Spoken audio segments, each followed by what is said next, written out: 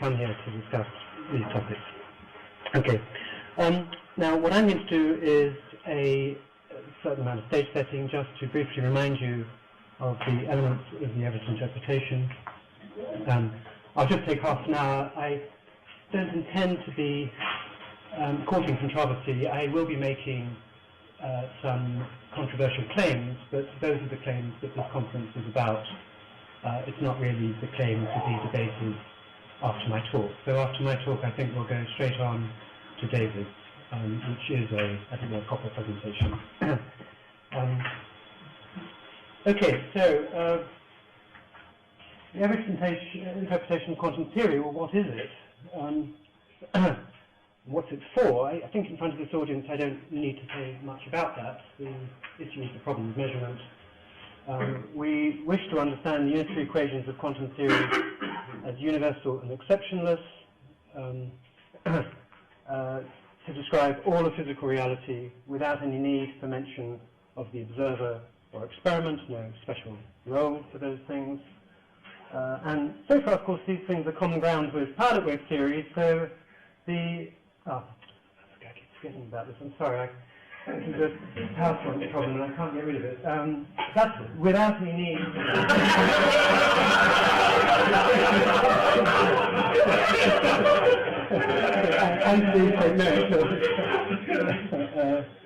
Right.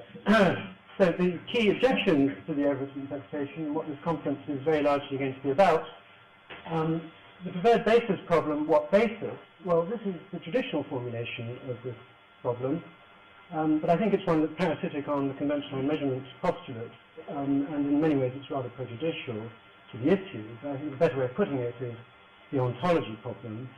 In what sense is there a genuine multiplicity of worlds? The second major topic, the probability problem. How can Everettian quantum theory make sense of probability? And thirdly, a more recent comer, I think the first person to really write in a clear and persuasive way about this was Wayne Myrvold a couple of years ago in an unpublished paper. But I think it's been at the background of a lot of people's minds over the years. I remember David Albrecht a good 15 years ago or more pushing this as his concern, but I think not writing anything down about it then. So the ontology problem, I'm going to say a bit about all three of these, but only a bit. Familiar ground, I'll be saying familiar things. But the ontology problem will be discussed in much more detail by David following my talk, and this afternoon by Tim. The probability problem will be discussed, I think, more or less continually throughout the conference, but especially tomorrow morning in combination with the evidential problem, and again on Saturday morning. Okay. Now, I think it's really mandatory that we are 50 years on from the publication of a very seminal paper to say a bit about what did Everett actually achieve in that paper, what did he have to say. So I like to give a parallel here. I think the person that Everett is most comparable to in this respect, of course I speak as a protagonist, is Galileo. Galileo I see as a transitional figure, played a key role in, as it were, carrying through the Copernican revolution, or as I prefer to put it, the Brunonian revolution. I don't think it was a big deal that the Earth went around the Sun, but it was a very big deal that all those points of light in the sky were other stellar systems, possibly with planets, possibly inhabited, and so forth. Now, the sort of problems that Galileo confronted are objections to the Copernican system, namely, why don't we see the Earth move? Or if the Earth moved, there should be a great wind. And this seemed to preoccupy people. If the Earth moved, falling bodies would fall behind in the direction of its motion. And I think people quite often talked about ships at sea and things being dropped from masts, which I always found very curious, because after all, you know, Galileo's ship. The point is, you go inside the boat and everything is moving with no relative motions.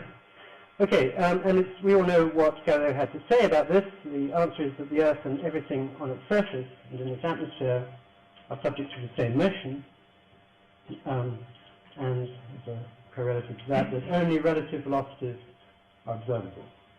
Okay, so moving on to Everett, the key objection to the proposition that the unitary equations of quantum mechanics are empirically adequate is, well, why on earth don't we see superpositions? So in a sense this is the evidential problem, but not what is evidence for Everett, but why isn't there overwhelming counter-evidence against the interpretation?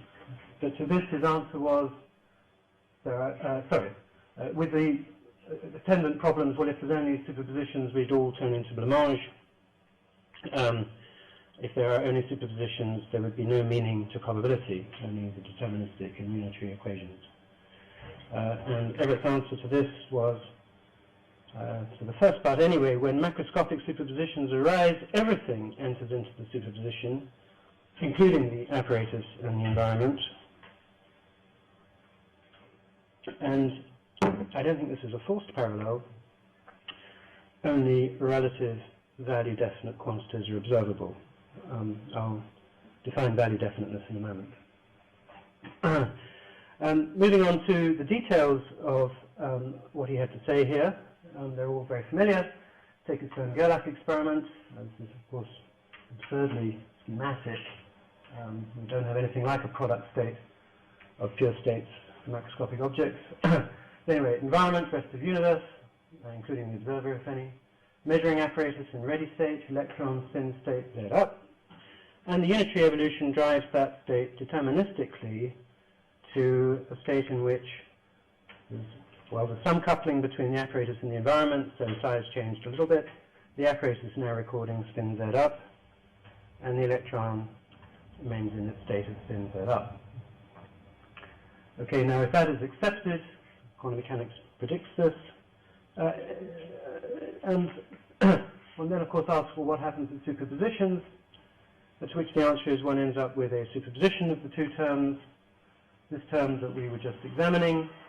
Now if the interpretation that we had before remains in place, and of course that's very much a known disagreement at this conference, but then one concludes that there is an apparatus recording spin up, but also we have this term now, an apparatus recording spin down, where before there was one macroscopic state of affairs, we now have the superposition of two, but as Everett chose to formulate it, although I think we'll be hearing from Peter Byrne tomorrow night a little more about the provenance of the relative state formulation of quantum mechanics title, the paper itself, and its author.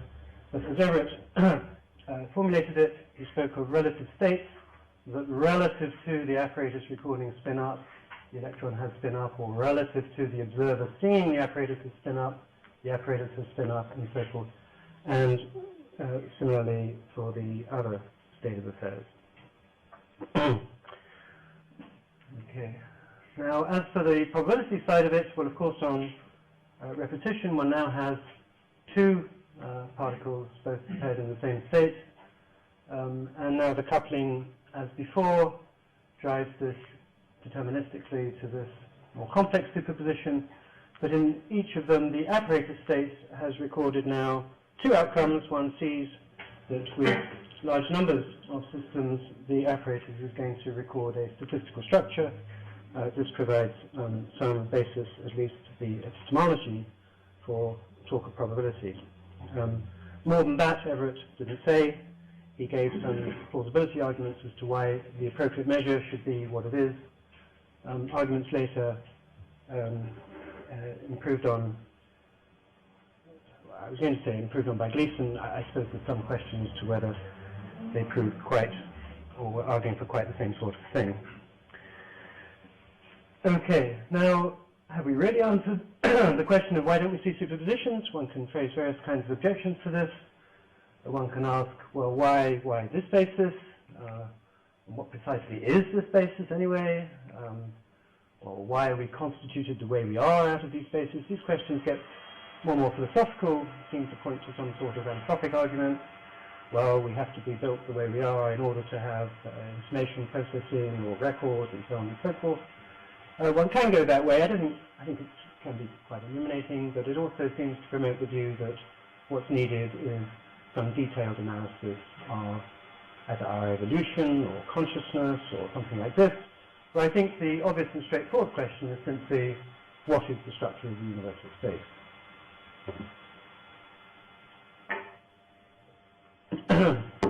Now, the answer to that question, and one of the, probably the major development over the last 50 years, is the battery of methods that physicists have developed for extracting structure from the wave function that goes generically by the name of decoherence theory.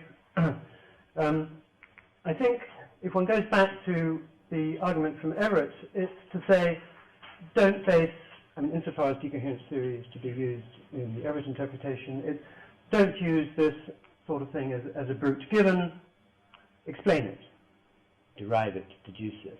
I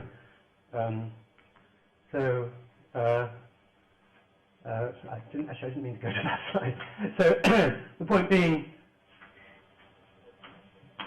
show from quantum mechanical principles that the universal state has this structure and contains things like this with the characteristics that they have.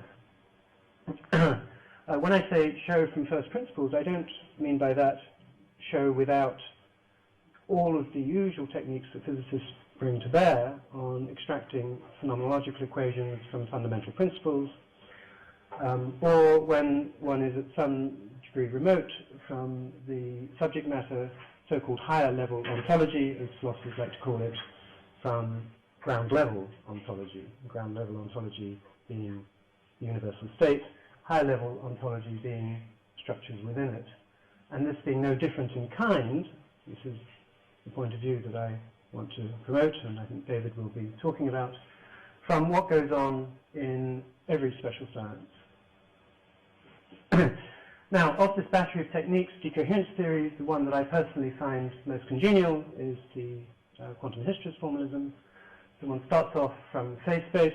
There's nothing particularly question-begging about this. One can look at the full range, not quite the full range, of symplectic transformations on phase space, canonical transformations.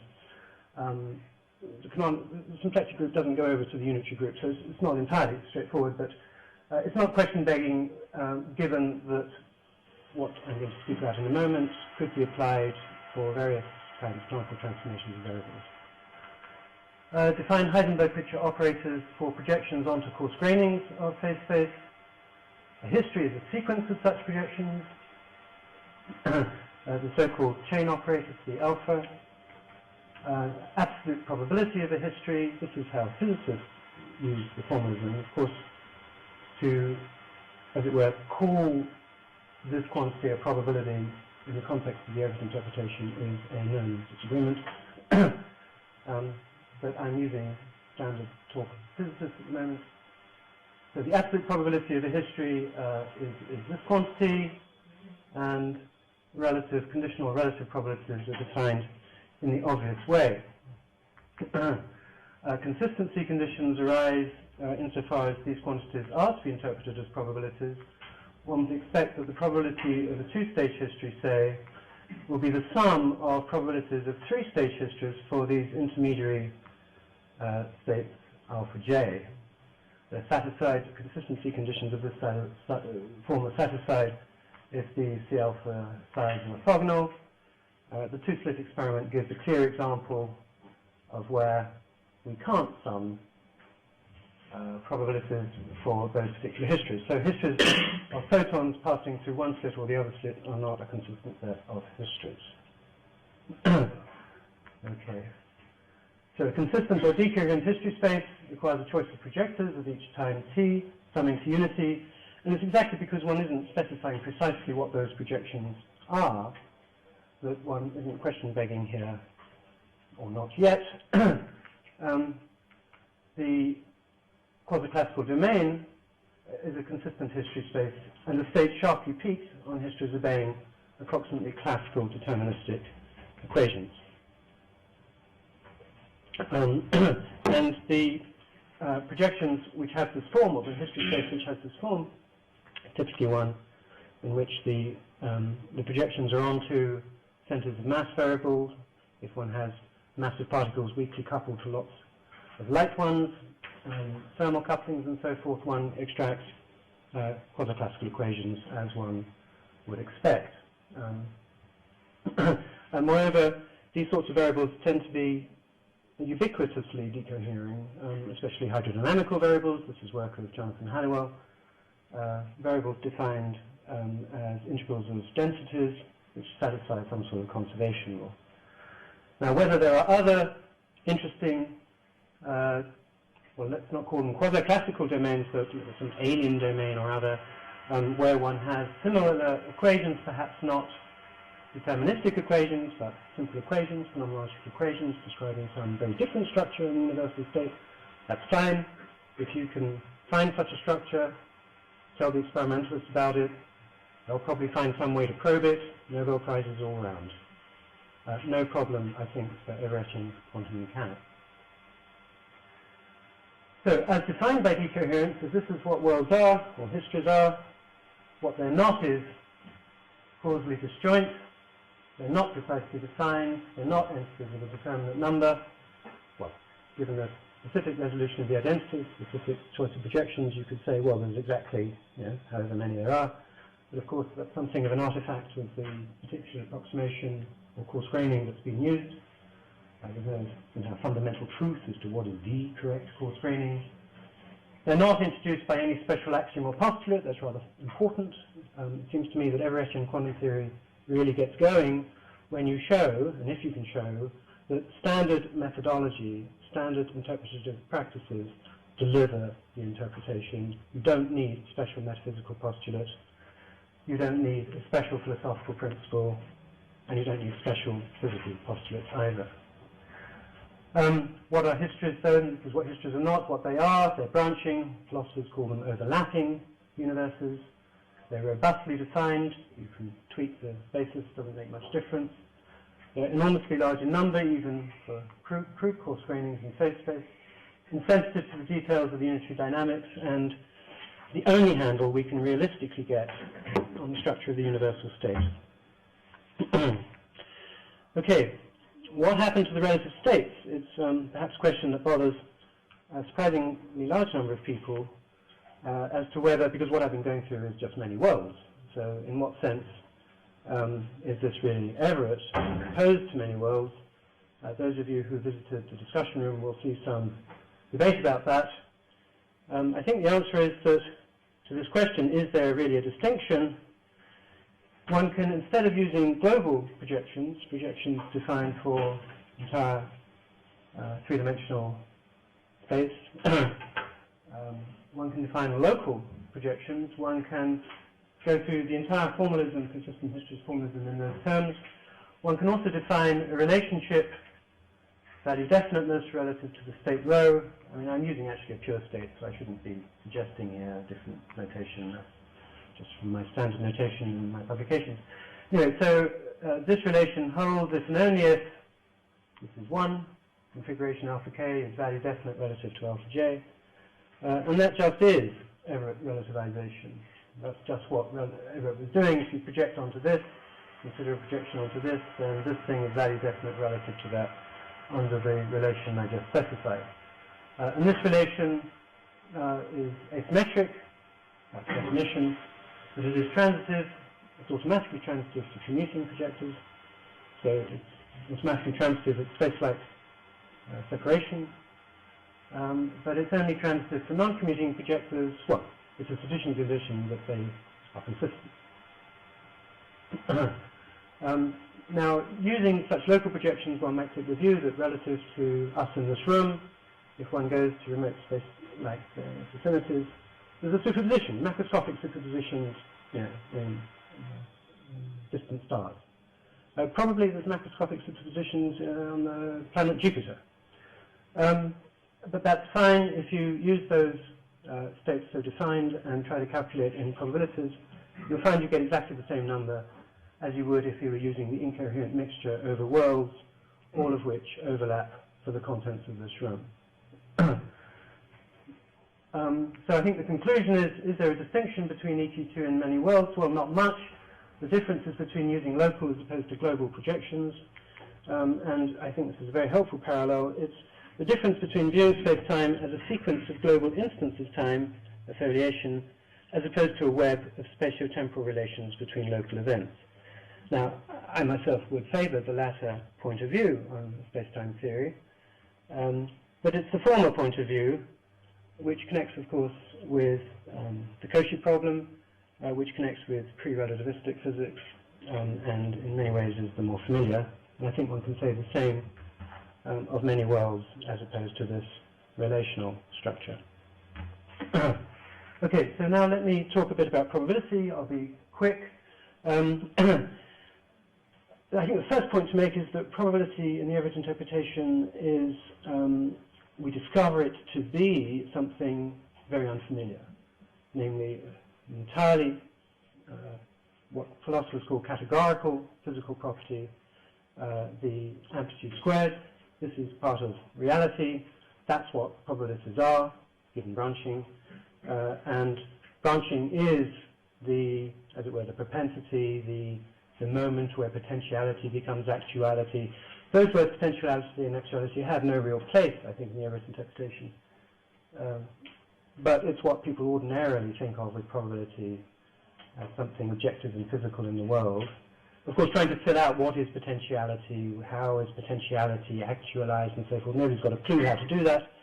But in the Everettian quantum mechanics, it is just branching with respect to the decoherence basis. So that suggests a number of parallels. I've got one with time here. I mean, look, another sort of parallel for it is that thoughts turn out to be complex neural processes, that colors turn out to be relative spectral reflectancy surfaces, and so forth. So probability, as it were, discovered to be this high-level, non-fundamental property, which is nevertheless perfectly categorical and unproblematic from that point of view. So someone like David Lewis with the Humean supervenience project should be perfectly happy with a sort of a counter probability, of course, insofar as it goes through. All right. So the parallel is also with time. Time in a four-dimensional perspective turns out to be this geometrized quantity. So with relative probabilities or transition amplitudes. Geroch, I don't have the quote to give you word for word. I was rather struck by it. Remarked that, well, in his early days with quantum mechanics, he thought the fundamental thing was non-commutativity. Towards the end of his life, he said he thought the fundamental thing was transition amplitudes. That this was really the fundamental discovery in quantum mechanics and what quantum mechanics was really about. And I think that's actually right. I think we should see quantum mechanics as giving us a new so-called modality, like space, like time. We have transition amplitudes, a kind of glue that binds together the structure of the universal state, this branching structure. Okay. And I think that is not, of course, inconsistent with the claim that probability is a high-level structure. The transition amplitudes won't have the interpretation of probability if you're not looking at the decoherence basis that we know and love. That doesn't mean it isn't there, and that it isn't constantly the subject matter of investigation in quantum mechanics proper. Okay, now two objections face this identification of probabilities with branching and amplitude squared. One is the incoherence problem. What does it mean to speak of probability in an entirely deterministic setting? A setting, moreover, where unlike classical statistical mechanics or pilot wave theory, there is no limit as to what is known. One can imagine oneself as knowing all there is to know. The other is the quantitative problem. Why those quantities and not some other? Okay. Now, I'm not going to talk about the incoherence problem now. I will be talking about it on Saturday morning. But I will say this much. The incoherence problem is, why at S should I expect one of E, F, G, and I don't know which? And I think the bald answer is, well, at S, this isn't a new thing. I've always been subject to branching. And here's a basic principle. I expect what I remember. I'm a creature of habit. My expectations are formed by some Humean habituation. I expect more of the I know that's not an answer that will satisfy people, but I think it is, as it were, the reason why I, for one, find no other attitude to be intelligible. And the issue, I think, is very well, these are one's Humean conditioning, this is one's habituation, but it is confronted with a flat-out contradiction. That is going to be the claim and the argument against of the Everett interpretation. So I think the issue there is it a flat-out contradiction with the Everett interpretation, or is there a coherent and intelligible sense in which indeed this expectation, I expect more of the same, makes sense? And that will be the topic of my talk anyway on Saturday. Now, on the quantitative problem, there's two sides to this. One is a mathematical result proved by David Deutsch and David Wallace. The other is a set of arguments, which I'll come to in a moment. First, the mathematical argument. The question is, why should these numbers, the Born rule weights, why should those be identified with the probabilities? The answer, first hit on by David Deutsch, and I think this came late in the day. David's arguments have a long history. I think they were floating around in the early 90s, and many of us saw them then. But I think rather late in the day, decision theoretic analysis came to the fore. And the answer there is, in a state of uncertainty, we should tailor our subjective probabilities, what philosophers call credences, using the symbol C for those, to those numbers. Now, this question of why should credences track objective chance, objective probabilities, is one that's proved extraordinarily baffling to philosophers. Not something that's ever bothered a physicist, I think. The philosophers for quite a long time now have been attempting to make sense of this relation between credence and objective chance, and have made very little progress. So one can turn the problem around. One can say objective chance is whatever credence tracks. Because we know very little about objective chance otherwise. With a proof, or arguments anyway, together with a mathematical theorem, that credences indeed should track the amplitude squared, that's a proof that amplitude squared should count as probabilities. That's the nature of the argument. As for the mathematical theorem, assuming equivalence, that when the Born rule weights are the same, credences should be the same. And actually, generalize that a little bit, consider one of a variety of possible experiments that have been performed, one of a variety of different branching situations that could be brought about. Then still, if the Born rule weights are the same for measurement M and measurement N, then credences in those circumstances should be the same. Now assume that, and the game's over. A rational actor will rank order preferences among quantum games with those outcomes as if assigning credences to those outcomes and maximizing expected utilities accordingly. And that's true whatever their utilities are. And that's a very remarkable result. I at least find it remarkable. David has been telling me that he doesn't find it remarkable at all. Seems rather obvious, relatively trivial. But then, of course, the question is, why assume equivalence? Why count EFG as equally likely because their weights are the same? And a great deal hangs on this question. If we can answer this question satisfactorily, we've done something, I think, which has never been done by any physical theory, whether or not Everett in quantum mechanics is true. We've just never had an example of a physical theory that makes such good sense of probability, that completes this circle, explains the principle, this matching of credences to chance, and which will also have to give an account, I think, of uncertainty. And an account of uncertainty that doesn't talk metaphorically about God playing dice and nonsense like that. So why assume equivalence? Well, here's one argument, I think a very persuasive one, but it's one that's going to be contested. This is a known disagreement. Consider again the Stone galactic case. Consider now two games where you get payoff if the result is spin up, and the other game you get the payoff if the result is spin down. Sorry, I've got an AW at the end of that. I don't know what that's doing.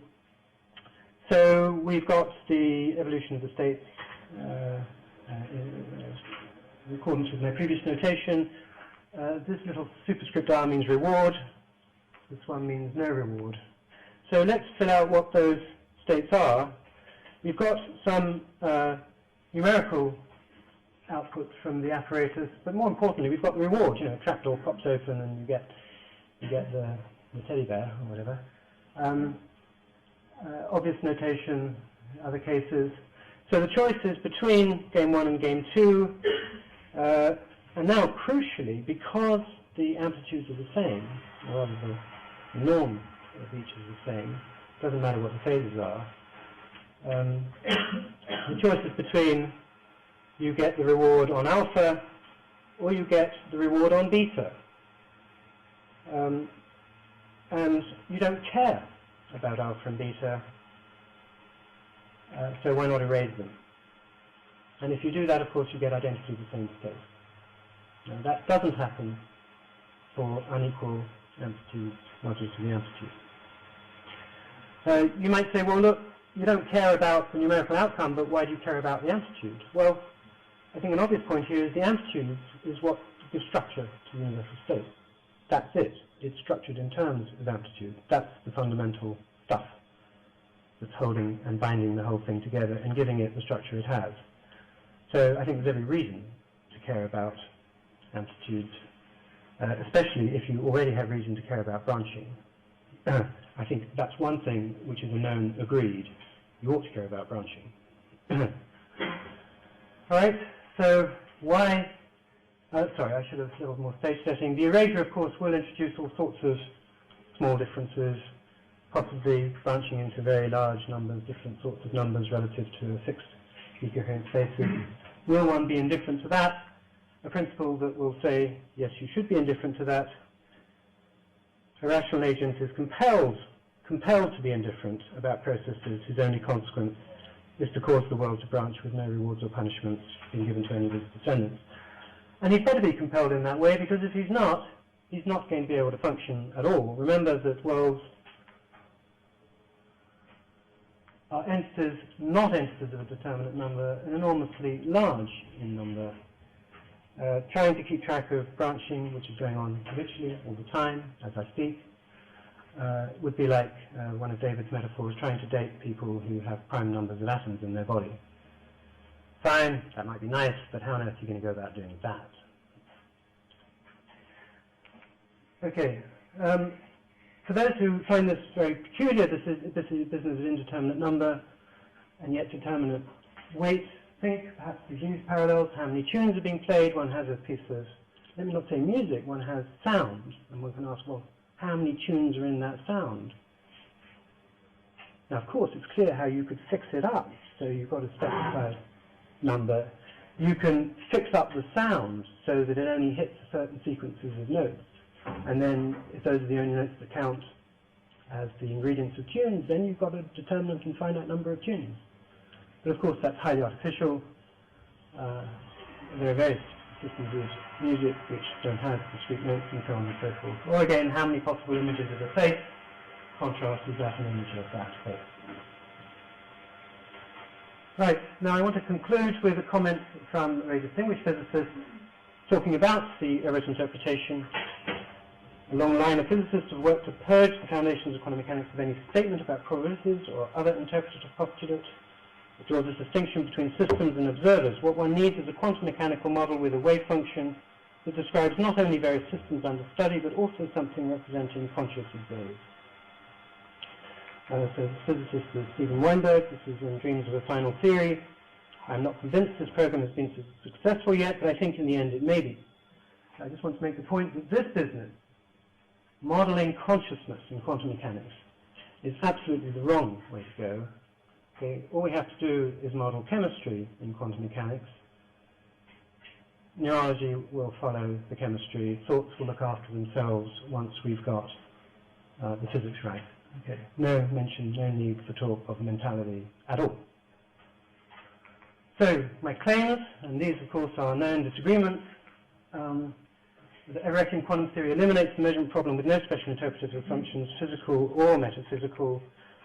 The interpretation of probability is in better shape. This is an increasing order of provocativeness.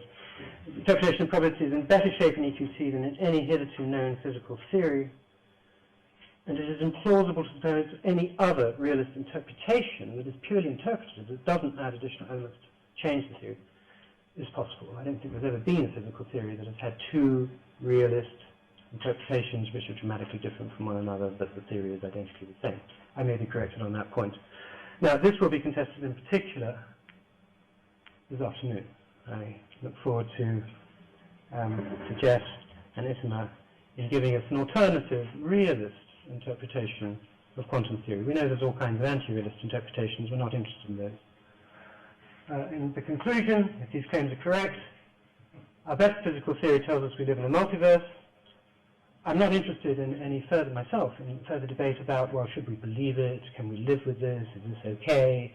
What I'm concerned about is this claim. Is this what quantum mechanics is telling us? I believe that it is. Yeah. Thank you very much.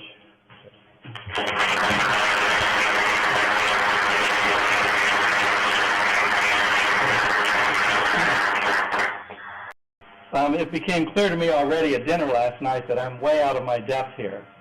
So I don't really have either the confidence nor the inclination to try to rebut these remarks or even to argue them.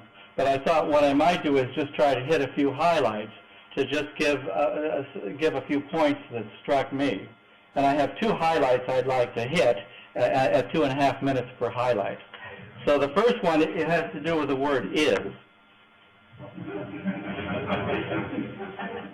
It seems to me that the word is being used in two senses, and I wanted to kind of push the idea of making a careful distinction between them. I'm sure there's a philosophical word for all this, but I'm not a philosopher. The first is as in the sentence, the cat is in a superposition of the dead state and the live state, the cat state.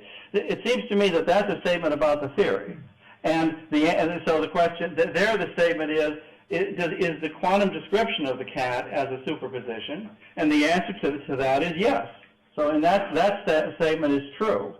A second kind of statement is the cat is either dead or alive, or the macro variables have definite values, or the Everett branches are real. Those statements, it seems to me, are not about the theory, but they're about the world. And we get our information about the world not by osmosis, but by doing experiments. So we might imagine then an experiment on the question that the cat is either in the dead state or the alive state. So the experiment might be to have another system, say a particle, turn on an interaction with the cat system through the projection operator onto the live cat state, and then so the result of the interaction is that the state of the particle here will move in one direction corresponding to liveness or deadness. And then we can have a second system that interacts with that and ask whether the wave packet ends up in the middle or ends up moved over to the live cat region or the dead cat region. And the result of that experiment will be that the last apparatus will indeed detect movement of the wave packet. In other words, if we conduct an experiment on the question, is the cat either in a dead state or a live state, at least this particular experiment says that the answer is that the cat is indeed either in a dead state or in a live state. So from this point of view, keeping the distinction of the two meanings of the word is, there would seem to be no conflict between, on the one hand, the statement the cat state is a superposition of live and dead, and on the other, the statement that the cat is in either a live state or a dead state, since there are two different uses of the word is. The second point I wanted to make is, where do these classical states come from? That's an issue that we talk about. And the answer is, of course, they come from the interactions. In this cat example, it's because the interaction is with the projection operator onto the live cat state that we get into a live cat, dead cat issue. More generally, when we turn on an interaction between a system that we're interested in and some measuring system, we do so through Hermitian operators on the two systems. We turn on the interaction, it gets in this superposition of states corresponding to values of this system and values for the measuring instrument. And then we forget about this system and we look at the density operator and we look at the eigenvalues of the eigenvectors of the density operator, and we indeed discover in the cat example that the eigenvectors of the density operator for the cat state that results from this interaction is indeed the live state eigenvector and the dead cat eigenvector. In other words, the classical states in this case, and in general, this is the decoherence argument, come from the interactions that are turned on. So we can now ask the question, how is it that the interactions seem to produce this classical occurrences, classical states, as coming out? So we can ask, for example, is it true that all interactions in physics have the property that they single out in this manner, the classical states? So if we take the example of a brick and a rabbit, for example, we have a pretty good idea of what interactions take place between a brick and a rabbit, and we can ask the question, is it true that brick-rabbit interactions are such that brick states, the density operator on a brick, ultimately has eigenvectors that correspond to classical brick states? And it seems to me that the answer is no. If you just take typical interactions from the physics we know, you do the calculation, you let the thing run for the age of the universe, it seems to me the brick will, quote, not be in a classical state. So from this point of view, then, we conclude that macro systems would not be in classical states if we regard classical states as arising in this way from interactions. So we might ask, if macro systems do not end up being in classical states, where do the classical states come from at all? And I presume that the place that they come from is people. That we believe, in the case of macro systems interacting with each other, we pretty much know what the interactions are, and we can compute whether the density operators are classical state density operators, and the answer is no. But the hope here is that people are so structured that the interactions that we have with a macro system, in fact, are via operators that ultimately give a density operator on the system that indeed corresponds to the classical state. So the kind of mystery here is to understand, is that our understanding of why systems are in classical states ultimately becomes trying to understand why people seem to manifest the interactions that they do. Well, that's all I can say in 5 minutes. Thank you.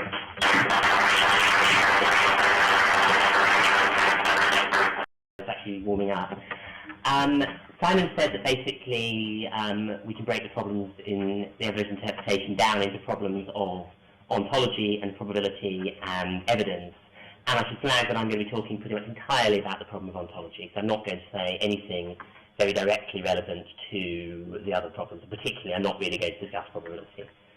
I'm also going to say a variety of varying philosophical things aimed at different sorts of concerns and worries about the Everett interpretation.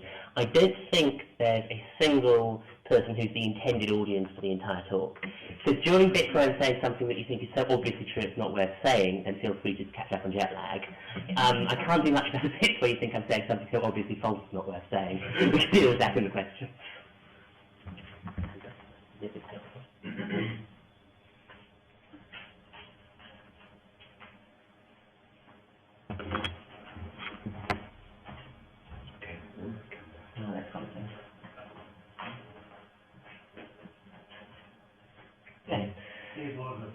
Maybe I should. Yeah, it's maybe.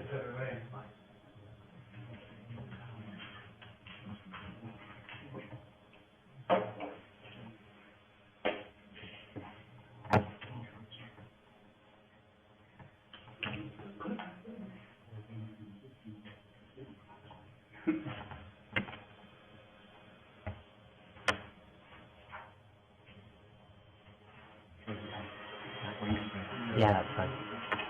Okay.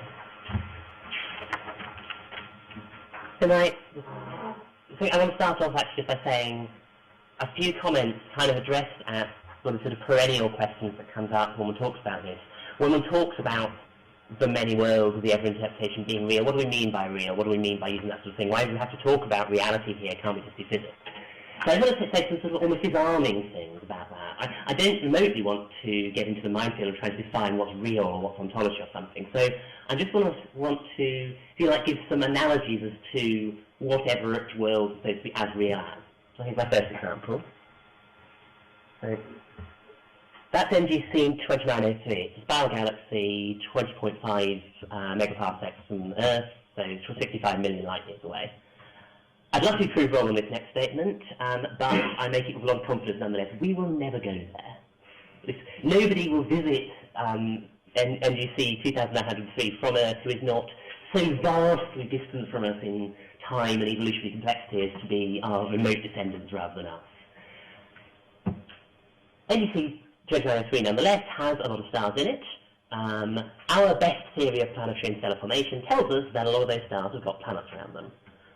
I think those best theories of stellar formation are probably right, and therefore I think the claim that the stars of NGC 2903 have planets around them is probably true. I believe those planets exist. I believe those planets are real. When I say Everett branches are real, I mean in that sense. Second example. It was fashionable 10 or 15 years ago, I might still be now, I'm out of date, in various bits of particle physics and particle cosmology to talk about shadow matter. What's shadow matter? It's stuff that's in the same space as us, but interacts strongly among itself in various ways, but interacts most very weakly with the matter in our own universe. There could be a shadow Earth in this space on which there's a shadow room in which a shadow constant is happening. Why believe in shadow matter? Believe in it only in the sense that, hypothetically, if our best theory said there was shadow matter and we took our best theory seriously, that would be believing in shadow matter. Everett worlds are like shadow matter worlds. And people in the shadow matter world presumably call our world the shadow world. Third analogy, slightly more controversially, moments of time, at least for a great many physicists and some philosophers, are real. There's nothing particularly special about the present moment of time.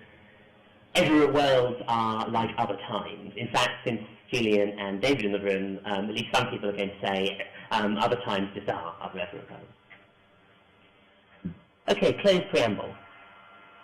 As Simon said, these worlds, as in the case of the shadow matter worlds and the planets around the galaxy, are not supposed to be things put into the ontology at the word go. They're supposed to be emergent structures within what we have. This is basically the ontological claim of the Everett interpretation. At the most fundamental level, the quantum state is all there is, and quantum mechanics is about the structure and the evolution of the quantum state in the same way that microphysical theories have always been about the structure and evolution of the thing they postulate. So classical electromagnetic is about the structure and evolution of the electromagnetic field and other fields and particles that interact with it. And the worlds within that are mutually dynamically isolated structures within the quantum state, which are structurally and dynamically quasi-classical. And it's third task to claim the existence of those worlds is given to us by decoherence theory. So I want to say something now for a few minutes about what this notion of structural and dynamical emergence is that I'm always alluding to and that people advocating the Everett interpretation in philosophical circles always make a noise about. So, with apologies for those who've had this rather hackneyed example of mine several times, stepping away from controversial topics like the Everett interpretation and looking at more conventional bits of our science, what's an example of something that's not in the fundamental physics, structurally and dynamically emergent, but perfectly real? Well, here's an example. Tigers. Tigers are perfectly real. Nobody disagrees about the existence of tigers. And Everett Wells are going to claim exist in the way that tigers exist. Tigers are not in our fundamental ontology. There are no dynamical interaction laws between the top quark and the tiger. One doesn't formulate a physical theory that way. So what is going on with tigers? How is it we get away with talking about tigers? What are tigers doing in our ontology if they're not there in the laws of physics? And I think in schematic form, this is the right kind of story one might want to tell. Suppose you've got a large chunk of the Indian preservations where tigers are and you want to study what goes on in that area. Well, you might do it in terms of the atoms and electrons that make up that region. You know their dynamical interactions, you know their masses and charges, you know the laws that interconnect them, and in principle you could do the enormous computations to work out how that system will evolve over a period of time. Even leaving aside the fact that it's substantive to the quantum measurement problem, that would be completely insane. And perhaps this is one of the things that's too obviously worth saying, but I think it is worth dwelling slightly on why it's insane. And one reason it's insane, of course, is just practically insane. There's no remotely plausible way one could do that simulation. There's no remotely plausible way we could build computers that would actually be able to simulate the behaviour of a system that large, or at least not on timescales that are remotely worth considering. I'm pretty damn sure we're not going to go to NGC 2903 anytime soon, and I'm pretty sure we'll get there before we simulate every atom and molecule in the jungles of India. But even suppose we could do it, what's the point?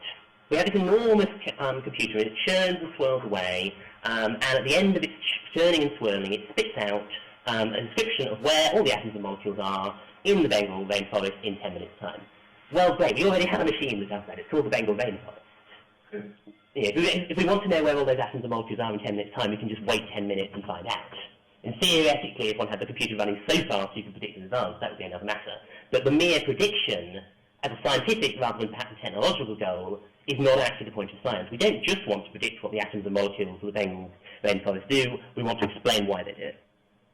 So what do we actually do in science? Well, we look at that swirl of atoms and molecules, and we find it's structured in a variety of ways, and we find within that swirl of atoms and molecules, we find more or less robust structures. We find large molecules, we find cells, we find organelles, we find organs.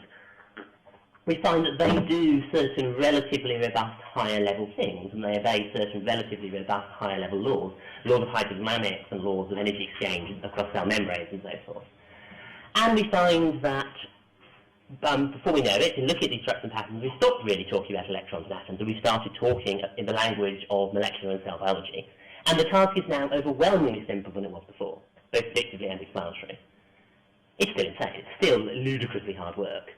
What do we actually do? We iterate the process. We start looking at what structures we can find in those structures, and before long we find we're no longer talking the language of atoms and molecules, we're no longer talking the language of cells and DNA strands. Now we're talking the language of zoology, and our terminology including tigers, deer, grass, camouflage, adaptation, and so on. And now we are at the level at which we can do vaguely worthwhile predictions, and at the level which we can actually not just do the predictions, but we can explain things. None of us in this room are capable of calculating what the atoms and molecules of a tiger will do in the language of microphysics. None of us in this room are capable of calculating what the cells and organs of a tiger will do in terms of molecular biology and physiology. All of us are perfectly capable of making some intelligent guesses as what will happen if a full-grown Bengal tiger appears there. At that level, we can do it just fine. The moral to draw from that: high-order ontology is to be understood in terms of pattern or structure. A tiger is any pattern that behaves like a tiger. I think one of the most salient ways of putting this, I attribute to Dan Dennett, and paraphrasing his real patterns argument, the salience of a pattern as a real thing depends on the usefulness, power, and reliability of theories that admit that pattern in their ontology. But on a more broad level, the commitment here is simply to a wide-ranging thought of functionalism or structuralism about how the macroscopic comes from the microscopic and how the special sciences relate to microphysics. And to some extent, and I'll come back to this later, those who, for various philosophical reasons, want to reject that sort of functionalism or structuralism, I think all I can say is to you, go in peace. You will have problems with the Everett interpretation, and I will say nothing beyond what I've already said, really, to motivate the fact that that's the right general way of thinking about emergence and structure in the whole science. Before I go on from that to the Everett interpretation and to decoherence, let me make one other point to note about this. The emergence story we're telling is in a certain relevant way bottom up. All the facts about the tiger supervene on the facts at the ground level. One could in principle have worked out the facts about the tiger not by studying the actual tigers, but by studying this per impossible computer simulation which we built sometime after we reached Galaxy 2903 and want to celebrate our trials by building a simulation of the rainforest. In principle, it's bottom up and comes from the microphysics we have.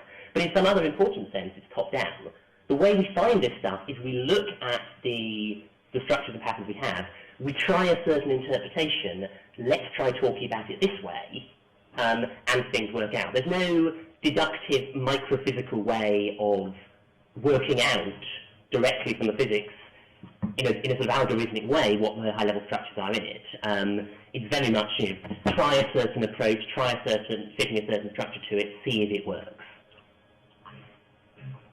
And we wouldn't expect there to be a way in the language of microphysics, in any simple, quick way, to say what makes a living creature, what makes a tiger, what makes something that's camouflaged. One might have very complex, long, disjunctive ways of saying it, but it won't be simply statable. So in that sense, this sort of emergence is a top-down rather than a bottom-up process.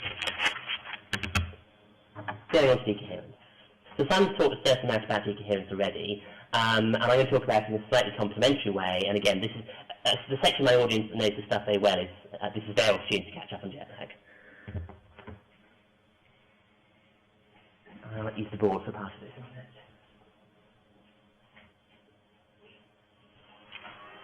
Hilary, that every lecture theatre is providing one pen that's permanent to capture glass, but that appears not to be it. So here's, if you like, one fairly simple way of thinking about decoherence. One has a quantum mechanical system. The state of that quantum mechanical system is a vector in some highly structured Hilbert space, and we decompose that Hilbert space into the tensor product of a system Hilbert space and the environment, the rest of the stuff, Hilbert space. And you need to be careful here, because the rest of the stuff, the environment, doesn't necessarily need to be out there in space. It can be an external environment, the atmosphere, the cosmic microwave background radiation. It could equally be an internal environment. If one's studying decoherence in a fluid, the environment is often going to be what you have left once you separate off things averaged over reasonably long length scales. So the system for a fluid would be the fluid dynamical description of it, the density of the fluid averaged over regions a few microns across. The environment would be everything else. So keep that in mind when I talk about a system environment split. But we do it in such a way that there's some basis of the system, that there's some basis alpha on the system, such that that basis, the system state in that basis, is recorded by the environment. Which is to say, given alpha and given the environment in some fairly generic starting state, it evolves to something that one might schematically as that. With the criterion being, as I've written up, that psi of alpha and psi of beta are, one might want to say distinguishable, one might say distinct, one might want to say themselves sufficiently dynamically different. Inside the mathematics, any of those things translate to saying that they're pretty much orthogonal. And what's more, we want to do it fast. We want that recording process to happen faster than whatever dynamical stuff is going on inside the system itself. And if that's going on, then, at least on the first pass of this, and I'll define this using language in a moment, we might want to say, okay, the system is that particular system is decohered by that environment for that particular dynamics. Why might we care about that? Well, a number of reasons. Some consequences of decoherence, which I'm not going to spell out mathematically unless anyone wants me to, but are easily establishable. Firstly, if there's decoherence, then on the decoherence timescale, which remember is fast compared to any inside the system timescales, the system's density matrix diagonalizes in this basis. So, because everyone knows, the fact that the system's density matrix diagonalizes full stop is completely irrelevant. Any density matrix diagonalizes in some basis. The point is here, the environment selects the basis. It's not a highly state-dependent nature. So state-dependent basis in the way it would be if you pick any old density operator. Try putting the environment in a basis that's not diagonal, so that's not this basis, and make the density operator diagonal in that new bad basis and not in the old basis. Very rapidly you'll be punished your sins. The system will slap you back into being diagonalized in this basis. So that diagonalization is part of decoherence, and in some of the popularizations of decoherence, one gets the impression that's all about all of decoherence. But actually, that's not the really important thing that comes out of decoherence, and it's in many ways quite hidden away in some of the formulations. What really comes out of decoherence that's important is something dynamic, something that unfolds over a period of time, not just in terms of the instantaneous state or the decoherence timescale. And the dynamical thing that happens is that because the environment records the state of the system, and because it keeps on doing it, any interference between terms of superposition in this basis is of course going to be washed away, which means that the dynamics you can set up for the system is, in the following technical sense, quasi-classical, which is to say, if you want to know how the expectation values with respect to this basis of some superposition evolve, it suffices to take one bit, run it forward in time, take another bit, run it forward in time, and add them up. As we all know, you can't do that generically in quantum mechanics. You generally have interference phenomena going on. And that's precisely what stops us, of course, in attempting to understand quantum mechanics, putting some sort of probability measure on and just saying, well, mod squared amplitude equals probability, end of story. We know that doesn't work. Why doesn't it work? Fundamentally, without supplementing the structure, without change of dynamics, without what have you, interference. So situations where there is no interference are situations where probability could be introduced to make sense. And I'm going to mangle the history of decoherence hopelessly here to tell a story, and I plead in response to this that I'm a physicist at heart, and and attempt to use history in that bad pedagogical way. But I make no claim to actually describe here the history of the decoherence process, but in the folk history of the decoherence process, one might be inclined to think, okay, great, we find decoherence, and because of decoherence, we now can put a probabilistic, not Everettian necessarily, a single world probabilistic interpretation on quantum mechanics. It doesn't involve any mysterious system or observer or consciousness. It just involves a certain basis being picked up by decoherence, and as saying that is the basis with which all the probabilities are calculated. The real world is one term in that basis, end of story. And of course that turned out not to work at all. For essentially two reasons. This is always, when you're in this situation, it's always a very bad sign. It's both too strong to do what you want and too weak to do what you want. Why is it too strong? Realistic models don't seem to give us the exact decoherence we like. Decoherence is approximate. My description of this process here was awash with approximations. This thing happens on short timescales, not instantly. These states are approximately orthogonal to one another, not exactly. The interference between terms is nearly suppressed, not quite, not perfectly. And a variation from perfection of 10 to the power minus 10 to the power 15 doesn't matter for the purposes of doing calculations. It makes all the difference if we're after something making sense conceptually. So it can't be approximately conceptually coherent. And it turns out that this is partly, this is one of the things that really did for the modal interpretation or aspects of it, and these are issues that Guido Paciuliucci brought up in the 90s. It's true that the sort of bases we'd like to recover our classical worlds give us approximate decoherence. It's also true that that in the vicinity of bases that give us approximate decoherence, it's likely we'll find exact decoherence. But unfortunately, it turns out that a basis which gives exact decoherence is not at all required to be approximately a basis that gives approximate decoherence. For a variety of reasons concerned with symmetry of the states. So too strong. It's also too weak, and this is something that Adrian Kent points out particularly forcefully. One can find way too many decompositions of the system to give decoherent structures. I mean, in the formalism I was using, way too many system environment splits, and in silent formalism, way too many choices of history space, all of which give us this sort of quasi-classicality in the sense of probability being possible, but which are wildly not the world we're after. So, if we want to solve, if we regard decoherence as solving the measurement problem for us by giving us, if you like, the probability space on which the theory probabilities are defined, no can do. What did we do about that? What did we do about that? Again, in my terrible folk history of decoherence. Well, we can look at actual models. Let's look at the actual situations in which decoherence is studied, in the computer simulations, mathematical simulations, and so forth.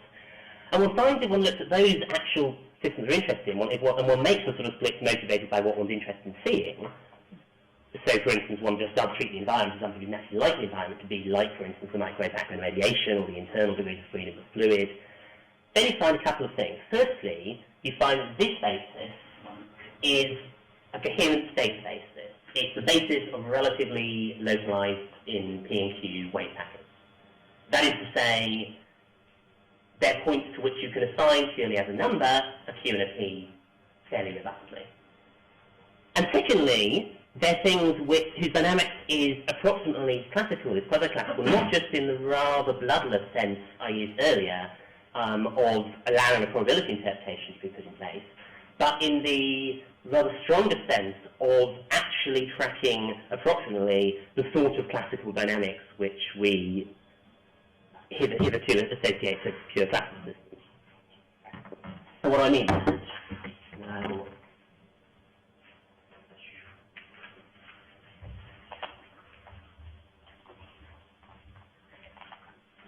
say I have a coherent state, so kicked out schematically by a Q and T, and I have with an environment, then that system evolves over time to something like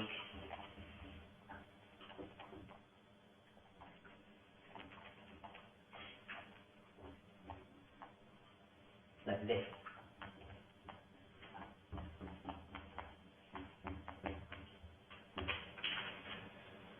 Which is to say, the coherent state evolves to a coherent state around the phase space point that the classical phase space point would have evolved to under the classical dynamics, roughly speaking, and the environment records its entire trajectory to get there.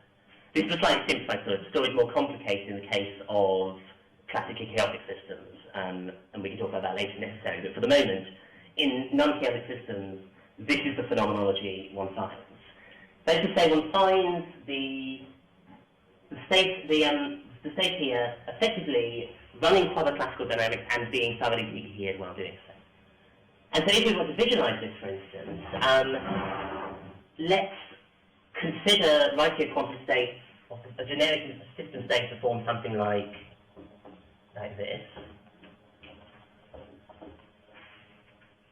That state can be described, if you like, in a rather vague and loose way that can make it nice in many other ways, as a wave function on a phase space. Try if you look at that wave function too closely and it'll start causing problems because these states aren't orthogonal, but one can basically do it in an approximation that can be made precise in different ways.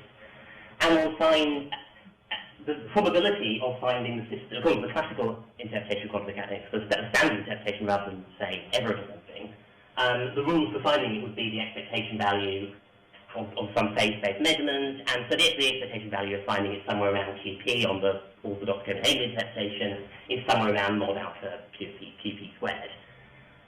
And if one looks at the evolution of the density distribution one gets in phase space from that, one's finding that it's basically, firstly, it's going to do what you'd expect the classical distribution to do, and secondly, to just think about it as all the different little blobs around their points in phase space, each of those individual blobs is doing its classical thing, which is classical thing approximately. A caveat up front here. I've just said all these things are happening on phase space. I know that I've talked to various people who worry there's a sleight of hand going on, so let me make sure the sleight of hand is stepped away. If phase space is literally a description of the position of the possible positions of the momentum of particles, this is not phase space. This is something structurally isomorphic to phase space, and we'll come back to whether that's good enough. So when I say phase space now, and I mean that thing, but it is not. Of course it is not. If the wave function is the physically real thing, of course it is not the literal phase space in classical mechanics. Nonetheless, it's something on which we see playing out something that looks structurally like a lot of classical dynamics happening in parallel. Is that good enough for... Sorry, let me step back from that for a moment. And that seems to be the way in which one, if you like, fleshes out and puts meat on the bones of the decoherence theory and actually avoids those issues of the theory being too weak. The criterion decoherence we're interested in is not just consistency, but it's the emergence of some approximately classical dynamics. And if we're still holding out hope that what we're going to get here is some clean microphysical way of specifying the probability space to give us a single world theory, then of course that's hopeless. The idea of an approximately classical dynamics is a very top-down criterion. It's something which one is never going to be able to specify in a particularly microphysical way. But that's just fine if what we're doing is looking for emergent structure in the existing physics we have. As I was motivating earlier, the way one does that is not bottom-up. One tries to look at it in a certain way and sees it works. It turns out that if we look at the system in a certain way, we spot this emergent quasi-classical dynamics going on. That being the case, that is a robust structural thing present in the unitary evolving quantum state. Not fundamental, not precisely defined, but it's real, it's structural, it's robust, it's there. Claim.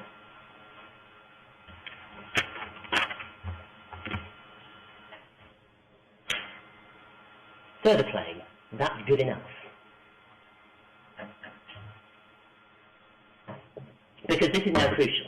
Grant, for the sake of argument, that it is true that inside the quantum state one can find structures structurally isomorphic to a great multiplicity of worlds evolving approximately classically, structurally isomorphic to them, simulating them if you like.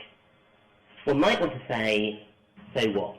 I didn't want something structurally isomorphic to the world, I wanted the world. Damn it. I could say that. It would be profoundly and fundamentally wrong to say that. Partly for the reasons I was trying to motivate earlier. This isn't how we do for higher science. Higher science, special science is all about emergence on a structural level. Going further down, we don't have access to the non-structural facts about the world. What do we know about the world? We know stuff about the way it's structured. How do we know that we're living in space? well, it's obvious, we look around as we see it. How do we know that space is part of the microphysical fabric of reality? We don't. What tells us that the space we're in is exact rather than, say, emergent? Nothing whatever. Notice that physics has always been completely relaxed about this sort of thing. Physics has always been just fine with, say, wave packets which spread out and arbitrary long tails representing localized objects in field theories, in classical field theories, never mind quantum mechanics. Physics is just fine about postulating in quantum gravity that space-time won't be fundamental, that what's fundamental might be something totally non-spatio-temporal, something like spin foam or something like Wheeler's-Borel dust or something like that. Physics has always been completely relaxed about that, provided one gets out of it, emergently, structurally, something like the world we're in. So that's sort of one, if you like, one set of arguments, more sort of naturalistic arguments from for why getting the structure out is entirely good enough. See, on a different line, there is a sort of instinct that wants to say a simulation of a tiger isn't a tiger. There's a computer sitting on my desk, it's running this program I just claimed couldn't be done. It is simulating the tiger just fine. One's nonetheless inclined to say, well, that's a simulation of a tiger, it's not a tiger. I mean, one has to be quite careful with thoughts like that. I mean, it's a simulation of a person who's talking to us and so forth. But let's grant for the minute that it's correct to talk that way. Nonetheless, how is it that we distinguish simulation from reality in that sense? Well, essentially on two sorts of grounds. One of them is a dependence. That tiger is simulation because it's sitting in a substrate. It's represented by some system sitting in the substrate of the world we're in. Real tigers don't do that. Real tigers aren't dependent on some high-level simulation. Real tigers depend on the real physics we have. That's one instinct. And that clearly doesn't apply here, because exactly what's at issue is what the real physics is. And a second point, which I call parochiality, not that it's not intended for pejorative here, I'm going to claim it's questionable in this context. So to be parochial here, to say, well, it looks like a tiger, it's not really a tiger, it's not one of our tigers. And that's certainly reasonable to motivate in many ways. We might well want to say, okay, there's an animal which has evolved by convergent evolution on one of these planets you keep telling us about in this silly galaxy over there, and it looks like a tiger, and wow, it looks almost identical to a tiger. But it's not a tiger. That bottle which your Star Trek replicator has produced is molecule for molecule identical to vintage Bollinger, but it's not vintage Bollinger. We require a vintage Bollinger that it's turned up from, it's been made in France by a certain set of processes. That's fine, no problem with that. Notice the first point is that, of course, it doesn't make any difference to the people on, in terms of what they observe and see. It doesn't make any difference to these people interested in their tiger is not one of our tigers. It becomes a rather parochial label. But also, in this situation, it simply doesn't apply because of the nature of what we're theorizing about. We're not theorizing about some new set of entities and asking, are those things really worlds, or are they just isomorphic to our world? We're asking whether this theory, which claims to represent our world, is correct. We're asking whether this proposed theory of our own world, and incidentally lots of others, is the right theory. And it would be very unwise for us to say, well, we know that our world is such and such. This other world is not like that. Therefore, this other world can't be a world. Analogy. It might be possible, who knows, science fiction, it might be possible when we have a profound understanding of gravity to make things out of space-time. Maybe we'll be able to build space-time bricks and put things together from it. And one might say, and I'm not, for the sake of argument, let's say this wouldn't be silly, one might say, well, nonetheless, those space-time bricks aren't matter. Matter's stuff like this. And the relevant set is like, stuff that's made out of quarks and electrons and so forth. That's not matter. And you can see there's something that goes so far. I mean, if it's not matter, can we not build chairs and tables out of it? Do we have to call them pseudo-chairs and tables, even if it's endlessly cheaper to build them that way? But maybe you could see some motivation. But that's not our situation. It's not our situation to discover this new sort of stuff. It's rather more as if the situation was that that it's been proposed by physicists that actually all the quarks and electrons in the world actually, as Wheeler thought at one point, are themselves bits of space-time structure. Or maybe more radically, our entire atomic theory is a vast conspiracy, and all the matter we by us of conspiracy of chemists that's been hiding it for centuries. And actually all the ordinary matter we see around us is built out of that space-time stuff. And there, of course, we'd be absurd to say there is no matter. We'd just be saying we're wrong about the constituency of matter. What tells us what matter is our best theory. And what our best theory is required to do is get the structural stuff about matter right. The facts about the nature can sink or swim. But nonetheless, because it briefly comes up in these discussions, let's have a quick aside about what the nature of that matter actually is. Is classical reality supposed to be this emergent structural thing? What's fundamental reality like? Structurally, it's like the quantum state, but what's it really like? Who knows? Maybe it's a field, complex valued field on an enormous dimensional space, which is not isotropic and homogeneous like the space we think we live in or we emergently live in, but which is enormously non-isotropic, highly structured. That's David Albert's proposal.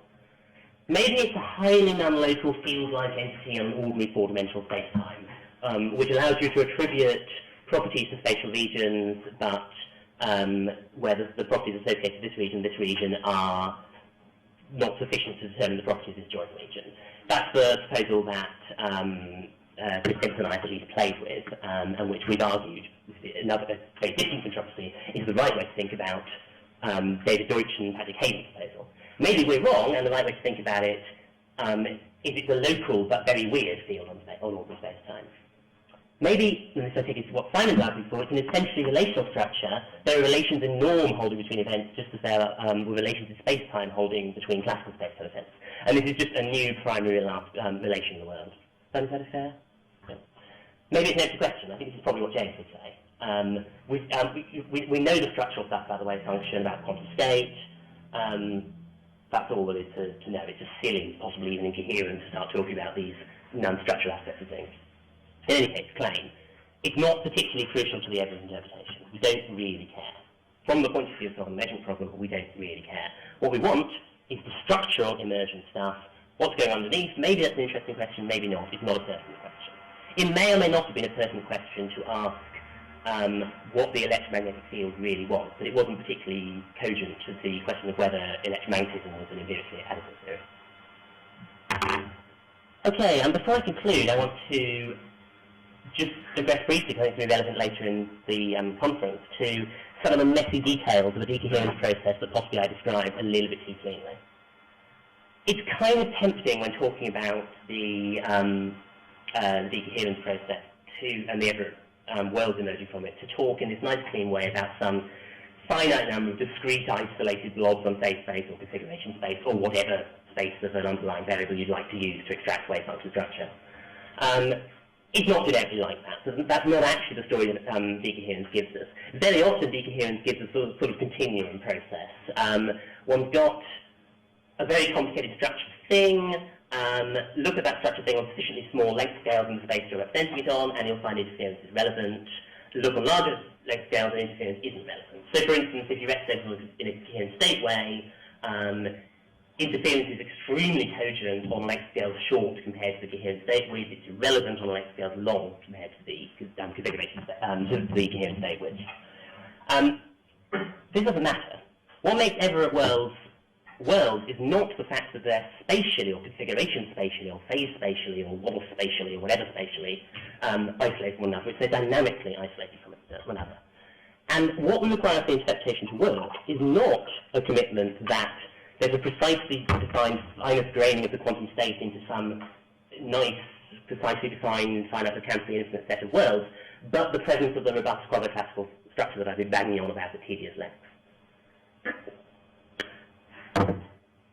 A corollary of that, of course, as Simon pointed out, is that questions like how many worlds there are don't make sense. There are rather better posed questions. How many introspectively distinct David Wallaces are there? That seems to me a reasonably well posed question, modulo various issues of philosophy of mind.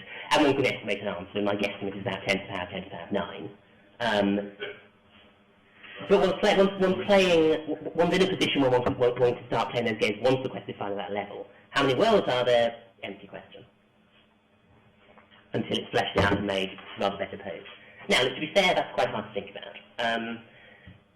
Here is a metaphor that I find helpful as a way of thinking about what's going on here. Imagine a fictional physics in which, I've got about another 5 minutes? Yeah. In which you've got a set of essentially two-dimensional worlds. You might represent them as stuff going on in a glass sheet, if you like. And you pile these sheets up.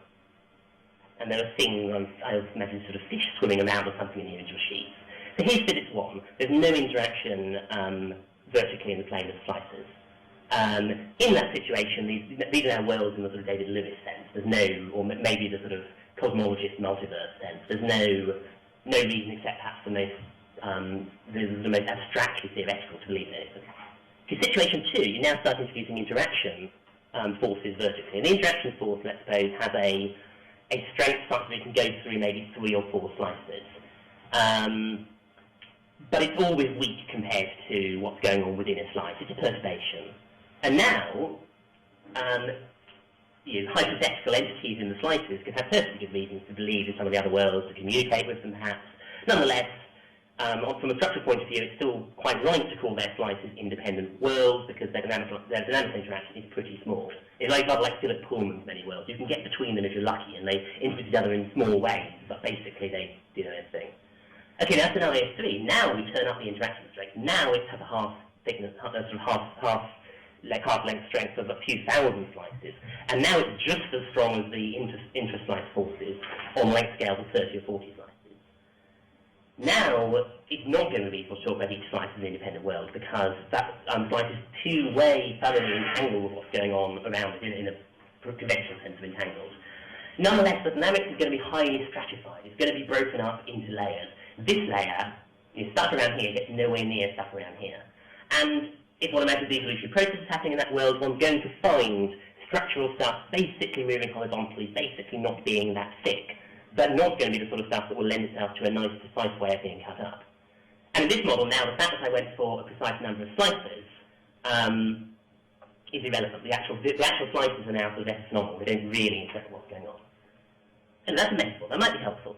If it's not helpful, to some extent tough. The universe is not obliged to fit whatever intuitive metaphysical categories happens to be adaptive for our plane-dwelling ancestors. What's required is that we have a clean way of talking about it mathematically, and that structurally it contains the right structural stuff to get out something that's structurally isomorphic to the situation we find ourselves in. If we can get a metaphysical grip on it, so much the better, but it depends really whether we have that kind of luck. So let me close with 3 models. One cautionary, one conciliatory, and one sort of exhortational, if you like. Here's the cautionary model. If we're not careful in these discussions, we can find ourselves confronted with 2 rather different measurement problems. There's what I take to be the measurement problem in at least most of physics, the problem that the great bulk of foundationally inclined physicists genuinely get bothered about. Quantum mechanics cannot be taken prima facie as a complete physical theory. It has to be ad hoc supplemented by a measurement postulate that we don't have a clean way of describing and writing down. So we need to understand the quantum mechanics we have as, or replace the quantum mechanics we have with, a universally true physical theory that satisfies all the other constraints that sort of ill-defined but important constraints that physicists think theory should have. It should be appropriately simple, appropriately non-contrived, appropriately cleanly formulated, maybe appropriately realist or non-realist or whatever. And a quote from an intent here, which I'm taking slightly out of context, but I hope using approvingly nonetheless. For any many world theory, and I take it for any physical theory, worthy attention to physicists, it must surely be a physical theory reducible to a few definite laws, not a philosophical position irreducibly described by several pages of practice. That's what physics wants as a solution to the measurement problem. I mean, much of the claim of my work, certainly on Everett in the last few years, is that while that's entirely right as a claim, we're asking too much, and we also think high-level emergent things should be as precisely physically formulated as that. So to ask for a precise, clean theory of worlds from our physics is rather like asking for a precise, clean theory of macroeconomics from our physics, but that's by the by. Here's the measurement problem in at least some of, I think, philosophy of physics. Quantum mechanics fails to reproduce what pre-quantum mechanics gave us. Something that's exactly, and without this structural crap, a pre-quantum world of fields and point particles on spectra. Now, it may be that the philosophical measurement problem is extremely serious. I mean, I think it's analogous to some of the debates in the literature and quantum field theory about whether we need localization or whether approximate issues there work out okay. It may be extremely serious. I don't think it is, as I hope it's become patently obvious, but it might be serious.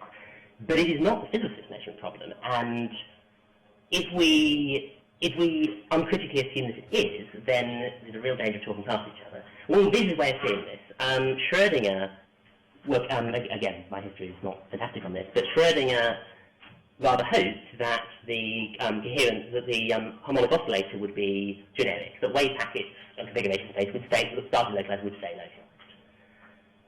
If it had turned out he was right, the physicist measurement problem would have been a non-problem. The philosopher's measurement problem would be alive and well. Cautionary tale. Here's the conciliatory tale. The Everett interpretation is strongly philosophically committed to certain general claims, and in particular, I mean there are other claims around the probability issue, but in this context, in particular, it's strongly committed to a general sort of structuralism and functionalism about higher level ontology and the special science, or at least the form of the Everett interpretation that Simon and I have been talking about. If you don't like that for one reason or another, you have excellent grounds to reject, if not the Everett interpretation, that's a very broad term and would perhaps encompass, for instance, Michael's approach to Everett, but at least the sort of Everett interpretation that Simon and I have been pushing. And if you disagree with us on those grounds, the interpretation of quantum mechanics is probably not a good venue to discuss it because it's thick with other problems. So this really motivates my guarantee point. If the reason for rejecting the Everett interpretation is a reason to reject the general functionalism, that's a battle to have another day. But don't get completely in peace, because I don't feel like I said that at least say how strongly committed that rejection would actually be. It's at least gravely problematic for any philosopher who wishes to regard their philosophy of science as naturalistic to reject functionalist structuralist takes. The quote of Dan Dennett here, which I think makes the point very effectively, functionalism is the idea that handsome is as handsome does. Matter matters only because of what matter can do. Functionalism in this broader sense is so ubiquitous in science that it's tantamount to a reigning presumption of all science. Second moral. And my third moral, I said this talk had no single audience, is really aimed at those who would say, yes, I think the Everett interpretation is correct, yes, we should take quantum mechanics literally, but no, let us not talk about many worlds. The sense in which the Everett interpretation is a many worlds theory is, in a sense, a relatively disarming one. It's not intended fundamentally, and the worlds are not intended to be in the micro-ontology. That doesn't prevent them being real. And so we shouldn't be ashamed of talking about it that way, not because we're saying it's a baseline many worlds theory, because this is the really important thing about the world which you didn't previously guess, that it tells us. Analogously, the hippo is not a fundamental entity in zoology, but zoology has no problem being described as a many hippos theory. The Everett interpretation should have no problem being described as a many worlds theory. If you would call yourself an Everettian, but almost call yourself a many worlder, come on in, the water's lovely. I'll stop there.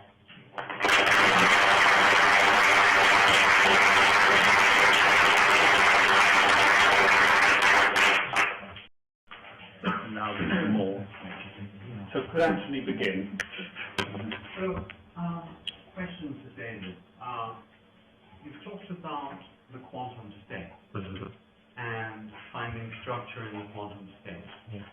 Now, when you say quantum state, do you mean pure state?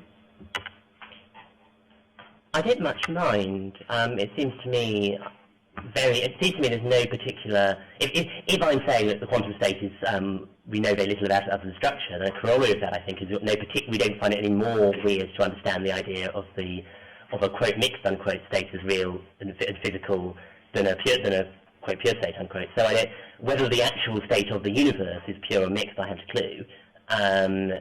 It doesn't seem to me to particularly matter here. Either way, we're looking for structure in that whole thing, although in practice, of course, we're looking for structure inside sub-bits of that thing. The only reason I ask is that most models of decoherence, many models of decoherence, such as Swanson-Brownian motion, sort of thing that Geroch writes about, they are system properties where the surface state is mixed with some state.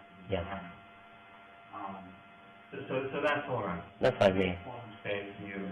Yeah, and I don't know if there may be the position that says the mixed states are just the sign of pure states seems relatively unpopular among philosophers of physics for reasons I don't understand, and there may be good reasons, but I don't know what they be.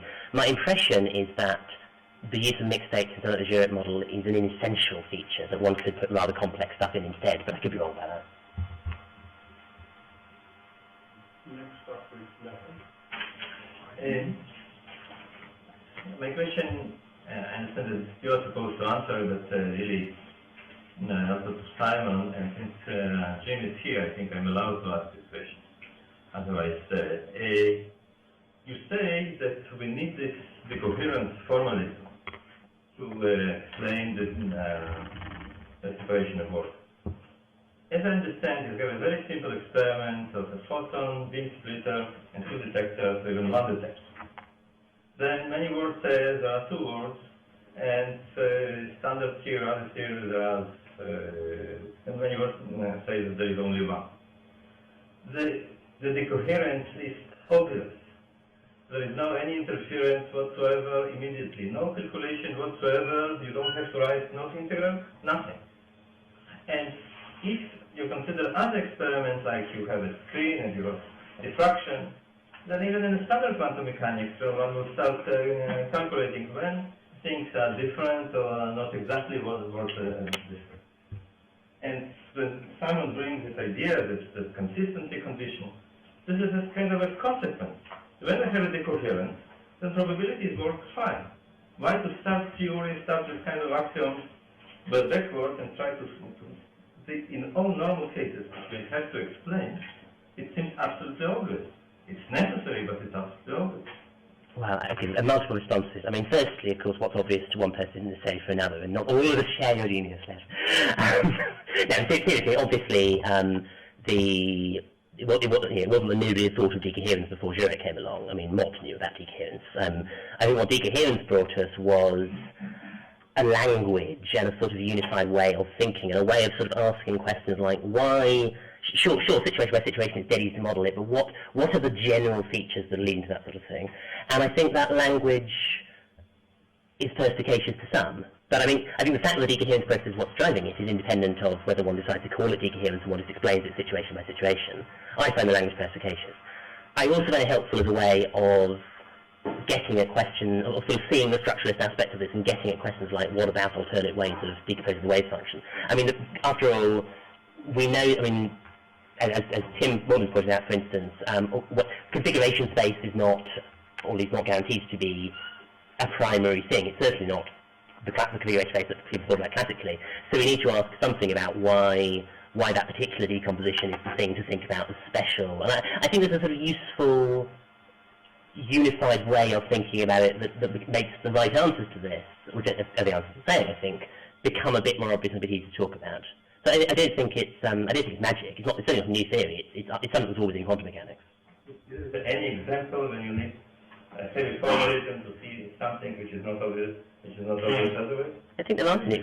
Necessary to see. You say that the interference that you mentioned, that it's not complete, there is some residual interference, and maybe it's a problem.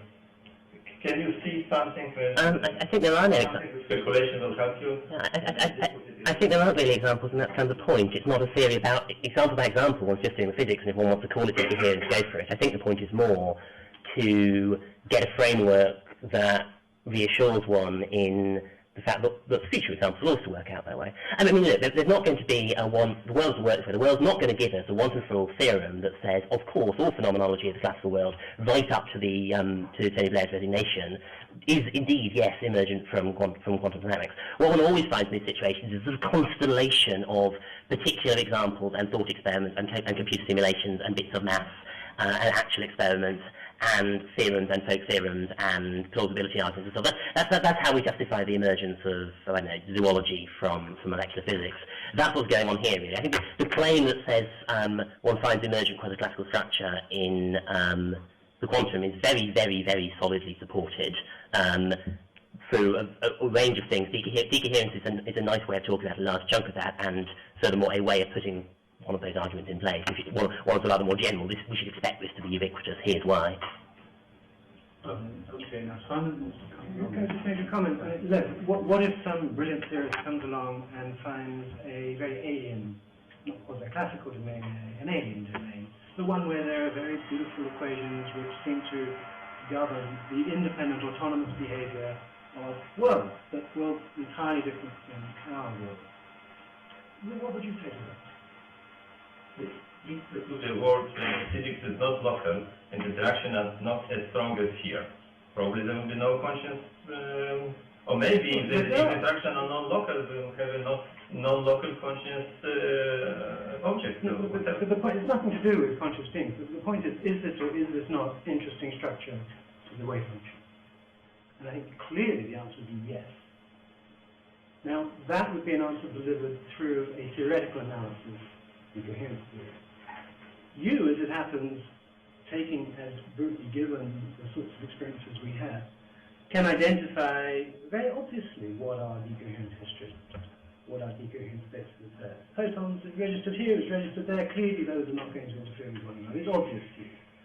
But this alien set of entities, worlds, whatever, it's not at all obvious to you. Because you don't happen, as it were, to live in such a world, you don't happen to have those experiences at all. I should say that Simon finds existence world much more plausible than I do. Yes, I agree. I mean, Jim, I think you speculated on whether there would be Igoses somehow living backwards in time relative to us. Well, we speculated on all sorts of things.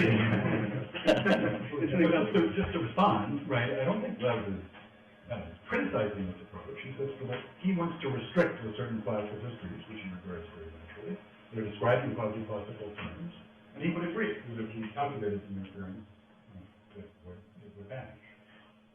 But we hope to start from some more general perspective in which all possible kinds of histories might be available to describe the world, and to discuss which ones were more useful, preferred, or reflected this kind of top-down structure.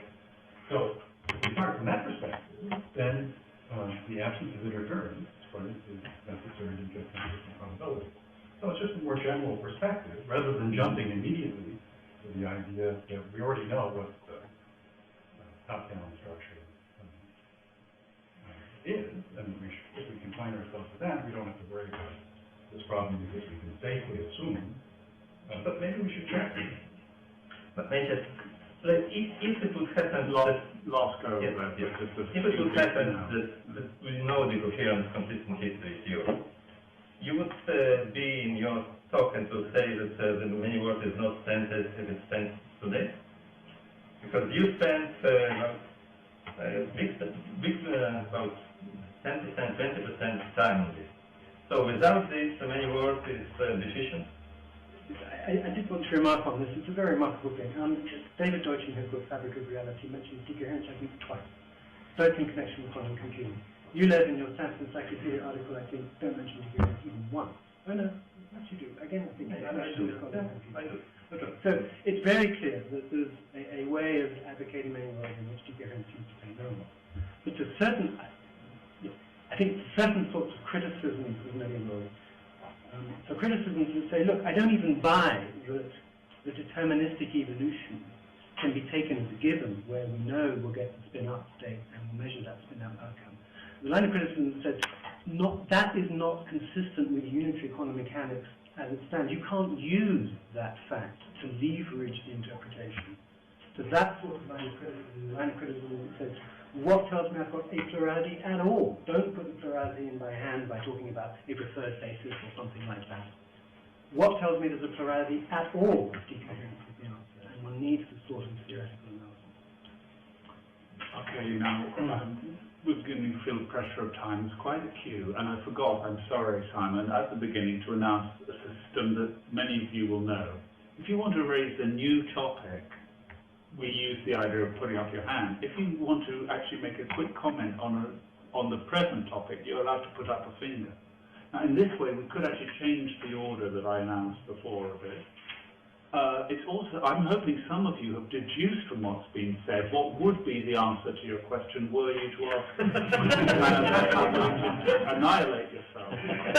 However, at the moment in the queue, Mayor Hemo is next. So unless somebody has a finger from those whose names I've said before, right? So Mayor, you're next. Thank you. I just wanted to ask a quick question about the option you mentioned of thinking about quantum mechanics within a framework of a single world and using the equation. Since you are taking the extremely fundamental in the other world. And I'm not saying it's going to be easy to do that, but I mean, one can see how it would go if you use decoherence in a sort of fundamental way. And you mentioned basically you just do whatever you guys are doing in the context of the Everett interpretation, you just focus on one of these worlds as the actual one. And I'm not saying it's going to be easy to do this, and maybe, for example, there might be some problem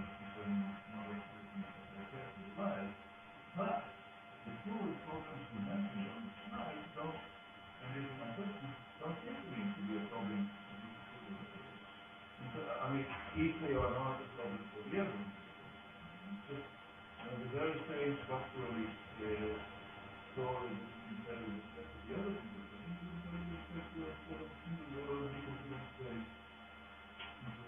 Yeah.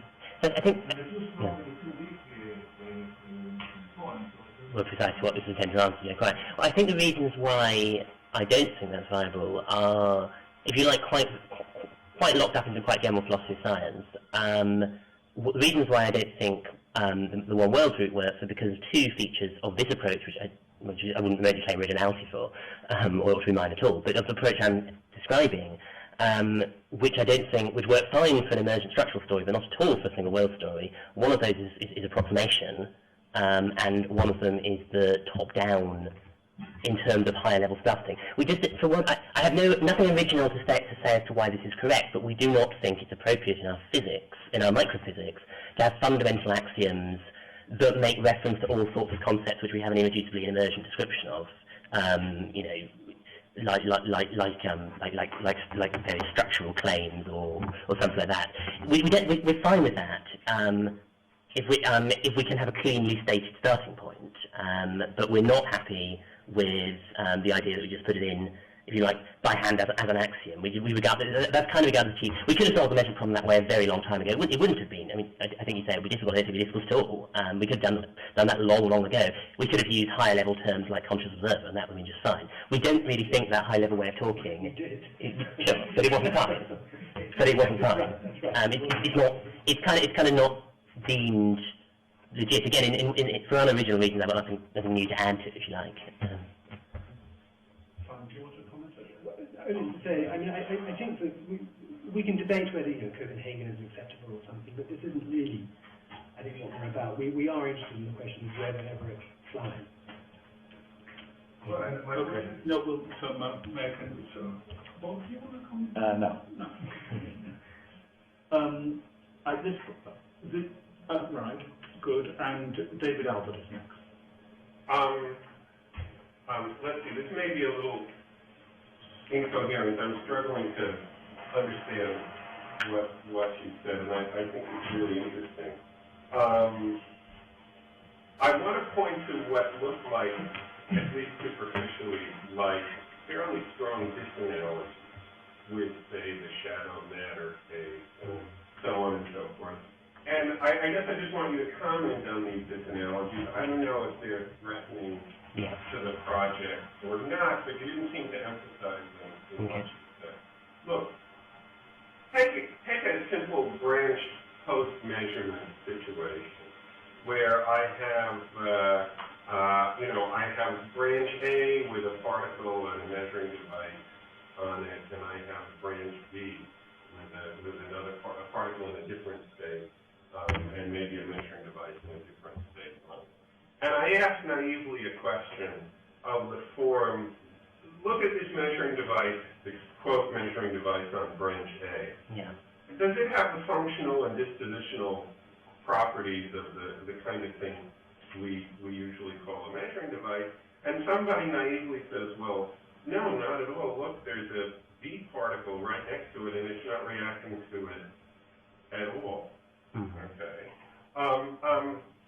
This seems to be a symptom of the following disanalogy between the examples you used and the kind of emergence that's going on here. When we talk about the emergence of a tiger, we still end up talking about the tiger as a collection of what the fundamental theory regards as fundamental ontological pieces of the world, particles or something like that. Something different seems to be going on here, okay? That is, it looks like the right way to talk about emergence here is that the smallest unit that's emerging is a world in its entirety, rather than its pieces. Okay, and look at the shadow matter case, for example. In the shadow matter case, you can say there's a measuring device here and there's a shadow measuring device right next to it. Okay, and there's a particle here and there's a shadow particle right next to it. How come the real measuring device isn't responding to the shadow particle, okay, in the way we expect measuring devices to react to particles? Answer, it's not a particle, it's a shadow particle, okay? It has quite different properties, okay? And there are different properties intrinsic to it, which explain the disposition of the measuring device to react or not to react to it. That's apparently not going to be an available strategy in this case, okay? In this case, the overall structure of the wave function is determining which entire worlds emerge as units. And it doesn't seem like we're going to have the option to say about these worlds that emerge, oh, here's how you make this world. You put in a tiger, you put in a lion, you put in a person, you put in a measuring device, something like that. Because if we just put those in, we're going to be missing, as it were, these world membership relations among them that have to go along with it. So that does seem like a disanalogy with the other cases of emergence.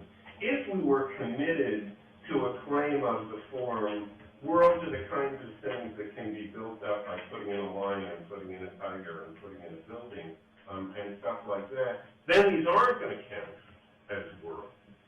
That we haven't shown the emergence of worlds. This is a mysterious new kind of, on the emergent level, fundamental object. Okay, there's a world. Okay, and there's some membership relation to a world that objects have, or something like that, rather than a world being just a straightforward collection of these objects in a way that it is in these other emergent theories.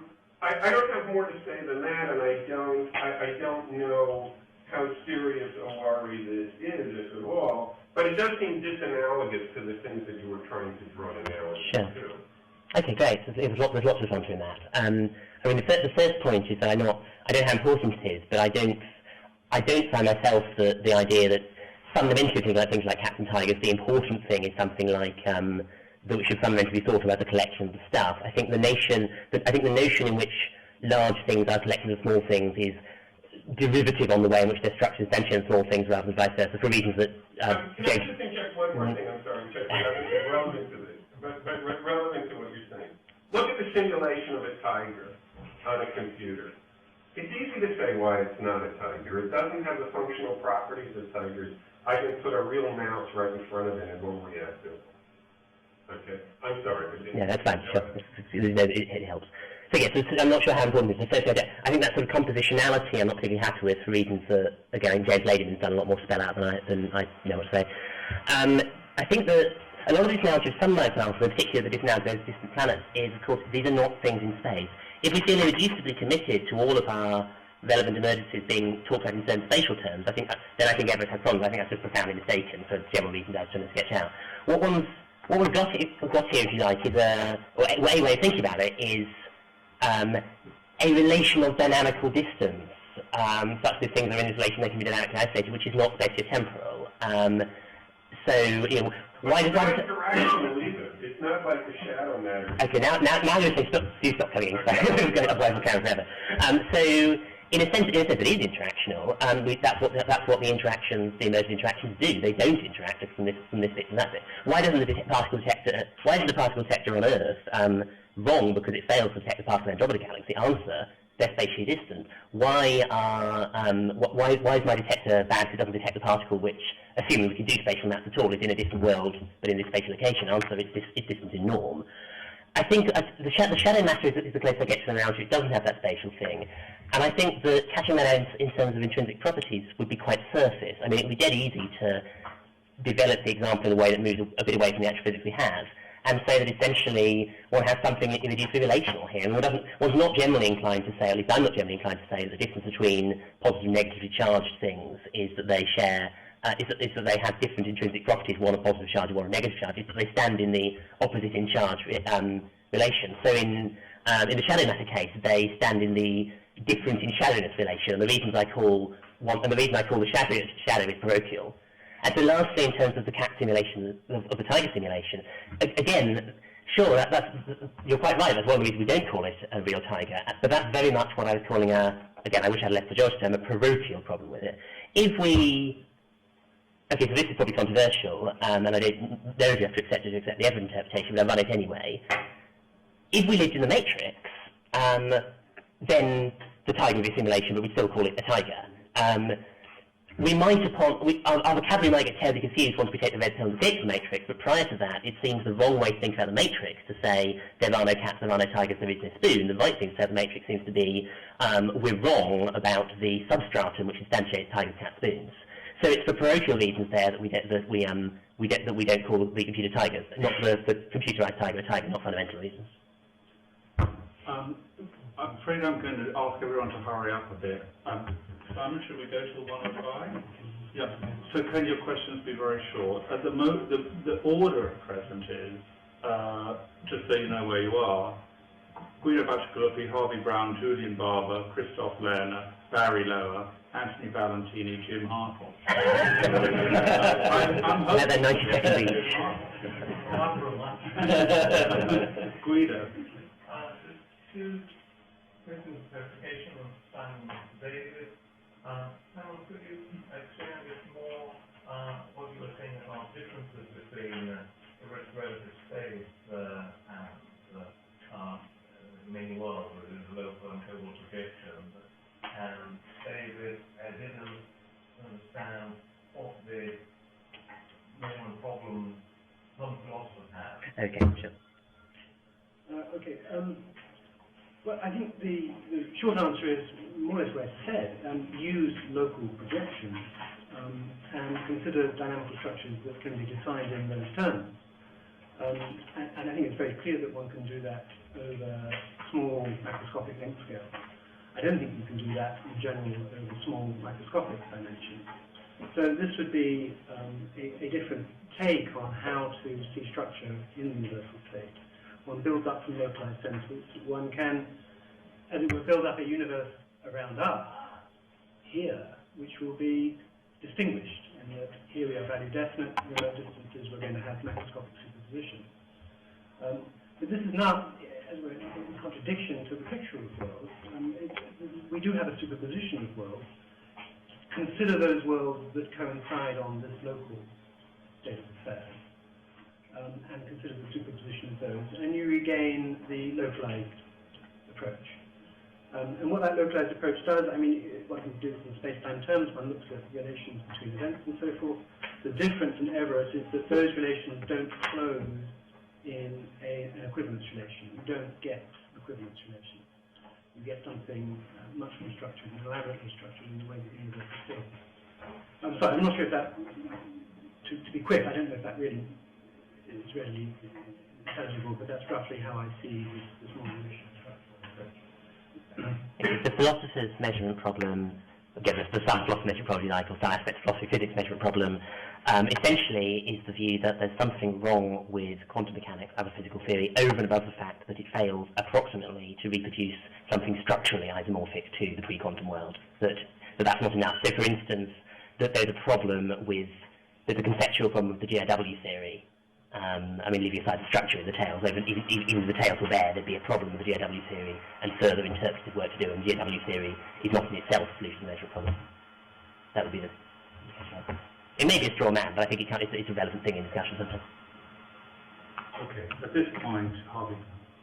I think it might be useful for some of the later discussion, David, if you could say a little bit more about something that you raised but then put aside, which is decoherence in relation to semi-classical systems that behave chaotically.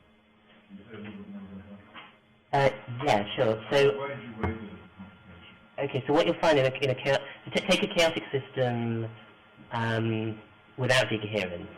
If you take a non-chaotic system without decoherence, a coherent state does a pretty good job of tracking the classical dynamics on pretty long timescales. Take a chaotic system without decoherence, it doesn't do that. The reason it doesn't do that is what the classical dynamics wants to do is become highly fibrillated. And the quantum system can't cope with that when the fibrillation is thin compared to h-bar. So you start getting a violation of the quasi-classicality in a certain sense. Put an environment in, and what you find is that those thinnnesses lead to effectively wave function collapse. And the sense in which you map the classical dynamics is that you kind of you effectively what you're reproducing is a coarse grainedness of the classical dynamics. which means branch by branch, what you've got is sort of something a bit like a stochastic dynamics. You still got a branch structure. The environment is still recording the full history. You haven't got a sort of merging together of branches, but it's no longer the case that each branch does something classical, because it's not tracking those details. So all the sort of examples that get used in sort of chaos theory popularizations are things that lead, if you like, to indeterminacy and to a branching phenomenology. So it's not, I don't regard it as importantly different, although I think Anthony's got something to say on this, but... Okay, This is going to be my question. So does this mean that, I mean, you said something about, in the non-chaotic case, in the phase case, you have different blobs that are each evolving along approximately classical trajectory. Yeah, although not configuration-based isolated blobs necessarily, but yeah. Right. So now, does this mean that in the chaotic case you do not get blobs individually tracing out an approximately classical trajectory? You get blobs. I mean, the blob language is confusing because it implies that something else is dynamic separating them. But sure. Well, what you've got going. Yeah. Well, if you look at that, looking at the density operator, you're seeing it smooth. If you include the environment, what you find is that there's for each. Take the relative state, if you like, to any given little blob in the space. What you'll find is an incoherency position of lots of histories describing lots of different ways that got the system, in the environment recording in it lots of different histories describing lots of different ways that the system got from its starting point to that place. It's still a history structure, but you've got a dynamics that's stochastic. Maybe we'll come back to this another time, privately. Okay, so Julian Barber? I totally agree that structure is what counts. I would like to question and ask you to justify that you should be looking only at trying to look at the structure of the universal wave function. I can't believe really that the complete satisfactory kind of Everett is going to come that way, because the wave function must have some basis. I personally suspect it is the configuration basis. And I came to this conclusion from supposing that there were super mathematicians who were looking at our universal wave function and saying, where is the information coded that we're in an expanding rather than a contracting universe? And I don't see that information can be encoded in the structure of the wave function. I think it must be encoded in the structure of configurations which are favored by the wave function. And this makes me convinced, in a way, that quantum mechanics is a dual theory as we have it at the moment. It's about a wave function and things on which it's defined. And that the interpretation has got to take that into account much more. I think everything you've said about decoherence is fine and makes a lot of sense. But it's not going to be the complete story, I believe. Okay, good. So it's mistaken to think that, and you're not doing this, it's mistaken to think about the quantum state as some sort of point in a featureless, very high-dimensional complex space. Just as it's wrong to think about classical mechanics as a point in a featureless, very high-dimensional symplectic space. In all these cases, that space has to be highly anisotropic, highly structured, so as to make the quantum state a structured thing. there are basically two ways one introduces that sort of structure. One does it by picking out certain operators as preferred, or one picks out or one picks out by regarding certain tensor product decompositions as preferred, and of course those are more or less interchangeable. How one does that comes into some of those nature versus structure questions I was raising. Of course, if one's prepared to use a sufficiently cooked up set of operators, one can put structure into anything. That's an old problem with functionalism. I've got nothing new to say to it. If one isn't going to do that, I don't think there's an important difference between, say, representing the quantum gravity wave function and thinking about its structure in terms of the configuration space, and thinking of it just in terms of, say, finding position and configuration and conjugate momentum as third operators, or maybe some other set of operators that's simply defined in terms of them. And playing those structural games is very standard.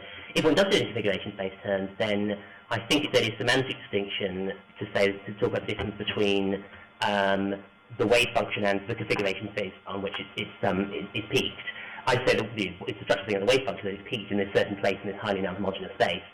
What I think is dangerous is to help oneself too uncritically to the idea that the right way to think about that configuration is as n particles, or whatever, because of course that's not true.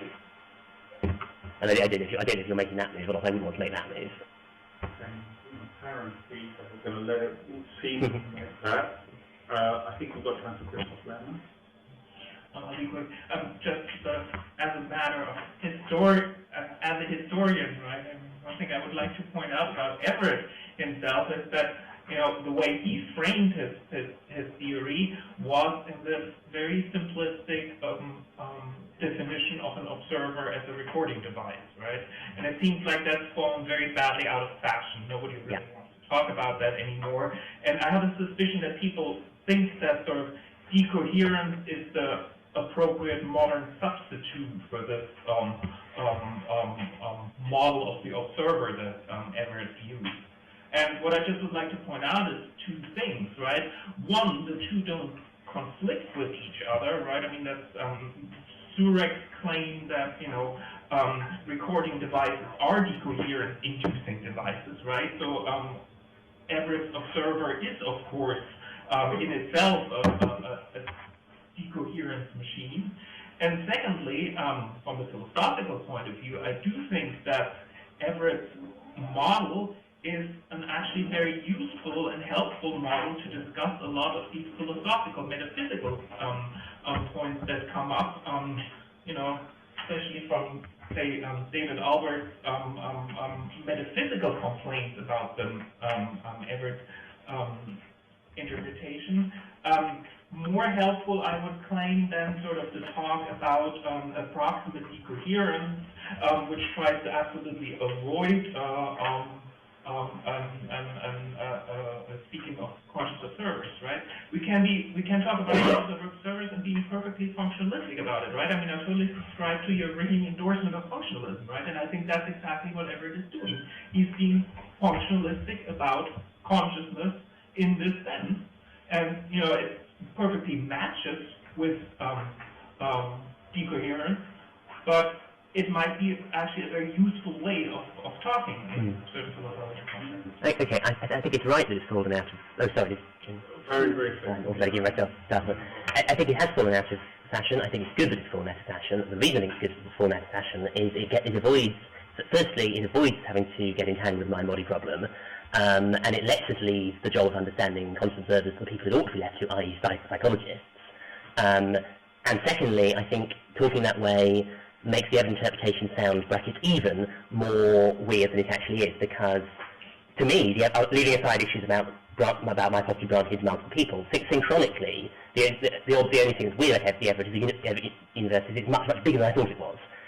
But if one talks about consciousness, one doesn't really have an actual recovery of quasi-classicality. One might have a recovery of the appearance of quasi-classicality, but it wouldn't necessarily be quasi-classicality. One starts talking, I think, in a very unhelpful way about the fact that there isn't really any definiteness at all, just the illusion of definiteness. I think those are traps which one is walking on the edge of if one talks about observers too much.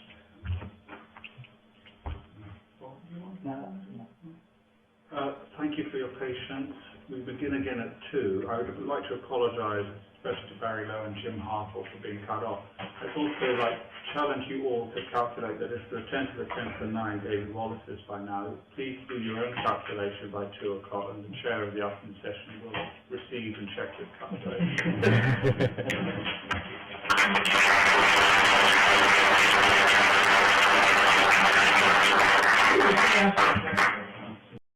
Still some people filing in. According to what people told me at GAT Week yesterday, it should be 2 o'clock here. It's a little bit later. So we're gonna get started on our afternoon session. My name is Michel Janssen. I'm a historian of physics at the University of Minnesota. What we're going to do this afternoon, this session will be an hour and a half. Tim is first going to speak for about 45 minutes. Then Adrian is going to deliver comments. He tells me that he can do that in 5 minutes, and so that should leave us plenty of time for discussion. Tim. Okay. So probably a lot of you have heard this preamble before, but because it's true every time, I'll repeat it again. This is a sort of autobiography of my own confusion. And the reason it always seems to me useful to do this is I assume that confusions I've fallen into, other people easily have fallen into, and I feel very happy when I've worked my way out of them. So there are two people, and just a little bit of the history here. Two people who I find when they say something, when you read something by them, Usually, if you don't understand it or if you don't quite follow it, if you think about it a long time, you get it worked out. There was something very important there. One person who I hope we all agree with is John Bell. More or less, everything he wrote seems to have been absolutely correct.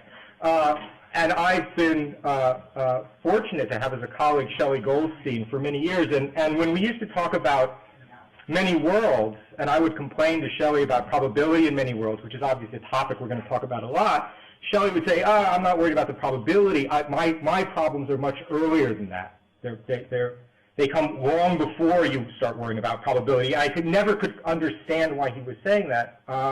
And I think now, because of a funny kind of connection with stuff that David Albert was doing and some stuff that's been going on with the GRW theory and so on, I think I have gotten clear what he's worried about, and I think it is something to worry about. And the problem I want to point out is maybe one of the deepest and most fundamental problems we've ever had, we always have had about mathematical physics, which is the relation between the mathematical structure that we have and, in some sense, the world we live in, or the evidence that we have, or the initial beliefs that we're trying to account for, the problems that have been set up by the world.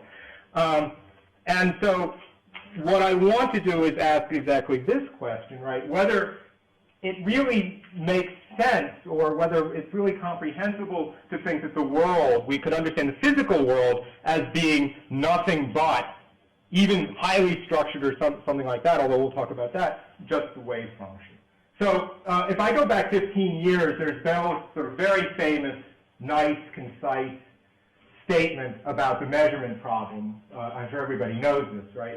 Either the wave function is given by the Schrodinger equation is not everything, or it's not right. And 15 years ago, the way I always had this taxonomized was something like a Bohmian theory, of course, takes the view that it's not everything. Something like a GRW or collapse theory takes the view that it's not right. Many worlds was supposed to be an attempt to avoid both choices, right? To somehow maintain, in fact, the wave function given by the Schrodinger equation is everything and it's right. And that does immediately lead to problems, as I said, about probabilities that are easy, very simple to state, namely, what are the probabilities for? If you think there are probabilities in theory, what are they for? If the wave function isn't everything, they can be probabilities for these additional variables to take one or another value. If the wave function itself evolves in a probabilistic or stochastic way, they can be probabilities for one or another evolution of it. If the wave function always evolves deterministically, and if all there is, in a certain sense, is the wave function, what are probabilities? How do we understand the probabilities at all? Now, there's an implicit kind of conversational implication here, which I always took, and maybe Bell was careful enough to see it wasn't right, which is that in solving these problems, in solving the measurement problem, or in general making sense out of quantum mechanics, you could do just one or just the other, right? You could simply keep the wave function evolving in a unitary way, in a deterministic unitary way, let's say, and add the additional variables, and that would give you something that you could interpret appropriately, and that would be the one route. Or you could continue to maintain that the wave function is, in a certain sense, all there is, but it evolves in this indeterministic way, and that was a kind of collapse theory, right? And the idea was that would leave the wave function as the whole ontology.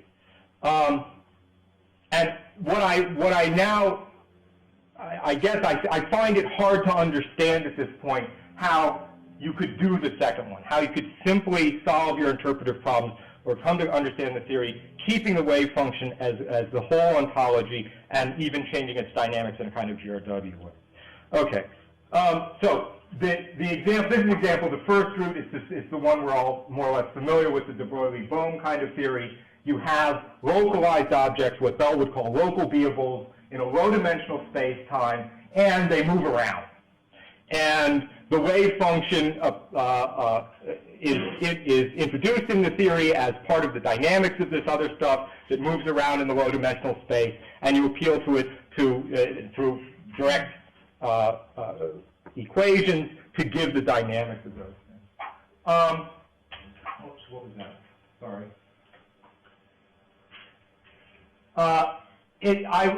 Because it may come up, in this theory, I think it's right to say the wave function is in some sense physically real, or it's a part of physical reality. I'm not quite sure how you want to put it. Everyday macroscopic objects, you understand, in the way you did, is being made, not made out of wave function. They're composed in the familiar way out of particles or strings or who knows what, any little localized guys that are configured in a particular way in low-dimensional space-time, right? They're laid out in a common space-time with a certain spatial structure. Good. Okay. Shut that up. Okay, so now, right, so this is where I was just saying, the wave function here is, its job, as it were, is not to tell you what things are made of, but primarily to help indicate how they evolve. And the evolution, what we have is a bunch of particles in a common low-dimensional space that evolve, and of course, as they evolve, their configuration evolves. And it's trivial that that evolution is representable by the evolution of a single point in an abstract, high-dimensional configuration space of the system, right? It's easy enough to coordinate every possible configuration of a certain number of particles or local objects in a space with a single point in a much higher dimensional space that consists of n copies of your original or whatever.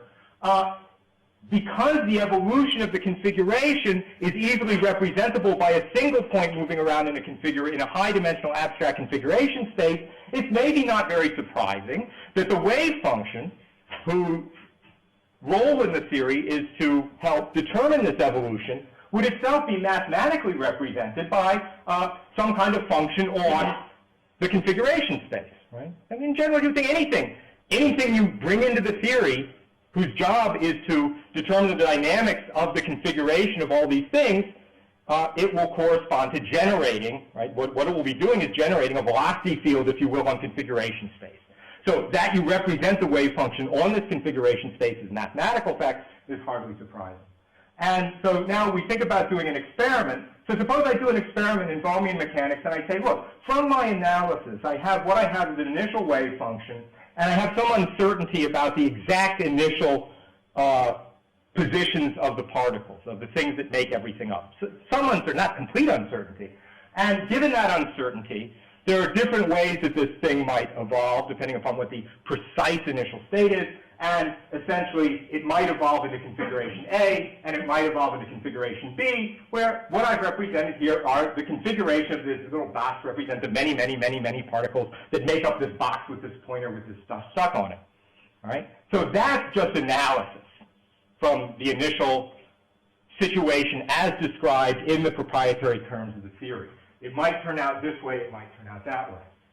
The connection to experiment. Now, if we're told that the certainties of laboratory equipment were designed with a pointer, it'll end up pointing at a 1 or at a 0, we would be able to determine, I claim, rather obviously, without further information or instruction or interpretation or rules or guidance or anything else, which outcome, that is pointing to 1, so the two relevant outcomes are the pointer points to 1 and the pointer points to 0, you know already which one corresponds to configuration A and which one corresponds to configuration B, right? I just indicated them in straightforward configurational terms.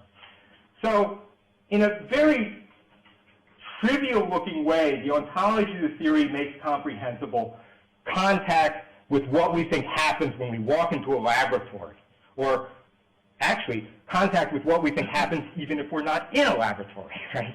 I mean, that is the contact, and maybe part of the point I want to be insisting here is that the contact that's made is to what we think of as familiar macroscopic behavior, which we take to go on all the time in the universe, whether they're observers or conscious beings or measuring devices or anything else around. And that's why this is an example of a kind of theory that needs make no mention of measurement or make no mention of observers or information. Everything is supposed to follow by analysis. Now, what I say in the paper, I don't know if I want to go through all the details, is I kind of cheated a bit in the example. But it's not theft over, it's not really theft over honest labor. I've cheated because the outcomes, as I've described them here, are very clearly, as it were, encoded in the configuration of this piece of apparatus. I made the little 1 and the little 0 actually stick out, right, of the boxes, so that, you know, to tell whether the pointer was pointing at the little sticking out 1 or the little sticking out 0, that's really just right there in the configurational information of these many particles that make up this thing. And you can say, no, but I might do something else. I might paint the numbers on, and then if I just think about knowing the locations of the atoms, it's not so clear. And all of that's correct. I think the story you tell is the obvious one after that. That is, if I, first of all, let me go back. If I get you to either this configuration or this configuration, and I say, now go into the lab, right? I say, go into the lab and tell me whether what you're seeing in the lab is this or this. You're not going to give it a second thought, and you're going to do it. Now, of course, there's a further story that has to be told. If, in fact, my theory told me, well, at the end of the experiment, you'll either have this configuration of particles or this configuration of particles, but, by the way, according to your theory, when we analyze the way particles interact with, say, the human retina or a human hand, the particles are invisible and they're intangible, and if you try and feel the thing, your hand will go right through it, and if you try and look at it, the light won't bounce off it, and stuff like that, then you'd be puzzled again, right? But the way we solve that is to say, okay, let's make a little toy model of a human brain or a human retina and see if, in fact, the interactions that we have in this will lead to a different configuration of retinal firings in the presence of this as in this, and you sort of do a back-of-the-envelope kind of simple model. You have no problem about that. And if you do that, then similarly, if I painted these on and you correctly put into the theory the interactions you have between the different kinds of paint and the light and the light and the retina and so on, you'll find that you can get the same kind of reaction of the retina to painted numbers as to little configurational numbers. So all of that stuff, I take it, there's no fundamental problem, none that we've ever thought of in cleaning that up, as well as it's ever been cleaned up in the history of physics. I mean, maybe it's worthwhile to say in 2 seconds that if you worry too much about experience, and this was, I think, something that David Wallace wanted to insist that he wasn't basing his account of many worlds on an account of consciousness or experience, trying to stay away from that. There's really a big choice point here. If you insist that physics has to account for experience, of course, what we have to admit is that no physical theory in the history of the universe has ever been successful, right? I mean, Newtonian mechanics says nothing about experience. It says lots about how planets will orbit, small massive bodies will orbit large massive bodies and so on, and we happen to think that it's not that hard to come by information about how those things move, but no physical theory has ever made any connection directly between the physical state and consciousness. So we're trying to avoid that. It would be nice to avoid it. It would make the state of macroscopic objects that we think pre-theoretically we're easily able to come to know seems like the right place to make contact between the purely formal mathematical description or I don't know, maybe the direct physical ontology and evidence and what we take it at the beginning we know about the world. Good. Okay, so I take it all of that worked out fine. Probably I just said all this stuff. Yes, I did, so let's skip it. All right. Now suppose we go the other route. Suppose we say, I don't want to mess around, I don't want to add anything to the theory beyond the wave function. In particular, I don't want to add particles or little local objects or whatever these things are supposed to be.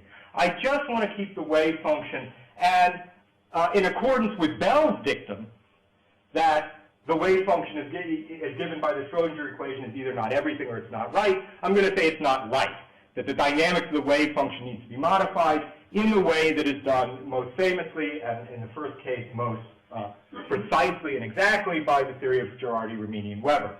Now, what I'm using up here, I didn't use this in the paper, but it's a nice notation introduced by Shelley and I think Robert Chmulka and Valliolori. The little null sign after GRW, the sign after GRW indicates what ontology does this theory have besides the wave function. So GRW null is nothing, right? It's just got the wave function. But the wave function evolving in this kind of stochastic well-defined stochastic way. So let's try to change the dynamics of the wave function, but have the wave function be all there is, and in particular, there are no small localized objects in a common low-dimensional space-time that can be in any particular configuration. Many presentations, certainly not the ones we had today, but I could find them, and I think this is the way often early on many worlds, one of the advantages of many worlds was supposed to be that it was ontologically monistic, that there was that you weren't adding anything, and all you had was the wave function. Many presentations of many worlds suggest this kind of ontology, but with a linear dynamics instead of this chancy dynamics. And so the remarks I'm going to make will apply equally well to that kind of understanding of many worlds. Now, if we add this stochastic jumpy piece to the dynamics of the wave function, clearly, at a certain level, we don't have any problem about probabilities, or at least at a first pass, because I ask you, what are the probabilities for? And you say, the probabilities for the wave function to evolve one way or another, right? It can evolve different ways with different chances. What about this wave function? This is now somehow a representation of all there is. And it's defined on this very, very high dimensional space. And it's called, and this is the thing I'm going to be, that's going to make contact with what David Wallace talked about today. This space is commonly called, in discussions, configuration space. But in a monistic theory, if there aren't any particles or any little localized objects, any strings, or they don't have to be, point-like or whatever, but what Bell would call local beables, a lot of little local objects in a common low-dimensional space-time, in such a theory, there's no obvious sense that can be associated with the term configuration space, right? Because there aren't configurations. There's nothing configured in any way. And so you have this high-dimensional space, and you have this wave function that's evolving in some way on it. And maybe the entirety of this talk can be compressed into saying, if it's not really a configuration space, right? That is, if you don't have any evident justification for calling it a configuration space, then it becomes very hard, I think, to understand how to connect this picture, this physical picture of the world, with our pre-theoretical understanding of the world we're living in and the kind of phenomena that we're trying to do physics to explain. Okay, so here's the experiment. Now I'm just going to repeat the experiment as I did before in Bohmian theory. The Bohmian theory said, look, given the uncertainty initial position, the end configuration could be either configuration A or configuration B. And what I claimed was I could send you into the laboratory not having identified anything more than that, and you could tell me, at the end of the experiment I had configuration A or configuration B. But now imagine what I've got is this field-like object on this very, very, very high dimensional space. So I had to suppress, all but a trivial number of the dimensions. And I do of this GRW dynamics, this stochastic dynamics, and I say, well, according to the theory, there's a certain chance, a certain well-defined chance, that at the end of your experiment you're going to be in physical state C, which has the wave function very highly clumped up, right? Most of the amplitude squared is sitting here, and there's some tiny, tiny, tiny bit of amplitude squared, as it were, sitting over there, or it might end up with most of the amplitude clumped up here and a very, very tiny bit there, and there are well-defined chances that are ascribed by the dynamics to this outcome as opposed to this outcome. And now I say, well, I made I made a piece of laboratory apparatus with a pointer on it, and I want to know, what's the chance it points to 1 rather than 0? And unlike the case where I had a nice configuration of particles, I claim, there's no evident way to look at this, right, and identify one of these end states, even as one where most of the wave function is, as it were, clumped up around the pointer points to 0 and a little bit clumped up around the other outcome, right? How do you do this? So that's the fundamental, well, good. That's the fundamental problem I want to worry about. Now, the problem that is not what's often called the preferred basis problem. This has had a lot of talk, and then talk about bringing in decoherence and so on. In a way, my presentation is assuming you sort of solve a basis problem. That is, I'm assuming that the wave function is evolving on some given high-dimensional space. Very high-dimensional, but there's no question about what it is. Right? So if you want to say, am I worried about picking out a basis, I picked one out in my description already. I'm not asking you to do that. It's also not the problem, and this seems to be one way of understanding, an easy way of understanding, although I guess he would deny the correct way of understanding David Wallace's point, or at least what you would think of by thinking about the example of the tiger that David Wallace talked about. I'm not worried about deriving macroscopic facts from microscopic ones, or I'm not worried about deriving tigers from atoms. I quite agree with everything David said about how to derive, how tiger talk relates to atom talk, and that there's no real deep problem there, at least not one that I'm aware of. But of course, in that case, you have what? A microscopic configuration. Right? What the microscopic facts are very highly detailed configurational facts. Okay? But at this point, in this ontology, I don't see any sense in which we have a microscopic configuration, right, of anything. Okay, now this was something I also found was maybe helpful. In fact, David Wallace made a comment, which maybe this will help clear up this confusion in my mind about how we speak about things. We sometimes talk about the wave function as living in a very high-dimensional space, but there are two different things we can mean when we say this. And sometimes we mean one and sometimes we mean the other, and we just have to be clear we don't get mixed up about which one we want. One thing we might mean is that the space, the relevant space, is the space of all physically possible wave functions. The wave function lives in a space like that, and if it has a dynamics, you can think of the dynamics of it, as it were. Someone might think of it as a single point now moving around in this even much, much higher dimensional space than the one I started with, right? In this case, the relevant space is Hilbert space. But we also sometimes mean, when we talk about the wave function living in a space, that each individual wave function is specified by mathematically associating a scalar to each point in some space. Right? So in each single wave function, you have this space, and you're somehow attaching something to each point in that space to give me a single wave function. We can clear this up by saying that the wave function lives in the first kind of space, right, the space of all possible wave functions, and on the second. So I'll try. Don't know if I've been careful up until now. I certainly haven't in the rest of my life. But you know, from here to the grave, I will try to be careful about when I use lives in and lives on. And what we often say is the wave function lives on. When someone says, look, the wave function is a complex valued function on a space, that's the on one, right? Again, very high dimensional space that we call configuration. So the problem with the monistic theory is that the wave function lives on a high dimensional space that has no evident connection to configurations of microscopic objects in a low dimensional space or in space-time. Now I have this quote. It's from a physicist. It's from Thibaut de Moor's book, Once Upon Einstein. I just happen to be reading the book, and he's a partisan. He's an advocate of the many worlds theory. The only reason I have it is I happened to be reading the book, and it illustrated the point I was trying to make. So here's de Moor describing many worlds theory. The essential idea of Everett's interpretation. What is the essential idea of Everett's interpretation? To introduce it, let's recall the central paradox of quantum theory, such as was highlighted by the arguments of Einstein's gunpowder barrel, half exploded, half intact, and Schrodinger's cat, half living, half dead. Quantum theory describes the system consisting of the cat and its environment, the box enclosing it, the air it breathes, the lethal mechanism triggered by a radioactive atom, etc., by a function of the configuration of the system. To each configuration Q of the system is associated a complex number A of Q that we shall simply call the amplitude of the configuration Q.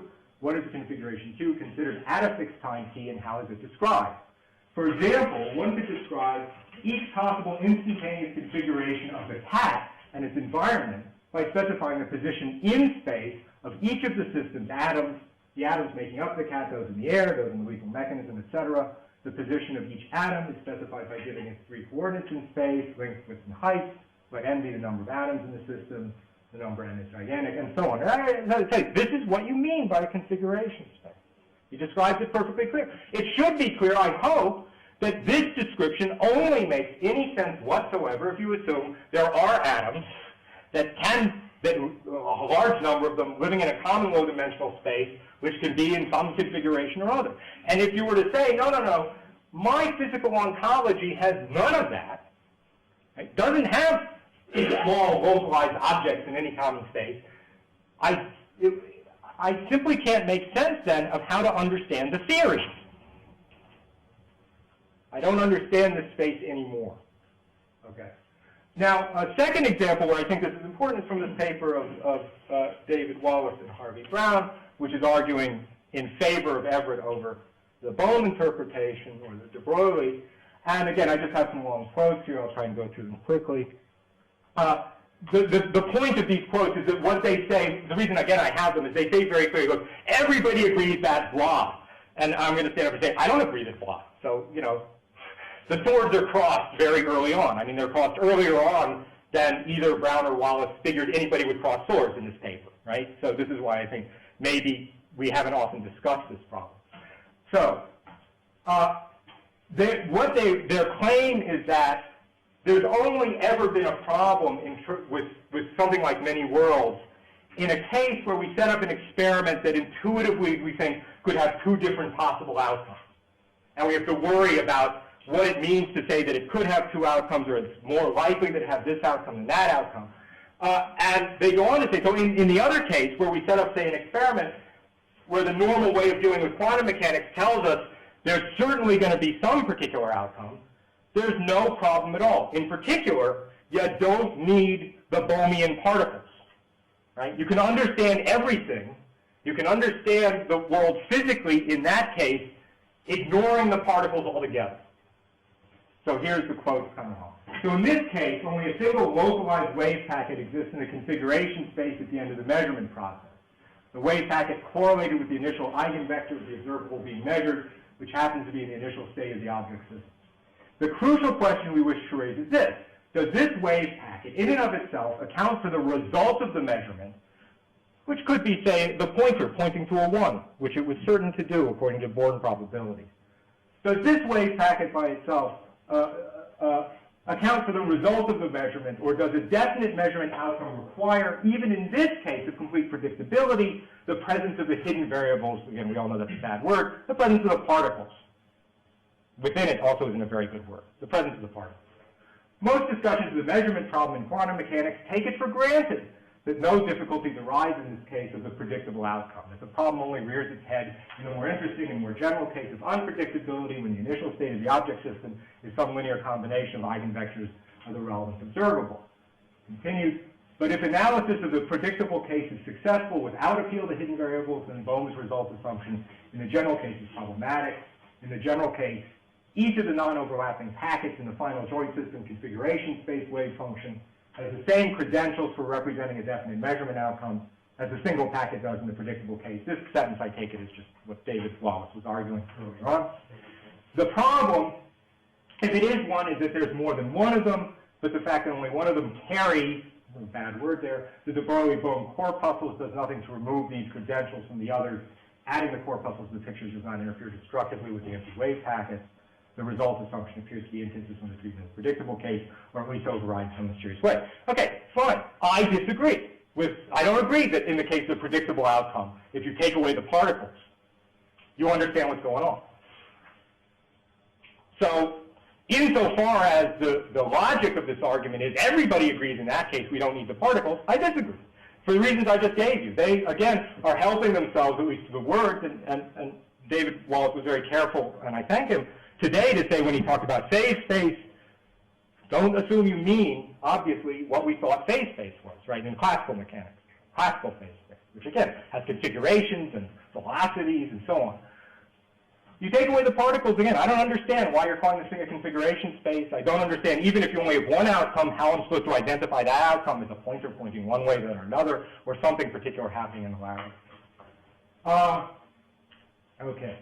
So, again, I just said it. So without the particles, I claim, even in the predictable case, without the particles, the interpretation of the ontology becomes extremely problematic.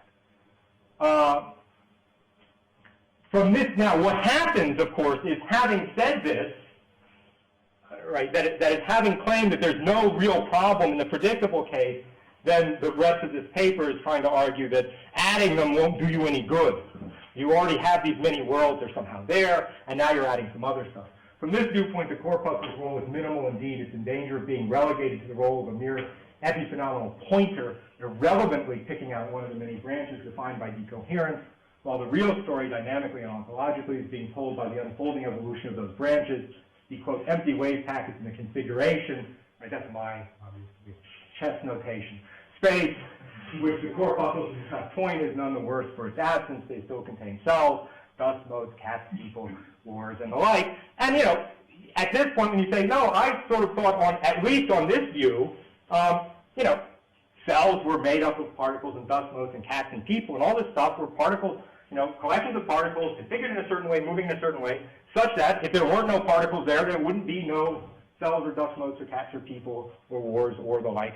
And again, furthermore, if you took them away and all you were left with was this wave function on this high-dimensional space, I'd have really have no idea what to do, what to make of it. Because I couldn't think of it as a configuration space anymore, because there's nothing configured. Okay. Well, I'm running late, so that's just another code. Now, it turns out, what I've been insisting here is if you only have a monistic wave function ontology, there are real problems interpreting what's going on. It turns out that even when you start adding stuff, right, it's not that any old addition of extra ontology is going to help with the problem that I'm worried about, and so I want to talk about adding more ontology, so you explicitly no longer have a monistic ontology. But then it's not clear to me that for certain kinds of ontology, when you add them, even, for instance, local ontology, that it solves the problem. So, so far I've just considered GRW with nothing else and many worlds in monistic theory. Let's add some ontology and see what happens. So David's theory.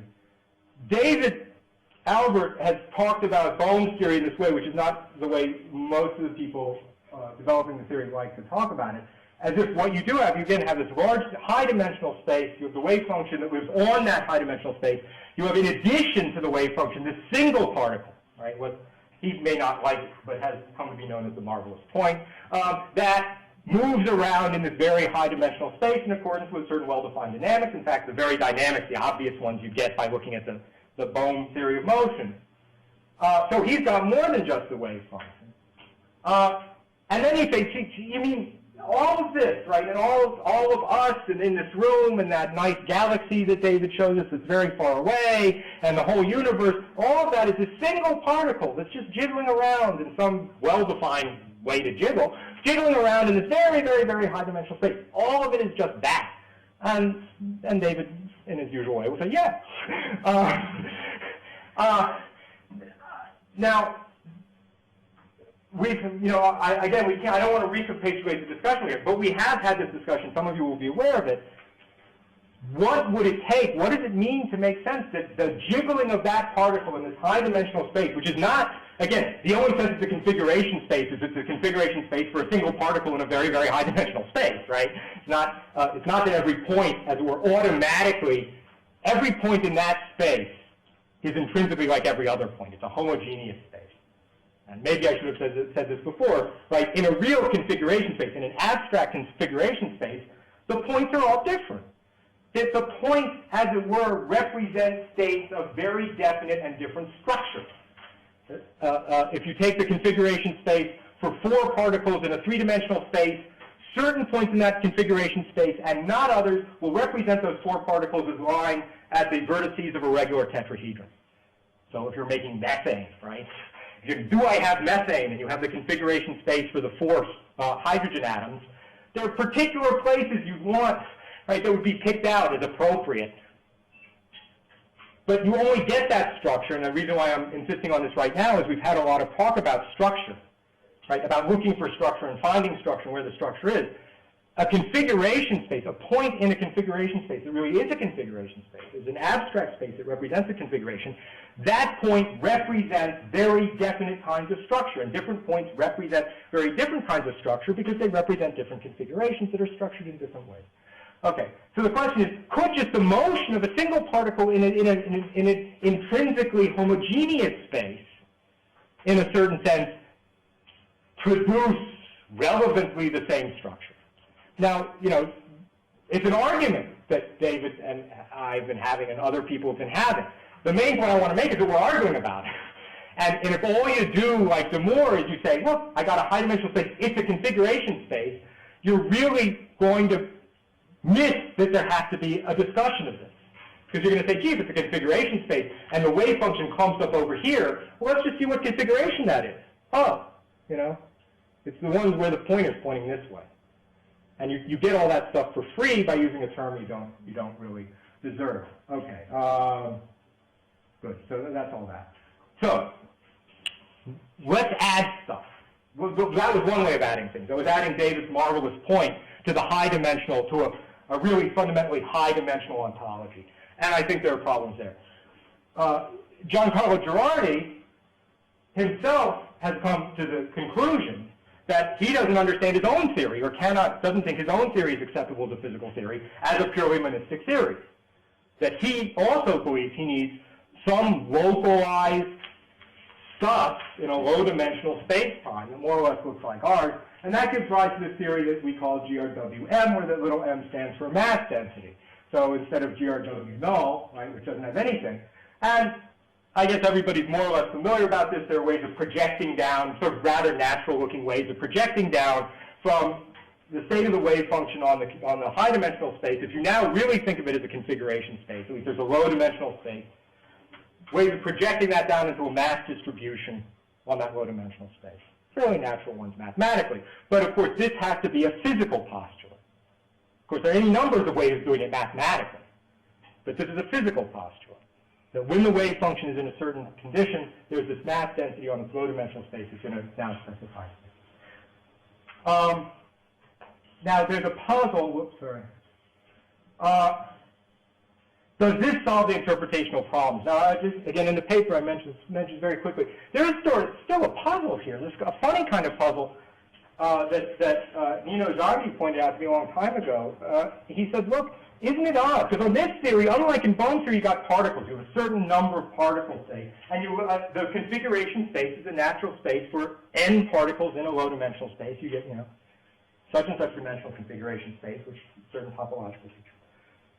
In this theory, there aren't any particles, right? There's this mass density, this continuously defined mass density. Why in the world is the high-dimensional space on which the wave function is defined, why is that the configuration? Why does it have the structure of the configuration space of a certain number of particles when there aren't any particles? Okay? Now, that's not really an art, it's a puzzle, right? You ought to be puzzled. It's kind of an odd thing to happen. So there's kind of an unnaturalness about it, but let's run with the theory and see what happens. Okay. Suppose we do this and we allow the GRW collapses. And then we do something else, which is we just focus on the regions of high mass density. Then it looks like everything's okay, right? So you ask yourself, all right, we have a well-defined evolution of the wave function. We now have a well-defined evolution of the mass density. Okay. Is it real that I started late? I've already... You've already taken that into account? Okay. Does that help? Well, I'm going to try and run through this because I want to show you this thing at the end. It seems to me it doesn't. That is, on the GRW theory, it's true. The high-density objects will evolve with the right probabilities and so on, and they'll look right. I mean, these are high-density distributions in a common low-dimensional. They could look like my pointer pointing at a zero. But according to this theory, you also have these low-density dots, right? You have, whichever way the experiment came out, whether the pointer pointed this way or that way, where most of the density went this way or that way, some of the density went the other way. And for exactly the kind of reasons of decoherence that David Wallace has been insisting on, the low-density stuff decoheres with the high-density stuff. Each of these things will evolve in more or less independent ways from each other. And the question is, if that's true, by what right do I only pay attention to the high-density stuff? Right? And this is, again, the many world people, I think, should be very sympathetic to this. You have, in a very straightforward sense, the same kind of structure, the same kind of functional structure. It's just in one case it's high mass density, in the other case low mass density. Now, you can step in and say, oh, it's just a postulate of my theory. Right? I'm just going to postulate away and say, postulate of my theory, ignore the low density stuff, right? Please don't pay attention to the little man behind the curtain, right? But it's not the right kind of thing for which you should have a postulate, right? At least I don't understand that. So I'm just going to run over this. And I don't think, even though your probabilities here, well-defined probabilities for things to happen, I don't know how to identify those as what we wanted, which was the probability that this particular experiment come out this way rather than that way at the end of a certain amount of time. And I'm just going to jump over this stuff because I don't have enough time. And I want to show you something from which I hadn't seen. All right, so this is about just stipulating that away. And well, you can just see from the title. So in a natural way, I think you can all think this through on your own. From this theory, you really get a kind of many worlds theory. And then the probabilities that you have aren't really the right ones. There's this other way of adding stuff to GRW, which is to add these localized flashes at the center of all the collapses. Again, I hope people are familiar with this because I'm running out of time. It turns out this guy doesn't have any problems at all. This one works fine. Why? Because the set of flashes will occur in some distinct way. There will not be an alternative set of low density, low amplitude, or whatever you want to call them, ghost flashes doing something else. And so you don't have to argue away or pretend that there's something there that isn't. So the flash ontology, again, this is, I know very fast, the flash ontology for GRW is fine for the problem I have. The mass ontology, as far as I can tell, isn't. Now the last thing I just wanted to show you, I'm just going to skip over because I want to show you this picture, this thing. I'm sorry. You can read it. I'll speed read it. Okay, there's this really nice letter that I didn't know about that Don Howard showed in the talk of Einstein. It's a letter to Sullivan. And he has this nice diagram on top. And here's Howard's translation. I have to warn you, you shouldn't read in the book that it's mistranslated. So you should ask Don Howard for his translation. But what Einstein, he's talking about epistemology of physics. And he says, look, you've got up here this A, that's your system of axioms. And he says, logically from the system of axioms, you have some deduced propositions. And sitting at the bottom, you have this manifold of immediate sense experience. And the important thing that Einstein said is, look, you logically deduce these are, as it were, theoretical descriptions from this system of axioms. The relation between these deduced propositions and sense experience, or if you will, the empirical basis, or our pre-theoretical beliefs, Einstein said, is not a matter of logic. You don't deduce your way all the way down here. But what he said about it, and this is the thing, he says a careful examination shows that this procedure also belongs to the extra-logical intuitive sphere because the relation between the concepts appearing in S, right, in the manifold of experience, and experiences E is not of a logical nature. But he goes on to say that they have to be as secure, that the relation between these deduced propositions and experiences is much more secure. It's not logical, but he says it's much more secure than the relation between your original data and your theory. There has to be some, as it were, close comprehensible connection between the theoretical description and the world we think we live in. Now, let me just run to the end, to the morals. I don't know how to make this idea, Einstein's idea of a very secure connection that's not a logical connection.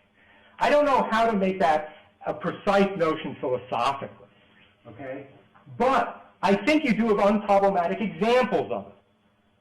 And in particular, in Bohm's theory, if someone says there's a very close, secure connection between this description of the end of the experiment with these particles configured this way and what happens when you walk into the laboratory, we all understand that that's a very close, secure connection, right? We think, yeah, we know which one of these happens. And similarly, I think you have as good a thing in the flash version of GRW. But in the other theories, and particularly if there's only the wave function, this high-dimensional space that I can't in any obvious way understand as a configuration space, I think the connection between this mathematical description and the world we live in is very problematic, right? Now, as I said, problems can be solved, right? I'm pointing at this problem just because I don't think it's been discussed enough. And its presence has been masked by the use of the term configuration space when you didn't have configurations in any obvious way. But until, I hope everyone will see, until there's some clear understanding of how to solve that problem, the theories that have more than just the wave function and the right kind of stuff, it seems we have far away more comprehensible physical theories than the alternatives. Okay.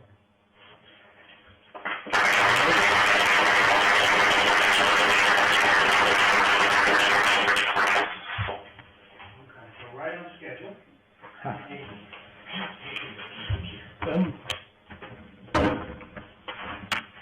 thanks very much to Tim for an interesting talk, and to Simon and David and the other organisers for putting together this wonderful meeting. I really just want to open out, or perhaps set out, some possible lines for discussion following Tim's paper, rather than try and supply any answers. So let me go back to Tim's starting point. To quote, a common understanding of both many worlds and of the original version of the GRW theory holds that they are ontologically monistic, postulating only the existence of the wave function and nothing else. I hope this is right. I think we could focus on non-relativistic quantum mechanics here. We have to get to the heart of the question there without worrying about Minkowski space, quantum field theory, let alone quantum gravity. So it seems to me that there are two possible versions of the understanding, the common understanding that Tim mentioned. So at the very least, we should be careful to distinguish between them. And one version is that the sole ingredient that we have when we're building an interpretation, the only thing, is a ray in an abstract Hilbert space, and it's a time-dependent ray. That's the end of the story. And if that isn't the end of the story, then, as I think Tim persuasively argued, it does indeed seem very, very hard to see how we're going to extract a picture of reality that allows us to derive a notion of configuration space, and from that to derive a notion of quasi-classical physics taking place in four-dimensional space-time and tigers roaming around doing tigerish things, and so on.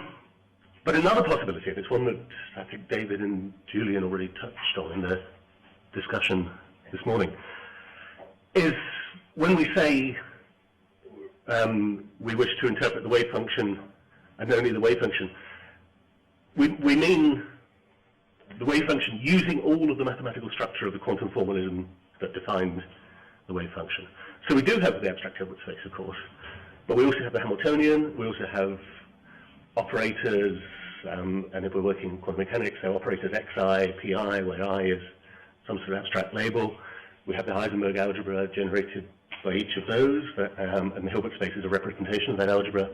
We have the symmetry group interchanging the i's. We have a recipe that at least formally allows us to extend the Hilbert space so that we could justify writing down basis vectors x1,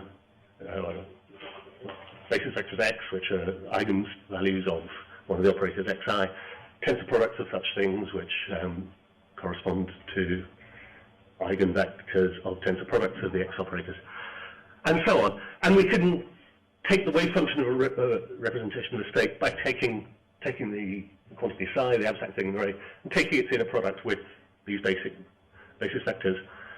And so, and it may be that I'm still missing a point, but it seems to be at that point we have an explicit configuration space representation of the wave function available for interpretation, and we could proceed from there. Now, certainly, if Everettians or anybody, or GRW theorists or anybody else, do have this possibility in mind, they should be explicit that that's what they're doing. And it's perhaps true that some authors haven't been as clear as they should be on this point. But it does seem to me, and I'd be very interested to know if Tim and other people agree with this, that that's a perfectly respectable position. That's a perfectly respectable starting point for a discussion about ontology. It's a good place to start from.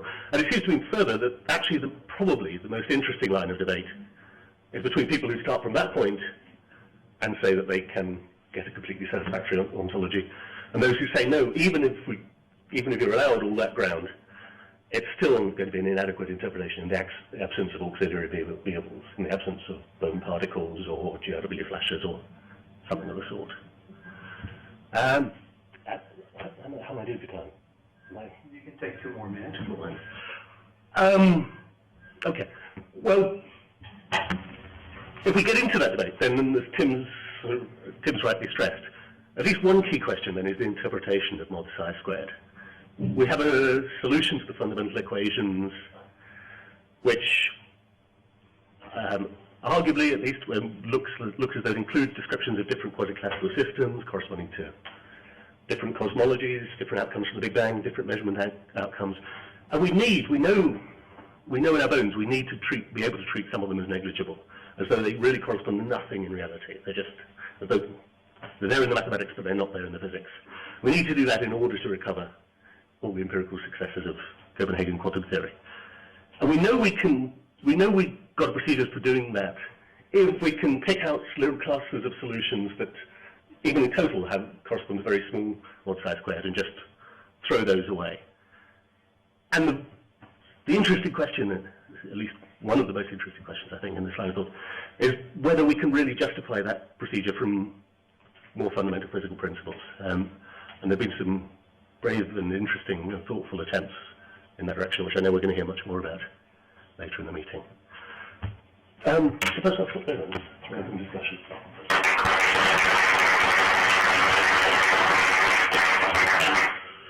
So if you didn't have your hand up already, I'm afraid that you're badly out of luck. But before so I suggest we do the following. First, I want to ask Tim whether he wants to respond briefly. Yeah, let me just say a couple words because Yes. Adrian can explain more what he has in mind. I mean, one issue when you were saying we have all this other structure, this operator structure, and this again comes back to David's question, what do we mean by structure? Of course, so I was sort of pushing on the side of from a certain ontological point of view. It wasn't clear to me there was enough structure. When you start saying mathematical structure, there's lots of mathematical structure. The question is there isn't too much mathematical structure, right? Because there are all kinds of operators, right? There's all kinds of relations among the operators and so on. And it may be that if you focus on some of them, you have something that you're happy with, and someone knows, yeah, if you focus on others, then, you know. The question is mathematical structure, you know, is mathematical structure the right kind of structure? I'm not saying I have the answer.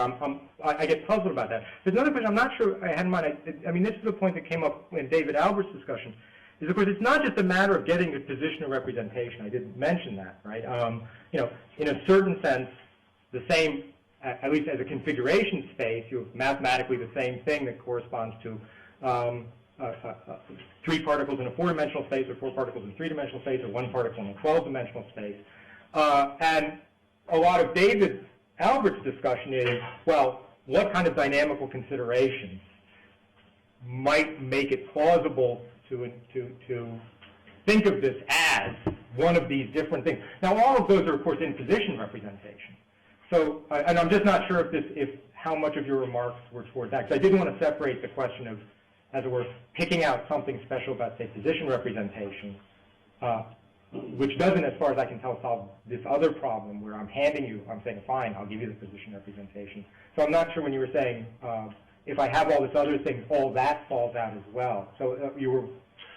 Well, so you're happy to grant choosing position operator. Very briefly, right, because there's many people... The problem I understood, I think, is there, even if I hand you that. If I don't make worries about that, I think I still have the worries.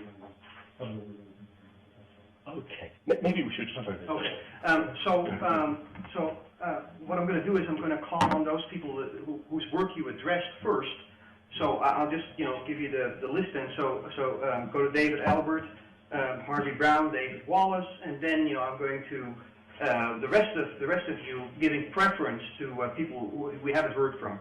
So the next person in my queue is going to be Hilary Greaves and Wayne Myrvold, and then we have Julian Barber and Christoph Lehner, unless Christoph has something to say in his capacity as Einstein editor. Then he moves up in the queue. If anybody wants to speak up for your adults, move up in the queue. When there is time, we're going to go to the sort of soccer stadium wave of hands that we have here in the front row. Okay, so that's the, and I think that'll easily keep us busy till tea time. So David and everybody, like, you know, please keep it short. If you see your question evaporate, please, like, withdraw it immediately. David. Okay. Well, yeah. I mean, I think this is a really interesting talk, and I have tons of questions, but I guess I'll pepper you in private. So let me just ask the most flat-footed one that occurs to me.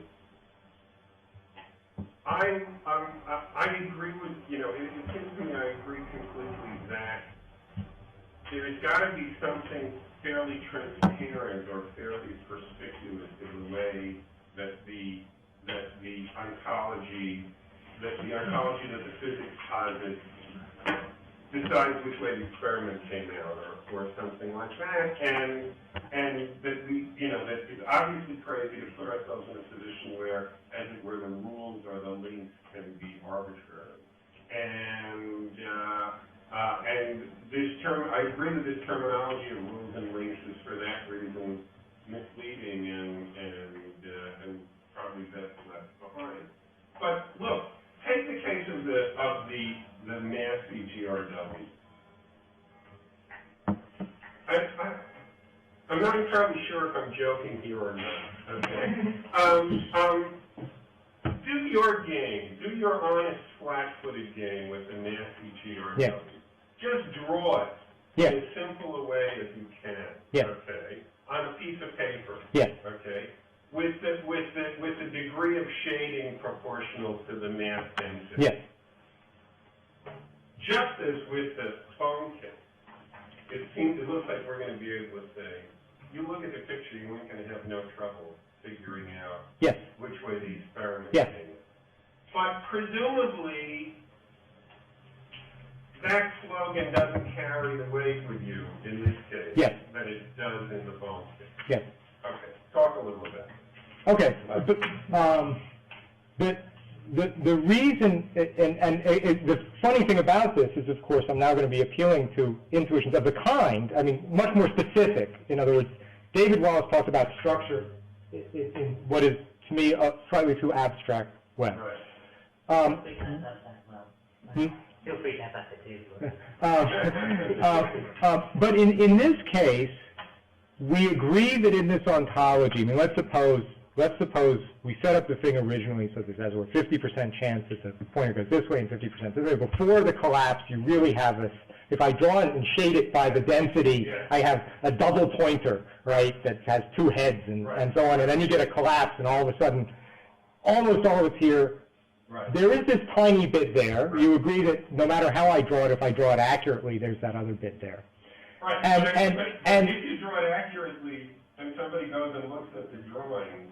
Right. Now we have no. But this is what I said. I mean, what I said was we have to worry about when somebody goes to look. Yeah. I made the assumption that I haven't really solved the problem even in the bone case. Right. If the particles were invisible and intangible, right? At some level, the interaction with the observer. But Tim, you can put that game in here too. Yes, and you'll have a high density observer and a low density observer. Right. The credentials of the low density observer to be an observer look pretty good to me, right? And that is the structural isomorphism between the low density guy and the high density guy is the same in all respects except the density. And the high and low density parts become, as it were, causally isolated from each other. Right. In fact, my problem is that the low density guy, his credentials are too good. I mean, for me to understand the probabilities in the end. Right. But surely that's different in the case of bone theory, where there just ain't a low density guy. I mean, I see that the chair wants me to stop. Yeah. You want me to stop? Yes. There's one other gentleman, can hardly, so keep it brief. The Saunders and the other observer is really cute. You have a GRW Gaussian here. So the other one doesn't really lie. So he doesn't have No, I mean, I do. His problem is not a I do have a footnote about this, and this is something that David Wallace pointed out. It's the first time I ever heard of it, about the effect of this exponential drop of the tail. He says, David says he'll be killed off slowly, right? He'll die of cancer. That's what he said to me. But I guess, look, surely none of us thought that was part of our understanding of how GRW worked, right? None of us thought that the exact nature of the exponential, drop-off of the tails was really important to the theory. Look, you can stare at the ceiling, but I never thought. I thought it was enough to make it little, right? And if you made it go down and then had it go flat, or essentially so it didn't, entirely disrupt the thing, I wouldn't have thought that made any conceptual difference with respect to what I thought I was doing. Now, if it turns out now we're going to have to worry about what's my probability of thinking I'm going to die because I'm the wrong guy and I get distorted and so on. So, anyway, that's it. So let's move move on then to Harvey. I'm a simple historian. That business about hands and fingers is stupid. You probably get distracted. Harvey. So just one very quick minor correction about our paper. In our paper, David and I didn't say that everyone agrees that there's no measurement problem in the case of certain probability. In fact, we gave the example of Peter Holland, who said very clearly in his book, there is a measurement problem in the case of certain probability. But it's very curious how few people do say it, and it's almost 100% clear in Bohn's original writings that he did take the line that there was no measurement problem in the case of certain probability cases. The wave function is enough in that case. But now I just want to go on very quickly to the insufficiency of the wave function. Maybe the configuration space is a misnomer. But I take it it's not really a terminological issue, and the problem isn't solved by saying the wave function lives on a mathematical space that's called not configuration space. So I take it there's a real conceptual issue. Mm-hmm. But the conceptual issue raises the following question for me. Would you say that if you consider a world that has a free electromagnetic field defined on free space, no test products, no matter, that theory would likewise be conceptually incoherent? Conceptually incoherent? Well, No. because there are no objects in instantiate points of that space. Well, You simply have fields on them. I'm not sure how, because it's a little different from the theories we have. The sort of electromagnetic field that we're aware of, if there aren't any charged particles around, is of course not anything we think we can make up localized objects that look like tables and chairs and so on. So, I mean, conceptually incoherent, I'm not sure how I would connect that to an account of our world, the physics of our world. So it's not that the wave function defined in the configuration space is itself incoherent. It's that lacking configurations, we can't account for the fact that we see objects around us that have macroscopic. Yeah, I mean, it'd be too strong to say lacking it. I mean, again, I don't want to, of course, don't want to foreclose the possibility of understanding things in a way very different than the one we sort of naturally come to this, and so on. The only point I was trying to make is if it really is a configuration, and I guess we agree with this, I mean, I hope we agree with this, if I'm really entitled to call it a configuration space, but I put some object on it, and the object somehow clumps up in or picks out or, some particular point in that space. Because it's a configuration space, there's also a lot of structure, as it were, to that particular point, right? And it would be very different than if it had clumped up somewhere else, right? There would be a different structure associated with that.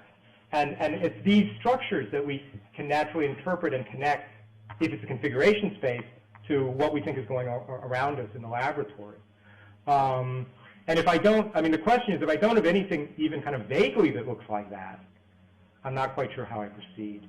Now, there's things that obviously look like that, which is kind of the Bohmian case, and there's things where it just seems to me I don't see any connection at all, which would be really just a field on a very high-dimensional homogeneous space. And then we have all kinds of intermediate, we can add little compactified dimensions, and we can make strings, and I mean, there's all kinds of intermediate steps between the extremes on either side. And I don't have any pre-established notion about how far you can go along what's probably a very long slippery slope before I all of a sudden wake up and say, I don't know what I'm doing anymore, right? So, I mean, I don't have anything very precise. I mean, I guess the reason I'm saying that is one of the things, what David Wallace characterized as the philosopher's measurement problem, I didn't really recognize. It sounded like someone saying, well, gee, if there aren't particles, really particles, and I don't know what's going on. I mean, there are lots of things I can imagine. I don't have any trouble with compactified dimensions and strings and, little phony stuff. I mean, it's a long way from there to the thing I'm worried about. Is that helpful? Harvey looks very happy now. David? I'm going to very quick, because I think yes or no answer. The yes or no answer question is, I said I thought if you look in the matrix, you were wrong to say there wasn't a spoon. It sounds like you need to. Gosh, that question is a question of philosophy of language. I'll check on that. I'd have to go into causal theory of reference, which is not really relevant. It's a bit more centric. And following up with what you said about application, I want to ask, be very careful between low dimensional and three dimensional. And kind of worried about the rules here. I mean, it seems to me there's an unsatisfactory way for physics to be given physics systematic habits of compound intuition, to say somehow we can get a certain way away from the manifest image, if you like, but not far no further. I'm a bit worried that if we do agnostic physics, it's in danger to just sort of becoming well, my intuition sets that far, but yours don't. And I don't, as an observation, I don't know intuition problem with that sort of stuff. But it's the way it's like the three-dimensional space, the way like this is getting really homogeneous, possibly. It's not homogeneous at all. It's got a very complicated space structure on it. Right. But I mean, I mean, do you feel as though your principle to be said about where that cut is, or is it just going to be all my intuition? I think it's a very good point, and that's why I said I don't have a philosophical analysis that says that where my conceptual system bulks here, and that's why I said at the end the best I can do is I mean, I hope everybody appreciates the smoothness in the one case and sort of lack of smoothness in the other case, and I agree with you. I mean, I can imagine a series of steps. And who knows, maybe, and now we're into sort of psychology, maybe if I were slowly acclimatized, like the frog that boils to death, right? I could be slowly acclimatized so that in 50 years, I became a many worlds person without realizing it. But all I'm doing is reporting, the situation in my brain right now. Hilary. Okay, so this is a question about the status of the supervenience rules that you briefly mentioned. So an example would be the fuzzy length semantic rule in GRW. Right, you put classes up and said, well, what's the status of these things? Is it okay, in addition to postulating a given fundamental ontology, to postulate supervenience rules? How is this thing physical? Right. So I also wonder about the status of these rules, but I wonder about their status doesn't mean their status is obviously suspect. So I want to try out on you a hypothesis about their status and see what you think. They seem to me to be self-locating hypotheses in the following sort of sense. So imagine, to make things simple, that we had a purely classical theory, so it's all just point particles, and that's a fundamental ontology. There are 10 to the power 10 point particles. Now we want to know what sorts of emergent objects there might be in a world that was fundamentally described by this classical particle theory. And we can think of all sorts of composition rules, and maybe this set of 500 particles could be a higher order object, and that set of 264 particles could be a higher order object. And then we might think, oh no, maybe composition doesn't exhaust the space of possible supervenience rules, so maybe we can find some ways of looking for emergent structures other than just this clump of particles and that clump of particles. And by exploring the space of such options, we could make a list of possible ways that, say, a room full of people with a few tables in it could supervene on the fundamental ontology. And of course, there are going to have to be some constraints because we don't want to allow hopelessly gerrymandered rules, so we have to have some naturalness criterion somewhere. But it seems to me that the game we're playing is, I'm just thinking out loud here, the game is something like, we're looking for some combination of a postulation of a fundamental ontology and a supervenience rule. About how to locate ourselves and our surroundings in that ontology, that in combination is empirically adequate. Let me see. I'm not sure. So what I'm going to say is, I don't think it's going to satisfy you, but let me say what my problem is. I'm not sure I understand well enough the notion of emergence and supervenience here. So what's the problem? Let's go back to your classical world. Okay, I got a certain number of particles, say, in this room, and you say, okay, all the different ways they could be configured. I have all, I have the configuration space. Each point is a configuration. Now we have a worry about tables. And I'm not quite sure when you say I need a rule, what it is. I mean, I would if I walked into the room and I said, look, there are 5 tables. And the physics tells me, here you are, in the configuration space, here you are. And I walk into the room and I just look around and I say, 5 tables. We want it to be kind of obvious whether or not that particular configuration, I mean, if the configuration corresponded to, a smooth distribution of dust, and we say, no, something's gone wrong here, right? You ain't got 5 tables. And we know if we had sort of a fifth of it all more or less table-shaped and different things, we'd be okay. So there'd be, you know, kind of obviously good regions and obviously bad regions. Are you worried about the edges between the good and bad regions? I mean, I'm just not sure where the worry comes in here about, I mean, did tables emerge in the account I just gave you, or did they? I'm really asking for information. I'm not sure what did I need a rule to say if it's dust, right? If your particles are evenly distributed, this is not a good candidate for a room with exactly 5 tables in it. Do I need a rule to tell you that? So, largely what's going on in the dust case is there does not exist any reasonably natural supervenience rules on which tables will supervene. And what we need for empirical adequacy of a fundamental ontology is the existence of some reasonably natural supervenience rules that recover tables. What you said was really fancy, and what I said was really simple, is that if it was all kind of uniformly distributed, then I guess we'd look at that and say you ain't got 5 tables. Now, you sort of redescribed what I just said in this very fancy terminology about supervenience rules and so on, and what I was trying to say is, I'm not aware I was using a supervenience rule. I was using some kind of understanding. You know?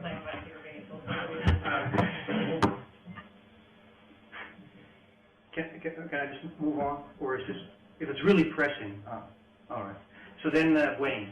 I'm tempted to leave this question because I see it as a sort of variant on David's. So very good. I'm going to just say it, and Tim, if you want, you can say let's just talk about it later. I'm glad you put the Einstein thing up there, because I was actually thinking along those lines. And the way I think of that Einstein thing is, if I just give you a mathematical structure and stuff like that, I don't yet have physical theory. I need what the logical positivists call correspondence rules to tell me what bit is math, math power, what bit is the world. And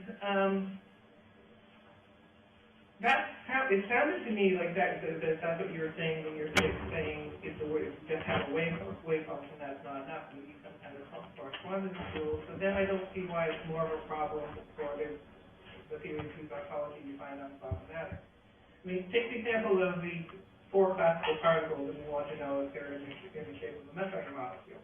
If I just give you a configuration, if I just give you a 12-dimensional space and say that's the configuration space of 4 particles, you need to tell me, okay, which 3 degrees of freedom belong to one particle, and which 3 degrees, before I can answer whether you've got a tetrahedron. And that's, I think, what's implicit in your talk about making a configuration space. Mm-hmm. Similarly, when you've got a Hilbert space, and you have to say which operators on those Hilbert spaces correspond to which observables in the world, and you also have to tell me something about how to interpret the wave function. And once you've done that, it seems like that you can do that in any of these theories just by adding correspondence rules, maybe to Lowell Murphy, but it seems to be essentially the same problem in all these theories. Okay, yeah, that's where I disagree, and I think this talk about operators and observables really makes the situation, is part of the reason the situation's been so murky. That is, there is no natural correspondence or relation between a Hermitian, a matrix, say, right? Anything that happens in a laboratory where somebody says, oh, all the Hermitian matrices are observables, and I hand you this mathematical, go measure that, right? I mean, of course you say, well, that's, that's not anything I can interpret in and of itself. Notice in the case of the Bohmian theory, I didn't talk about observables, I didn't talk about matrices, I didn't talk about, I talked about particles moving around in a space.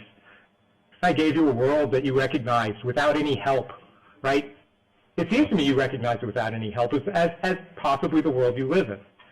I think you're quite right. If you help yourself to any arbitrarily definable rules, you can solve any problem. What I was trying to point out is that some theories don't seem to need to do that.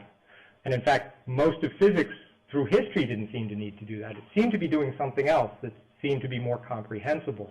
And that there is a way to understand quantum mechanics that way, maybe several ways to understand quantum mechanics that way. And to me it would be preferable if it were like that. Chris,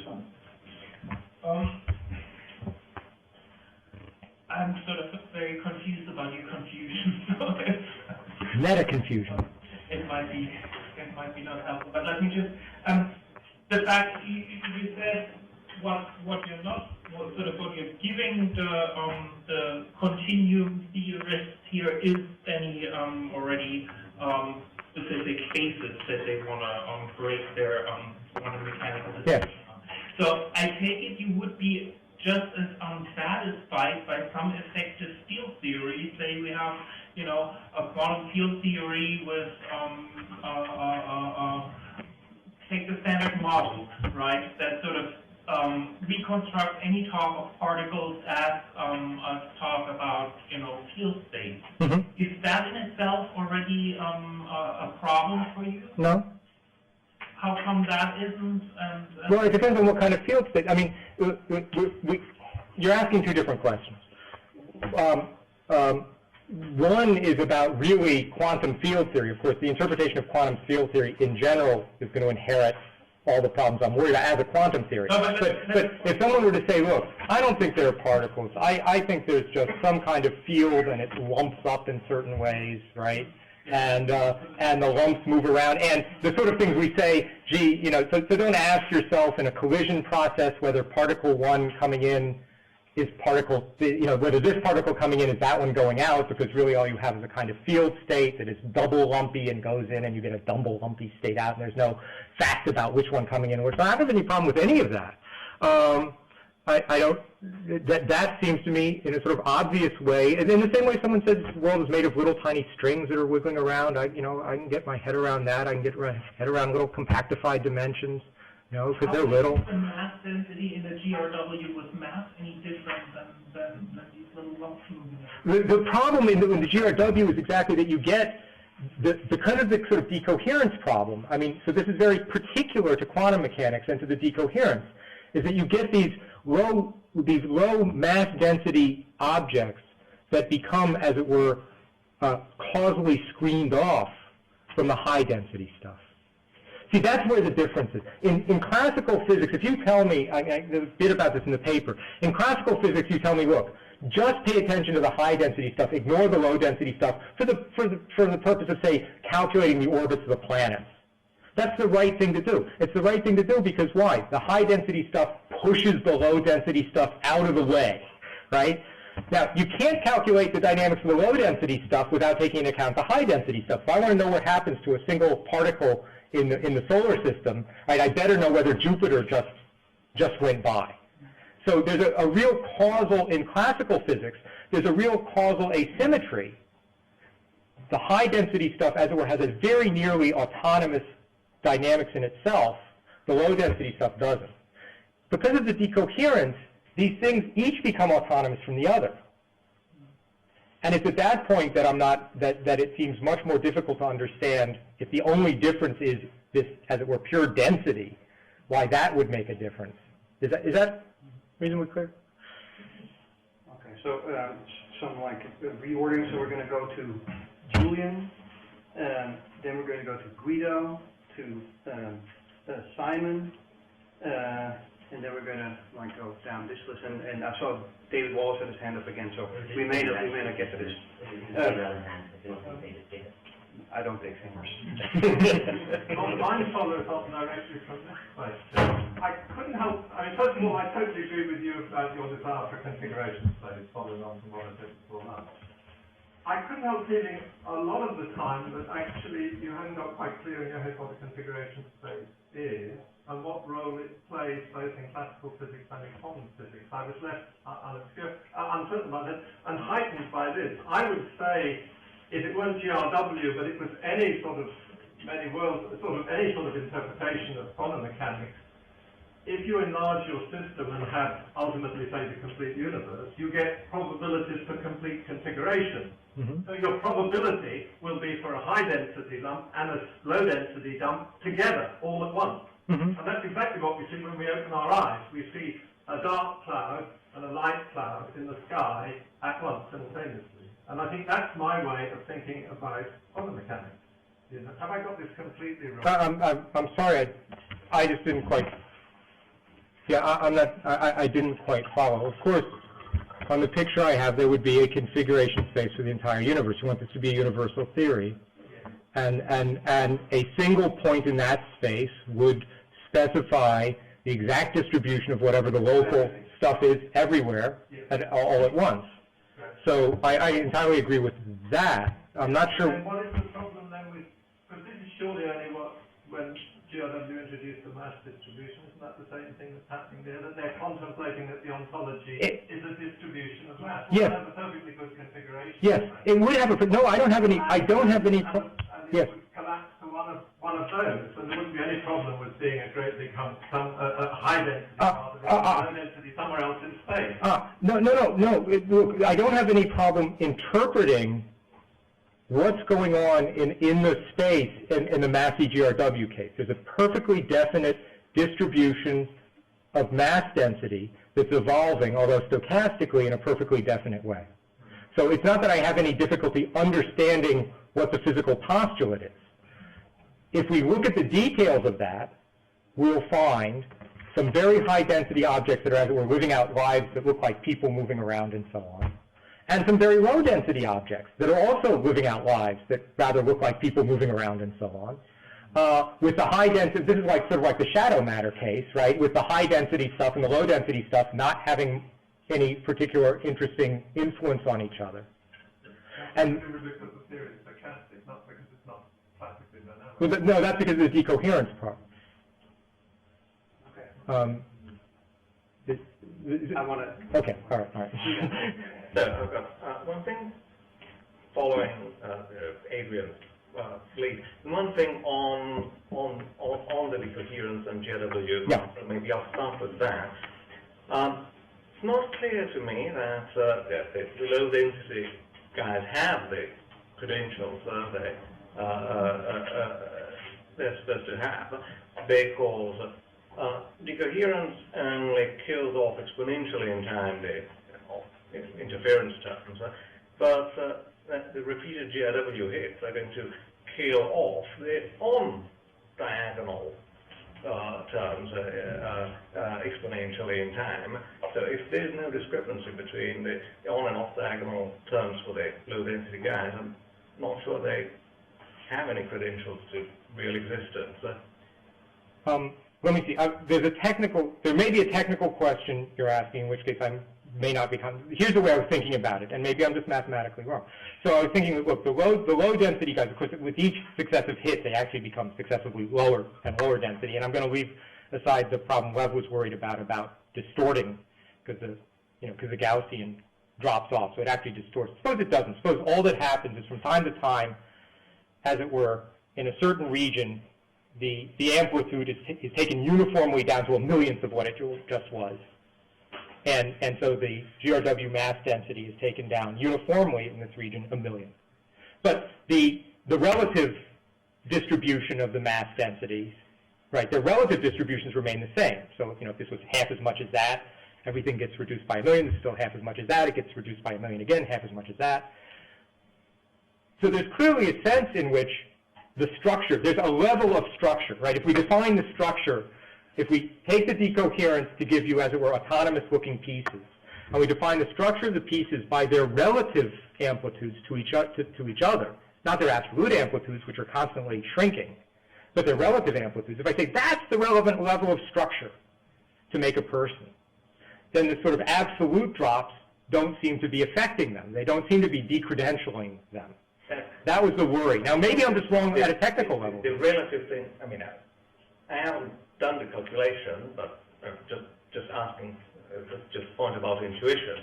The autonomy which you get from decoherence is not because there are no interference terms, it's because the interference terms are tiny. Mm-hmm. Here you have also the amplitude on these guys, which becomes tiny, both exponentially in time. So, not So you mean that they won't? I mean, look, I was just assuming, and maybe this is a technical. I didn't do any calculation. Anyway, there's a suggestion for technical things. Right. So there's a kind of. Okay, go on. Okay. Things Adrian was saying, there was extra mathematical structure. I think there are a set of arguments which have been around in the physics literature, which would seem to go some way, at least, addressing your problem. Namely, say, symmetry, dynamical symmetries, Galilei symmetry in quantum mechanics. So this is how to get from the abstract Hilbert space to a recognizable space-time description and so on. Galilei group is the symmetry group of what's known as quantum mechanics. Now, just or to a certain extent, as in the case of Newtonian mechanics, the idea that space-time just encodes the universal symmetries of the dynamics, that would seem to go through also in non-relativistic quantum mechanics. Or look at the structure of the Hamiltonian. We've got two operators, P and Q. Hamiltonian is quadratic in P, and there's a potential term which is a function of Q that introduces an asymmetry which is not in the rotation relations, and so on. Again, representation of the Galilei group, irreducible representation, allow you to do a tensor decomposition of the Hilbert space into what you call elementary systems, and so on and so forth. Then all these results go a long way towards giving you what you want. Well, let me make a very quick comment, because it picks up with a discussion I've had with David Albrecht. Look, there's no doubt that the structure of the Hamiltonian will give you a lot more, right? There's a lot of structure in that. The natural way to understand it, and I would make exactly the same claim for what you're calling the Galilean group and so on. The natural way to understand that is that the structure of the Hamiltonian is there because you already have a structure because you're dealing with, say, a certain number of particles in a common space, right? And you know how to implement the Galilean transformation onto that, right? And now you can try and go the other way around. I think this is sort of what David has been trying to do and say, no, let me just sort of add, there is no further explanation for this, all of this interesting structure in the Hamiltonian. It's just, God, decreed the Hamiltonian shall have such and such a structure, and then we have this discussion. Now, it's not something I talked about here, but it does seem to me, suppose I had two programs, and one program says, look, here's a fairly simple, comprehensible physical ontology. The postulation of that physical ontology implies that there'll be these symmetries in the Hamiltonian, blah, blah, blah, blah, blah, which you find. And the other one says, my theory says you've got a Hamiltonian, it's got all these interesting symmetries, all this, and it becomes even more interesting if you look at identical particles, because in a certain way, the configuration space for identical particles has an interesting topological structure. If you, I shouldn't go into that. The configuration space has this very interesting structure. The Hamiltonian has this interesting structure. There is no further story, right, about why it has that structure. It doesn't arise from any other fundamental ontology. Interestingly enough, it's exactly the same structure that would arise if the other ontology had been this very simple ontology. I mean, at that point, I would just say, I actually think that one's a much more plausible theory than the other, as a piece of physics. Okay. So we're as a Dutch national, I'm very hesitant about cutting into British tea time. But on the other hand, there's three more questions in the queue, and if those could be done quickly, like nobody would have to leave dissatisfied. So is that an acceptable proposal? So then we're going to have Simon, Chris, and Anthony. You withdraw.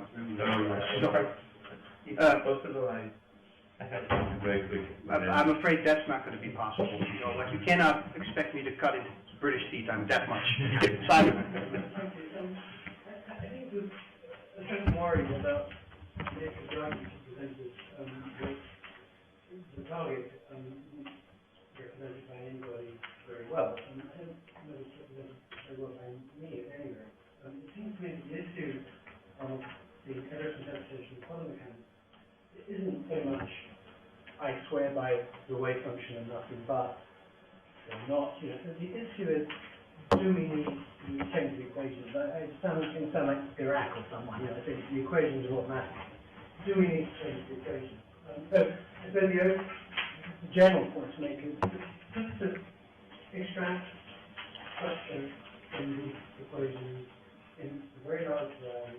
The issue is, can they extract structure that basically change?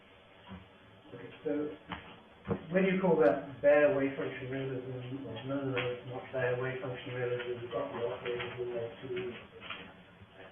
I'm not sure if that's a very interesting question. But I want to say something else that you've been saying, which I think is important, which is that the present situation is somehow unprecedented. And I do wonder at that. The suggestion is that, your suggestion is that in the history of physics, normally we haven't had problems reading off, as it were, from the equations. What do they say about the world? But I find that, as a rather amateur historian of science, not terribly persuasive, nor as an amateur historian of philosophy. And it seems to me that most of the history of modern philosophy has been quite deeply engaged with puzzles about the, which is called Postularian philosophy, as it's called in the 17th century. And it seems that it's only consistent development, essentially in Boscovician atoms. And it seems to me that Boscovician atoms is absolutely not transparently a description of the world as we see it.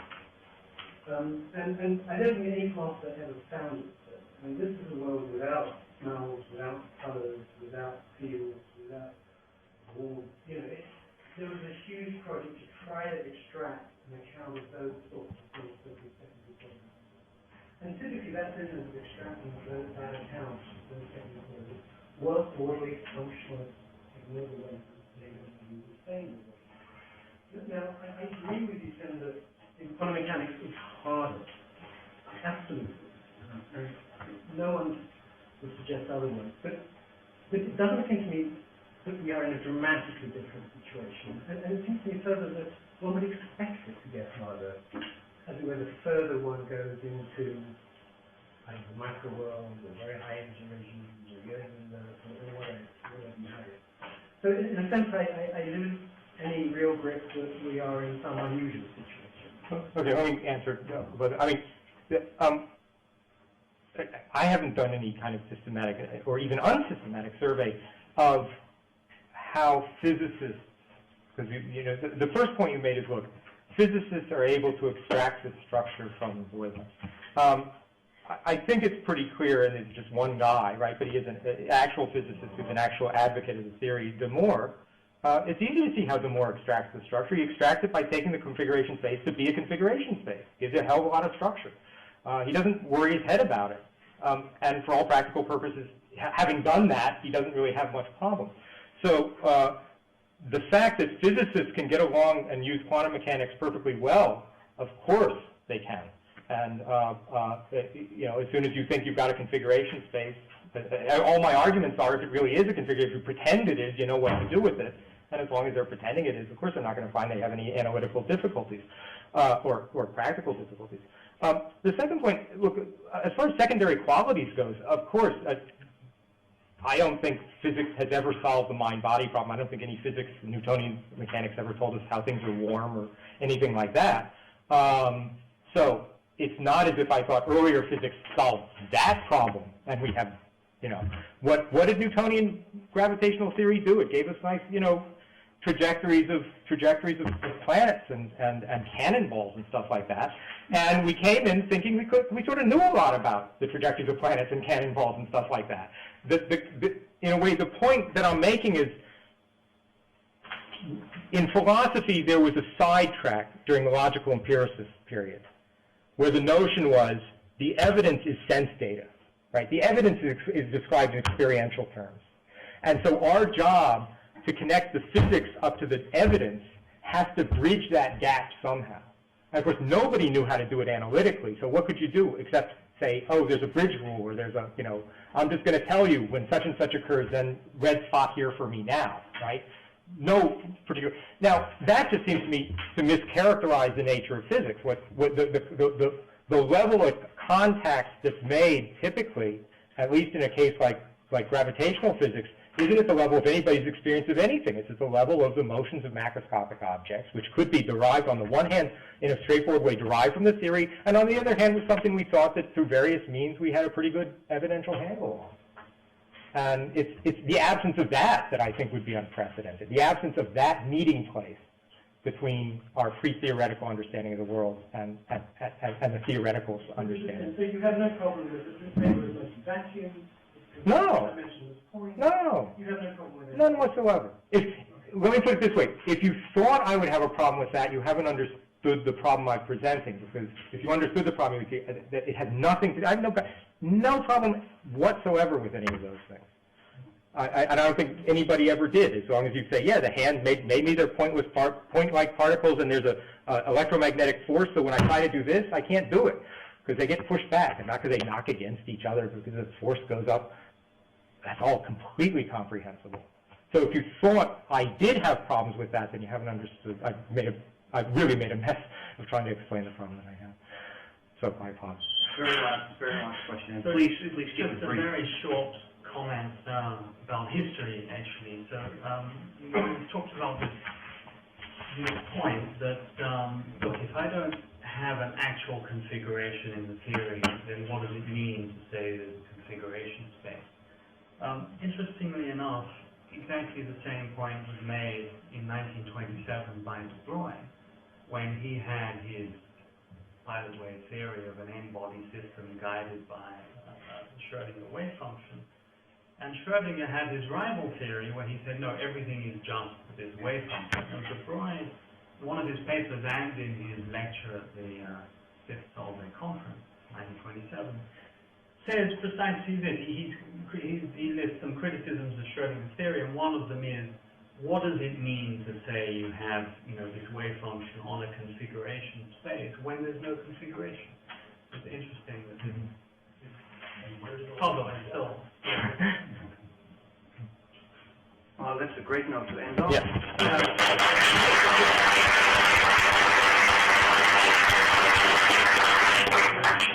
This talk is going to be orthogonal both to his talk and probably to all the talks that are going to be given here. So that's the paper, two dogmas about quantum mechanics, and written by Jeff and myself.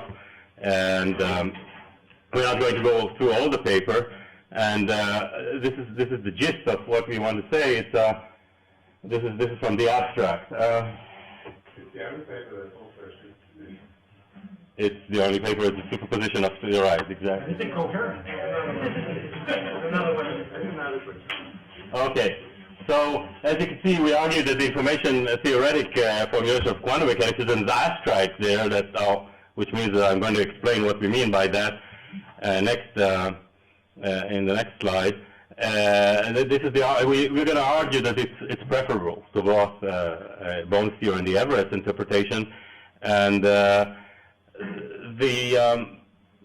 the argument is based really on a derivation, or derivation of the Hilbert space formalism, or a part of a derivation of the Hilbert space formalism from purely information theoretic or probabilistic considerations, and then we want to argue from there that we would rather have this principle, the principle of no cloning, which gives you the non-classicality, rather than the very difficult and complicated dynamical explanation of the measurement problem, or the non-cloning principle, which is actually turns out to be in other formulations just a measurement problem, another way of looking at the measurement problem. And we're going to argue that that's preferable. And our argument is really based on an analogy with relativity, and that will be explained subsequently. So it's really an argument from plausibility of the principle, simplicity of the principle, and actually that just using, if you accept that principle, the principle of there's no universal cloning machine, like there's no perpetuum mobile, or there's no like the second law of the thermodynamics in its original formulation, if you do accept that, then everything falls and you don't need dynamical. And actually, it's not only that you don't need the dynamical explanation for measurement and so on and so forth, you can't have it.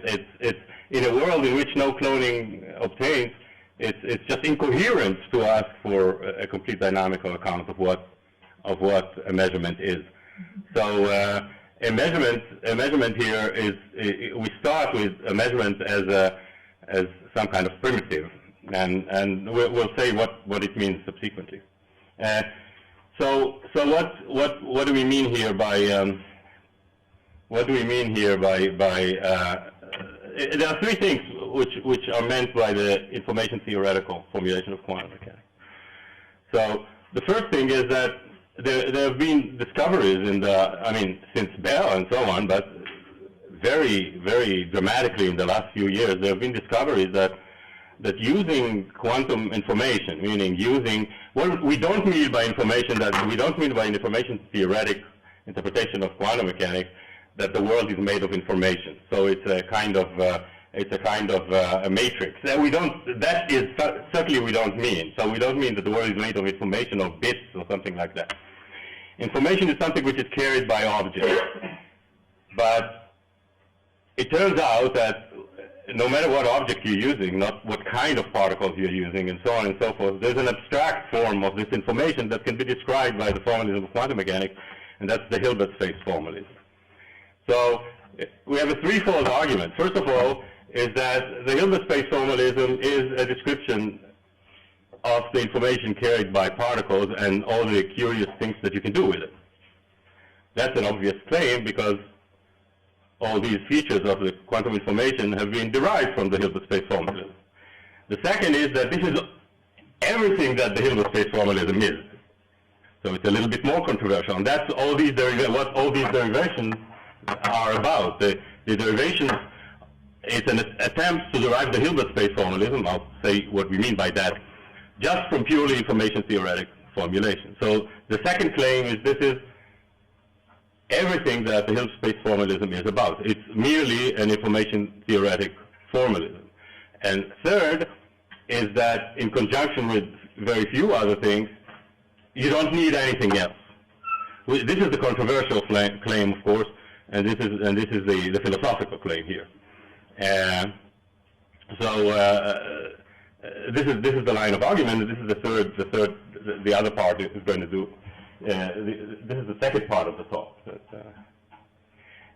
What we mean by quantum mechanics of the Hilbert space formalism is really the following: is the association of Hilbert space with quantum mechanical systems, the association of self-adjoint operators with measurements, their eigenvalues with the results of measurements, and the Born rule for probabilities. And also, we're not going to go into that, but also I think the Schrödinger equations for the free particle. Now, of course, this is not the entire all of quantum mechanics. There are interactions and so on and so forth, which are specific to particular particles. But that part, notice that part contains all the so-called paradoxes, the measurement problem, everything can be formulated in that part of quantum mechanics. And that's why it's important to see, I think, that it's just an information theoretic or probability theoretic structure. So where do we go from there? So let me just, it's hard to nail it down exactly to the place. So this is a quotation, a famous quotation from Feynman. There was a time when the newspaper said that only 12 people, the 12 men understood the theory of relativity. It should be 12 people. I do not believe that there ever was such a time, and so on and so forth. But I think, I think I can safely say that nobody understands quantum mechanics. And then he goes on and say, do not keep saying to yourself, if you can possibly avoid it. But how can it be like that? Because you will get down the drain. This is his famous warning, into the blind alley from which nobody has yet escaped. Nobody knows how it can be like that. Okay. Now, what we are going to do here is what I'm going to do in the first part is actually sort of change the question a little bit and the question is how it can be like that. But we're going to point out to what like that is. What is the like that we're actually looking for, and we are going to answer part of the question, part of this Feynman complaint by showing that there is a very strong analogy with the case of relativity, the theory of relativity, as we'll go down there. So there are two principles. First of all, we are just going to consider one very large a information theoretic principle, which is called known signaling. It's within quantum mechanics. It's really not it has nothing to do with its signaling. It has just to do with the probabilities of operators, and it just tells you that if x and y commute, then the probability of getting an outcome little x in the measurement of big X is just the marginal. And the probability of getting little y in the measurement of big Y is just the marginal over the probabilities of getting X and Y in joint measurements of capital X and capital Y. Now this is the very definition. This is the very definition what we mean by operator. But this particular principle turns out to have to be just a principle that is underlying what's called no signaling, when we just substitute for the X and Y local operators on the two sides of a measurement device. I want to say something about this particular principle, which is really in quantum mechanics just follows from the definition of from the association of operators, self-adjoint operators with measurements. So this straightforward principle, I think, cannot be a principle of rationality. This is something that I say as sort of an aside, because it is something like that is assumed in many worlds derivation of the probability principle. But I don't think it can be it's really part of it's a judgment, you know. When you make a judgment about X and Y, about the results of X and Y and X, the judgment that this is what you get for the joint distribution, that this kind of behavior comes from the joint distribution, is an empirical judgment. It's not an a priori or even a synthetic a priori, a judgment, that you could say about it that it's a principle of rationality of some kind. So this is just a side remark here. So we have this principle of the non-contextuality of probability, which leads to a general principle which can actually be formulated in a much more general framework, not just in quantum mechanics, in a much more general framework, which is called the no signaling condition. And the no signaling condition is just the fact that the probability of getting little a in a measurement of big A is just the marginal of the others. But then in this case, we're just talking about measurements here and there, so a measurement by Alice and Bob as usual, and they can be space-like separated and so on. And what is important about that principle is it's formulated in a purely probabilistic way, and has nothing to do with space and time by itself. I mean, at that stage, or we don't say anything about space and time here. They can be Alice and Bob can be very close together. They can be far away, and so on and so forth. And they can be just they can be just they're just metaphors. You know. The no signaling condition is not specifically a relativistic constraint, superluminal signaling, and so on and so forth. So this is clear. And it can be formulated in information theoretic frameworks, which are larger than quantum mechanics. So it's not also specifically something that you have to have the formalism of quantum mechanics to actually formulate it. It can be formulated in the larger. And this is what's come next.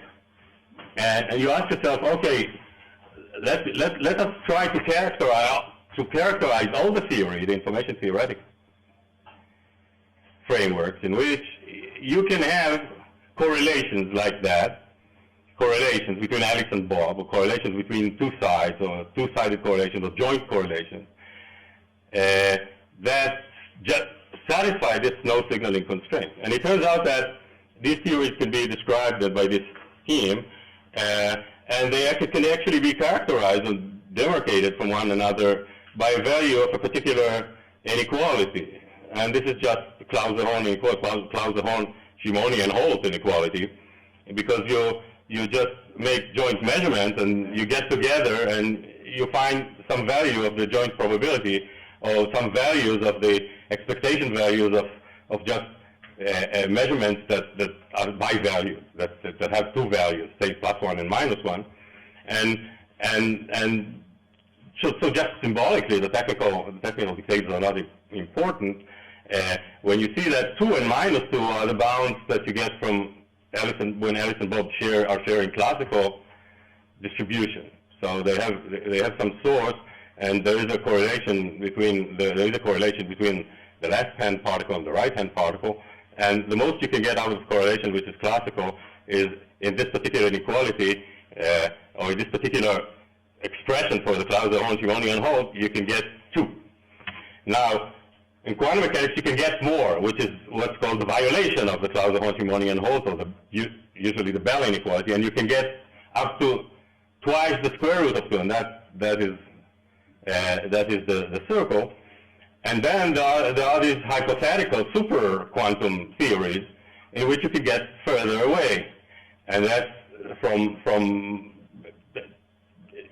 up until 4, up all the way to 4. Now there are actually, now these differences are real differences. They are real differences not just because they are experimentally real. I mean, at least they are experimentally real. The difference between sort of the orange and the blue regions are experimentally real, but they're also real in the following sense. If you think about possible protocols that use such correlations, there are certain things that can be done extremely easily if you are in the superquantum region that are easy in the quantum region and exponentially harder, certain protocols to execute that are exponentially harder in the classical regime. So these differences are real. And now they are real also in the sense that, and they are, so the question is, so the question is really, when we ask what is it that we want to understand about quantum mechanics, is one of the things, so one way to describe it in information theoretic terms, is why are we there? So why are we in sort of in the what's called the Silverthorne bound, the twice square root of 2, and we are not further away and not in the classical regime. So, and the main question we're going to focus on today is why we are not in the classical regime. What is it about the world which is not information theoretically about the world, which is not, which pushes us out of the classical regime from between 2 and -2, as you can see, and so this is why quantum mechanics. Why do we get in particular to this particular value, the orange value, and not otherwise? So this is what we want to concentrate on, and I'm going to. I hope I. Where did I start? No. 10 after. Okay, I'll do it quickly.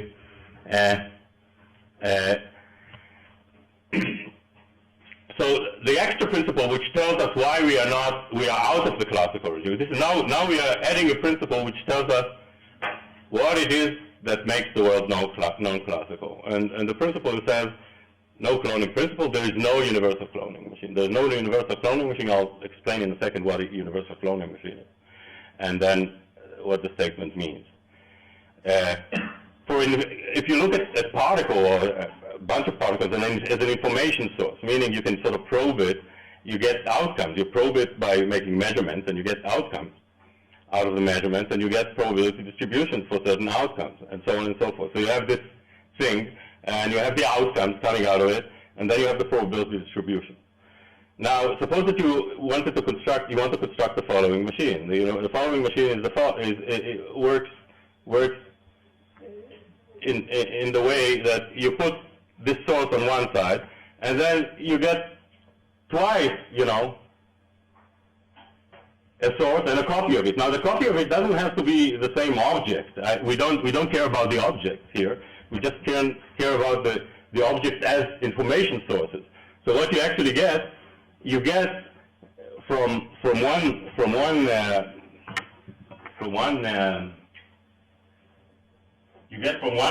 source, say one source, you get it in, and you get the source which is twice that source. Well, let's call it this way.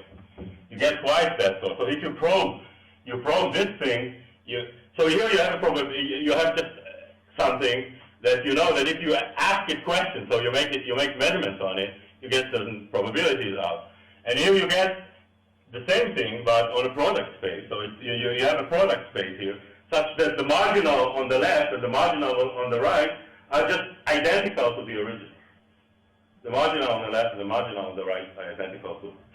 So a universal cloning machine is something that whenever you put something on the left, whenever you put the source that gives you certain outcomes on the left, you get twice the thing that gives you the same outcomes on the left on the same probing.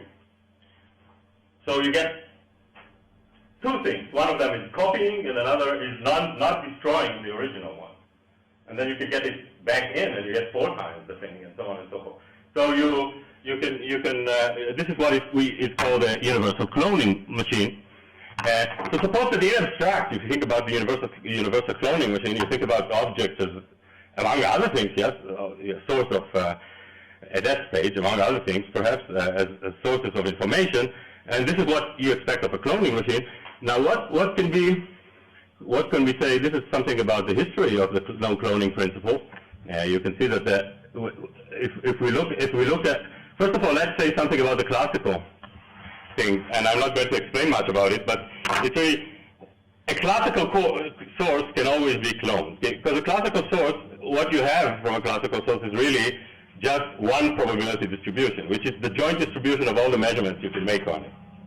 Now, suppose that you have an object, and we just talk about probability distributions over finitely many possible outcomes. So you have just finitely many outcomes.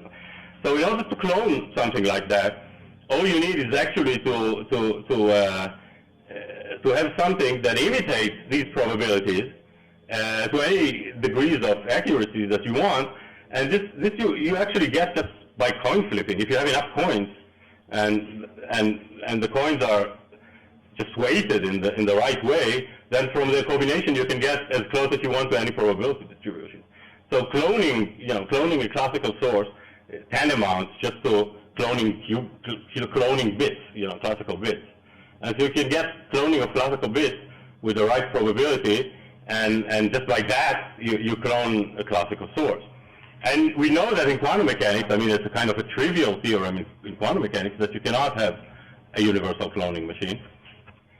So in this case, it's really the right notation that you could put an X on the left and get an X cross X on the right when X is a quantum state. You cannot clone a quantum state.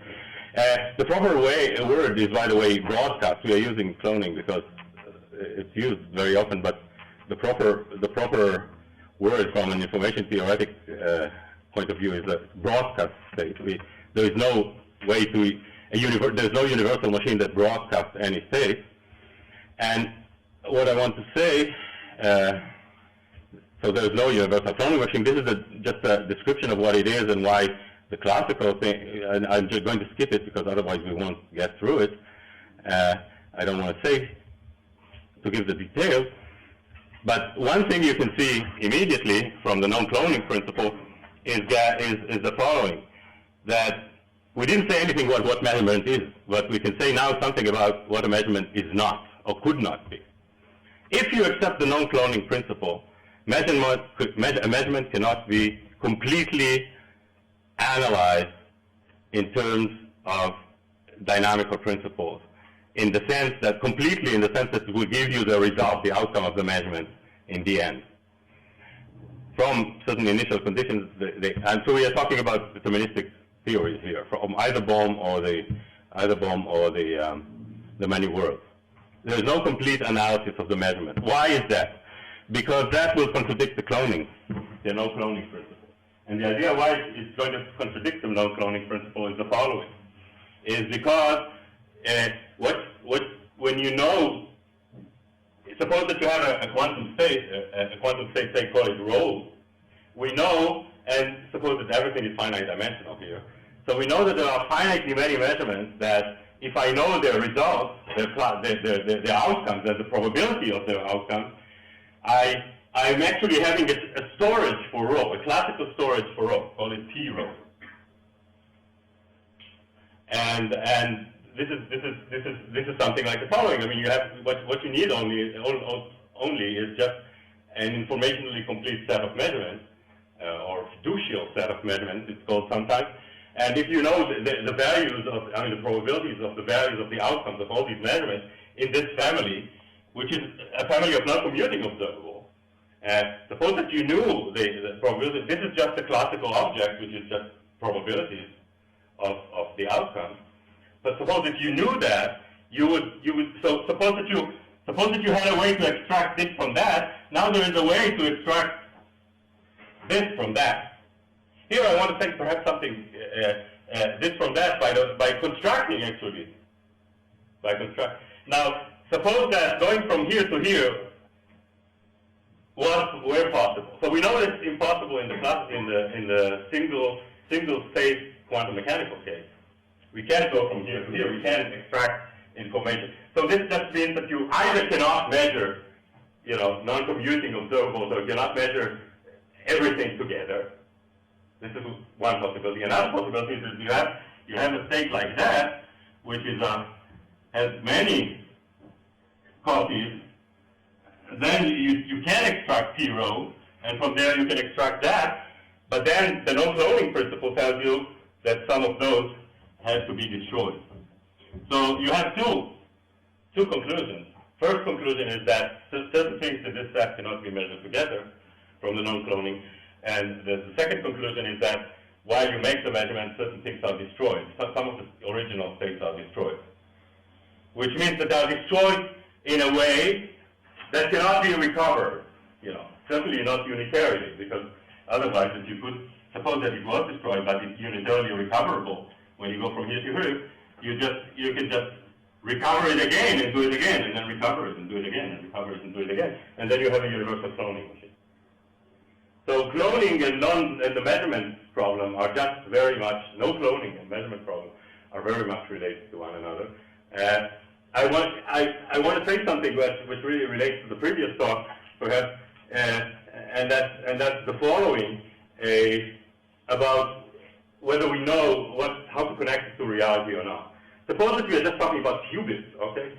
So first of all, the operators that relate to the qubits are just the Pauli matrices. Now, once you decide where the z direction is, the whole algebra is determined by the representation of the group of rotations. So we really have a very direct connection with reality here, immediate direction with reality. And then you do the two things with 2, 3, 4, and so on qubits, so you can get to any 2 to the n dimensional case. And there is an operational procedure, which is a recursive operational procedure, to create any state in that space, or get as close as you want to any state in that case, which is a paper by Seininger and others. So the connection with reality here, at least as far as qubits are given, is known. It's known. It's quite straightforward. It's not something contrived. There's only one step which is contrived, and that's the decision where the z direction is, which is made in every theory. So we know what it is, and we know what the information that relates to it is, and then I'm going to give. So this is the proof that the no-cloning is really giving you something. And so there are two ways to look at it. Now we are in the crossroads, and we say, okay, there are two ways to look at it. The one way to look at it is that no-cloning is some consequence of another dynamical principle, a dynamical principle. And this gives you an extremely complicated dynamical principle, which works in some canonical cases and by hand waving in other non-canonical cases, because measurement devices are big things and so on and so forth. And this is done both in Bohm's theory and in the many worlds interpretation. And the other possibility is that just postulate that non-cloning is from an information theoretical point. Plus. Now, what that means and how this relates to measurements and so on and so forth, Jeff will speak about. So just my last remark here is that what we are doing, in effect, is actually throwing out two things that, two principles that we call the two dogmas of one of them is that measurement cannot be in any theory. Now I think that measurement, that this is really a kind of classical thinking. This is a classical bias. It's like saying about a novel that a novel can be realistic, a realistic novel or novel, a proper novel should be a 19th century novel written by Tolstoy. There could be no novel that other things. This is the analogy here. I mean that measurement, the idea that measurement is something that measurement is something that cannot be fundamental is I think a prejudice here, because of reasons that we'll speak about. And the second dogma is really that the wave function is the basic ontological thing that we have to look at. I don't think it's the basic ontological thing that we have to look at, or the basic ontological object that we have to look at. Say measurements and measurement results, and so what corresponds to the subspaces of a Hilbert space, and I sort of hinted at what the correspondence is, are the real objects, and maybe the real object. So we take the Heisenberg picture, if you want, of what's real, and not the Schrödinger picture of what's real. And we also distinguish between two measurement problems. There's the big measurement problem, which is supposed to give you an account, a story, or a narrative, if you want, to use David's word, that tells you what happens from before the measurement to the end of it, and you give you a full story of how things are rolling. But I think that we think that this is just impossible if you accept the known cloning principle. But you do still have a measurement problem, which actually most of the people talked about it, and not the other thing, and that is why microscopic things behave within quantum mechanics in the way they do. Given that there is an irreducible measurement process, it's still a problem, because you still have to ask why this table, you can ask why this table is not a superposition. It's still a very legitimate question. Why this table is not a superposition, why the chair is not a superposition, why it seems like classical, and so on. And I think most of the people who talk about measurement problem actually talk about that. And this is something that you can give an account within the framework that we are considering. There's no cut here between macroscopic and microscopic in the way that Bohr, say, wants it. So I'll just... You say you can or you can't? You can, of course you can. You can, yes, of course you can. But that would be not a solution to the big measurement problem. Sorry. Itamar left you with 15 minutes. 15 minutes, okay. Sorry about that. I've never used, this is page down, right? Right, yeah. Okay. I'm not even sure if I'll use the slides, but maybe if there's very little time left, I'll just sort of try and ad-lib my way to the end. Let me just start off again by considering, against the background of Itamar's talk, sort of what really is the problem about quantum mechanics. I mean, I guess there's various people see the problem differently, and depending on how you see the problem, you come up with a different solution. But to go back to the beginning of Itamar's talk, quantum mechanics is peculiar as a probabilistic theory. And there's a lot of emphasis on how wildly different it is from classical theory, but there's a sense in which it's actually not that difficult. People like Tim, for example, have investigated the question of what additional resources you need other than classical probability distributions or shared randomness between two parties, say, to simulate the correlations of an entangled state to their singlet spin state. And a whole range of results on this, and it turns out that you just need one bit of communication. Say Alice and Bob are, let's say, two people who are in a kind of a game where you, the person running the game is supplying Alice and Bob with different measurement directions, and let's say they have to respond with a -1 or a +1, and they have to, they're allowed to share randomness. That is to say, they can share a random number generator, which is connected by a wire to the two rooms, but they can't communicate in any other way. What would they need to actually simulate the correlations of a singlet state? It turns out that they need just to communicate one bit of communication between them. And actually, you can do it with even less. They can do it if they're allowed one use of a hypothetical device, which does not allow communication, but is called a Popescu-Rorley non-local box. So something like just one use of such a, I won't go into what it is because there's a lack of time, but presumably some people know about this. You need just, it seems like you need just a little bit to go from the classical correlations to the quantum correlations, just a little bit of extra. I want to look at a slightly different way of what you might need in addition. So let me just page down. Let's see. Oh, this is okay. So I want to begin by just saying a few words about the no-go theorems. The two fundamental theorems, the Cauchy-Specker theorem and Bell's theorem, can be formulated as results about the impossibility of associating a classical probability space with a quantum system when you put certain constraints on the probability measure. And getting doubled. You require that this probability measure satisfy the following conditions: that it's a classical probability measure, and that if the observables A, B, and so on commute, then that probability coincides with the quantum mechanical probability. Now, that's equivalent to the requirement that the set of numbers satisfying that condition should satisfy a finite family of inequalities. Itamar has written several papers in a book about that. You get Boole's conditions of possible experience, and you get the Bell inequalities. If that probability distribution exists, then it's a weighted average of pure states. Now, Cauchy-Specker theorem can then be formulated this way. There's a set of observables such that for all states, the measure doesn't exist.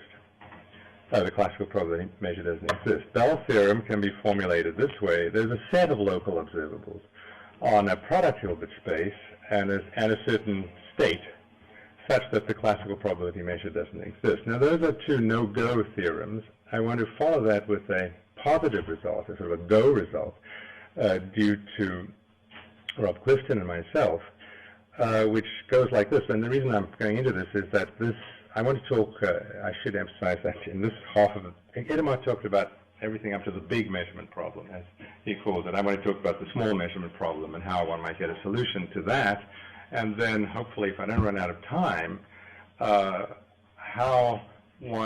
happens if you try and extend that solution to the small measurement problem to a solution to the big measurement problem. And in terms of this theorem, one can see that, well, what happens is sort of two ways you can go about it. You can go about one way where you'll end up with Bohm's theory, and you can go about another way where you'll end up with many worlds. And I want to characterize these as what I call sort of Lorentzian solutions to the problem, because they're very much like Lorentz. I want to argue that they like Lorentz's explanation, or Lorentz's reconciliation of Galilean relativity with the light postulate relative to Einstein.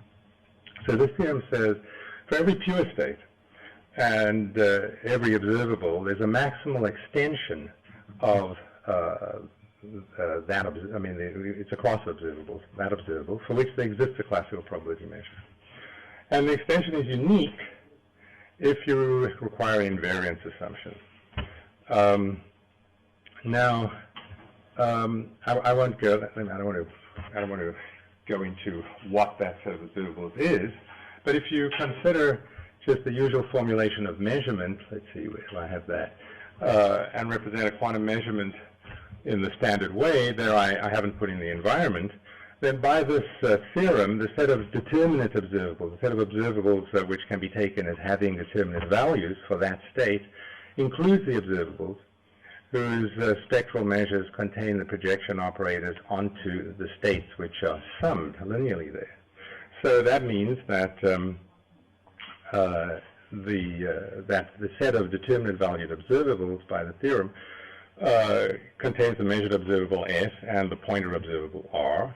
And so there exists a classical measure space where the elements of this measure space are the projection operators. and they can be identified with alternative possible macroscopic states of affairs or possible worlds that are the outcomes of measurement. Now, this is no solution to either the big measurement problem or the small measurement problem, firstly because this particular representation as a linear superposition is entirely arbitrary. You could write this as any other linear superposition. But if you throw in the environment, so that you have, S, R, and E, and you sum over environmental states, then that particular process is a particular dynamical process which picks out a particular observable or a particular subalgebra associated with the decoherence observable, and you then have a classical probability space associated with this, and so that provides an account of how it makes sense to interpret the probabilities, the Hilbert space probabilities, the Gleason probabilities, or Born probabilities, as probabilities of measurement outcomes.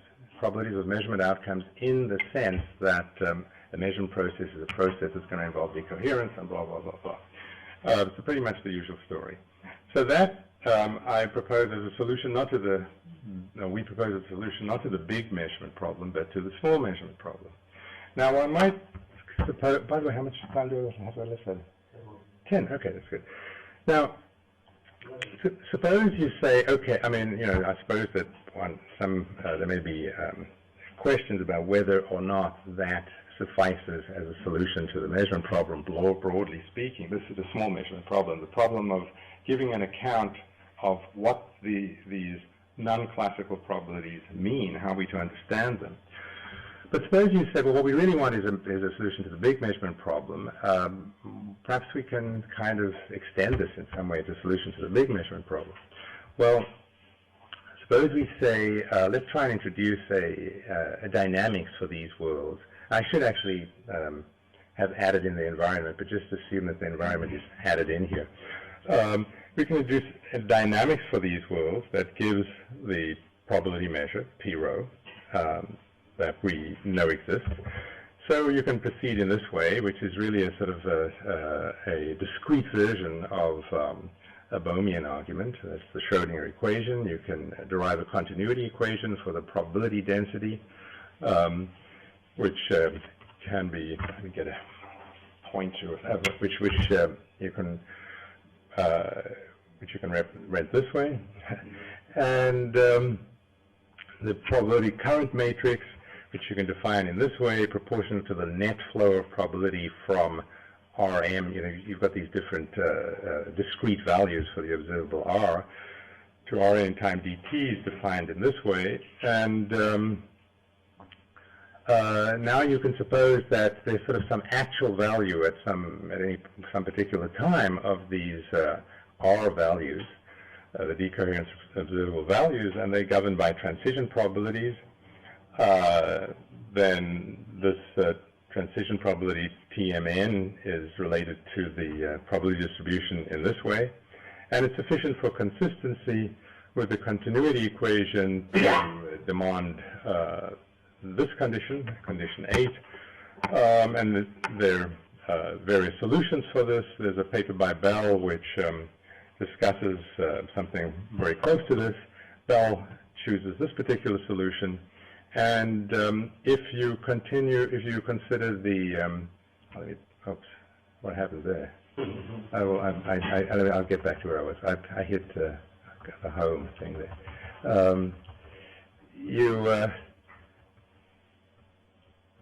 Let me find, okay.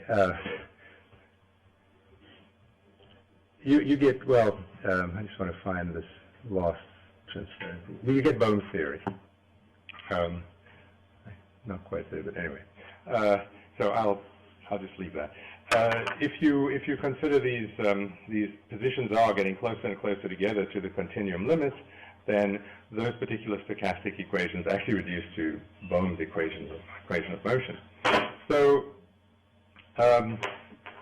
there's an obvious reason why you can't take this particular solution to the small measurement problem as just giving you a solution to the big measurement problem by supposing that you have one world as you say, one R value, and this is sort of jumping around stochastically in such a way as to give you this result. The reason being essentially the whole story that we heard this morning about the, well, I would say sort of that David Wallace recounted, about the fact that the decoherence only gives you effectively an a certain observable, and that whole story about sort of the coarse graining and the effectiveness and so on. So it doesn't make sense to literally say, well, we have a particular, the world is characterized by this R value, and that sort of jumps around.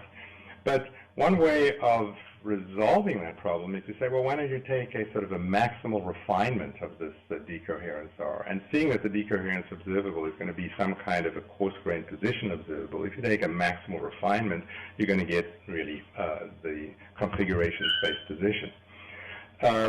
So that would be a way of getting a solution to the big measurement problem out of this by maximally refining this decoherence observable to Bohm's theory.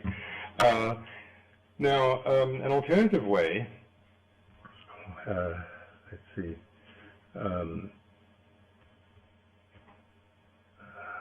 where, let me just jump to, I've got too many transparencies here.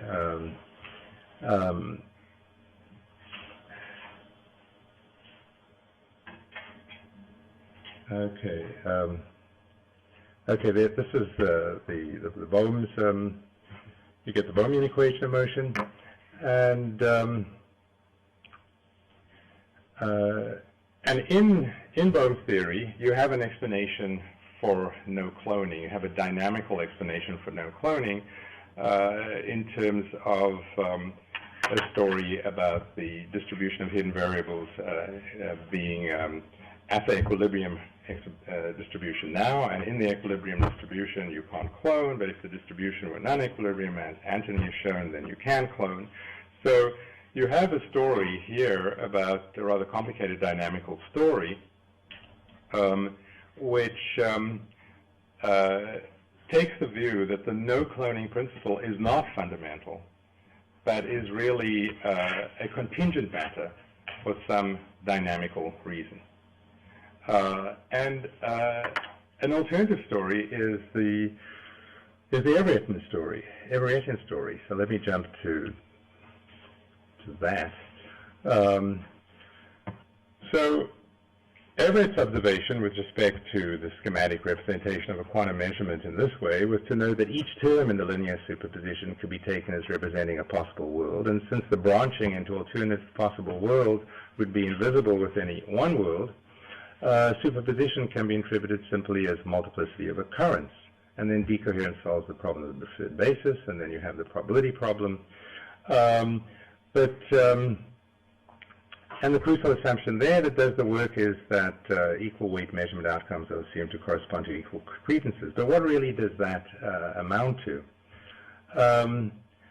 Just as Bohm abstracts a guiding field and trajectories in configuration space from the Schrödinger equation, adding only an assumption of equilibrium for the distribution in configuration space to get the quantum probabilities from features of the dynamics, so the decoherence Everettians abstract a branching multiverse where the branches of worlds come with weights, and these weights are just the quantum probabilities given by the trace function. So if there's a derivation of the quantum probabilities from the non-probabilistic structural features of the theory, this is just Gleason's theorem. The interpretive question, what do these probabilities mean?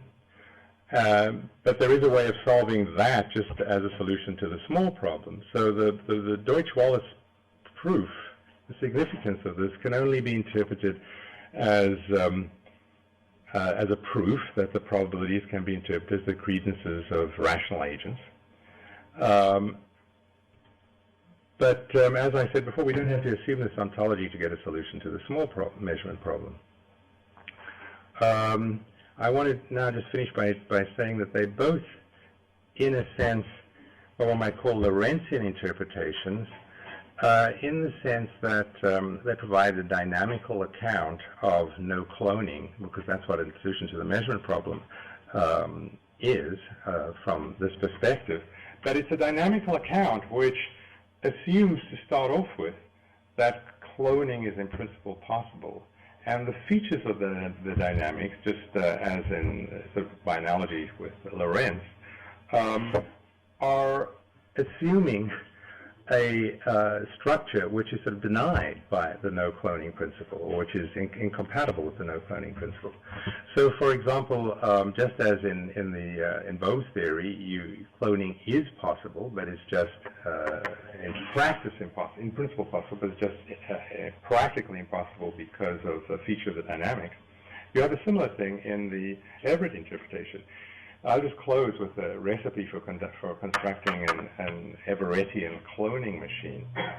I mean, it's pretty obvious, actually, so I'm sure there's going to be some objections to it. Suppose Alice claims to have a cloning machine, and she says to Bob, look, I have a cloning machine, so the proof will be you send me any state you like, and I will create a copy of it and send you back the copy with your state. And Bob knows what the state is, and he has some device which will check whether these two states are the same and whether they're the same as the state that he sent out. So what Alice does is she takes the input state, and she just, so there's a little dial which you can tune to sort of the accuracy with which this thing works, and she simply measures a sequence of informationally complete measurements in sequence. So let's say they're X, Y, Z. So she measures X, Y, Z, X, Y, Z, X, Y, Z, n times for some large n.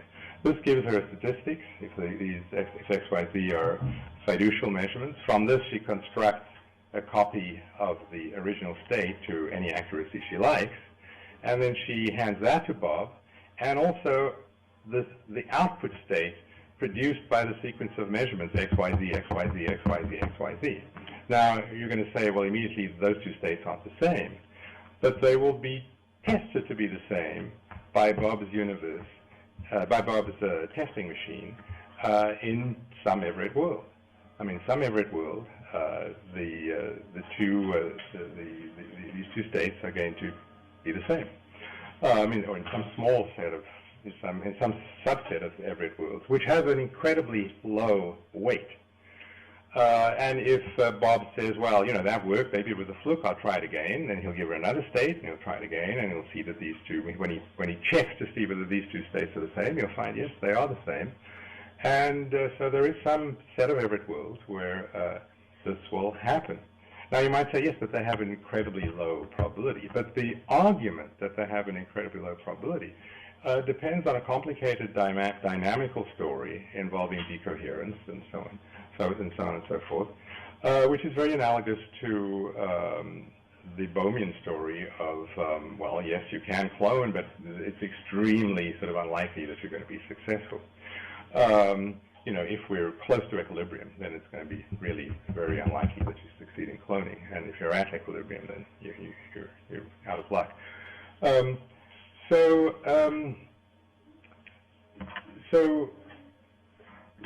I want to say that these attempts to convert a solution to the small measurement problem to a solution to the big measurement problem look very like a sort of Lorentzian move relative to a move which says, look, the way to understand quantum mechanics is as an information theory where what we have discovered, I mean, our discovery about the world is that there are information sources which can't be cloned. This is the thing that this is the real this is the essential discovery in going from classical to quantum mechanics. There are information sources which cannot be cloned. There's no universal cloning machine.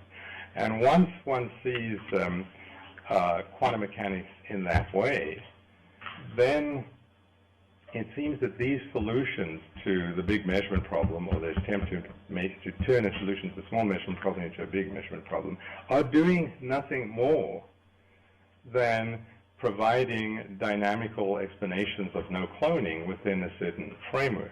Now, if they were doing something more, then they would be interesting.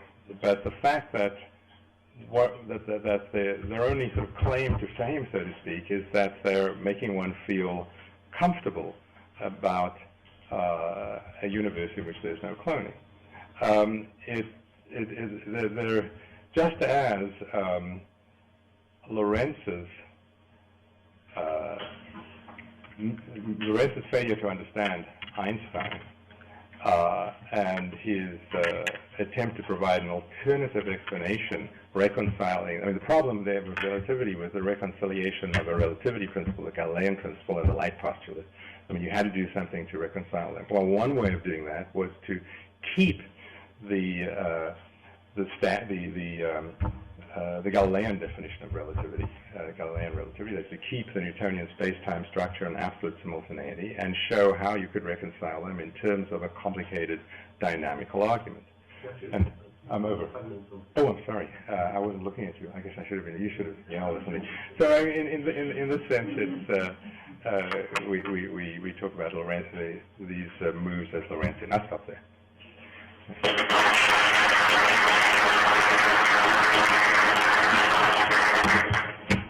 Okay, some quick comments. And the comments, I'm afraid, guys, are going to be somewhat polemical, so please forgive me in advance. There's a bunch of quibbles I could raise, particularly with that last claim that we were hearing about that one can indeed clone in Everett. That's a surprising kind of claim, given that the theorem of quantum mechanics that you can't clone in Everett is just straight out quantum mechanics. So clearly there's some jiggery-pokery about what one means by whether or not one can clone.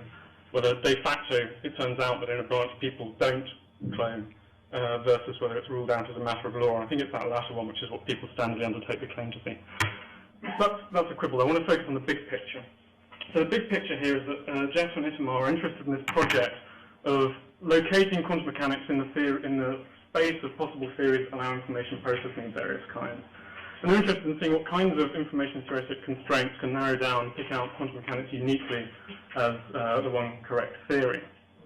Now, I think that's an extremely interesting project to be engaged in, but I don't see it as a project which actually tells us anything about the ontology of the world, or as a candidate for telling us anything about the ontology of the world. It's not an approach that's going to tell us which interpretation of quantum mechanics we should adopt, whether it should be Bohrian, instrumentalist, Everett, Bohm, or whatnot. Why not? Because it's about features of the theory as a theory, not about features of what the theory says about the world. So, in providing their argument that Everett and Bohm are ruled out by focusing on the no-cloning theorem and this kind of approach, I think really the argument here isn't a kind of a logical one, or one with logical force. It's really a matter of certain kind of rhetorical positioning. Okay, and that's my claim. And what I want to do is redress the rhetorical balance here. So basically the rhetorical positioning is this. We line up the Everettian and the Bohmian with a bunch of well-known losers. So you have Carnap versus Quine. Oh dear, the Everetts and Bohmians are with Carnap. The other losers, poor old Lorentz. Einstein was on the side of the angels. Lorentz was a loser. Oh dear, Everett and Bohm are like Lorentz. This is what the rhetoric is. I dispute both sections. So regarding the two dogmas, my immediate response is that, well, you know, as Carnap might well have said to Quine, one man's dogma is another man's axiom. And the dogmas here are supposed to be that dynamical analysis of measurement is possible and that quantum states aren't ontologically significant. So Jeff and Itamar line themselves up with a bold, bright young Quine. Who's the Carnap figure here? Well, I think the natural candidate is Bell. Now, what would Bell have made of the proposal we've been presented with today? I think he would think it's rather peculiar to be told that it follows as a theorem from the theoretical structure that we're committed to, that we subscribe to, that we can't have what indeed we do demonstrably do have. I think he'd think that's a peculiar kind of argument. We demonstrably do have adequate dynamical analyses of measurement in quantum mechanics. They're called Everett and Bohm. Okay, granted, measurement, when we use the phrase quantum measurement, doesn't mean measurement when we're talking about classical measurement. Okay, fine. Intuitively, we know that. The Cauchy-Specker kind of results, of course, tell us that. And Jeff and Itamar's use of the no-cloning theorem is just another example of that. Okay, measurement means something different in quantum mechanics. Okay, that's not a good reason to reject the Everett and the Bohm theory. It's not a good reason to say that what they do when they look at interactions of a particular kind doesn't make any sense. Of course it makes sense, and it's extremely valuable to go through those processes. So to close off this section, basically there's no difference in focusing on the no-cloning theorem from the kind of conclusion we should draw from the Bell-Cauchy-Specker results. Those things don't tell us that we can't have a complete dynamical account of measurement. Okay, so on to Lorentz as a loser. As Harvey Brown and I have argued in print, we think drawing this analogy with what went on with relativity in order to motivate the doing down of Everett and Bohm kind of backfires in a big way, because Einstein himself came to realize that the original way in which he formulated the theory in 1905, the principal theory approach, was the wrong way of formulating relativity. So he himself came to realize that actually something more along the lines of what Lorentz is doing is the right thing to do, because he realized, he quoted himself as saying, he committed a great sin in 1905 as treating measuring rods and clocks as unanalyzed, just primitives. And really, they're moving atomic configuration, they're subject to dynamical laws. If you want to know why they Lorentz contract and time dilate, you better see what those laws tell you about the behavior of those things. Okay, now, people couldn't do that in 1905, obviously, because they didn't have the ground level theory, the constructive theory to build up from. So Einstein, in stroke of genius, went to, well, I can sidestep for the moment, pro tem this search for a constructive theory in order to draw some conclusions about what any kind of constructive theory should look like. But that's not to reject the thought that the constructive theory, where you postulate the laws, you see how it's going to follow about them, how rods and clocks are going to behave, isn't actually what we want to end up doing. Okay, so Einstein himself would want to move against the principal theory kind of approach that he first had, and which Jeff and Itamar are suggesting ought to have towards quantum mechanics. So when we're looking at constructive theories underlying the principal theory version of special relativity, there are two kinds of ways of going about this, as Harvey and Oliver have argued. There's, on the one hand, there's a kind of a standard view, which is that we postulate Minkowski spacetime as an ontological structure, which explains Lorentz contraction and time dilation. I think Michel likes that way of doing it. Alternatively, the way that Harvey and Ollie prefer is to say that actually it's just the fact that the dynamical laws have certain symmetries associated with them entails that length contraction and time dilation will indeed occur. So those are the two kind of constructive ways of doing special relativity. So rather than lumping Everett and Bohm with Lorentz is a loser kind of tag, we should really be seeing putting Everett and Bohm together with what Minkowski was doing. And I don't think anybody thinks Minkowski was a loser. So to conclude, I don't think there are any troubles raised for adopting enthusiastically the Everettian interpretation that come from reflecting on the no-cloning theorem.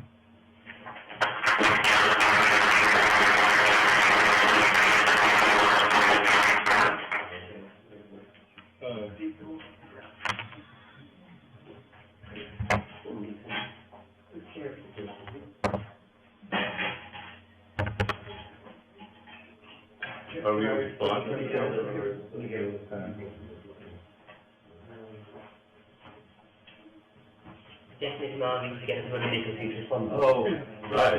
You want a minute reply? Why don't you make a minute reply while I give you? Okay. Well, this is a sort of a quick minute reply. If one at least entertains the possibility that it makes sense to consider a universe in which no cloning is in principle impossible, what we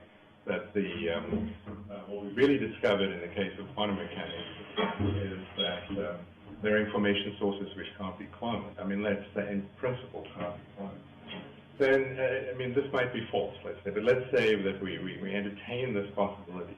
If we entertain this possibility, then there is, I think, there are two questions. First of all, one can consider, well, if you say that, how do you make sense of quantum mechanics in the sense of, is there some remaining problem? And what we take ourselves to have done is to show, look, you can make sense of probabilities that way, and so there isn't any further conceptual problem.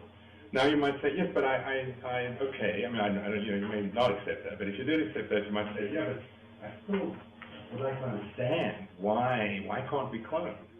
Now, that I think is an interesting question, which might have an interesting answer.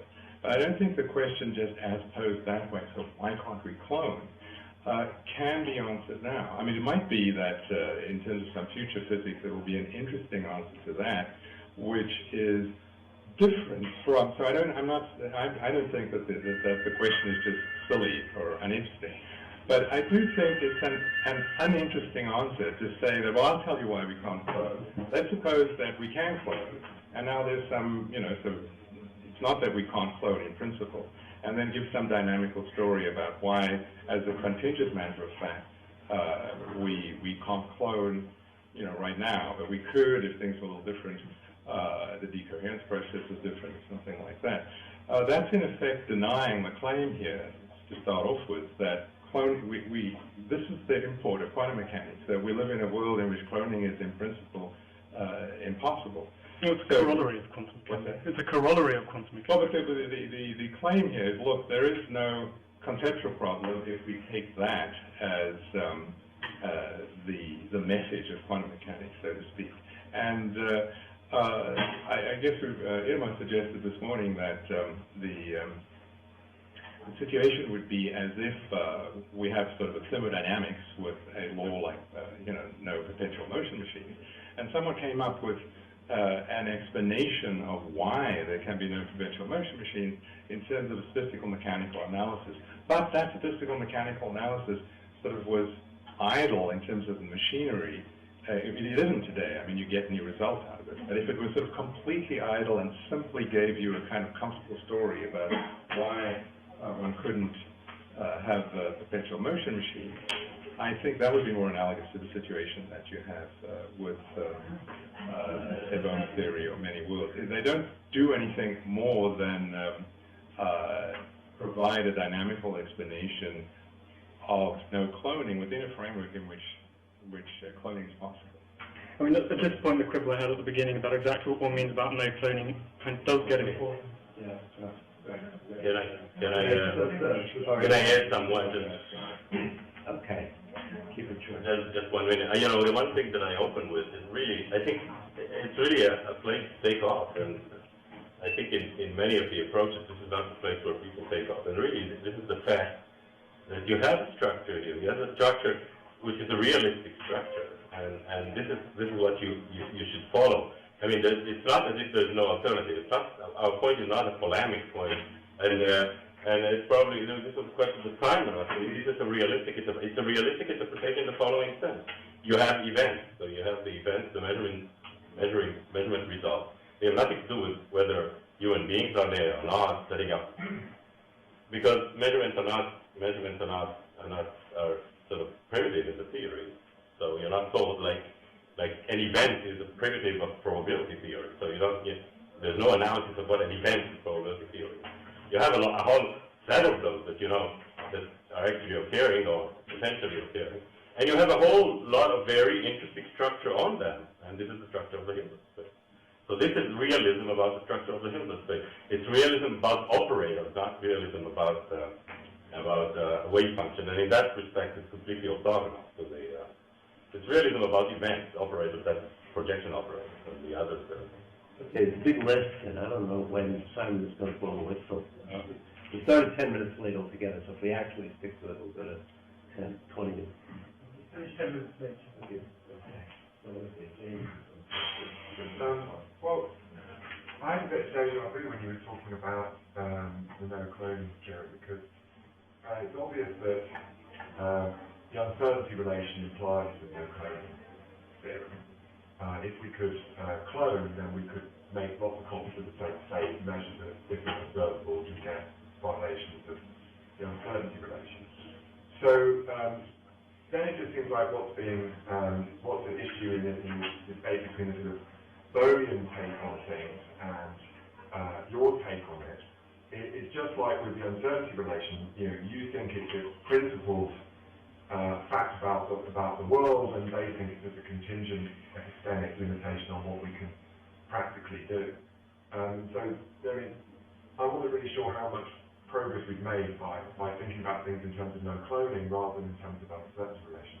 But the question I had was, do you think that, so granted that uncertainty relation implies no cloning, do you think that no cloning implies uncertainty relation?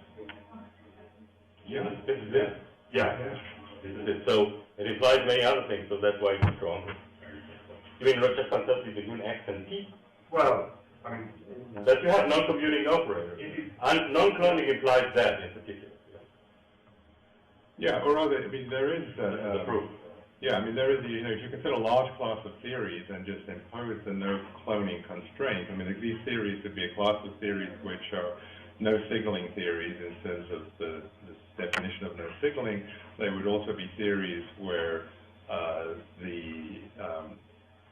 there is a set of informationally complete observables, with respect to which you can reconstruct the state. So there are certain features of this class of theories.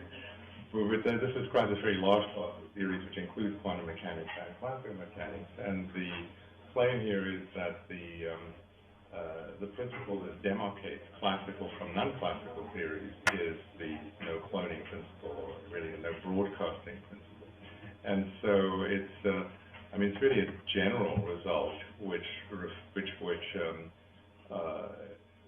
has nothing specific to do about quantum mechanics, really. I mean, no cloning basically says demarcates classical from a whole class of non-classical theories. I had a simplest comment on behalf of losers, on behalf of another loser. It looks as though he does turn out to be a fundamental principle. It seems a shame that Giancarlo Girardi shouldn't have his name associated with it. Because the excuse for Wallace and Geroch to publish their paper was a paper by Herbert, proposed to cloning. Right. And, that's right, yeah. And Wallace and Geroch pointed out that there were fundamental principles that showed this couldn't happen. Now that paper by Herbert has been set to referee by Giancarlo Girardi, who pointed out that there was a fundamental principle that showed that it could not be true, and therefore recommended rejection. However, he was overruled, and therefore Wallace and Geroch got their name associated. A bit of an idea. And therefore, we probably more towards words if Oh yes, I think we did in the Liga, right? I mean, Herbert we did. But actually, this is no broadcasting, which is Fuchs, Barnum, and that lot. So what we have here is different and was only proven in 1996. What do you mean? So no broadcasting was proven. No broadcasting is a bit more complicated. But that's the crucial one. No. Right, because it includes mixture. Yeah. It's an extension. Yes, so I agree with Chris that this analogy with Lorentz is bad. The whole issue of Einstein and Minkowski nevertheless giving an objective account of the world. But what seems to me a better analogy, in many respects, is with the approach called energetics in the late 19th century, where there was a whole group of people, Ostwald, Marx, and various other people saying, look, these people with their models of kinetic theory and these billiard balls bouncing in a container, we don't need that. Just focus on general principles to do with energy theoretic principles, like conservation of energy, no perpetual motion, these kinds of what we now call thermodynamic principles. Now, and there was an argument back then saying, look, I can explain everything about gases in thermal equilibrium from these principles. Why do I need this complicated mechanism underlying it? And at that time, the kinetic theory of gases was what Jeff called a sort of idle theory. People were saying things like, look, if you take a box of gas and you say it's made of n molecules of a certain mass and so on and so on. I can take another box of gas made of 2n molecules of half that mass, and with various things, and I still get the same predictions. It's a bit like the de Broglie bone. People say, well, I could have different trajectories and I get the same thing. Further, you could have argued, you've been saying, look, something like bones. Broglie bone says that, look, in principle, you could have non-equilibrium and you could clone, and that violates our principle. Well, you may have said back then, well, if there really are these molecules, well, then there is perpetual motion. In fact, in 1903, you look under the microscope and you see the pollen grains jiggling is perpetual motion. And you may have said, no, these atoms, they can't exist because it violates our principle. And finally, of course, this analogy, another reason why it's a good one, particularly from the point of view of hidden variables or de Broglie bones, is that you can show that, well, in any deterministic hidden variable theory, no signaling is a specific contingency on equilibrium. Similarly, cloning has been discussed into bright light. So there's an alternative analogy which points in a very different direction. And again, too, I think there's a question about what one might call an analog of the big measurement problem. Someone back then who was saying, look, just concentrate on macroscopic experiments and worry about what we can do with energy would be fair, and Boltzmann would have and did say, but look, you're just talking about this macroscopic, well, what happens when you chop things up in a little bit to the very small scale? What's going to happen? How do you... So, what we call the measurement problem is the reality problem. What are things really made of? What happens when you probe things more precisely? And this is why we're not comfortable with an operational macroscopic approach. So that is how I see your approach. That's my analogy to you, which actually puts you, in Chris's term, in the loser camp. I have something to say quite quickly. I don't know if it's the same. Just on the issue of Einstein's realization that his rejection of his own approach and the thought that there should be a sort of a dynamical account which applied to rods and clocks and so on. I think the analogy of that in quantum mechanics as we see it as sort of a no-cloning theory is the whole dynamical analysis of decoherence, but the quantum dynamical analysis of decoherence. So it's not as if this position, once one starts with no cloning, is just to say, well, there's just some sort of abstract principle. We don't talk dynamics. I mean, the solution to the small measurement problem is a quantum dynamical solution. It's this whole story about decoherence, which it's a complicated story in itself, which I just have alluded to. So that, I think, would be analogous to the sort of dynamical story about rods and clocks in relativity theory, because it's not the same as Lorentz's dynamical story, which involves a presupposition about Newtonian space-time structure. Rather, it's a relativistic dynamical analysis, and I think that's just analogous to the decoherence dynamics. Anyway, you. Yeah, I want to say something about thermodynamics. I think it's a very good analogy, and I tell you why. I mean, in the case of thermodynamics and statistical mechanics, very quickly with van der Waals, you got results that you couldn't get from the old thermodynamics, or at least people did not get, only ad hoc could get. So this is exactly the point. The point is the following. Suppose that you are right and people will probe the state in such a way to get non-equilibrium states, so you're going to get a Nobel Prize, okay? And I'm going to adopt the theory, okay? But ceteris paribus, I mean, this didn't happen yet, okay? I don't see after how many years? Since 1925 or so, depending when you start to count. Nothing like that happens on the micro level. There's no new phenomena. So what I'm saying is, okay, if the analogy goes, we stick with thermodynamics. We don't stick with statistical mechanics, because statistical mechanics doesn't give us anything but a kind of pillow to gentle pillow to a true believer. Right, for the true believer. The thing is, I think it took longer than you were saying. There was a period of several decades where statistical mechanics was seen as this idle theory. But okay, let's say certainly the period is not as long as it has been. But even so, there's still the question, it wasn't just that. People like Boltzmann, who spent years developing statistical mechanics, it wasn't just because, we're doing this because we're getting results. New physics. I mean, at the beginning they weren't. There was a concern about a real description of things, which went beyond just the crude sensations in the lab of a macroscopic box of gas. I mean, there's no, why can I not, let's say I'm given a description of what I'm doing in the lab with a box of gas and a pump and so on. Now, why can't I extend that description down to smaller and smaller scales? What happens? There's no divide, there's no boundary. We don't have any boundary as well.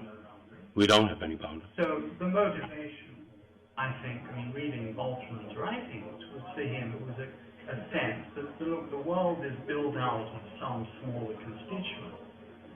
And it's just not good enough to have a picture of the world that is based just on crude, approximately defined macroscopic things. And these are exactly the same concerns that a lot of people have today. That when we're talking about doing a measurement, this is why Bell didn't like measurement as a primitive, because it's just a fuzzy concept. It's based on, I've got this piece of equipment and just fuzzily define things. But if no cloning is a valid principle, then it must be a fuzzy. This is the theorem here, you think? So, well, I would interpret it as if it is a valid principle, and if you take your point of view, then your view is simply incapable. You've proven that your point of view is incapable of solving a big measurement problem, which, that's interesting. Well, but now we want to solve a big measurement problem. I think it is solved by putting measurement as a primitive. Yeah, so let's, somebody over there wanted to say something. I've sort of lost track of who was the first. Okay, one man's dogma, or one person's dogma is another person's axiom, is another person's empirical data.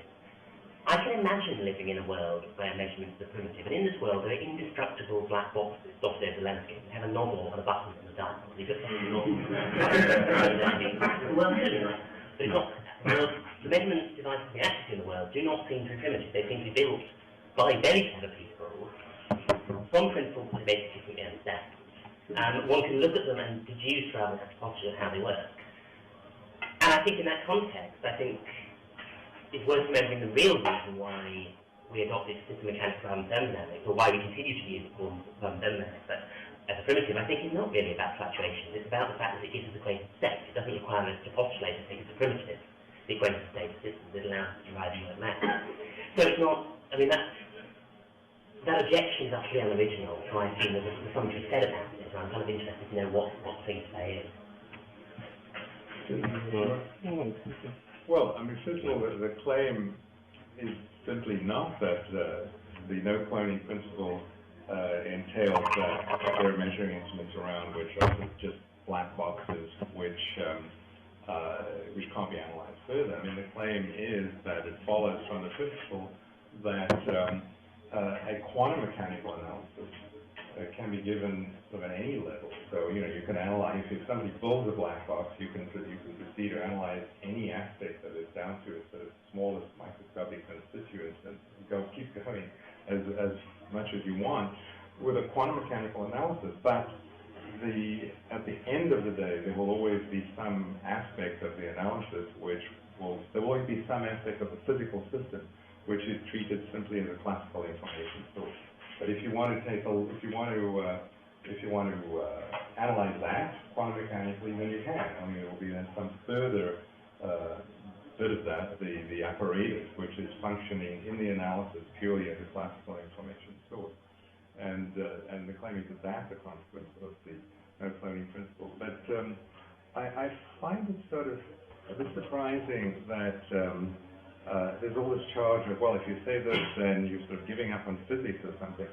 It seems to me that I'm sure nobody here believes, well, maybe there's one or two, but I doubt that anybody here really believes that real physics will be done using Hansen does. That's a really, to me it seems sort of bizarre to sort of try and perform some quantum mechanical calculation from the point of Bohm's theory in order to get some new insight about I'm not even talking about new prediction. I just mean which there won't be for an equilibrium distribution, but just some new insight, some new way of looking at things which is suggestive about something which quantum mechanics might be able to produce too. But this is this is getting at the roots of the way the world is put together. So if you look at it this way, then you see things which the quantum mechanical view would just sort of clumsily try and reproduce. Most people Actually, with Bell's theorem, this actually happened. It was looking at the Freud bubbles, which is the Bell and non-locality. Right. But that is how, And non-conceptuality. Well, you notice that Bohm's theory is not local, and you ask the question: must any hidden variable theory be like Bohm's theory? So, but that seems to me something a little different. It is an example leading to an insight that if we were just looking at quantum mechanics. No, it wasn't developed on the basis of Bohm's theory. It was derived from Hilbert's space. I mean, this is the point here. That was the question of whether it could lead to an... Oh, lead in the sense that inspire, yeah. That I don't think. Similar summary. My hope was you'd calm down, but... I guess, I don't know what to say, except that, let me try. I don't understand how anything about no could become associated in anyone's mind with the measurement. There were, decades and decades of talk about there being a problem, something that was identified as a measurement problem. People talked about it. They didn't talk about cloning anything at all, attempting to, or being able to, or not being able to. Whatever problem that is, it ain't the measurement problem as it was. People thought the thing they were discussing for many years. Now, let me just take a comment about making measurements primitive. From an information theoretic point of view, a normal information theoretic point of view, I would have thought that any interaction between two systems provides some information. Right? That is, if I take system A and I throw it at system B, and what happens to system A depends upon the actual state system B has to be in, and I can figure out what happened to system A. Then by looking at system A at the end, I get some information about the state of system B. From that point of view, any interaction is something measurement-like. And we heard early on that one of the dogmas is that you've got, I didn't quite understand. You can't have a dynamical explanation of measurement. Since any interaction is sort of measurement-like or provides information, that seems to say you can't have a dynamical explanation of anything. We have lots of dynamical explanations of lots of things. So, But you can't have a complete dynamical explanation. There's always going to have to be some system which is functioning as a classical information source. I mean, that's really what... Maybe I can come back and just re-ask Chris's question. How can you claim you can't have something that exists? You say, I can't have it, and I say, well, here's a theory that has it. We're talking about, so again, it's a theory that has it with certain dynamical conditions put from the outside in the theory, such as equilibrium in Bohmian. Let me just have one final question. Well, you can have it if you deny the premise. Yeah, if you deny the premise, of course. You about the second law of thermodynamics really exactly the same. You think that the classical explanation of the fact that we can't extract mechanical energy from a heat reservoir, right, it's somehow bad or insufficient, because after all, in principle you can. You could be lucky. In principle you can. It just turns out in equilibrium the chances are so small that in the history of the universe it'll probably never happen. Do you consider that to be an inadequacy? It's an inadequacy, I think, just in one respect. If we didn't have evidence that this, suppose that we stayed with the second law of thermodynamics in the original formulation, say, and then the only purpose of the atomic story would be to say, look, this is highly unlikely. Anything else that you get from the theory? No, just that this is highly unlikely. I think that this will not be an interesting physical theory. It will be an interesting physical theory that is just doing a simple thing in a very complicated form. That was the only purpose of the atomic theory, I think. No, I don't think this was the only purpose of the atomic theory. And I don't think this was the only purpose. Chris and then you can say it. I just wanted to sharpen Tim and Anthony's point about, there is exactly a parallel to what you're claiming now, that's the Boltzmann-Planck debate, right? I mean, Planck tried to argue against Boltzmann's statistical mechanics with exactly that argument that the second law of thermodynamics comes out only as a statistical law, right? Who was the loser? But I mean, what I want to, substantially argue about your approach is that, just as Tim said, that you can only claim that the no cloning implies no dynamic description of measurement because assume that measurement has to be non-destructive. So let's assume that measurement changes or destroys the state of the object, and immediately your argument doesn't go through at all anymore, right? I mean, nobody says, we still have the measurement problem, right? I mean, that doesn't change a whit about the measurement problem if we assume that measurement changes the state of the measured object. Well, we're talking about changing it irreversibly. Yeah, changing it irreversibly. Right, so we didn't talk about GRW. And GRW, for example, is a theory. It's an extension of quantum mechanics. It's an extension of quantum mechanics about which we didn't talk. We were talking about deterministic theories. Okay, so. Unitary, right? I mean, look, let me put it another way. No cloning is a consequence of unitarity, right? Do we agree on that? But we are reversing the reversing. Suppose that you're assuming no cloning, then you get that certain processes cannot be unitary. This is the inverse theorem. Yeah. The inverse theorem, it says if you assume no cloning, then certain processes cannot be unitary. This is perfectly equivalent, but for example, Everett, the core of Everett's claim is that unitarity is universal. So I mean, how can no cloning be in conflict with that? Right?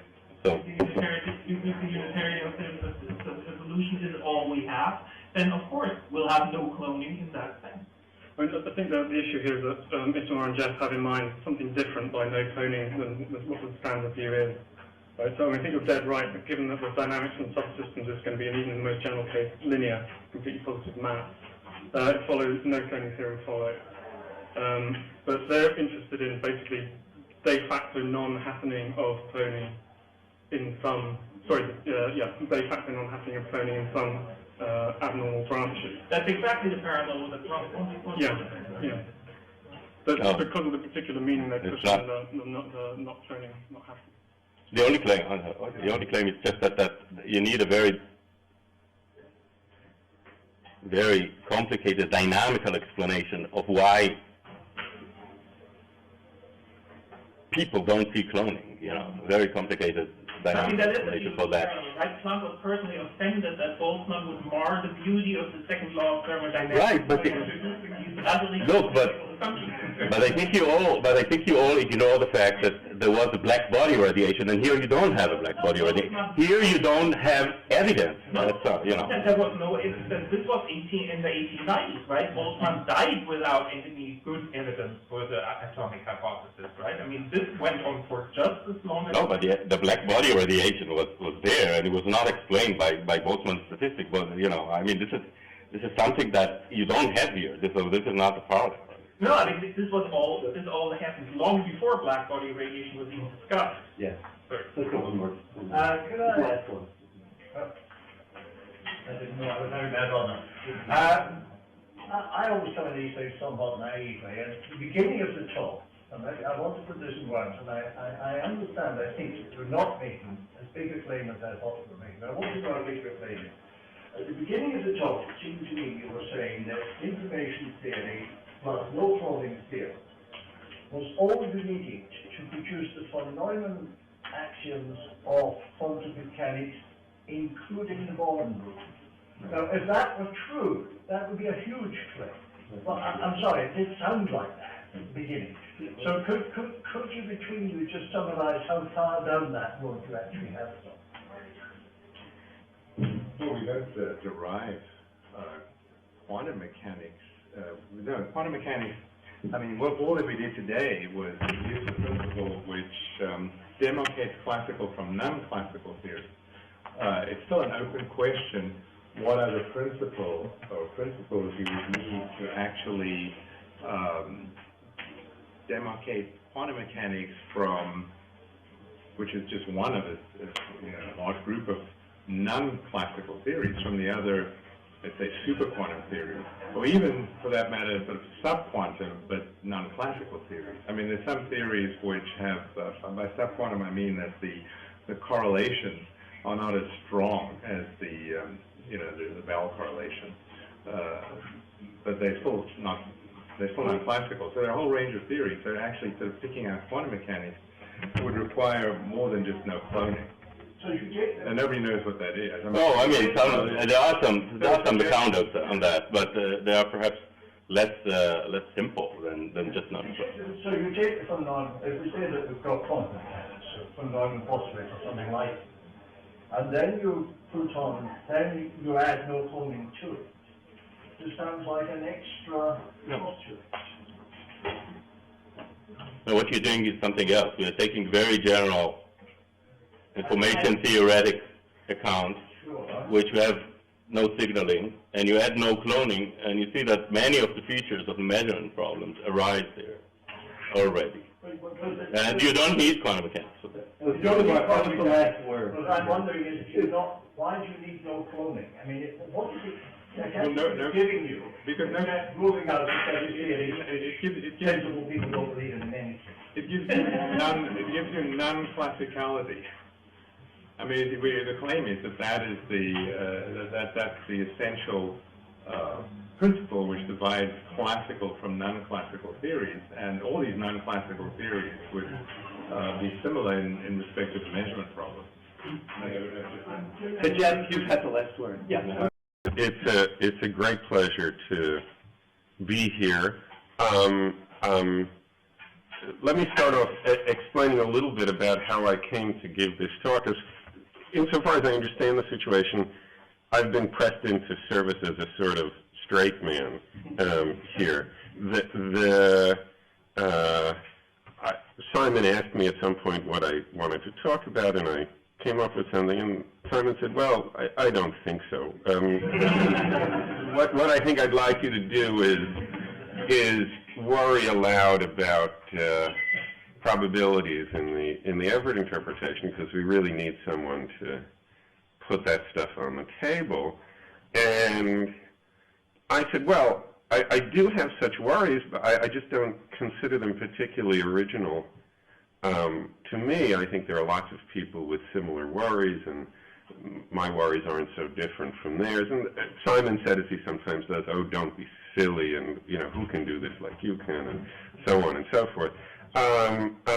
But anyway, I'm going to do that because it does seem good to have the opportunity to put these on the table so that they can be discussed. These are worries that I have and that I think are serious. Like I said, I'm not at all sure how original they are to me. I think these are worries that are floating around in lots of people's minds. If this talk can make some contribution to the discussion, it's by making the worries a little bit more explicit and maybe writing them down.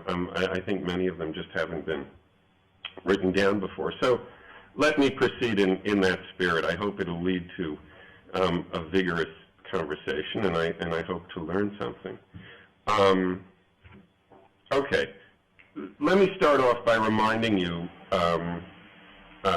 of what I take to be the simplest and most straightforward and most beautiful and most seductive way of understanding what it was that Everett first put forward 50 years ago now. It's something like this. There's supposed to be a problem with the linear deterministic unitary quantum mechanical equations of motion. And that problem, in its clearest and most vivid and most radical form, runs like this.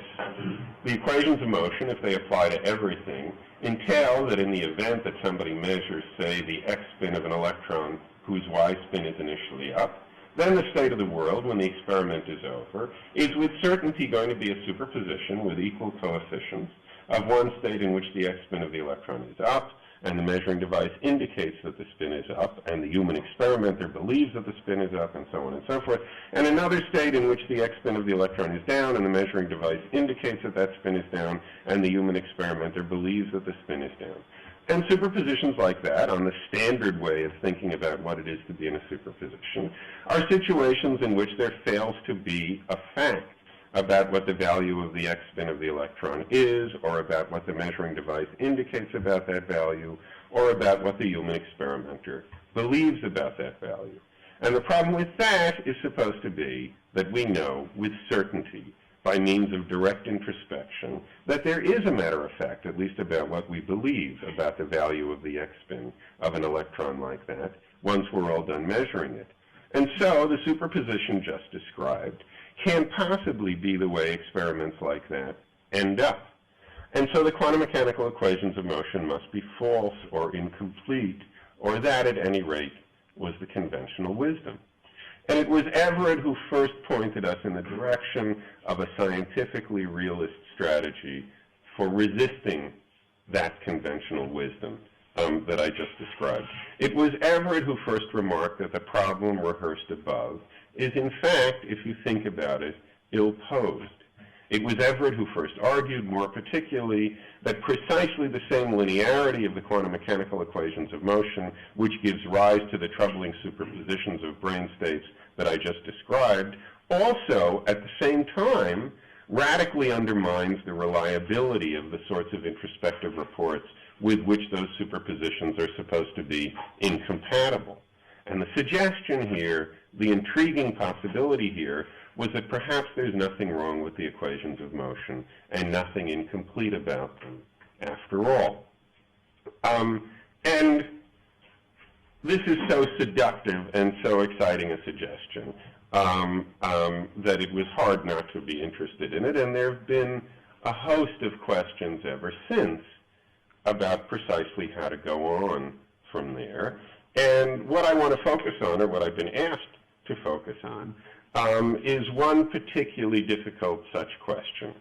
The question of how to make sense in the context of the sort of picture of the world that Everett seems to be suggesting, of all of the apparently indispensable quantum mechanical talk about probabilities, talk that we use in quantum mechanics as a guide to our decisions, as a component of explanation, as a tool of confirmation, so on and so forth. The simple and straightforward and perfectly obvious worry here is that an Everettian picture of the world is apparently going to have no room in it for ignorance about the future. The worry is that the Everettian picture of the world, whatever precisely that picture is going to turn out to be, is apparently going to be completely deterministic, and it is apparently going to impose none of the sorts of ignorance of the initial conditions that allow us to make sense of probabilistic talk in deterministic theories like classical statistical mechanics or Bohmian mechanics, or theories like that. Another way of putting the same worry has to do with the question of confirmation. And I guess it's worth saying, in order to set the stage for future debates, I guess in my mind, these worries about use of probability and explanation, about use of probability and confirmation, about use of probability and decision-making, have always very vividly been different ways of putting precisely the same worry. And one of the things that's sometimes a little distressing about some of the literature on this question is the tendency to separate these into very different sounding questions, which is frustrating because what one feels one wants is a simple account of what probabilistic talk means in this picture that's transparently going to make sense of all of those in the way in a way analogous to the way talk of chances or Lewisian probabilities or whatever transparently makes sense of all of those in more familiar contexts. But we'll come back to that. We'll come back to that later. That's just a side point about the structure of the discourse. Anyway, another way of putting the same worry has to do with the question of confirmation. Why, for example, should it come as a surprise on a picture like this to see what we would ordinarily consider a low probability string of experimental results? Why would such a result cast any doubt on the truth of this theory, as we're used to thinking it does cast doubt on the truth of quantum mechanics? Everybody's first unreflective reaction to these worries is to think of the probability in question here as something like, this is presumably something nobody would articulate, but this is what's going on subconsciously or something like that. Everybody's first reaction is to think of the probabilities in question here as the probability that the real me or the original me or the sentient me ends up at the conclusion of the measurement on this or that particular branch of the wave function. And I think it's fair to say that the serious discussion of these questions gets underway precisely with the realization that insofar as the Everett picture is committed to the proposition that the quantum mechanical wave functions amount to metaphysically complete descriptions of the world, such thoughts make no sense. There have, in the history of this subject, been attempts to force such thoughts to make sense. One such an attempt was an attempt of Barry Loewer's and mine, it must be 25 years ago now, where you just add something else to the metaphysics, namely a mind or maybe multiple minds, which are explicitly said to evolve probabilistically in a way that's controlled by the deterministic evolution of the wave function. And then you have something for the probabilities to apply to in an absolutely familiar and conventional way, and so on and so forth. The trouble with such a proposal is that it's preposterous.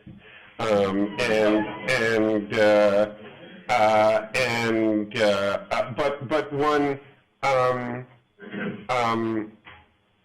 this is a way of trying to enforce a situation where this original intuition that one has and is too embarrassed even to articulate is going to make sense, and a lesson of how much it would cost to force that intuition to make sense.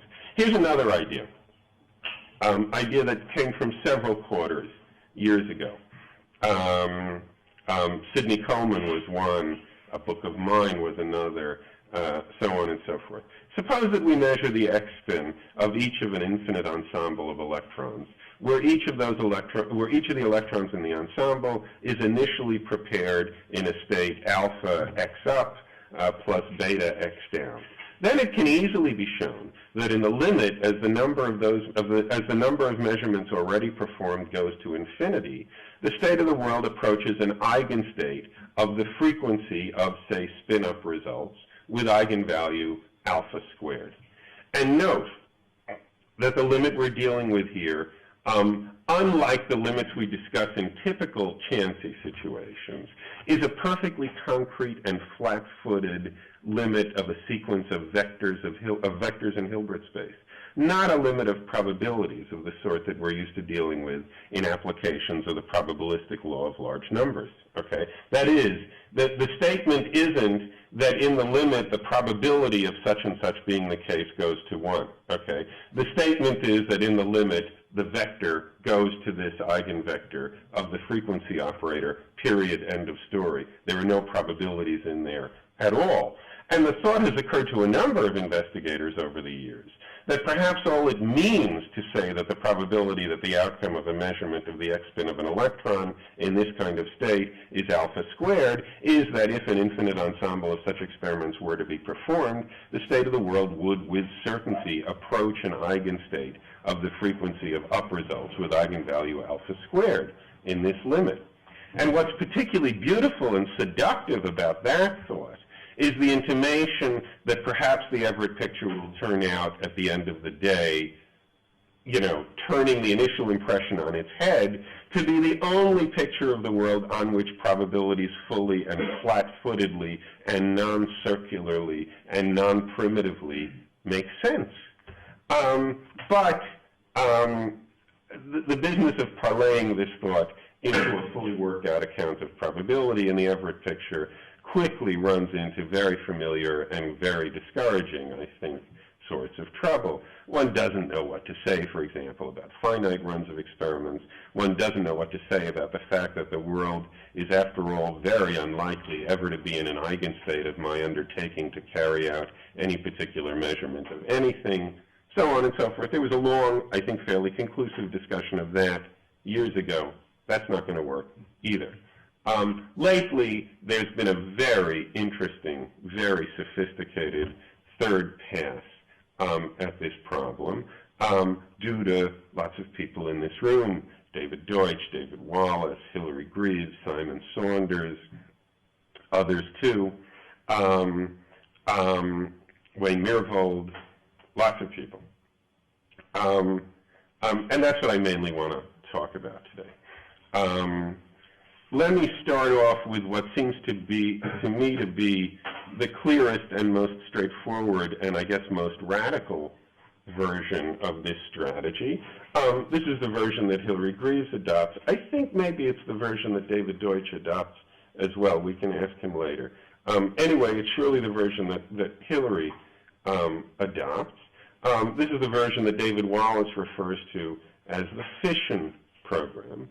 And the point of departure here is to completely bite the bullet, eschew any talk of probabilities whatsoever, admit frankly that in a world like this being a deterministic world with none of the relevant ignorance of initial conditions, there just aren't any probabilities.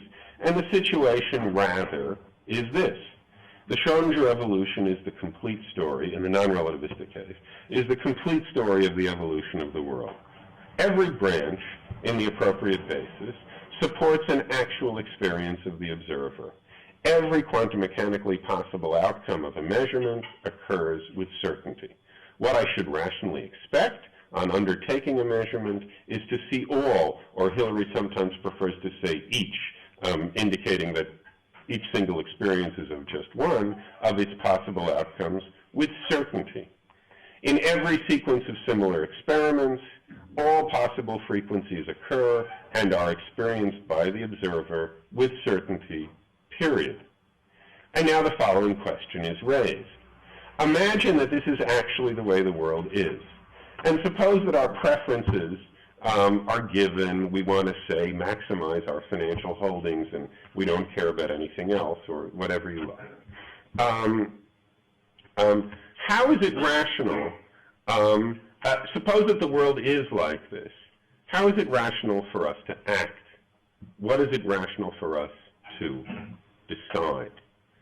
And there's a whole collection of arguments to the effect that the square of the absolute value of the coefficient of this or that particular branch is going to play in the game I just described precisely the same formal role in rational deliberations about how to act in a world like that as the probability of this or that particular state of affairs plays in such deliberations in the analogous, genuinely chancy world.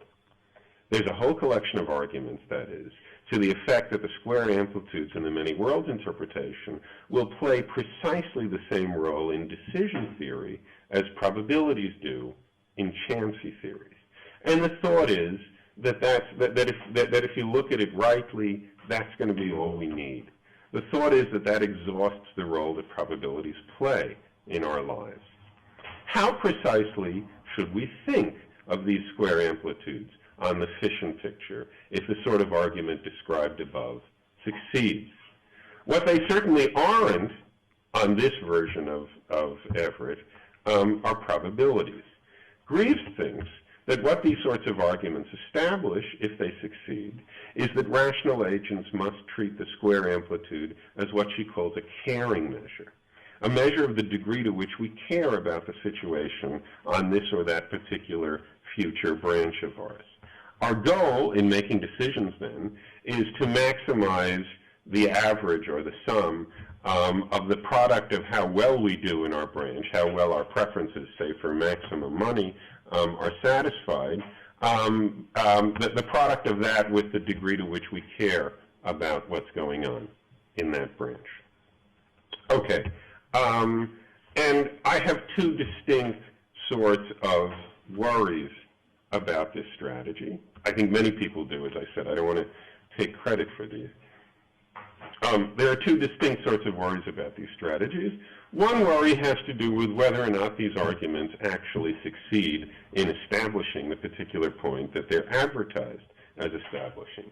whether or not, that is, these arguments actually succeed in establishing that the square of the absolute value of the coefficient of this or that particular branch is indeed going to play precisely the same formal role in rational deliberations about how to act in a world like that as the probability of this or that particular state of affairs plays in such deliberations in the analogous, genuinely chancy world. And the other worry has to do with whether or not, even if we could establish that, whether or not establishing that would amount to anything along the lines of a solution to the puzzle about probabilities in the many worlds interpretation. Let me talk about the second one of these two worries, which is the more abstract and the more general of the two worries first. The worry here is that the question at which this whole decision theoretic program is aimed, the question out of which this whole program arises, may be the wrong question. The question to which this program is addressed is the question of what we would do, or what it would be rational to do, if we believed that the fission hypothesis were correct. But the question at issue here, of course, is precisely whether to believe that the fission hypothesis is correct. And what needs to be looked into in order to answer that question has nothing at all to do, or would seem to have nothing at all to do, with how we would act if we believed that the answer to that question were yes. What needs to be looked into in order to answer the question of whether to believe that the fission hypothesis is correct is the empirical adequacy of that hypothesis, as with any scientific hypothesis. What needs to be looked into in order to answer the question of whether to believe the fission hypothesis is correct is whether or not the truth of that hypothesis is explanatory of our empirical experience. And that experience is of certain particular sorts of experiments, having certain particular sorts of outcomes, with certain particular sorts of frequencies, and not with other particular sorts of frequencies. And the fission hypothesis, since it's committed to the claim that all such experiments have all possible outcomes with all possible frequencies, is of course structurally incapable of explaining anything like that. The decision theoretic program seems to act as if what primarily and in the first instance stands in need of being explained about the world is why we bet the way we do. But if you put it that way, it just sounds mad. Even if the arguments in question here succeeded, even that is if it could be demonstrated that any rational agent who believed the fission hypothesis would bet just as we do, that would merely show that there are circumstances other than those of our actual empirical experience in which, as it happens, we would bet just as we do now. The fact is that most of us bet the way we do. Most of us rationally bet the way we do, without believing that the fission hypothesis, or any many-world sort of picture, is true. We bet the way we do as a rational reaction to what we see. We bet the way we do as a rational reaction to the frequencies of experimental outcomes being what they are. And it is those frequencies, and not our betting behaviors, which make up, as it were, the raw data of our experience. It's those frequencies, or at any rate the appearance of those frequencies, and not our betting behaviors, which primarily and in the first instance stand in need of a scientific explanation. And it's precisely here that the fission hypothesis famously and perennially and by its own admission falls short. It's precisely those frequencies and those appearances that the fission hypothesis doesn't even propose to explain. And the thought that one might be able to make an end run around such explanations, the thought that one might be able to get away without explaining those frequencies or their appearances, which I take it is a way of putting the central thought of the decision theoretic strategy, seems, when you put it this way, crazy. There seems to be a sleight of hand here. There seems to be a sort of bait and switch. What we need is an account of our actual empirical experience of frequencies. And what we're promised, which falls completely short of what we need, is an account of why it is we bet as we do. And what we're given, which falls short even of what we were promised, is an argument to the effect that if we held an altogether different set of convictions about the world than the ones we actually hold, we would bet in the same way as we actually do.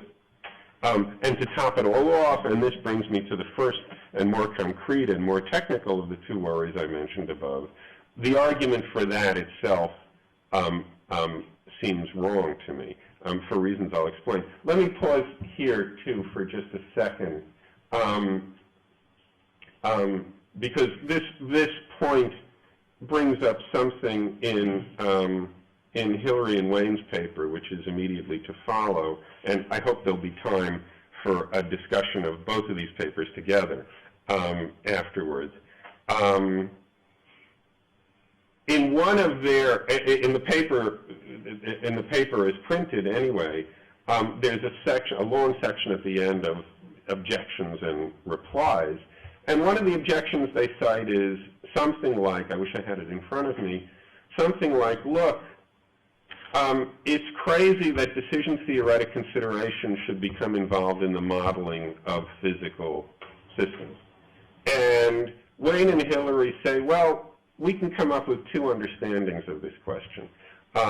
One, take modeling in a very narrow sense. You know, we model physical systems by associating them with vectors in Hilbert space, just like everybody else does, and or associating the systems with spaces and associating their states with vectors in Hilbert space, and seeing how they move around, and there's nothing decision theoretic involved in that, and we agree that there shouldn't be. If, on the other hand, they say the complaint is that decision theoretic consideration shouldn't come up in talking about confirmation, which is the central thing they want to talk about in that paper, they rightly say that's just crazy. Confirmation has always been a question of how it's rational to behave, what it's rational to believe in light of certain evidence, so on and so forth. Considerations of rationality are very much at home there, and very rightly so. They leave out what seems to me the most important point, and the point obviously intended by whoever the author of that remark is. What's surprising is that considerations of rationality should come up in matters of explanation. Okay, that's what's being complained about here in the passage that I read, and that's what I take it is being complained about by whoever the author is of the quote they cite. So I hope we'll be able to discuss that when we get to their paper. Okay, let's now look at the details of the arguments themselves, or a little bit of the details of the arguments. These arguments all start out by asking us to consider something like the following set of circumstances. I guess I should write this.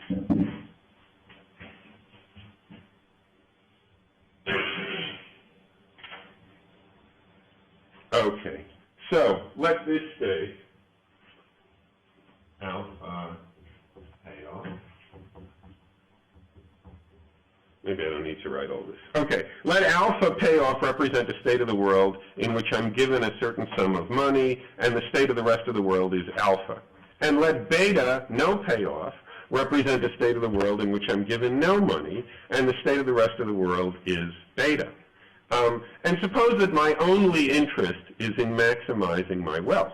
Suppose in particular that I am altogether indifferent as to whether alpha or beta describes the rest of the universe.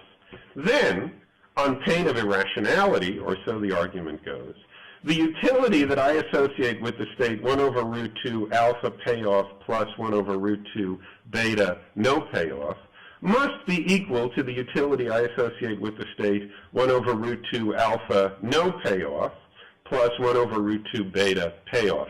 That is, those two states differ only by alpha and beta being permuted with one another in the way we write down the state. Once again, on pain of irrationality, so the argument goes, the utility I associate with the first of those states must be equal to the utility I associate with the second of those states, because those two states differ only in terms of the role of alpha and beta, and I am, by stipulation, indifferent as to whether alpha or beta obtains. That, at any rate, is what the arguments claim, and that claim goes under the name of equivalence in the literature. And it turns out that once the hypothesis of equivalence is granted, the game is more or less over. And this is what's very impressive about the proofs that are constructed in this literature. It turns out that supposing equivalence amounts to supposing that whatever it is that plays the functional role of probabilities can depend on nothing other than the quantum mechanical amplitudes. And it turns out to be relatively easy to argue from there to the conclusion that these functional probabilities can be nothing other than the absolute squares of those amplitudes. And the worry is that all of the initial plausibility of this equivalence hypothesis on reflection melts away. And let me tell you why it seems to me to do that. Suppose I adopt a Caring measure, which, contra the equivalence hypothesis, depends on the difference between alpha and beta. Suppose, for example, that I decide that the degree to which it's reasonable for me to care about what transpires on some particular one of my future branches ought to be proportional to how fat I am on that branch. The thought being that since there's more of me on the branches where I'm fatter, those branches deserve to attract more of my concern for my future. Okay. Hilary has pointed out to me that a Caring measure which depends exclusively on how fat I am is probably not going to work, since the coherence of a measure like that is going to depend on there being a perfectly definite matter of fact about exactly how many branches there are, and it's very unlikely that they're going to turn out to be facts like that. But this is easily remedied. Let the degree to which I care about what transpires on a certain branch be proportional to how fat I am on that branch, multiplied by the absolute square of the amplitude associated with that branch. Would my adopting such a measure somehow be inconsistent with the claim, or somehow irrational in light of the claim, that I'm, as a matter of fact, entirely indifferent to whether I'm fat or thin? Certainly not, and this is an important point to absorb.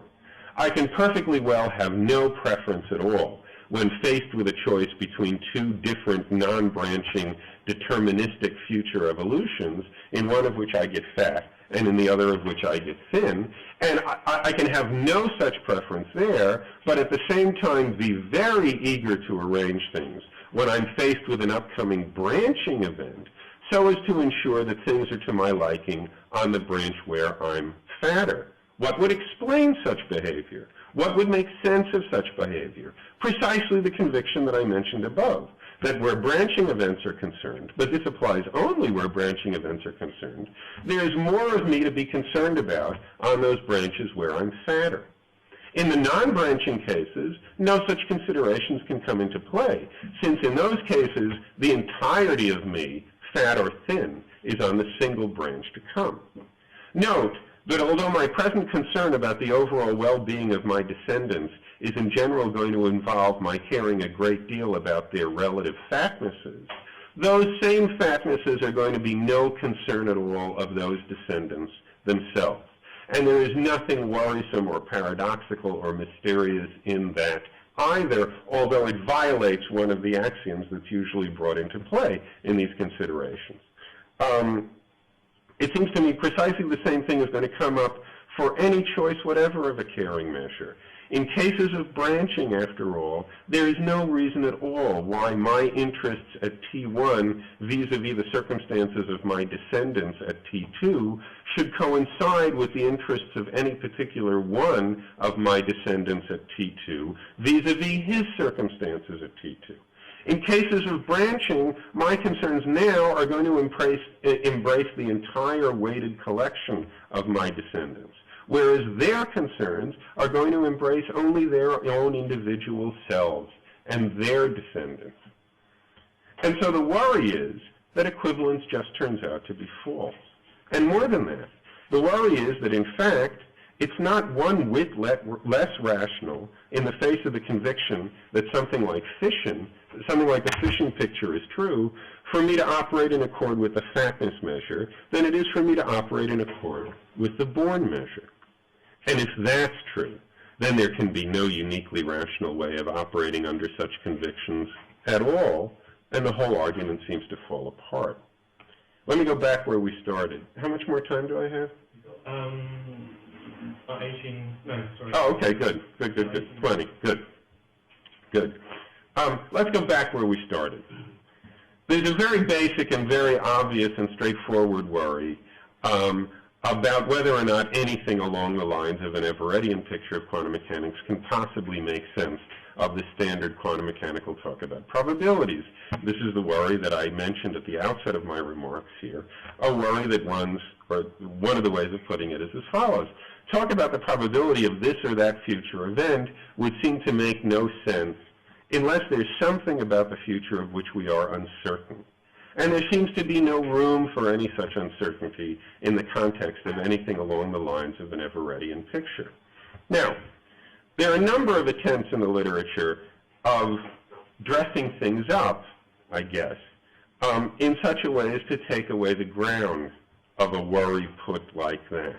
There are more particularly a number of attempts in the literature at analyzing the semantics of locutions of the form, I am uncertain about the outcome of this upcoming measurement, in such a way as to make it plausible, notwithstanding initial appearances to the contrary, that such locutions can amount to sensible descriptions of the epistemic situations of observers in an Everett universe. And I guess I'm not sure, and this is sincerely asking for more details, which I hope will come up in discussion, I'm not sure I understand precisely how it is that analyses like that are intended to fit in to the larger debate about probabilities in the Everett picture. I just want to make one narrow point about them, which is that insofar as I can see, they can't be of any help with the sorts of problems that we've just been discussing. The authors of these analyses are always very clear that there's nothing metaphysical at issue in these semantic analyses, that the fundamental metaphysical picture of the world that they're trying to defend is precisely and unambiguously the fission picture that we've been talking about up to now. Here's a typical quote from a recent paper by Saunders and Wallace. Quote, "We're not looking for any deep metaphysical truth in our choice of semantics. We're looking for serviceability." But it's precisely the fundamental metaphysics of the fission picture, after all, that gives rise to the problems we've been discussing. You can call things whatever you like, and you can analyze personal identity however you like. But the trouble remains that there's nothing whatever about the fundamental metaphysical future of the world which an observer in the fission of which an observer in the fission picture need be uncertain. Let me try a slightly different tack on this. There's an idea of Lev Vaidman's, another name I should have mentioned in this tradition, a very important one. There's an idea of Lev Vaidman's for introducing an altogether familiar and pedestrian sort of uncertainty into the Everett picture, an uncertainty that involves none of the fancy semantical footwork that we've just been talking about, which goes like this. Suppose that I make the following arrangement. I arrange to be put to sleep, and once I'm asleep, a measurement of the x spin of an initially y spin up electron is carried out, and if the outcome of that measurement is up, or rather, in the branch where the outcome of that measurement is up, my sleeping body is conveyed to a room in Cleveland. And if the outcome of that measurement is down, or rather on the branch where the outcome of that measurement is down, my sleeping body is conveyed to an identical room in Los Angeles. And then I'm awakened. And it seems right to say then that on being awakened, I am simply, genuinely, flat-footedly uncertain of what city I'm in. The trouble with Vaidman's uncertainty on the surface is that it seems altogether avoidable, and also that it seems to come too late in the game. The uncertainty we need, the uncertainty that quantum mechanics imposes on us, is something not to be bypassed, something that comes up whether or not we go out of our way to keep ourselves in the dark about anything, something that comes up no matter what pains we take to know all we can. And in addition, it's something that comes up not after experiments are over, but before they get started. Now, as to this last point, as to the timing of this uncertainty, I think, although it's good that Lev is here to speak for himself, I think Lev is likely to respond to this worry, the worry that the uncertainty comes up too late in the game, something like this. Suppose that the observer in the scenario described above knows all there is to know about the state of the world and about the equations of motion before the experiment gets underway. Among the things she knows, then, is that every single one of her descendants is with certainty going to be uncertain on being awakened about what city they're in. Moreover, that uncertainty does not arise in virtue of those descendants having forgotten anything. They know everything that the pre-measurement observer knows. And so, if there's something about the world of which these descendants are uncertain, the pre-measurement observer must have been uncertain about that thing too. And the trouble here, it seems to me, has nothing to do, and the trouble here, it seems to me, has to do with this locution about the world. The fact is that there is nothing whatsoever about the objective metaphysical future of the world of which the pre-measurement observer is uncertain, period, end of story. The questions to which that observer's descendants don't have answers are questions which can only be raised in indexical language and only from perspectives which are not yet in the world at all before the measurement has been carried out. Completely new uncertainties do indeed come into being on this scenario once the measurement is done. But those uncertainties have nothing whatever to do with objective metaphysical features of the world, and they are not the sorts of uncertainties that can only arise in the world by means of a forgetting. Those new uncertainties have to do, rather, with the coming into being of completely new centers of subjectivity, from the standpoints of which completely new and previously unformulable indexical questions can come up. Let me say one more thing. The way I originally wrote this, I was going to go on to talk about something else, but I won't. Okay. Let me finish up with the following. And this will maybe take us towards the next paper. Hilary Greaves has sometimes responded to the complaint that the fission picture cannot explain the observed frequencies of outcomes of experiments, sort of like this. And I'm not characterizing her paper today with Wayne. This is earlier stuff of Hilary. She responds, there's a very clever response, I think, that goes like this. Look, the standard Bayesian technique of confirmation can be applied in a more or less straightforward way to the many worlds hypothesis, just as it applies to any logically formulable hypothesis, and such an application shows how the many worlds hypothesis is confirmed by our empirical experience of the world, of frequencies and so on, to precisely the same degree as a stochastic theory governed by the Born rule is confirmed by them. So, what the hell can you be talking about, so says Hilary. There can't be an objection to the effect that the many worlds hypothesis can't explain those frequencies, because it is, after all, precisely those frequencies that are confirmatory of the many worlds hypothesis in the same way as they're confirmatory of the Born rule. Okay, there'll presumably be much more discussion of this later. Let me just put in a little start now. Look, the application of Bayesianism to the many worlds hypothesis that Greaves has in mind here turns out to be less standard and less straightforward, I think, than advertised. Usually, in considering how to update our credence in hypothesis H in light of some new item of evidence E, we consider what the probability of E would be if H were true. But the way Greaves sets things up, what we need to consider is not that, but something else in place of that. Namely, in the case of the many worlds hypothesis, what we need to consider is not the probability of E if H were true, but how we would proceed if we believed that the hypothesis in question were true. And this represents, it seems to me, precisely the same rather subtle mistake as we ran into above. The way Greaves sets things up, we're supposed to regard a theory as confirmed if what we see is what we would, if what we see is what we would have bet on if we believed the theory was true. But that seems just not right.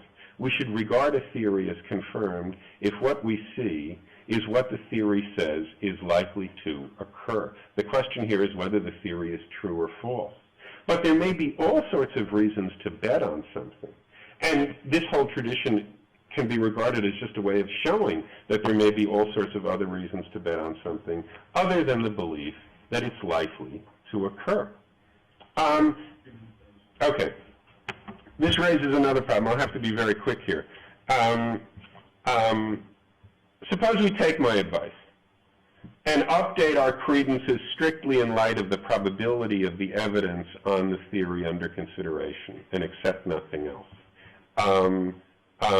Hilary makes a nice point about this. Hilary says, look, if you adopted a policy like that, I guess what you would do is associate probability 1 for this hypothesis with every possible observation. If you did that, all hell would break loose in no time, and the theory would beat any other theory right away. So presumably you don't want to do that, okay? And Hilary says, what then would you have me do? Okay. What other option is there here but to take the route I suggest, which is going to end up seeing many worlds as confirmed to exactly the same degree as chancy quantum mechanics is by Born rule type frequencies. So let me just take 1 minute to say something about that. Look, I don't think either of those is the right way to proceed. I don't think either of them is giving the right picture of what kind of situation, what kind of epistemic situation we're faced with in considering a branching sort of theory. Consider the following situation, which I think has useful analogies to the situation we actually do face. I have a device, call it D, which prints out numbers on a tape. And I'm considering a number of theories about how this device works. Here are 2 theories I'm considering.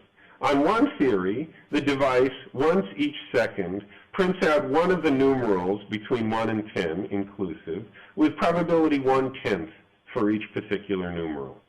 The device, okay, here's the second theory. The device, once each second, prints out all the numerals from 1 to 10. Good. And I have a particular way of examining the tape on which these devices print. I have a selective measuring device, call it M, which operates as follows. When I press the button on M, it prints out one of the numerals that appears on the tape. If there's more than one numeral on the tape, M prints out one of those, and our theory of M is such that there are no rules whatsoever, neither strict nor probabilistic, that bear on the question of which one it prints if there's more than one. That is, there's no rule of the form, it prints the largest one, or the one on the left, or the one in the middle, or the third one. There are also no probabilistic rules about which one it prints out. Good. So, the information I get by pressing this button on M is that the output numeral appears on the D tape, but nothing more. If I do absolutely naive Bayesian updating, then the credence, okay, I'm sorry. No, this was removed. The idea here is, I've concocted a situation where the theory, the second of the 2 theories that I'm considering here simply does not associate a probability with this second measuring device, M, printing out one particular one of the numbers between 1 and 10. So I'm just not provided with anything here to insert into the Bayesian updating formula. This seems to me the kind of situation that one is facing in a branching type situation. There's a very good question, I had a little speculation in it about here, but maybe we can discuss it later. There's a very good question of how our epistemic reasoning should go in cases like that when confronted with evidence like that. It's a very difficult question. I'm not sure I see my way all the way through it, but it's entirely different than either of the alternatives contemplated above, and I think it exposes why both of those alternatives are awkwardly ill-fit to the situation we're actually facing in a branching type situation. Okay, I guess I'll end there.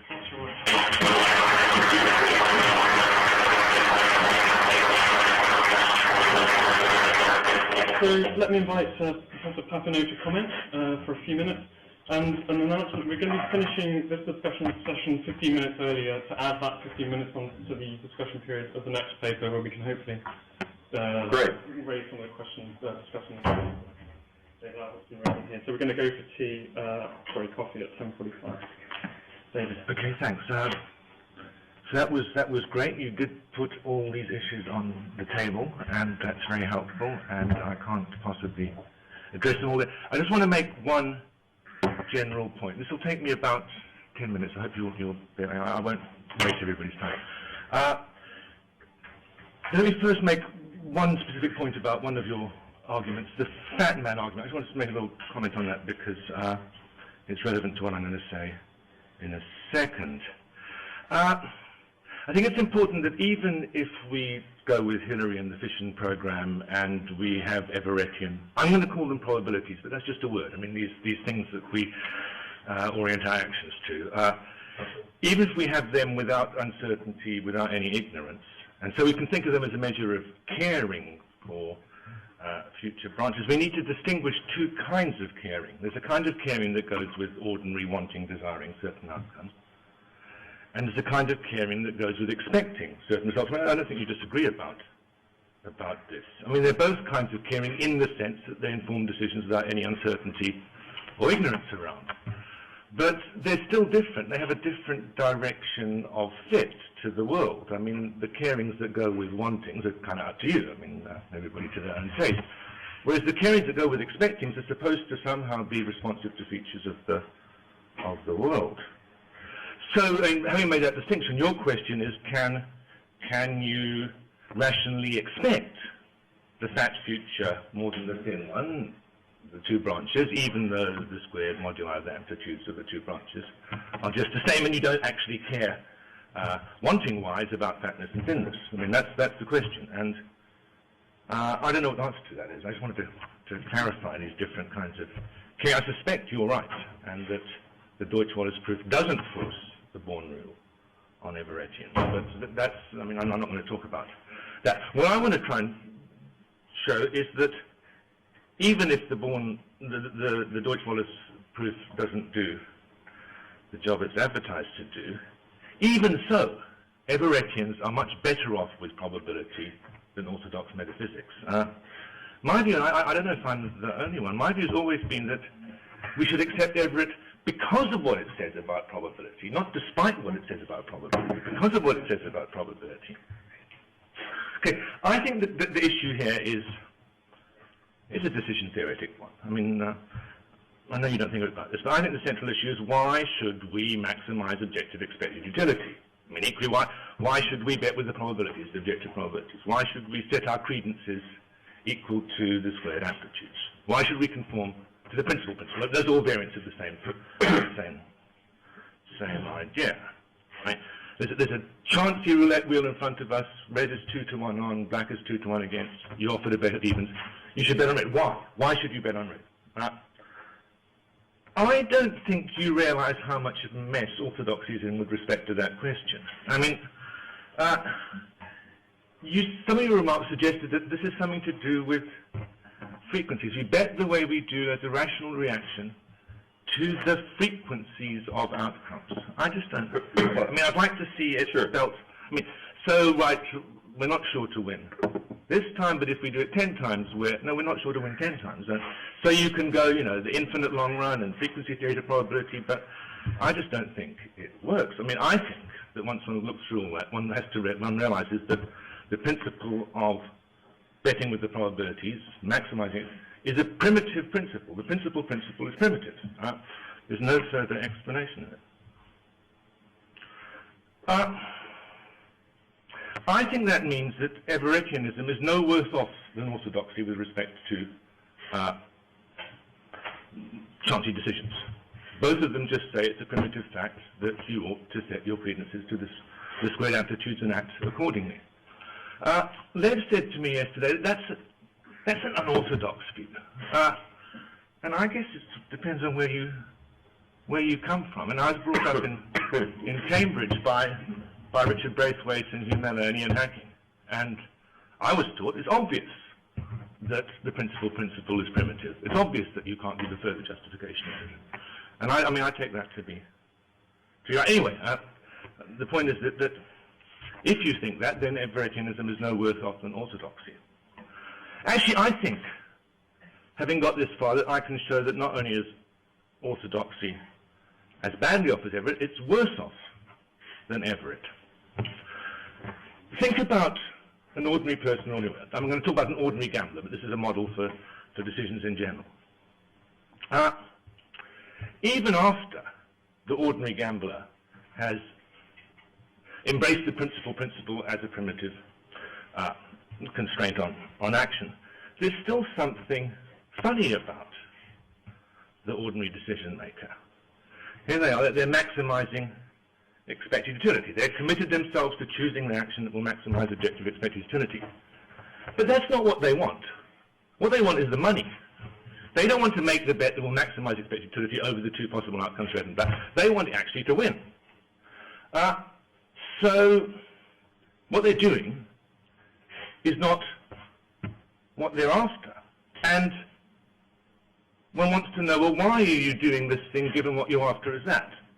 Now, maybe this is a bit of an obscure question. What I'm in fact saying is that we want a justification for the principle because there's this gap between what they're doing and what they're after, and we haven't got it. You might feel this is a rather obscure question, but still it is a question, and I can bring out that it's a real question by comparing the ordinary gambler with the dedicated gambler. Imagine a dedicated gambler. This is somebody who doesn't care about money.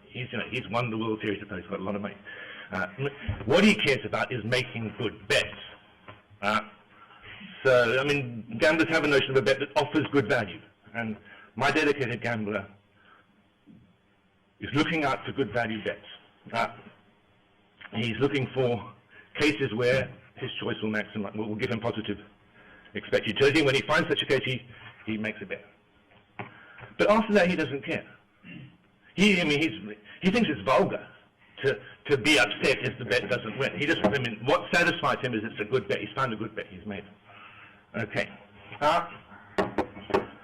Now, this person's a bit odd, maybe, but I don't know. People take pride in all kinds of different things. So, I can make sense of that. But the point isn't how odd this person is, but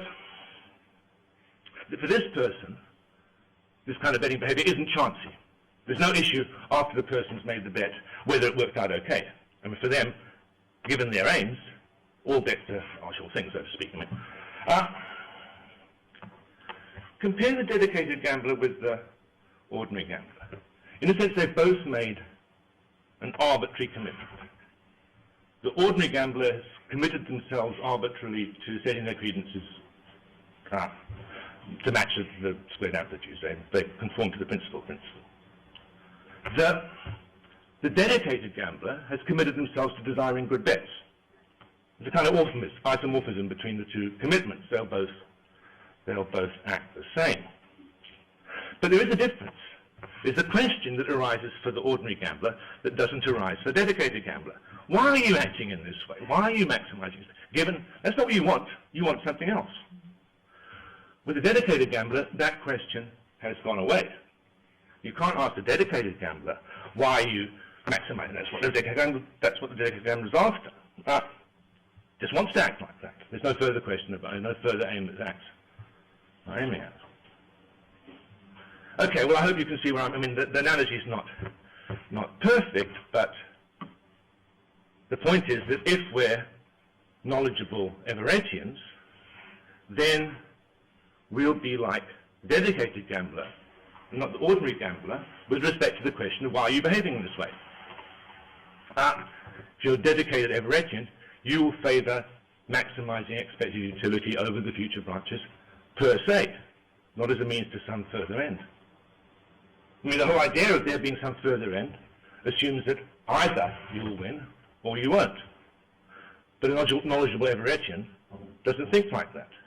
There's a branch 2/3 intensity where you'll win and a 1/3 intensity branch where you won't. Because the winning branch is 2/3 intensity, that was a good bet. Once you've done the bet, which is good in this sense, there's no further question of whether the bet worked out well in this particular case. So there's no room to ask a knowledgeable Everettian, as there is as you can ask the ordinary gambler, the person thinks of themselves in the orthodox universe, why are you maximizing maximum expected utility? There's no further aim beyond maximizing expected utility for the Everettian.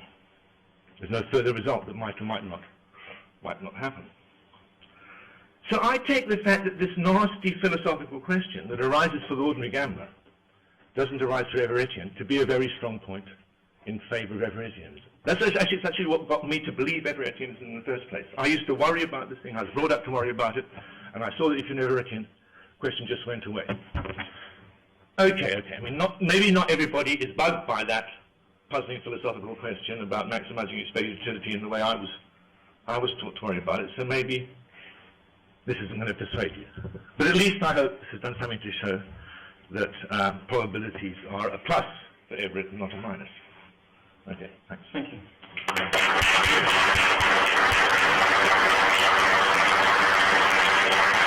So, David, would you like to reply? I don't want to take too much time for questions, just very, very briefly. Look, on this first terminological issue, I'm inclined to follow Hilary on this issue. Hilary is quite adamant, and I think rightly, that in the context of a fission picture, expectation is absolutely the wrong word for this kind of caring. Hilary is pretty clear, as I remember, in earlier papers. You want to know what to expect? Expect each of the results, period, end of story. I think that's an admirably clear way to put it, and it seems to me to dangerously muddy the waters to use the language of expectation about that kind of caring. I think Hilary's choice of caring to describe this, of these, amplitudes, if I use them in the way that I use probabilities in ordinary decision theory, are representing the degree to which I'm concerned about what goes on this or that branch. That seems to me exactly the right way to put it. As to your much larger second point, there's a lot to say about that. Let me just confine myself to one line, and there'll be much more to say later, I hope, which is that it doesn't seem a very compelling, probability is hard, and philosophy is hard, and philosophy of probability is particularly hard, and there are lots of mysteries about it. It's never been, for me, a compelling way to argue for something to say, look, we have no idea what it is. Why not say it's this? Okay. It is hard, but there are things that we always thought we knew about it, even if they were far from everything. And one of those things was, well, you're talking, in cases where probabilistic language is intelligible, you're talking about cases of one outcome or something like that. I don't see any, of course a lot of things are going to get easier if you say, oh, what I was really after was never the money. It was just maximizing this function or something like that. That seems to be a way of avoiding seeing what's hard about these problems rather than solving them. But we can talk more about that later. And thank you very much for your comments. Good. So we'll move to questions. We've got 10 minutes, and we've got first of all Christoph, James, then David, Hilary, Simon, Barry, and Lev. So we'll start off with. Right, so I'll save the big questions for later. Just some very small local questions about your fast and skinny example. Yes. Is the fatness and skinniness, is that supposed to be some physical property? Sure. Supervene over some physical property? Yeah, sure. So why isn't that just part of, just like the payoff part of... Because it's not. Because I've said explicitly that this guy's preferences are such that if you give him a choice between two deterministic evolutions, one in which he's fat and one in which he's thin, he's indifferent between them. But I mean, look, I personally would rather be slim, right? Mm-hmm. So, you know, I think to me it doesn't matter whether the world is deterministic and I'm insecure about the future or... No, I think you're misunderstanding what I'm saying. There's a simple test, okay, for what kind of role this is playing in his decision theory. Whether it's playing the role of a weight, as it were, unfortunate pun there, whether it's playing the role of a weight or the role of a preference, okay? Here's how to distinguish between them. If you offer the guy, if you forget about branching, you say to the guy, you have a choice. If I press button A, you're going to be fat, for sure, okay? And if I press button B, you're going to be thin, okay? If the guy is indifferent between those, which I am positing he is, okay, then these are not, then his calculations are not coming out the way they are because of a preference to be fat or thin, okay? They're coming out the way they are because this fatness and thinness is playing the role of what Hilary calls the caring measure, okay, rather than playing the role of a preference. So I'm positing that he's indifferent between those. The claim that he's indifferent has a perfectly definite, measurable cash value, and I'm telling you what that is. James. And that's a naive question about the explanatory requirement of Everett that you think it doesn't meet. Right. I mean, why isn't the kind of explanation the Everettian approach gives of the frequencies that he actually observes just from a standard one? If we say, well, look, there are just, so why do we get a deal of a random shuffle of cards gives us no discernible pattern of suits or numbers, because there are many more deals like that than there are ones where everything comes out 1, 2, 3, 4, 5. Right. So why do we observe that the probabilities, the frequencies of a repeated series of Stern-Gerlach experiments are those predicted by the Born rule? Well, because there's just many more branches where the relative frequencies right. of the Born rule So, right. This was the sort of conception that I mentioned at the very beginning of the talk. I don't understand how an account of the kind you just described can make sense without there being some element of either stochasticity or ignorance in the world, okay? And it's both of those that are being resolutely denied when we start off with, say, something like the fission picture. That is, in the case of the cards, typically it's going to be a case of our ignorance of the exact initial conditions, and we find that it turns out to be an empirically successful hypothesis to put a uniform probability over which of those might obtain, so on and so forth. In the case where in the case where you're not ignorant of the initial conditions, as I say, and maybe this is what you're doing in the back of your mind, there's a strong semi-conscious temptation to say to yourself something like, well, I guess what I do, what the real me does is pick at random among these branches or something like that. But it's important to see that the minute you catch yourself thinking like that, you've got to pull back because you're going down, you're either kidding yourself about what you're doing, about whether you're genuinely adhering to the Everett picture, or if you do go down that road, you're going to end up like Barry and me in this single mind picture. And you don't want to go there.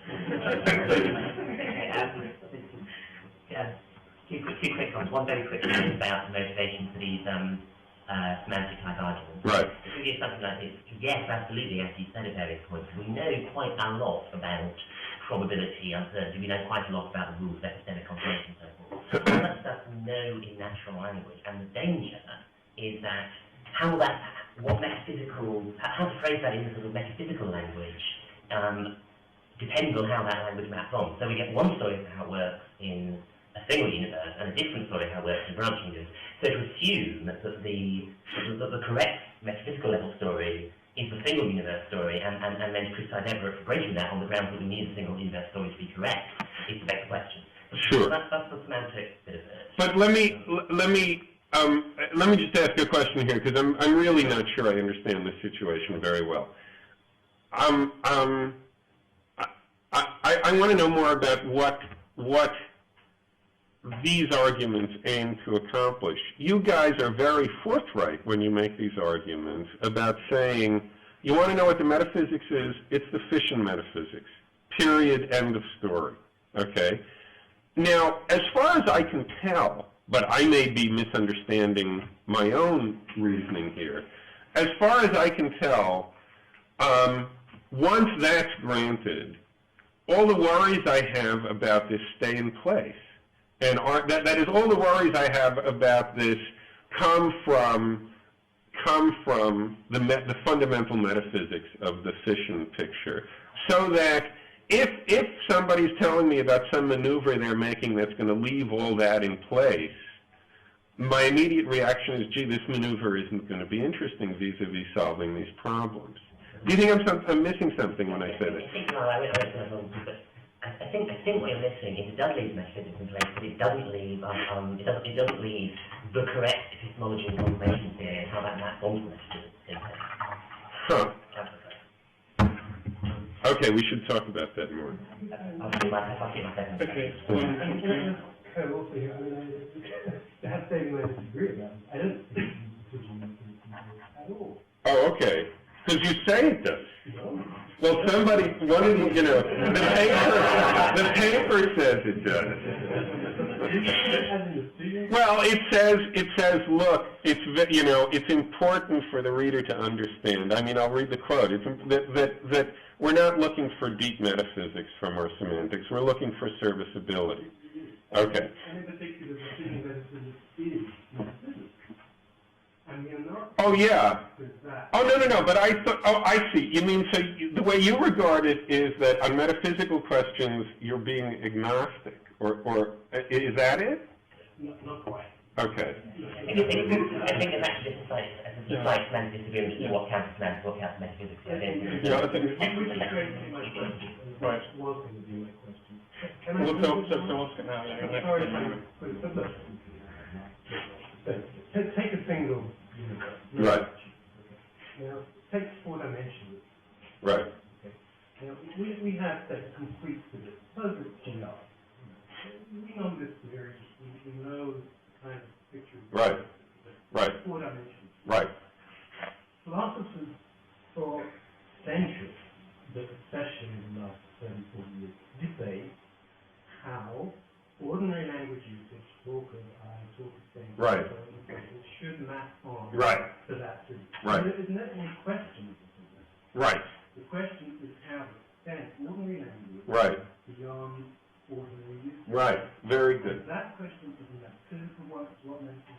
Okay, good. Now I see what David meant a second ago. Good. The question is,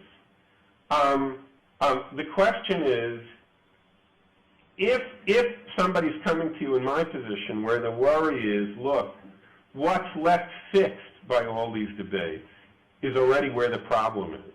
Okay, then he's not going to be impressed by these arguments. Now, David thinks that that's not the case. That part of what's in play here, part of what's in flux here, are questions of epistemic strategy and so on and so forth. And good, and that's worth talking about. Right, very, very quickly now, Hilary. Okay, well, I have 3 comments, but I'll do one. Here's the quickest one. So this was about the passage you mentioned when we were talking about whether or not theory of rationality should be relevant to the discussion. Right. Okay, you said you agree that, yes, there's this narrow sense of physical modeling of the system where it shouldn't be relevant and isn't in the sorts of things we've been given. And you said you also agree that it should be relevant if what we're talking about is confirmation theory. Right. But you think, no, what we're really talking about is the third thing, explanation, and it shouldn't be relevant there. So let me just make a comment about that. Good. I mean, there's always been this minimal sort of explanation you can get from an Everett interpretation, where you just say, look, I had a theory that entailed that there would exist all these branches, and there would exist all these observers, and in particular, there would exist an observer with precisely the record of sequence of actions that you've in fact got. Right. And what you found out is that indeed there is. So Right. there's an explanation. Right. And what more do you want? And the reply one usually gives to that question is, look, here's what more I want. That minimal explanation doesn't give me a reason to having increased my degree of belief in the theory or regarded the theory as confirmed as a result of what I've seen. Right. So the more that we want is precisely confirmation theoretic, and then we're back to the second thing. No, but no, that doesn't seem the right way to put it. The right way to put it seems to be what I want explained is why these frequencies, as opposed to others, are the ones that emerged, are the ones that I saw. What? Yeah, no, that's good, but that's not. Here's a way to explain everything. Everything happens with certainty. Let's go home. You know, science is over. Okay, that's not a good explanation. Okay, what we want is an explanation of why these particular frequencies emerged. I didn't put that question in a way that involves observers or rationality or degrees of belief or anything like that. Okay, that's what I want explained. Sorry. I just didn't understand how it is that you're getting around the providing some sort of understanding, rationale, whatever the principle is. Many words for the dedicated answer. I mean, the question could arise, and somebody could be trained to minimize expected utility, or to maximize expected utility on Monday and minimize it on Tuesday. Kind of all sorts of. I wasn't trying to do that at all. I still take the principle that you should maximize expected utility to be primitive, not justified in terms of anything else, both for the Everettian and the orthodox metaphysician. My complaint was, for the orthodox metaphysician, that was putting the primitive commitment in the wrong place. You were committing yourself to doing something that was detached from what outcome you hoped to achieve.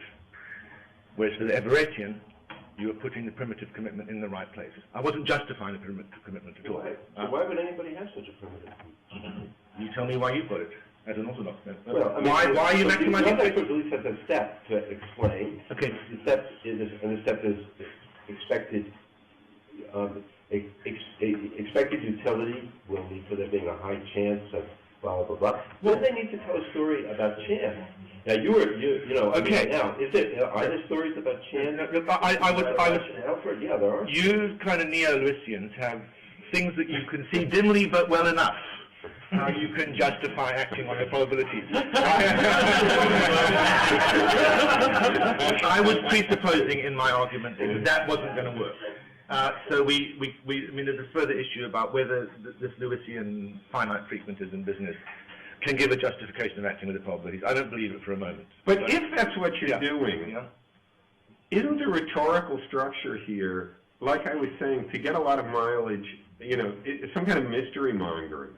Okay, look, we don't know what it is. It could be it could be a hippopotamus. Let's say it's that. If you're presenting an argument here, it had better be something other than that the Everettian view of these matters is unfamiliar.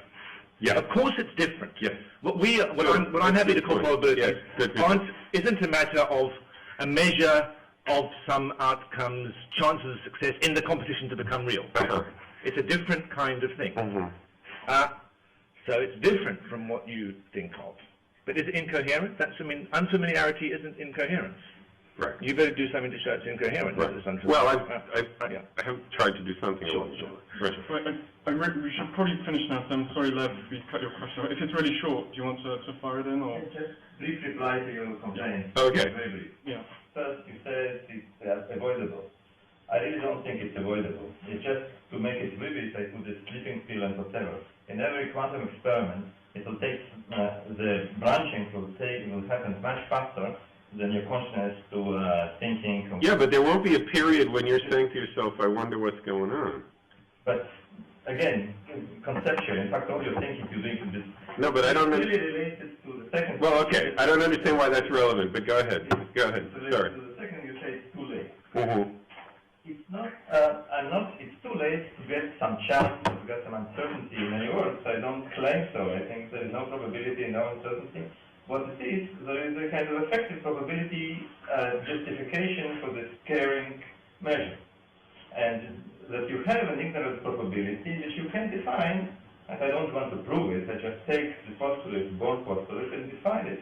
But I have to find Well, okay, this is something I want to know more about. I mean, and this hooks up with what David was talking about a few minutes ago.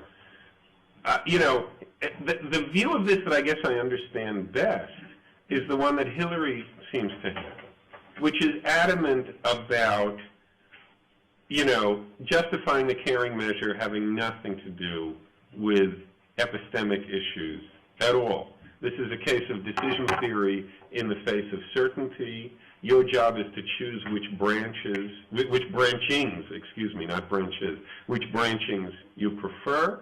And there are supposed to be arguments to the effect that you'd be crazy, given basic preferences for more money and so on and so forth, not to choose certain branchings over other branchings.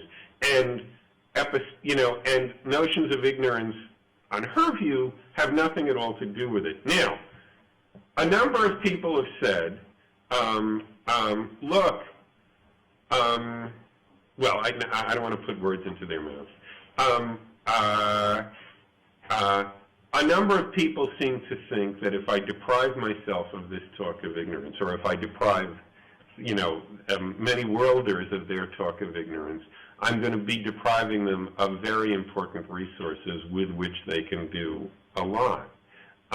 Even though the basic metaphysics remains the same, I guess I'm not understanding yet how that works, but I'm eager to. On that happy note, let's go for coffee.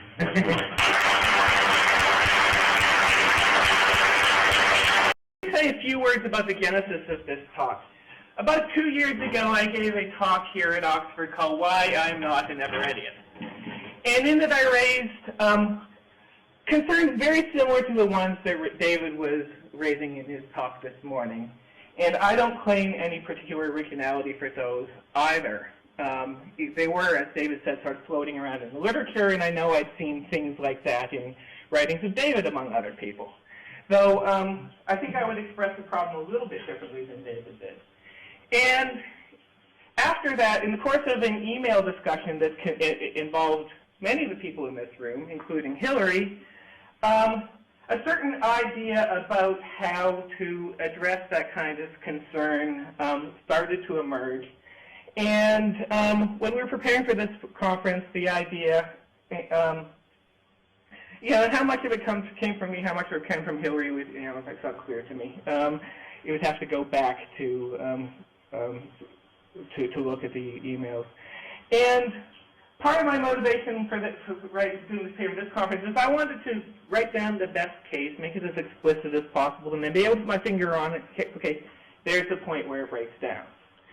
And when I get down to it, I kind of look at it and say, well, gee, this isn't half bad. So I don't see any problem with the sort of thing that I'm about to present, and actually I'm starting to think it's a defensible view. And that's one of the reasons I'd really like to get people's reaction. Okay, so it's about Everett and evidence, and I want to page down. Okay. Just let me start saying a few basic things. On the standard interpretation, what I mean by standard interpretation is something like there's only one outcome of an experiment, and it's a chancy kind of thing, and you calculate Born-room probabilities for that, what the outcome of the experiment will be. And what we do is we calculate those probabilities. We do experiments which often involve lots and lots of repetitions of the same kind of experiment. We calculate, we observe the relative frequencies, we compare them with the calculated probabilities, we get very close matches, and we say, okay, quantum mechanics is getting something right. Quantum mechanics is getting the probabilities right. And an awful lot of our evidence that quantum mechanics is getting something right about the world is evidence of that nature.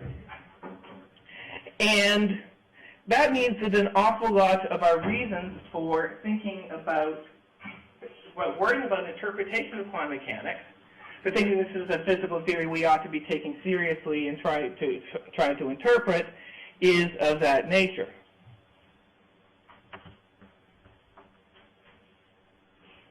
Okay.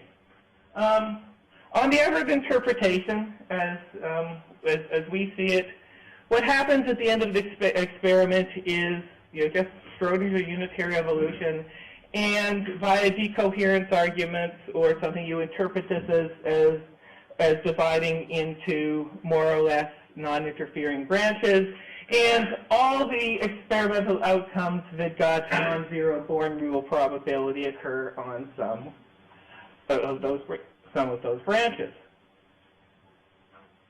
And as David has pointed out, there's no obvious sense in which we can speak about the probability the result will be spin up, because we know it's going to spin up on some branch, spin down on some other branch. The question doesn't even seem to make sense.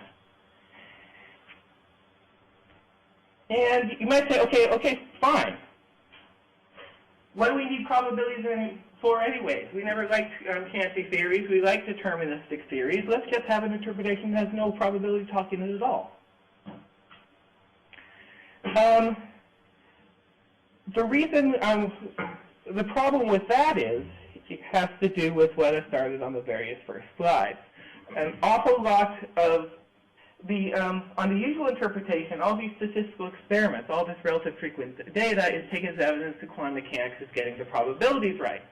And if I just eschew all probability talk, then there's a threat that I'm going to undermine the very reasons I have for taking quantum mechanics seriously in the first place. Jeff Barrett in his book uses the phrase empirically self-undermining. So the worry is that quantum mechanics is going to end up, I would say Everettian quantum mechanics is going to end up being empirically self-undermining. And what we need is either a way of making sense of probability in Everettian context, or of finding a substitute that plays a parallel role in confirmation.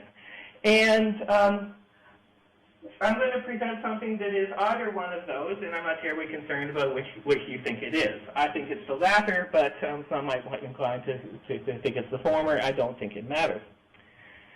And it's going to take as a starting point the decision theoretic framework pioneered by David Deutsch and elaborated by a number of people in this room.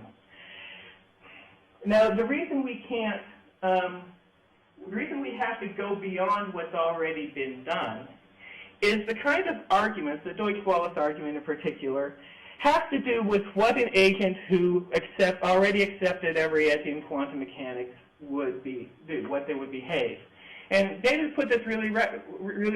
We don't really want to know what I would do if I were to accept Everettian quantum mechanics. If we're in the evidential context, what we want to know is, why should those of us who weren't born Everettians or who didn't have a conversion experience, why should we take the data that we've seen as at all confirmatory of Everettian quantum mechanics? So we have to have some way of talking about this that is relatively theory neutral, that doesn't presuppose the correctness of Everettian quantum mechanics or any other physical theory for that matter. Okay, now let me talk a little bit about the way I think confirmation happens on the usual account, because because we're going to try to do a parallel count in the branching case, so we have to talk about why this works, and because I think that, even though I think that this is really in the back of people's minds when you're confirming theories, it's not also spelled out explicitly. So, take a simple example. Suppose I've got a coin and I want to know whether the coin flip is biased. And I say coin flip because a bias towards heads or tails has to do with the entire chance setup, the coin flipping setup. So a coin flip is a very different thing when I'm doing it when Percy, the economist, can do it. Percy can bias towards heads. I cannot. So suppose I want to, and when I say that, when I say that Percy can bias towards heads, I think that there is good evidence for that. The experiment has been done, and it's something like this. Is you start with you assume implicitly that each flip has roughly the same chance of landing heads. You start with some prior degrees of belief about what that chance is.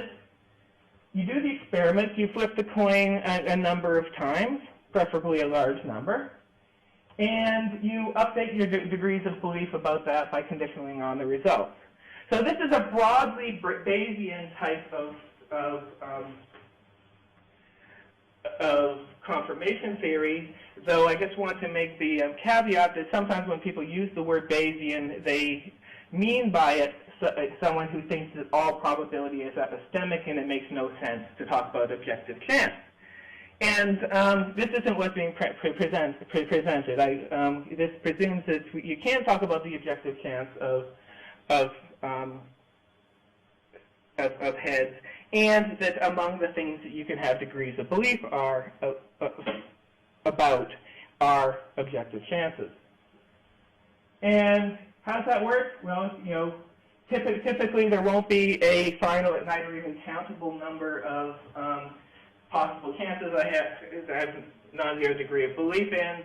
I'll have some kind of density function over, if I do big N flips, of which M are heads, you multiply that, updating precedes multiplying that density by that likelihood function times a normalization constant, and that thing is very sharply, peaked at the observed relative frequency, and it's more sharply peaked the larger the number of flips. So unless your prior degrees of belief were some zero, were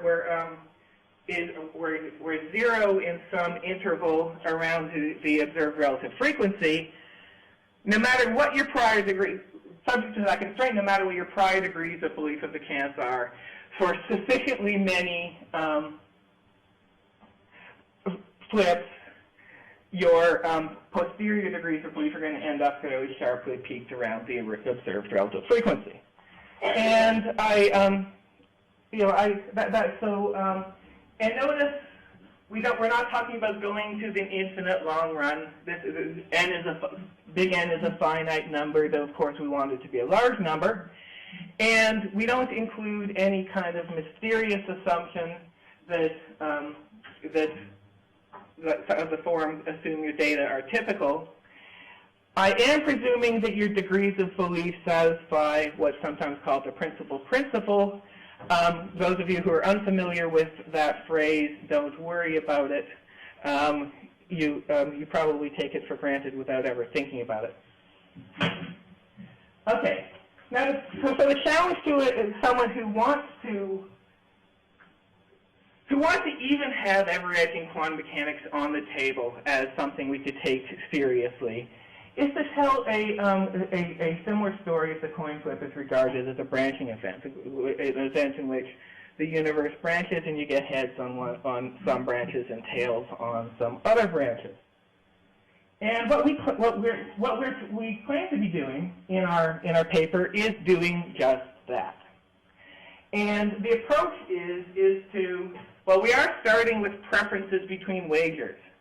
It is a decision theoretic thing, but we do, as David pointed out, decision theory and confirmation have always been inextricably bound. And also decision theory and probability theory. The beginnings of what we now call probability theory lie in the Fermat-Pascal correspondence and in Huygens' book. If you look at it, modern reader would probably be surprised to see that these guys never actually calculate a value of a probability. It's always what we would call expectation value. They're always answering questions, how much is this bet worth? And it's Jacob Bernoulli's Ars Conjectandi, which starts calculating probability. So we're going to start with the idea of various wagers and an agent who has preferences between wagers, and we're going to put conditions on rational preferences between wagers. And those conditions are going to have the effect that the agent's preferences between wagers are as if she is maximizing expected utility according to some utility function that assigns utilities to payoffs and some measure over the space of possible outcomes. And then there's going to be further conditions that a further condition, which is P7, which is going to have the effect that she updates as if she's conditionalizing, and then, well, I'm getting ahead of myself. There's going to be a little bit more I'll talk about later. And the reason we're doing that is we want to put these conditions, which I think are unproblematic in the case where you think of an experiment as a chance setup. And what we want to claim is that they are, in fact, reasonable conditions on rational preferences, even if you think of a experiment as a branching setup with these, where the world divides and you divide and you've got successors on all these branches, or actually there might be some branches you don't have successors on. This is what David was referring to when he was talking about the fission program. And every payoff associated with every experimental outcome actually gets paid on some branches or another. So I actually think Hilary is less happy about this than I am, but I actually think of preferences in such a case as more like questions of distributive justice. How do you want goods to be distributed? And I just want to make a parenthetical remark that even though in decision theory we very often talk about wagers as in cases where you're making a bet and you get the payoff, your preferences don't have to be egocentric, and you can have concerns about payoffs to other people, and in fact you can have preferences between states of affairs in which you don't exist at all.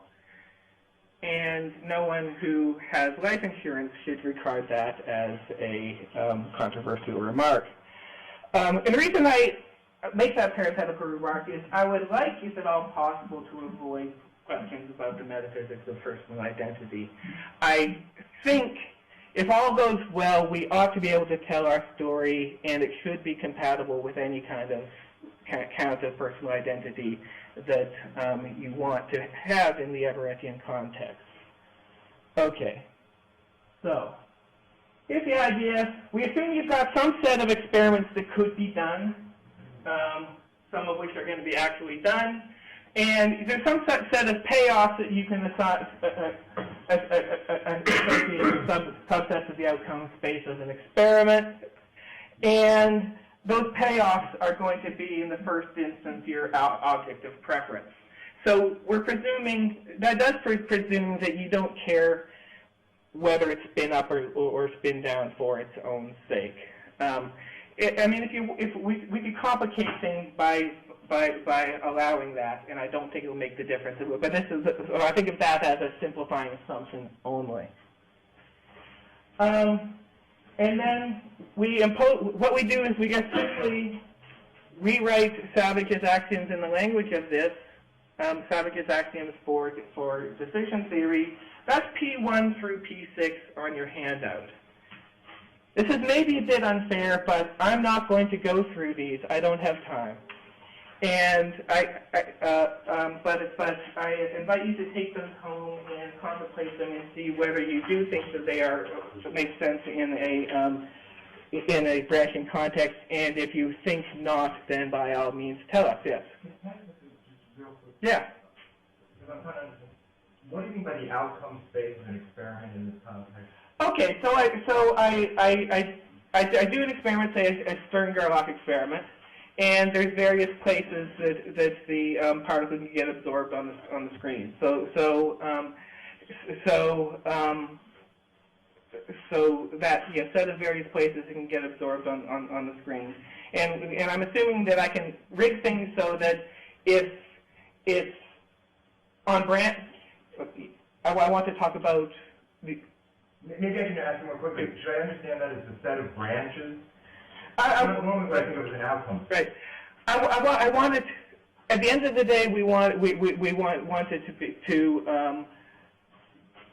to be neutral between whether you're thinking of it as branches or not. So here's the thing. If you've got an experiment and you're thinking of it as in the ordinary way, then you're thinking it as something like, if you get spin up, then you get a cookie. If you get spin down, then you don't get a cookie. And in the branching case, you think of it as branches on when it's spin up, you get where it's spin up, you get a cookie. Branch where it's spin down, you don't get a cookie. Right? So that's what an association of payoffs with subsets of the outcome space is supposed to mean. You could just say, in all situations that are going to obtain in which there's spin out, I'll get a cookie. Maybe there are lots of them, maybe there's that one from slows and branching, maybe there are none of them, but never mind that, in all those situations. Yeah, that's what we mean, yeah. Good. Okay. So, if you accept P1, P6 as your preferences between wagers, then Savage's theorem says that there's a utility function assigning real numbers to payoffs, such that so that's a little U utility function, a big U utility function that assigns numerical values to wagers, such that the value of a wager is linear in the utilities, and those coefficients are ordinarily understood as degrees of belief. So, but when I say maximizing expected utility, expectation is maybe a misleading word in the branching context. A mean utility according to some measure is what we mean there. Okay, we want to be able to learn from experience, and ordinarily we think that learning the outcomes of some experiments can have an effect on your preferences between wagers of another one. If you want to know whether to bet heads or, on heads or tails on the next outcome of a coin flip, you'll want to, certainly outcomes of previous coin flips might be relevant to your preference between wagers. And what the agent can do is formulate an updating strategy. You're about to do a series of experiments. You might say, if the outcome I see of the first experiment is this, then these are going to be my preferences on wagers on subsequent experiments. If it's something else, then I might have some other preferences between wagers on subsequent experiments. And if you have a set of preferences between wagers on big sets of experiments, you ipso facto have a preferences between updating strategies. So the next axiom we're going to introduce is that in those experiences which we are thinking of as pure learning experiences, what we mean by that is these are not cases in which our agent goes, oh shit, I was just totally messed up on that, I've changed my mind. Where it's experience where it's not like that, where the only reason for a change of preference is because you've learned the outcome of some experiment. And for those and the reasons what makes Switzerland make that qualification is there was some confusion about this in the literature on dynamic Dutch books. Paul Teller's original presentation suggested that it was some kind of condition of pure rationality, that you never have a change of beliefs other than by conditionalization, and that's not right. The conditionalization is restricted to pure learning experiences. So that's the next one. Our agent adopts the updating strategy, updating preferences between subsequent wagers on the basis of learning the results of a previous experiment, and she adopts and follows the one that ranks highest on her current preferences.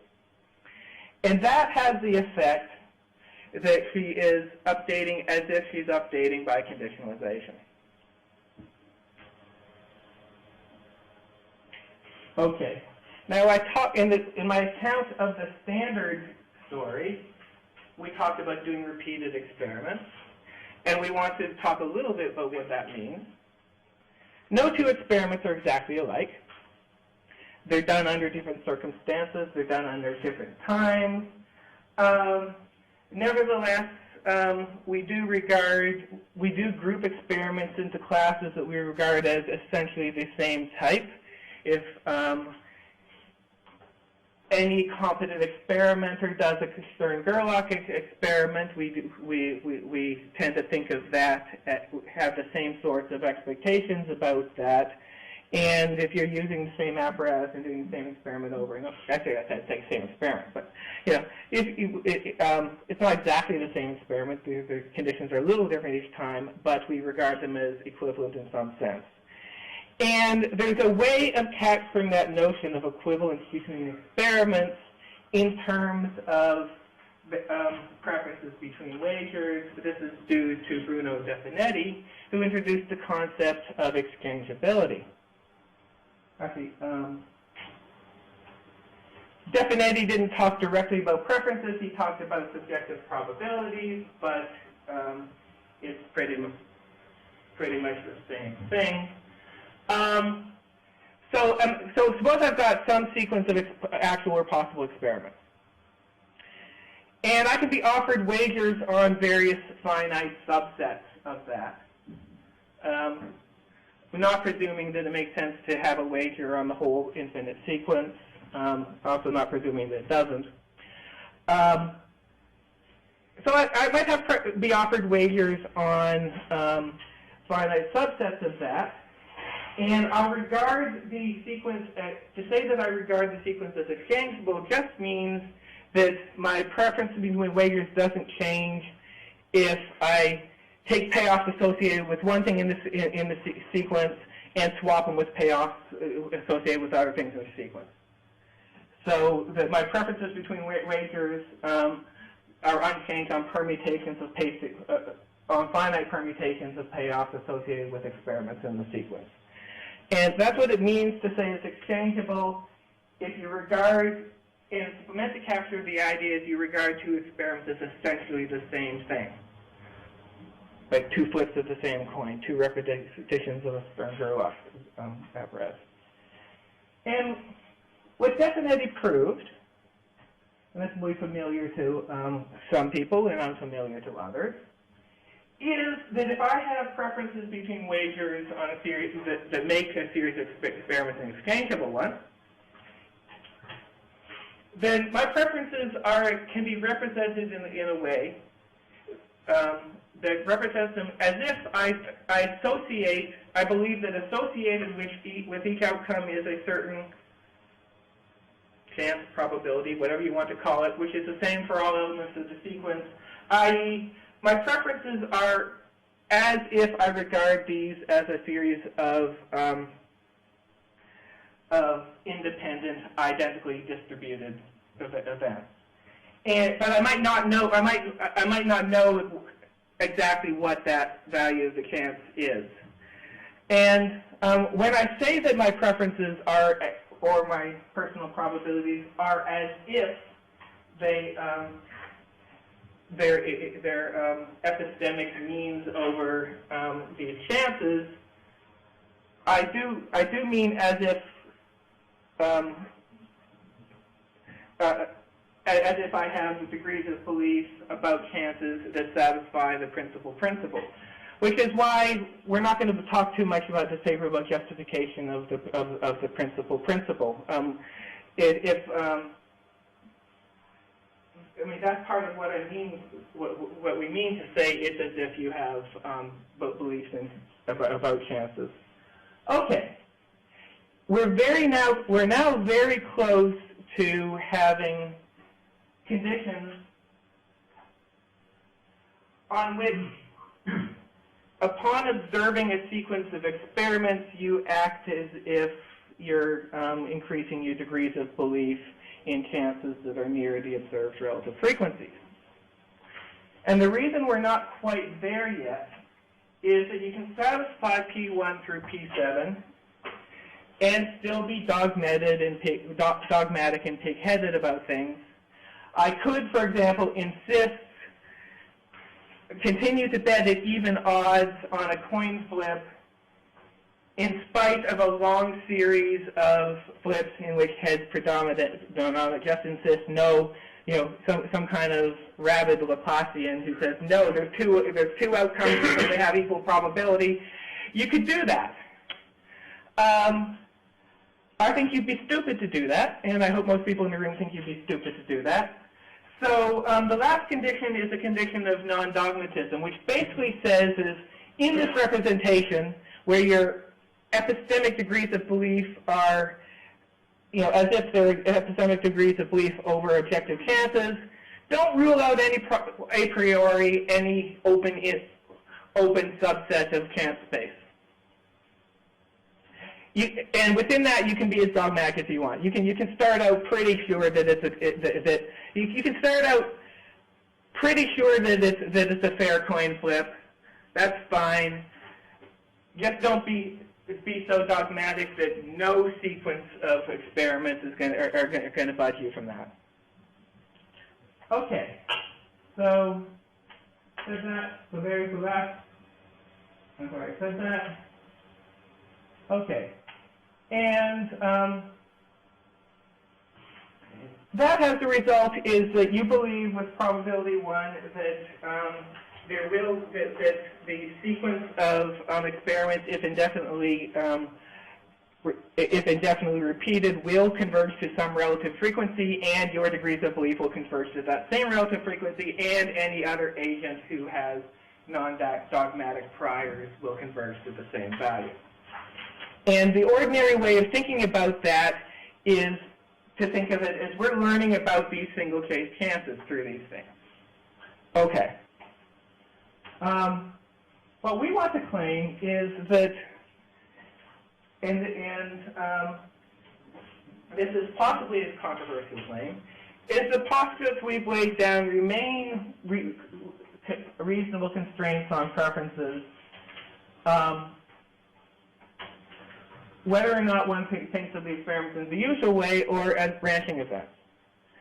And if that's right, then what we have to say about the definite representation theorem is that your degrees of belief are as if you think associated with subsets of branches, there is some quantity which we're going to call a branch weight about which you can learn. And it isn't, you're at least acting as if this isn't a subjective thing, because you're really associating it with experiments. And you are treating it as if it's something you can learn about, and you're treating it as if other people can learn about and that you can converge on the same thing. So you're treating, just as on the usual case, you're treating these things in the definite representation theorem as if they're objective chances.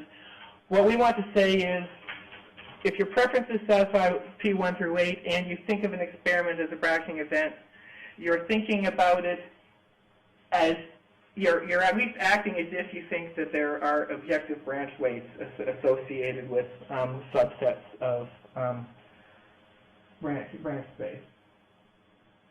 And you're acting as if you can learn about them through repeat experiments. Okay, so why do we care? Well, suppose that prior to anybody ever coming up with quantum mechanics, someone gets the idea that experiments are branching events. Then you can say, then what those branch weights are that you're treating as if they're objective features of the experimental setup are the sorts of things you can learn about empirically. And you can do the experiments, and then someone and associate certain kinds of branch weights with certain kinds of experiments, and then someone would come. Then that at least seems to be the sort of thing that you can have that a physical theory can say something about. And someone might come up with Everett quantum mechanics and say, okay, here's this theory. And rather than boring, Everett comes along and says, how are we supposed to interpret these amplitudes in the wave function? Well, I think the interpretation of the theory ought to be that the amplitude squares are the branch weights. And so does that theory give the right branch weights? You can do a test and see if that's right. And I think that this addresses David's concern about the equivalence condition.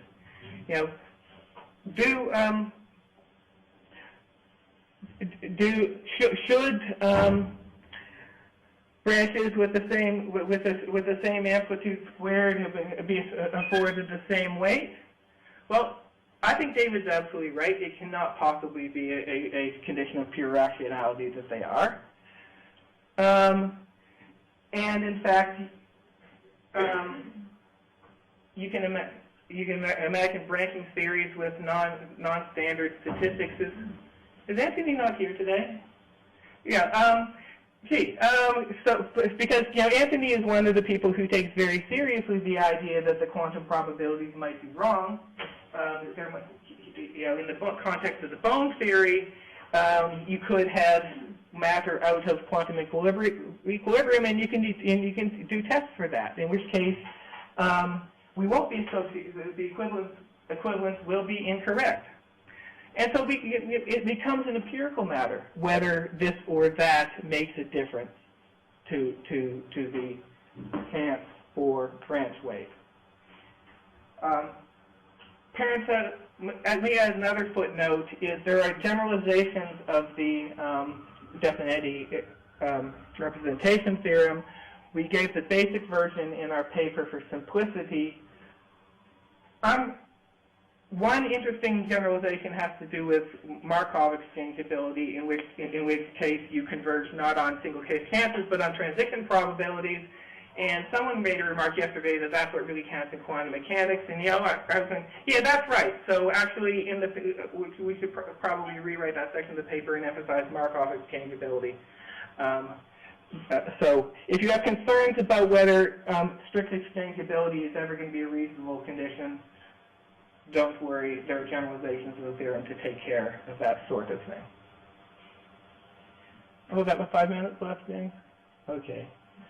So, and here's an analogy which wasn't in the printed version of the paper, and I think I like it better than Hilary does. So, and it's only meant to be an analogy, but I think it gives kind of a flavor of the way the thing works. So imagine a faulty Star Trek transporter. By the way, if someone in the discussion session can tell me who was the first person to introduce that kind of example into this discussion, I'd like to know. So there's maybe a faulty transporter. You go in, and 3 copies of you come out, identical in all respects, invisible, microphysical, whatever, except that it's perhaps for the letter on your T-shirt. And there's 2 theories about what this transporter does. Theory 1 says it produces 2 copies with an A on the T-shirt and 1 copy with a B. And Theory 2 says that it produces 1 copy with an A and 2 copies with a B. Now, suppose you go through the process, look down, and see an A. What I want to claim, and I think I can argue for this if it doesn't seem obvious to anyone, but if anyone wants to push me on this, let's do that in the discussion period. What I claim is that when you look down and see an A, that ought to, and you don't know anything else, so you haven't seen the other guys, you don't have any other information about which one you are. That ought to increase your degree of belief in Theory 1 and decrease your degree of belief in Theory 2. Even though it makes no sense before you go into the transporter to ask what are the chances or what's the probability that I'm going to get an A, right? Because I'm not presupposing that you, the person in goes into the transporter room, is identical to one and only one of those who come out. Now, a disanalogy between the sort of picture we're trying to present and that is we don't think we don't want to presume on the picture that we're presenting, and in Everett and Everettian quantum mechanics, we want to say this is false. We don't want to say that there's determinate number of branches, because there's an easiest and obvious way well, it's not easy because it doesn't work. But people are always tempted to say, just count the number of branches and treat them all on a par, each one of those branches as a par. That doesn't work. There isn't a determinate number of branches. So instead of a number of branches, if you want to transport, to apply the lesson from the previous example to the case, we're talking about number of branches has to be replaced by some kind of measure on sets of branches. And the question about what measure should we use, we want to claim that becomes an empirical matter. So the conclusion is that if we take Everettian quantum mechanics as a theory that posits branching structure and Born rule weights as branch weights, thought of as something physical, then such a theory will be empirically confirmed in a manner exactly parallel to the way ordinary quantum mechanics is, which posits Born rule chances. Okay.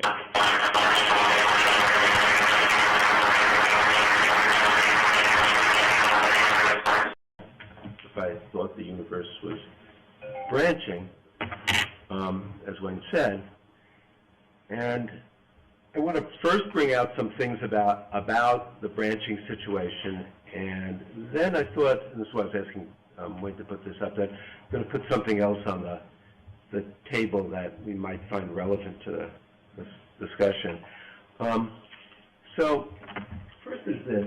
In thinking about this, I mean, what's the difference? As they nicely say, look, in a gamble, where there's a chance situation, the difference is you got an actual outcome, and something else is just possible.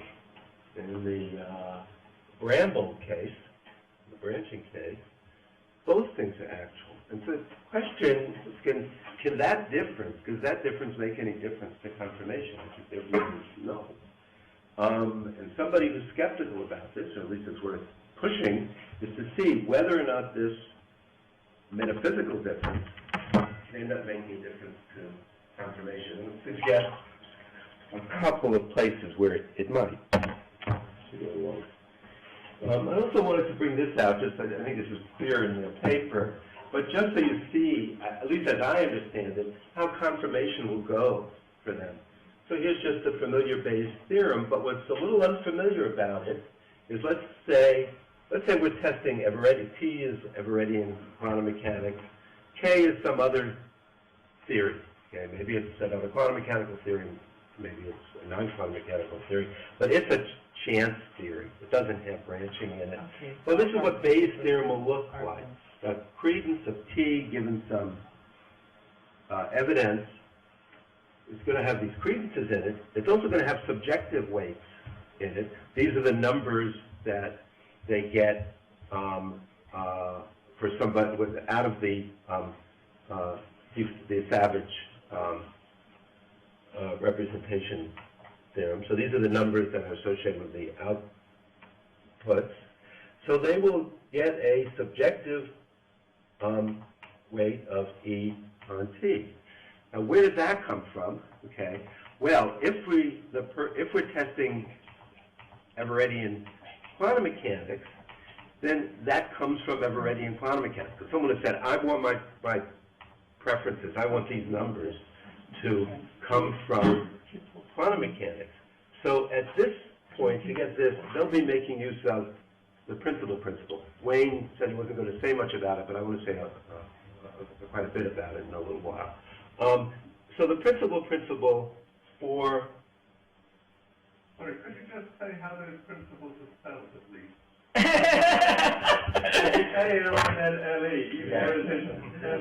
It's a principle. Yes, it's a principle. David Lewis wasn't stuttering. So this is the main principle. He called it this with the idea that this is the one thing we know for sure about quantum mechanics. In fact, he ended up sort of taking that back in a way, and he probably never should have said it in quite that way. But anyway, that's That's it. And the idea was, as Wayne was saying, is that it's implicitly used all the time when people make a move from what a theory says an objective chance is to use it in Bayes' theorem. Because in Bayes' theorem, we really just have subjective probabilities, subjective credences. So I just wanted to bring out, just by writing down Bayes' theorem, that it's basically going to involve a mixture of these different things on their view, and I assume this is uncontentious, it's the way they're looking at it, and they will make use of a principle like this. So I have two kinds of worries, really. One is whether or not really conditionalization is appropriate for them, whether in a branching situation. And the other, and they're my worries, will be very familiar ones, but people discuss them a lot, I think, in the discussion period. And then the status of this, the analog to the principle. Okay, so what about conditionalization here? Well, here are two thoughts that people have about experiments and getting information from experiments. They're old ones, and I appear to be sort of a troglodyte to be saying we've got to stick with them, but they're really part of the law of experimentation. One is, if somebody proposes an experiment and they think they know the outcome before they do the experiment, then the experiment isn't going to provide them any information about the theory. No, not they think, they know the outcome beforehand. The experiment isn't going to provide them any information about what they're doing an experiment about. So an experiment which just has a particular certain outcome isn't going to provide them information. So it's no experiment at all. So before doing the experiment,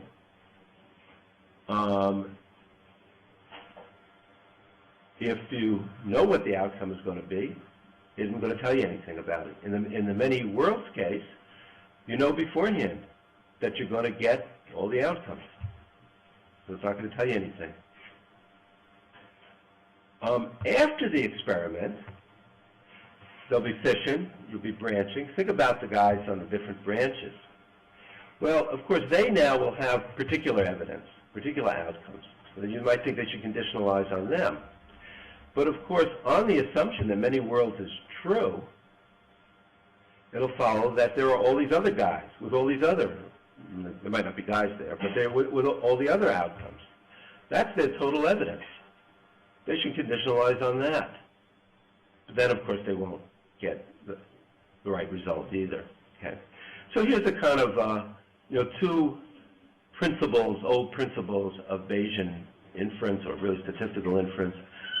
One is, if an experiment doesn't have alternatively possible outcomes, but you know for sure what the outcome is going to be, it's not really an experiment.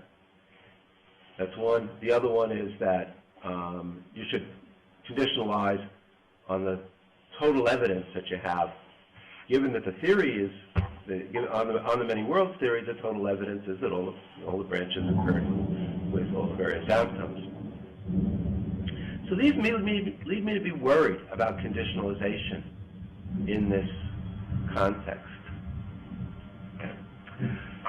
But I don't think these are very persuasive, these two objections, because the reply is going to be that, well, this is a new kind of situation, a situation we hadn't thought of before. These old rules just don't apply like that. Okay, so what I want to do now is look at the way the principle works, and I think actually the best way for me to do it, and maybe this will cut down the time I take up, is to look at the list. I don't know how visible it is. Okay, so let me make my point. Here's what they've done on this page. What they've done is they've taken the branch weight case, the chance weight case, and they've played out a complete analogy between the two. So that as far as confirmation is concerned, chances and objective branch weights are in a complete par, and credences and subjective weights are completely on a par. That's the idea of the list. What I wanted to do, and I didn't think about doing this till the discussion earlier, is to put another column on there in which is a view about chance, but it's a particular view about chance. It's David Lewis's view. Probably most people here are familiar with it. I'm going to say very quickly what it is. Lewis makes a connection between what actually happens in the world and what the chances are. Let me call them the L chances. That's tighter than the kind of chances that Wayne is talking about. It's tighter in this reason, in this way. What the chances are is that built into the laws, and the laws are given by the theory which best summarizes all the facts about the world, all the fundamental facts about the world. So Lewis has an idea of there being a theory of the world which best combines simplicity and informativeness. That's what meant by best summary. And one way to be very informative while staying simple is to introduce a notion of probability, a probabilistic notion. But then you have to say something about how that notion, how that probability, those probability claims, inform about the world. And the idea is that a principle connecting them to the world will tell you how it's informing about the world. The principle is a way of making that connection. So the Lewis account has the principle understood this way. This isn't quite the way Lewis understood it. That has the principle built right into it.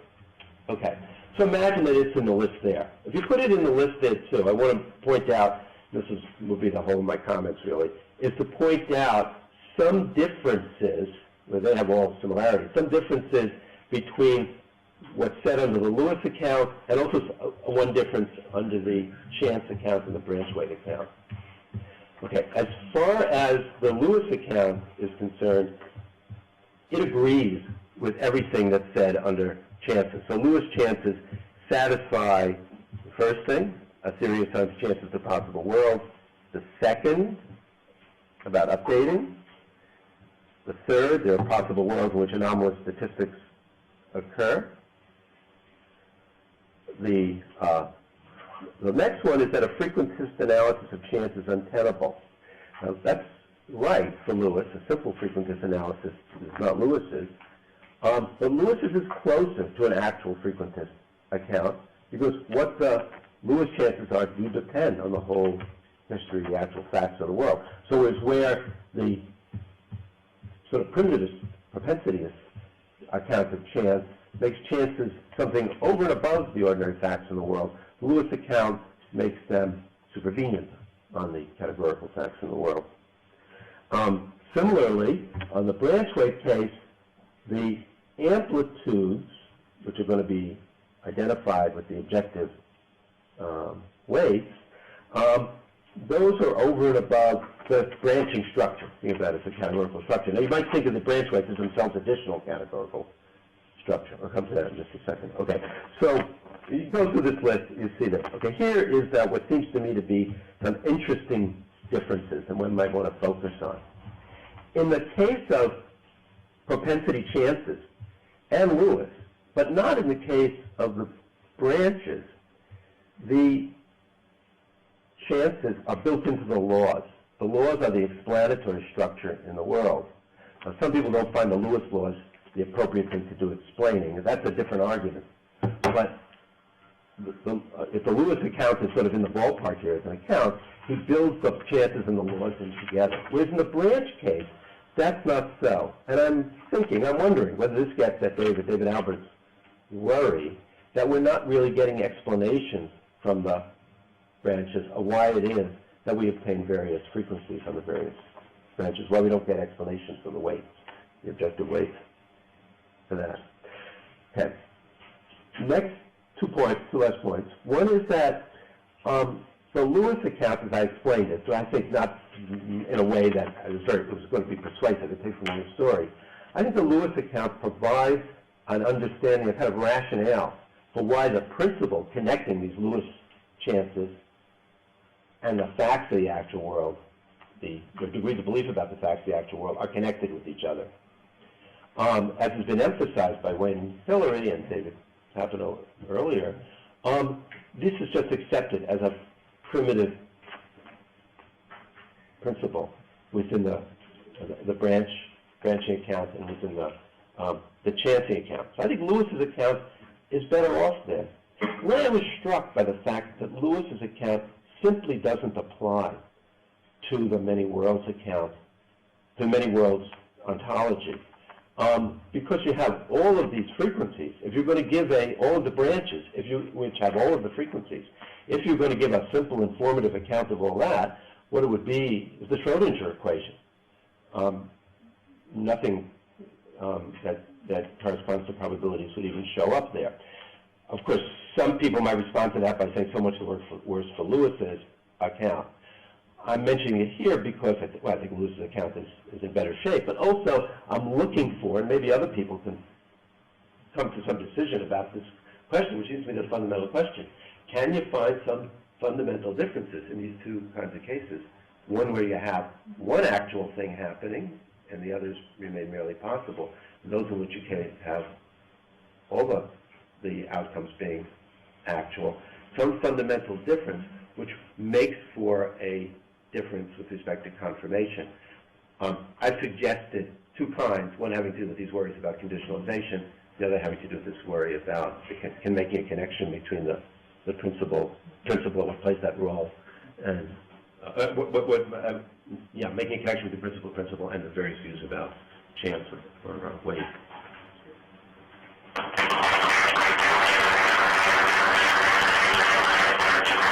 For the discussion, you have to come up here.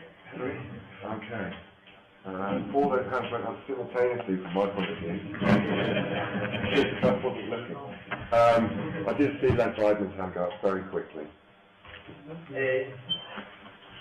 I really can't understand the point. If I want confirmation, confirmation is Born rule. We have standard quantum mechanics that add Born rules. How we make confirmation? We look in our universe if records correspond to quantum statistics. If I want confirmation in many words or Born rules, we look in our words, we look if it corresponds to statistics. Right. Where is the difference? That's our point.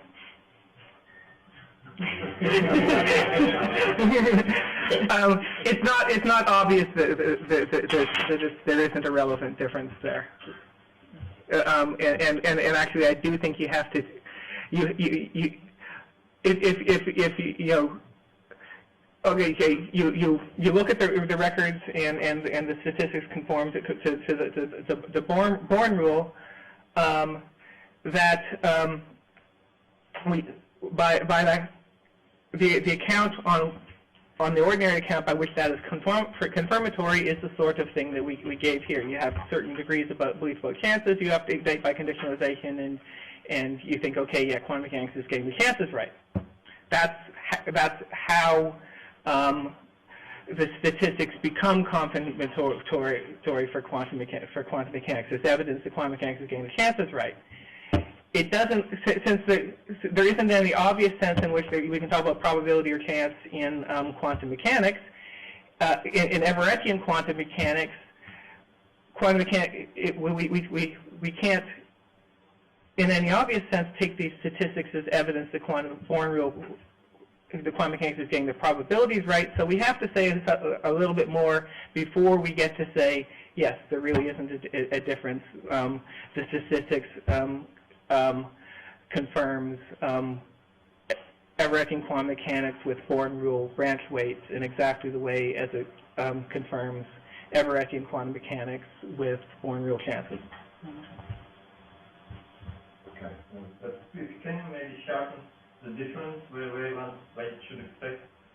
Because there is any alternative in many words to confirmation. Well, what The worry is the confirmation just falls apart in that context. The worry is that if everything can happen, then you don't get any confirmation. You know what? David spent most of his talk trying to press that worry. So I think if you weren't convinced by that, I can't do it in the next few minutes. So we should perhaps move on to the next question. Well, this is a general question which might be addressed to you all. This afternoon I'm going to give a talk, right, in which I'm going to describe, let us say for simplicity, how to take a particular theory of the wave function in the universe and calculate, let us say, the microwave background from it.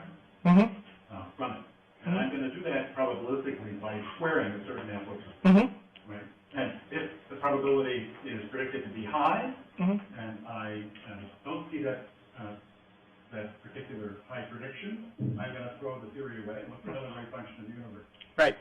Okay. If I do, if there's a high probability for what we observe, right? I'm going to say that's good, and I'm going to move on to the next additional probability that's high, and try and check that experiment. Now, what are you going to say? Are you going to say, Jim, that's a pretty naive point of view, but we can back you up with a theory of preferences and so forth, or are you going to say, that's completely incoherent, and we shouldn't draw any of these truths? Okay, I'm going to do neither. I'm going to say yes. That's exactly what you should do. If I have a theory that says, here's the probability for what we observe, and what we actually observe gets an absurdly low probability, then yes, that's evidence against the theory. What we're at, so the ordinary way of thinking of it, yeah, we are completely endorsing, and that is the ordinary way of proceeding. What we're adding to that is saying, even if you think of yourself as living in an Everettian branching universe, and so that there is one kind of microwave background on some branches, on another ones, what you can do is, if I calculate if I have a theory that calculates a high branch weight for what I observe, then that theory is confirmed by what I observed. If I have a theory that calculates a very low branch weight for what I'm observed, then you throw the theory away exactly as if you would if you were interpreting those amplitude squares as probabilities. Okay, so is there any other philosophers that agree? I mean, I would like to know whether I'm going to be attacked this afternoon or not. You'll be upset.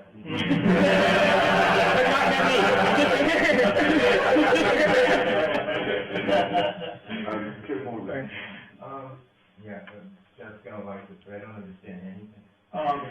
So let me make a sort of thing. There's actually a particular problem which I maybe goes back to David Kaplan, or maybe goes back to something David Wallace said, but let me try and make it very quick. So there's this very fundamental puzzle on the Everett picture, which is easy to state, and I just get lost when I look at these axioms and theorems and stuff, which goes, as far as the decision theory goes, this is decision theory under certainty, and that's easy. Right? It's not a problematic thing. Under certainty, you have various options. Each option has some outcome. You have some preference over the order of the outcome. Fine, you pick the one that gives you the one you like. All this stuff about having an outcome space, normally my thought is I've got an outcome space when I'm uncertain about something. The outcome space are the various possibilities, one of which I think is going to occur. I don't know which one is going to occur. Okay. Okay. I'm kind of stuck. You go back to David Papineau's question. Okay. If you want money, why are you maximizing your expected utility? Answer: because I don't know what's going to give me money, right? Okay. I mean, there's no puzzle about why I'm doing something other than going for what I want, because I don't know what's going to give me what I want. If it's a condition under certainty, I know what'll give me what I want. Now, here's a situation I just really honestly do not comprehend. So let me just yell that. There's a kind of Schrödingerian hellish device set up, only slightly different. I just prepare an x-spin up electron. I'm going to measure the spin near x-spin, but not quite on. Right. I've got two boxes. If it comes out one way, one box will be filled with deadly gas. If it comes out the other way, the other box will be filled with deadly gas. Right.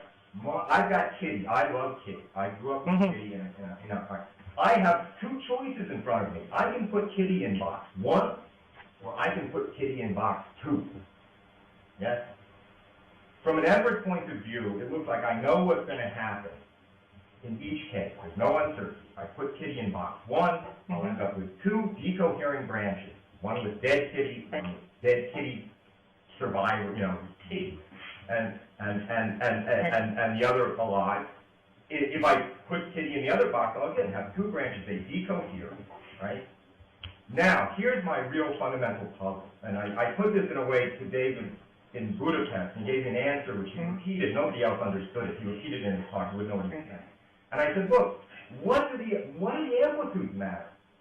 Just ignore the amplitudes. And he said, I don't know what you mean by ignore the amplitudes. All I've got is the amplitude. So here's what I mean. The branches decohere. What you've told me is all that matters is the structure and the structure doesn't change if I pump up and down the relative amplitudes of the branch. The structure doesn't change, and you told me if I'm an Everettian, all I care about is structure. So the difference between putting Kitty, the end game, if I put Kitty in box A or put Kitty in box B, the only difference is the relative amplitudes of these branches, and that doesn't make any difference to the relevant structure of the branches. So as far as I'm an Everettian, I don't care whether dead Kitty ends up on the relatively high amplitude branch or the relatively low amplitude branch.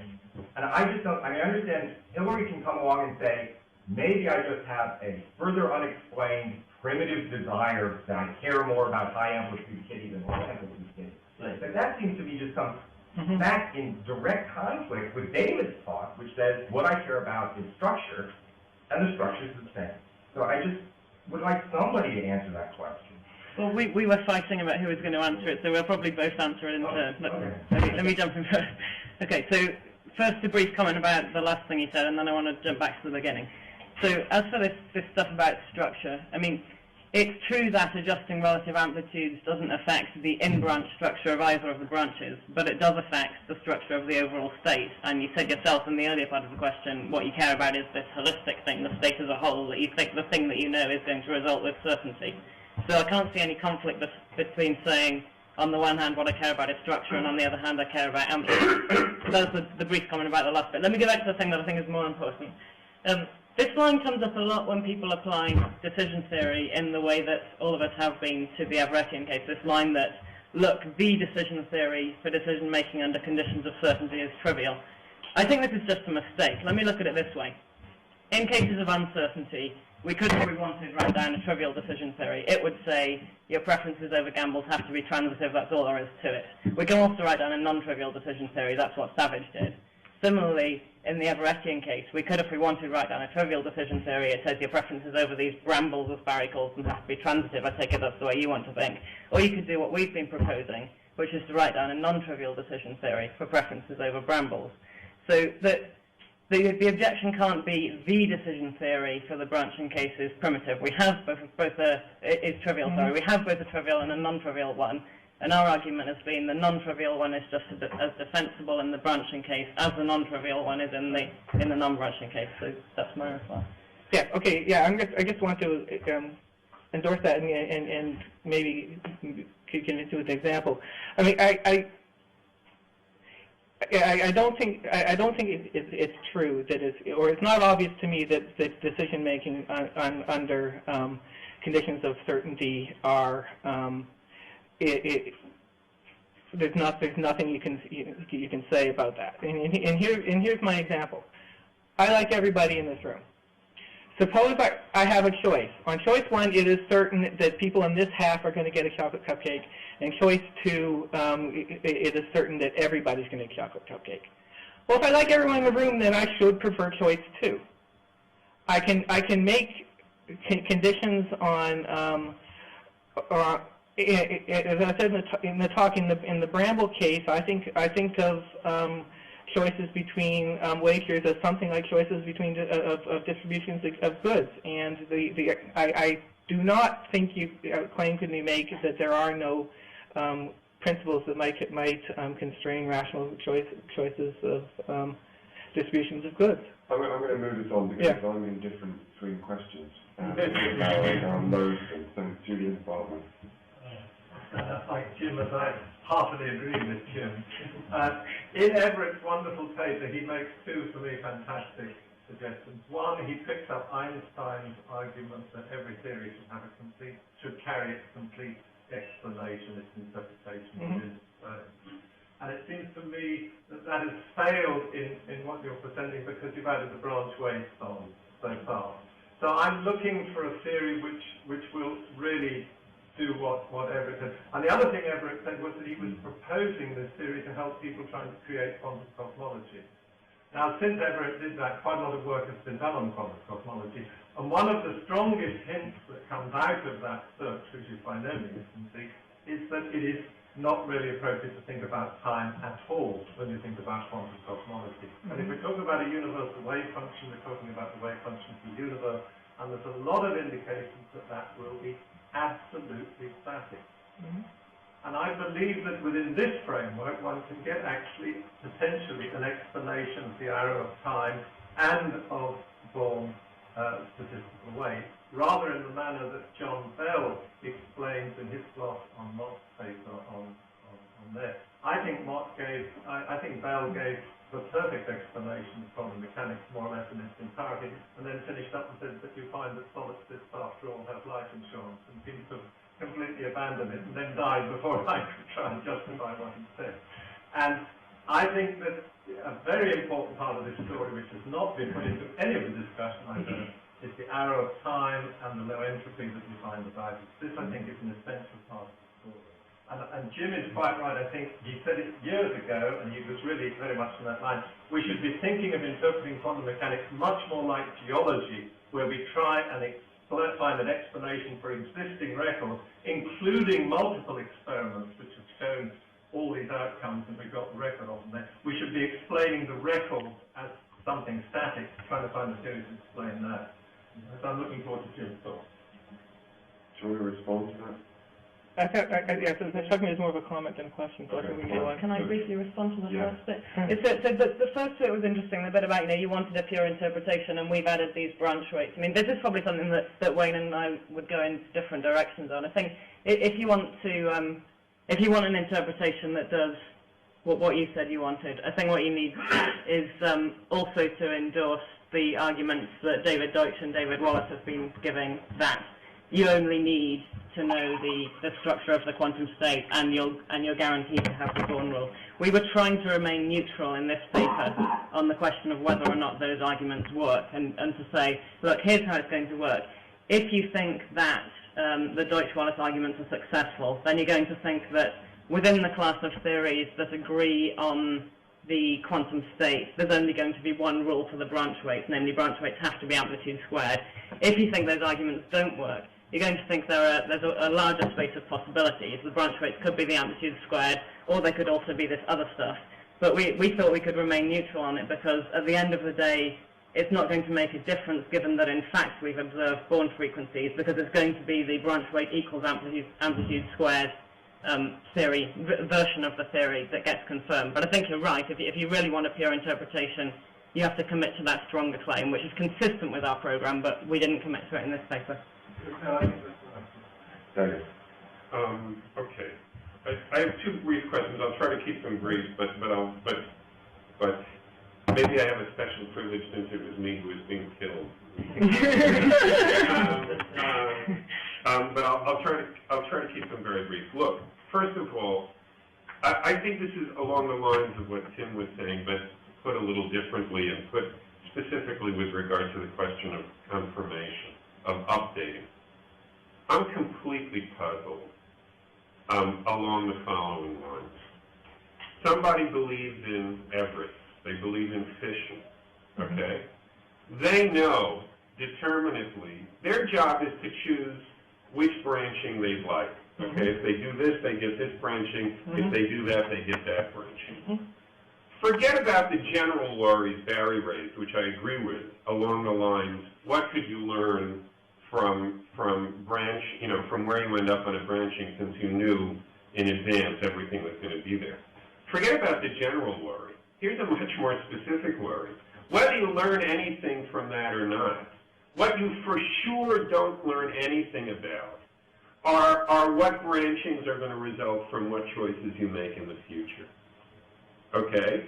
So why would you be tempted to update or to change which branchings you prefer in any way based on what's happened before? You know exactly, completely independent of what's happened before, what branching is going to occur if you do this, and what branching is going to occur if you do that. Your job is to choose which branching you prefer.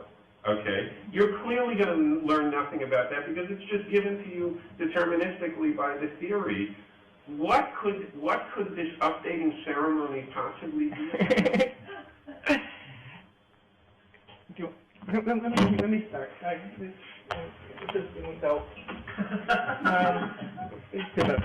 Okay, suppose you're flipping a coin, or you're doing quantum experiments. Yeah. And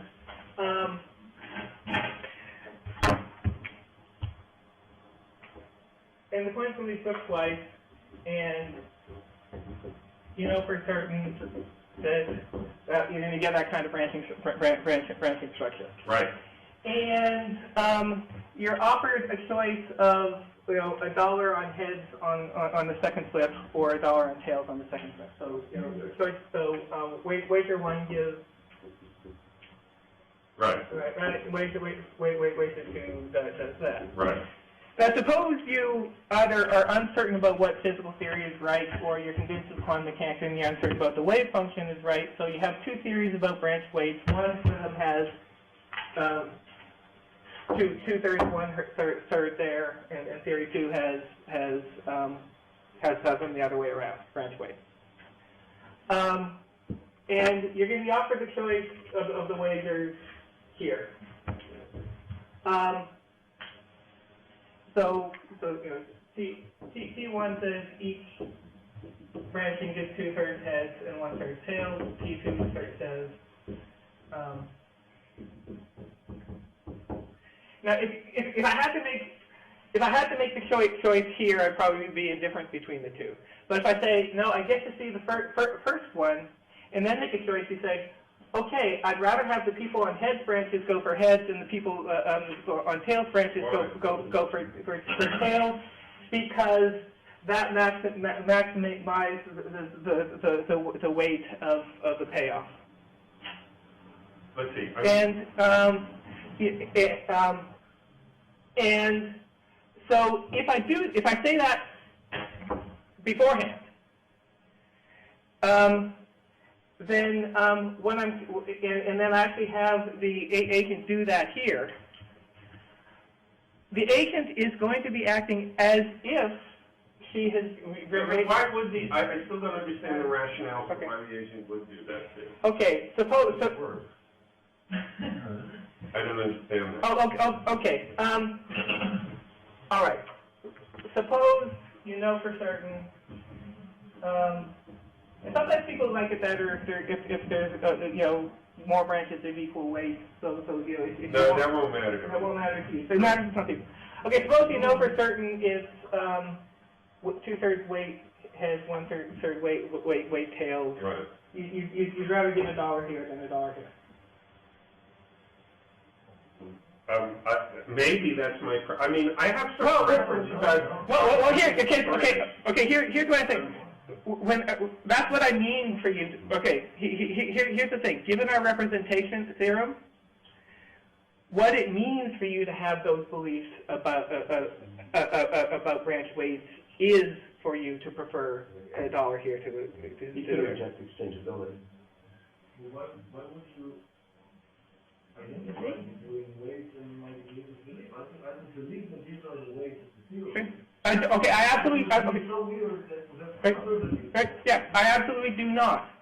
Absolutely do not identify the weights with your degrees of belief. Here's the theorem. If your preferences between wagers satisfy our axioms. Yeah, but this is a question about why they plausibly would. If they wouldn't plausibly, then tell me which one would. Is it implausible?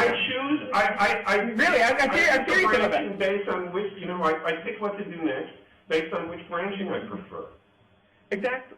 That's it. Exactly. Yes. But then we're done. This is not going to be affected at all by my past history. Okay. We'll continue this. We'll continue. Can I ask just one other question?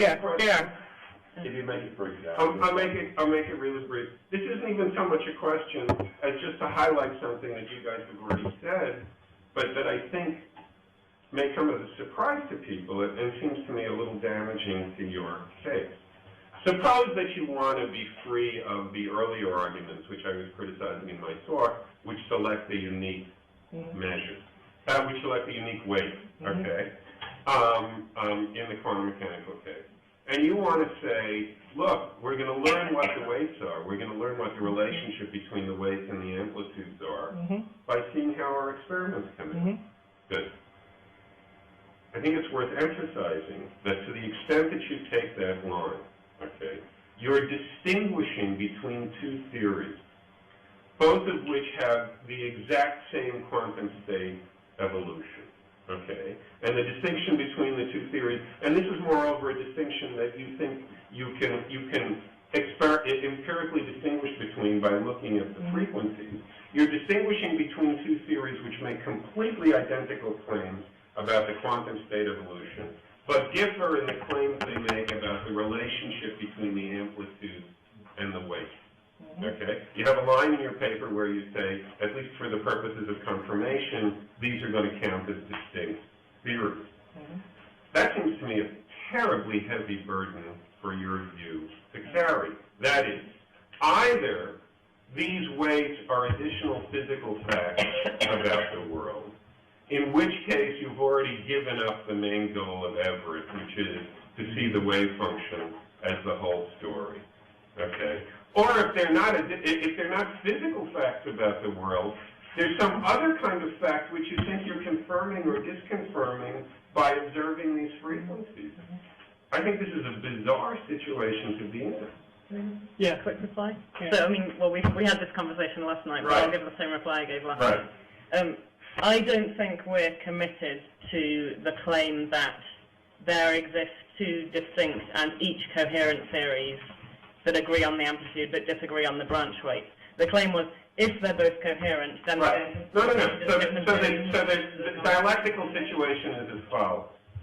If the Deutsch-Wallace proof succeeds, okay, and there is only one coherent way to associate weights with the branches, then you're back in their program, and a lot of this gets a lot easier, but I've already tried to raise considerations against those. To the extent that you want to hang independently of them, okay, to the extent to which you don't want your view to depend on those proofs, okay, then you're positing something extra about the world, either physical or non-physical, in the relation between these amplitudes and the branch weights. And that seems like a really weird thing to do. Quick reply. I think that, I actually think it is questionably coherent to have a quantum theory without extra structure that has different probabilities or branches. I think Gleason's theorem shows that if you don't add extra structure, the only probabilities they're going to fit with quantum mechanics. They're born real probabilities. So same thing. Only branch weights are going to fit with quantum mechanics without extra structure are born real weights. But I think that's right. If someone comes along with if someone comes along with an Everettian version of Bohmian mechanics out of equilibrium with different branch weights, yes, it'll add more structure. And we have to tell empirically but it won't. That will imply different physical evolution. Absolutely. Physical parameters. Yes, absolutely. Yours won't. I'm going to move it on because I was just wondering how your dynamics of updating connects with the discussion of fission in the Sleeping Beauty literature in decision theory, which would suggest that which would point to a difference between Brownfield and Gamble. That literature would suggest that credences wouldn't evolve in anything like a conditionalization theoretic.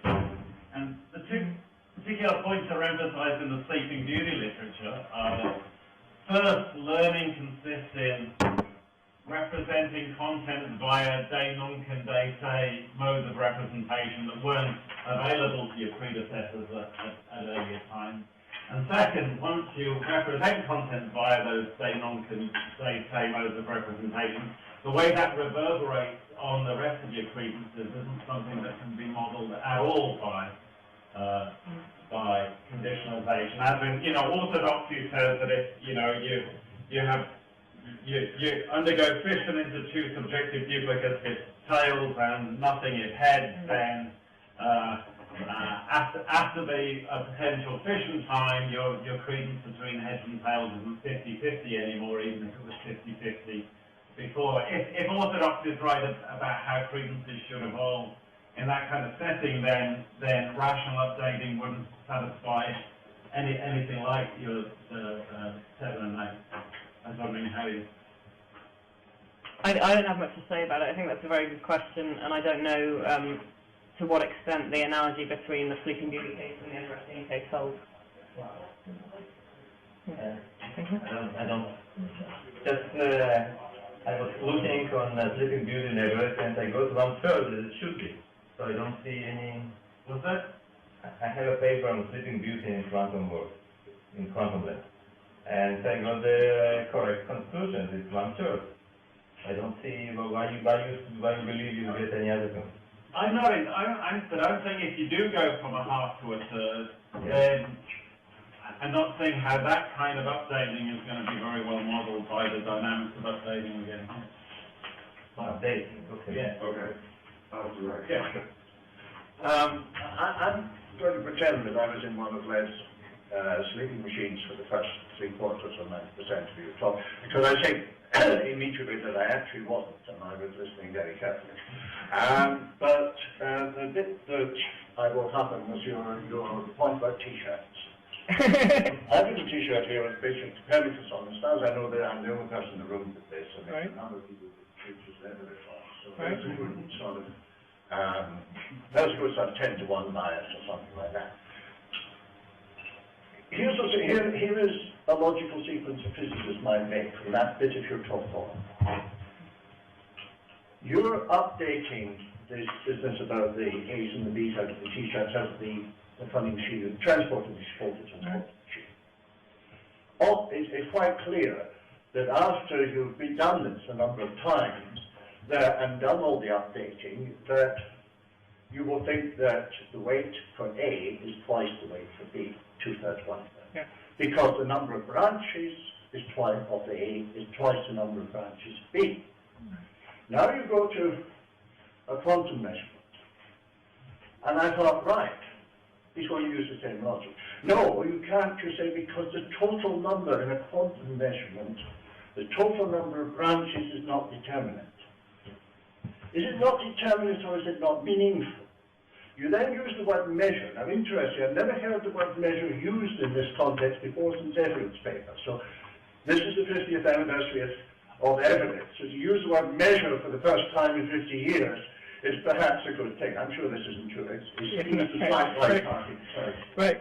But you then say measure. Now, it seems to me that even if you don't know, even if the number of universities is not, number of branches is not determinate, right, the earlier argument shows me that the fraction of this indeterminate number must be 2-to-1 A and B.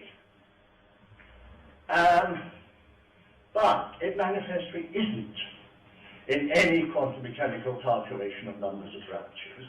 And in any case, when you repeat the experiment, you have a different definite number. Right. Why should that fraction stay the same? And being a simple physicist, I would then go back to the chain and say, which bit will be falsified?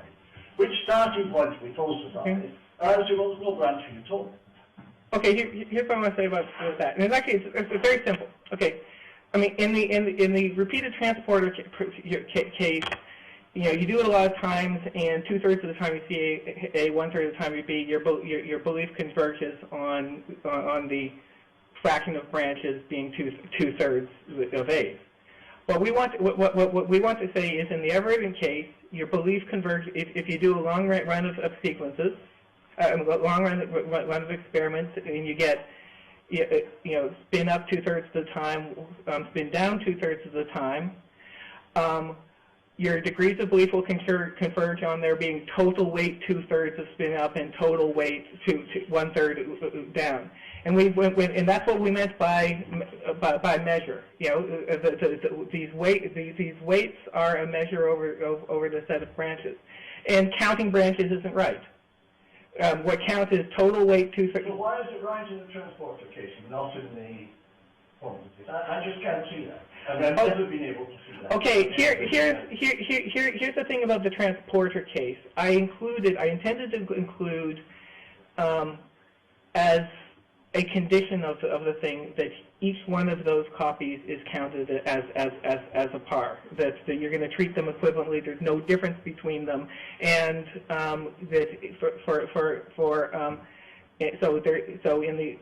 those would go over in the Everettian case to sets of branches of equal weight. Okay, on the ground. just like to pick up the issue of the relationship with the representation theory, Deutsch representation theory. You're saying his way of understanding expectations, probabilities, whatever you like to say in Everett, to bypass the theory. Right? It stands independently of the theory. And I completely understand the logic of this, that you're learning from experience in the way that we normally do. You're applying to the branching case, and it seems to me absolutely right. But you seem to suggest, and correct me if I'm wrong, that if you take this line, then in particular the equivalence condition assumption in the Deutsch Wallace theory looks very natural, and this is going to bolster your conclusions. But if it's going to look very natural because you learn from experience that the one rule is correct, doesn't it make the representation theorem at best redundant? Can I? You can. Okay.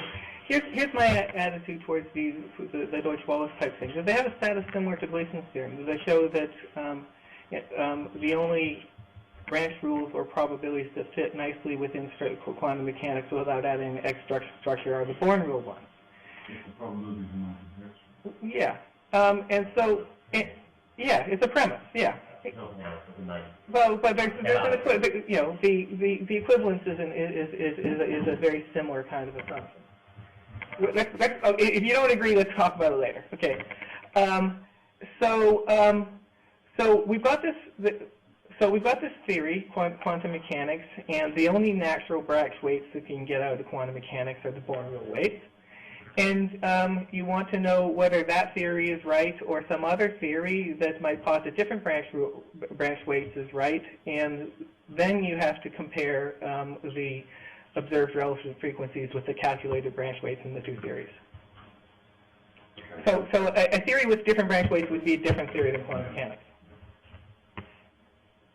I was told to stop at 5 to 1 so that we might actually stop by 1. So we are going to stop between 5 and 1 and 1. It's 1.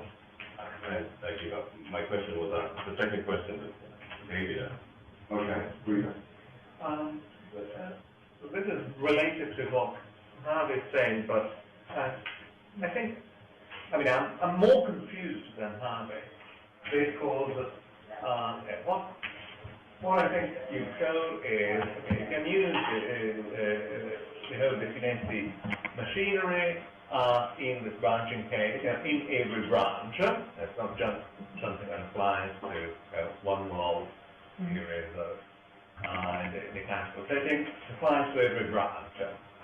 Now, the classic Firenze is a pure subjectivist. You can. He claims to be. Yeah. So you actually can aware chances. Okay. So what? And then what? The way you then operate in the quantum case is you've got wave functions which may be candidate chances of say. You cooled a bunch of hydrogen atoms into the ground state, you know the wave function, you do a bunch of experiments, you want to test quantum mechanics, you want to see if the frequencies you gave are in any way related to the amplitudes of the wave function you produced. And in some worlds the answer is yes. You've shown that you can use the Firenze theorem to estimate chances if they exist. And in some worlds, what you get is the frequencies will match the calculated ones from quantum mechanics. In other worlds, they won't.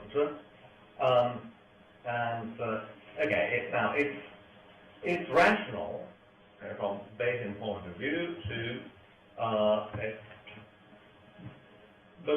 have your degree of belief given by the end of your updating procedure. So in the deviant branches, it is rational to believe that the quantum mechanics is wrong. Yes. Now, according to the Deutsch Wallace argument that if you know what the wave function is, it's rational to believe that your experiments will come out and their frequencies according to the quantum mechanical wave. I actually see some tension between what you've done and the Deutsch Wallace program. Now, of course, it's all fine in if the frequencies are the quantum mechanical ones, but you get two different precepts of rationality on the branches. We've really got to finish in a moment. David, did you want to come in on this point? Sure. I mean, yeah, I think the answer is that in the deviant branch, in the deviant branches, you are rational to get contact. You're wrong that you're rational to you've been extremely unlucky. You collect a lot of information, unfortunately, you're on a very, very low, fortunately, my success in that answer is a very, very low rate, so you exam that. But if it's true, it's true, then you are rational. I mean, doesn't you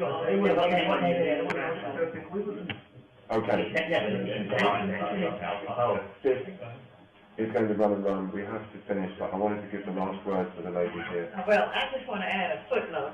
I was impressed by his using the term branch theory concept for your methodology, because I thought I was the originator of the idea of branch theory, having used it in 1977 in my study of personalities published in the Biological Arm of Human Values. And I was wondering how, I mean, it's natural for you to use it, but I was wondering how you came up with it. It is natural, and I don't know who first started using that terminology in this context. It wouldn't be nice if it actually just traced back to you. Thank you. Okay, well, late. Thanks very much.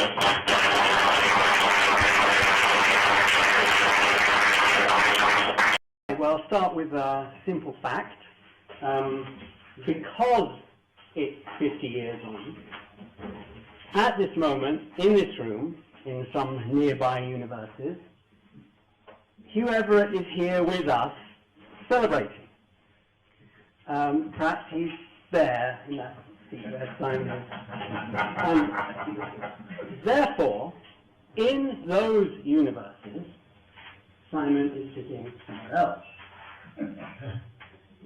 Okay, a fact. Now, it's customary to say how astonishing a fact that is, but that we know of other universes and can reason about them and have evidence of their attributes. But actually, by this time, the only astonishing thing is that that's controversial. After all, we know that no single universe theory can explain even the EPR experiment, let alone something like quantum computation, because we know that any process, hidden variables or whatever, that accounts for those phenomena must be exponentially more complex than everything we see. And it must also contain many autonomous streams of information, each of which describes something resembling the universe as described by classical physics.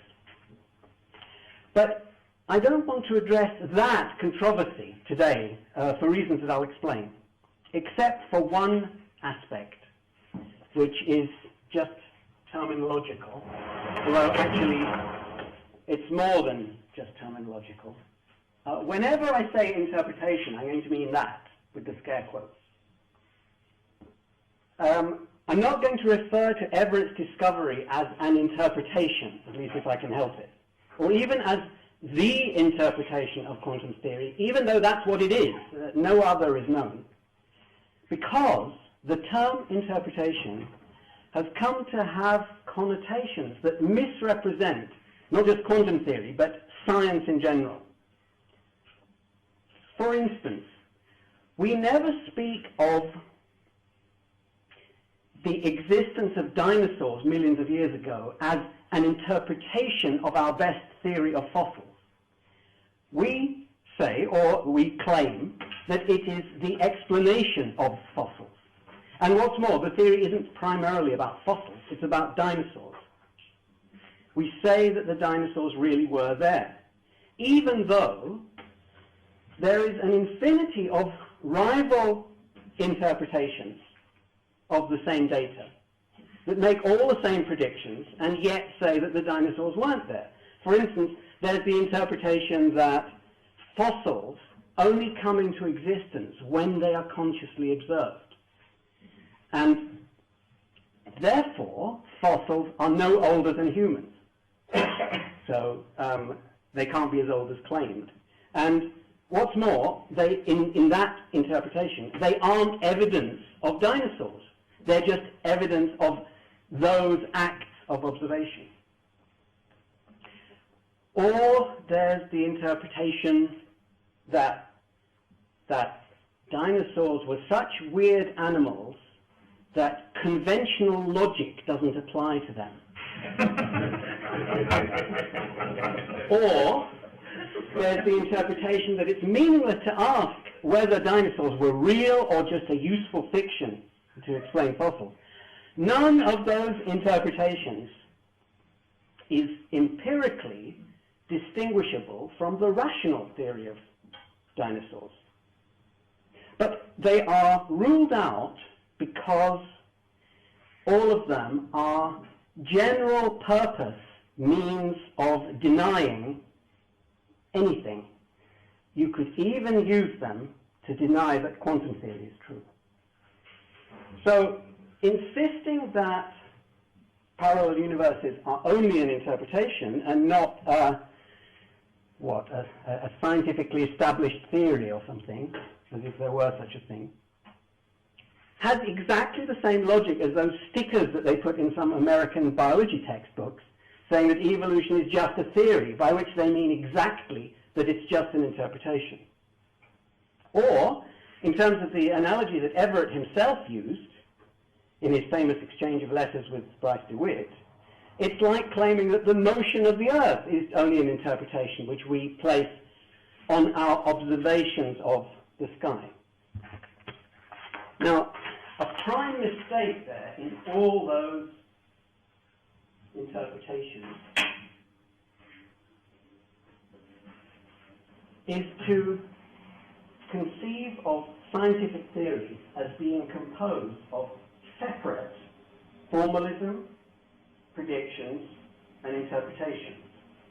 Because that necessarily makes it look as though the interpretation is, which then by definition doesn't make predictions, can't be tested, and therefore isn't scientific.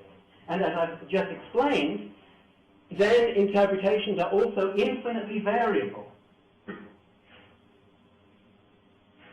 So are formalisms then, in that case, because on that view, the content of a scientific theory is entirely consists of its testable predictions. But that is equivalent to regarding observation as an irreducible primitive in science. And that is inconsistent with developing a proper theory of measurement that is itself scientific. So you can't go that way. And this is one of several reasons why science can only be, in fact, see, that's the wrong view.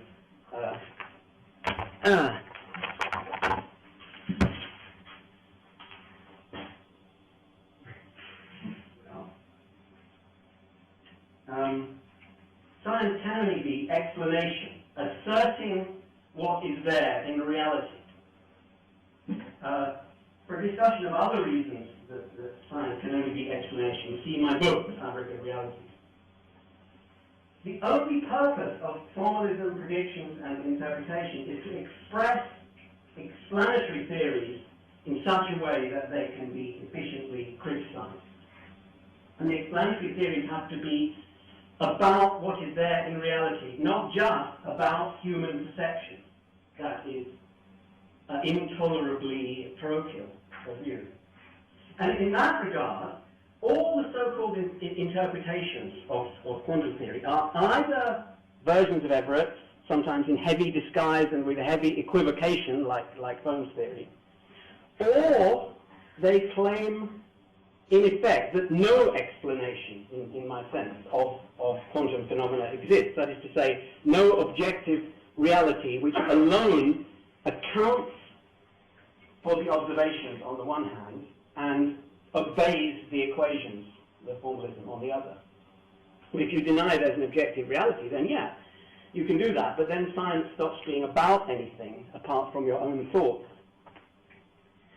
So the idea that science is about interpreting mathematical formalism is horribly misleading, which is why I won't say Everett's interpretation, I'll say Everett's theory, which is quantum theory, and I'll use those terms more or less interchangeably. Okay, so much for the terminological issue. Now, if Everett were here today, which is another, that's another way of saying in the universes in which Everett is here today, what would he make of the progress that has been made with his theory since his discovery? I think it's fair to say that averaged over the whole period, progress was disappointingly slow. However, thanks in no small part to some of the people here today, that rate of progress has been increasing, and I'll come to that in a moment. But first, why was progress slow? Well, a related issue, which we usually discuss at the same time, is that take-up of Everett's theory was and continues to be disappointingly slow. But I think that that is an effect, not a cause. After all, 10%, 1% of a vigorous research community like the theoretical physics community is plenty to pursue any one topic. There are plenty of causes in physics that are pursued by only 1% of the community and in which progress is made. The real impediment to progress in understanding quantum physics during those decades was quite different, I believe. It was that, well, let me digress for a moment to the historical speculation.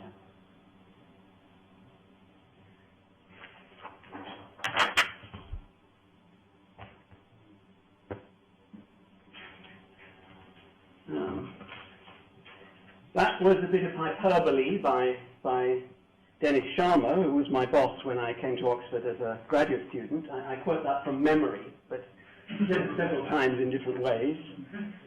That phenomenon has been diminishing, but it was once an intense effect, and it's tempting to blame it. But no, you can't blame a theory's opponents for not developing it, for not getting it. By the way, Schrödinger also had the basic idea of parallel universes shortly before Everett, but he didn't publish it. He mentioned it in a lecture in Dublin in which he predicted that the audience would think he was crazy. Now, isn't that a strange assertion coming from a Nobel Prize winner, that he feared being considered crazy for claiming that his equation, the one that he won the Nobel Prize for, might be true? So, Schrödinger and Everett and DeWitt and Sharma and everyone else who realized that Everett was right encountered that perplexing phenomenon, and as a result, the proponents of Everett's theory, focused on, to the extent that they worked on it at all, focused on defending it against criticism of rather poor quality. Initially against its overtly irrational predecessor, the Copenhagen interpretation, and also then against the Bohm theory. By the way, the Bohm theory, I think future historians may regard the Bohm theory as just another of the predecessors of Everett that didn't quite get it but almost got there. And from hundreds of years from now, people won't be able to tell much difference there.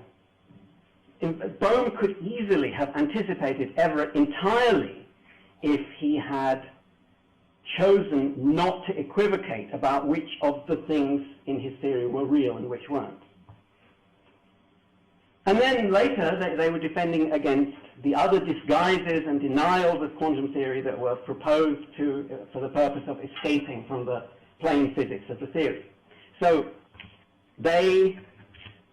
we defended it, but that was no way to solve that problem. In fact, it's no way to solve any problem, because defending a theory against its predecessor is inherently backwards-looking. Of course, some such defense is necessary, but a preoccupation with looking backwards to refute bad theories makes it hard to move forward with the good one. It's as if molecular biologists were to spend all their time refuting creationism. Then more sophisticated opponents arrived with better criticism, and Everett's theory was indeed improved by meeting that. But still, even then, that's the kind of progress which is like putting better tires on your car. What is the point of having better tires on your car if you're not going to use it to drive somewhere? So, that, I think, wasn't the reason.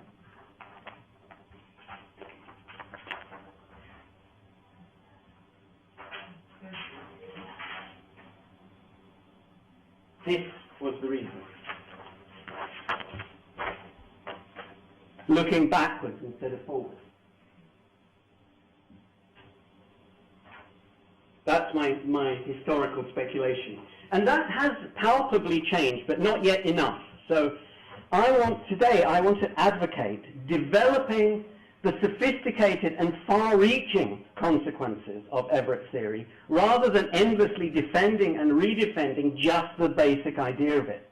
Let's address the many perplexing problems to which quantum theory gives us access, each of which presumably promises new insights into reality.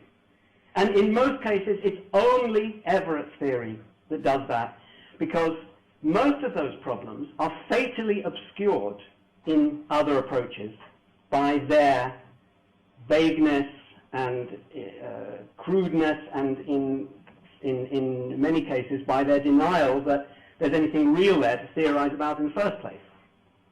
You know, if someone opposes, say, realism, or insists on inherently vague or equivocal language, or relies on what Richard Dawkins calls the argument from personal incredulity, which, by the way, I think you will find in virtually every critique of Everett, and virtually every defense of it as well, then you can't prove them wrong.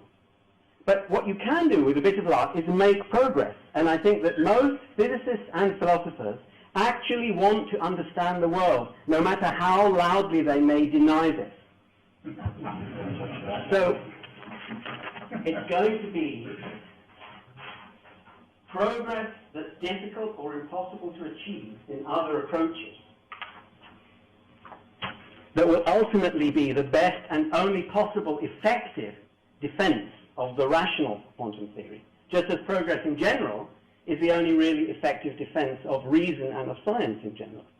So I want to tell you what I think some of those unsolved problems are. They're all in one way or another about what is really out there in reality apart from universes, because the multiverse isn't just a collection of universes.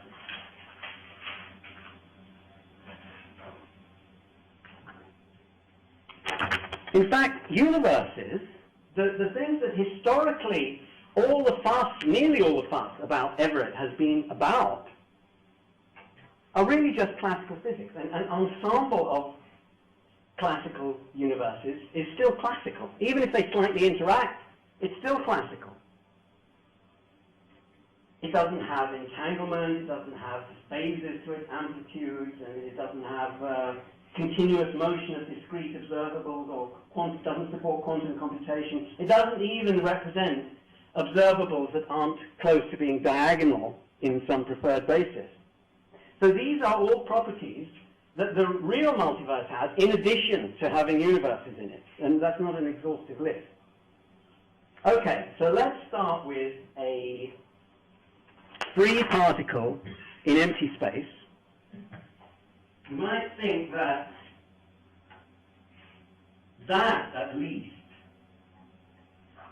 is something that happens in each universe independently of the others, so that we can forget about the multiverse when we're talking about just a free particle empty space. But nothing of the sort is true. So first of all, particles have to be described by wave packets, thanks to the uncertainty principle, which means that as far as universes go, it's at different positions in different universes. But then, also, they're all different universes, also because of the uncertainty principle and because of the linearity of quantum mechanics, there is no region of the multiverse in which the position and also the velocity are behaving independently of what is happening elsewhere in the multiverse. That means that there are no autonomous information flows of sufficiently fine detail in the multiverse at all, anywhere. So in fine detail, even a free particle is an irreducibly multiversal object, not just a parallel universes object. And furthermore, at some later time, the wave packet will have changed, and the instances of the particle in the multiverse will be at different positions. But none of them individually will have moved to where it is. That doesn't happen, because there is no such thing as any of them individually. When the universe approximation breaks down, the autonomy of the instances of a single particle in the multiverse breaks down too. They are then fungible. In fact,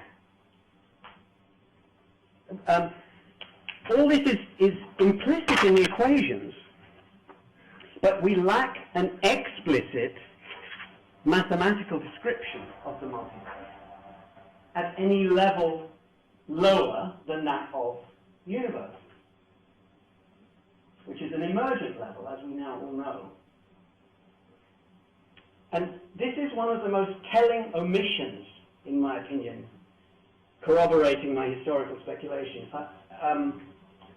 from multiverse research so far. No one has yet done the spade work to construct a mathematical description of what the multiverse even is, to fill in that gap. In general relativity, for instance, Einstein's field equations are understood to apply to a physical object, space-time, which has a non-trivial structure. It's got a geometry and topology and singularities, all of which took a lot of careful mathematical, theoretical thinking to discover and to express. Whatever possesses people to think that, for instance, quantum gravity can be cracked before we've developed a similar understanding of the multiverse of quantum theory. So, where should we look for that understanding? Well, even in general relativity, much of the theory of space-time is the theory of information flow. The Lorentzian metric, event horizons, Cauchy surfaces, causality conditions, and so on. And at the more basic level, there's just the plain relativity of simultaneity as well. In the structure of the multiverse, we have good reason to believe that information flow is even more important. So it might even be the whole theory. And it's studied in the quantum theory of computation. So that's a good place to look. In fact, that's a good place to look for most important things, I've found. So at the crudest level, quantum computation is just quantum parallelism, many classical computations in parallel, which is the parallel universe approximation. But we need to do a lot better than that. We know that the physical attributes of systems determine whether and how they can be used for information processing. To do Turing computations, you need discrete observables that can interact in various ways. You need stable information storage. The next step, say quantum cryptography, requires certain operations on qubits rather than bits, but only individual ones. To build general quantum gates, you need to be able to do more, and for universal quantum computation, you need to be able to do even more, such as error correction. And then it stops. Then we have something that is universal. So different kinds of information processing are possible in different kinds of multiverse regions. So the understanding that's currently being developed about these different kinds of computational resource is telling us about the structure of the multiverse. And many of the people doing it don't even know that. But the sophistication of these new results about computation contrasts very sharply with the woolly and archaic explanations that still accompany them. In quantum teleportation, for instance, we are still routinely told that information passes from A to B without passing through the space in between. Or that it travels backwards in time to the source of the entanglement and then forwards again to its destination. Or that it jumps instantaneously across the gap, whatever that means, and so on. Again, there's no substance accompanying any of those descriptions. No mathematical object that is even purported to represent those alleged weird processes of jumping and so on. Only their observed outcomes are described mathematically. Because, again, the quantum formalism is being used purely instrumentally together with the same old single universe apologetics. The only way of understanding what's really happening in quantum teleportation and in the newly discovered important processes of cluster or graph quantum computation is to apply Everett's theory. Patrick Hayden and I analyzed information flow in general entangled systems using quantum theory of computation and showed that there's quantum information inside decoherent observables. Now, there's no way even to express that fact other than in Everett's theory, because it means that there is no classical level. Even physical variables, such as those in an observer's brain, which behave autonomously in each universe, also carry this hidden information that's not confined to universes and which can later participate in quantum computations. By the way, in that work we used the Heisenberg picture, which I don't have time to go into today, but suffice it to say that working in the Heisenberg picture is the key to eliminating 50% of all misconceptions in quantum theory, including ones about non-locality in things like quantum teleportation. Okay, now there's a related and even worse spanner in the works of elementary particle physics. I think I can turn this off a bit.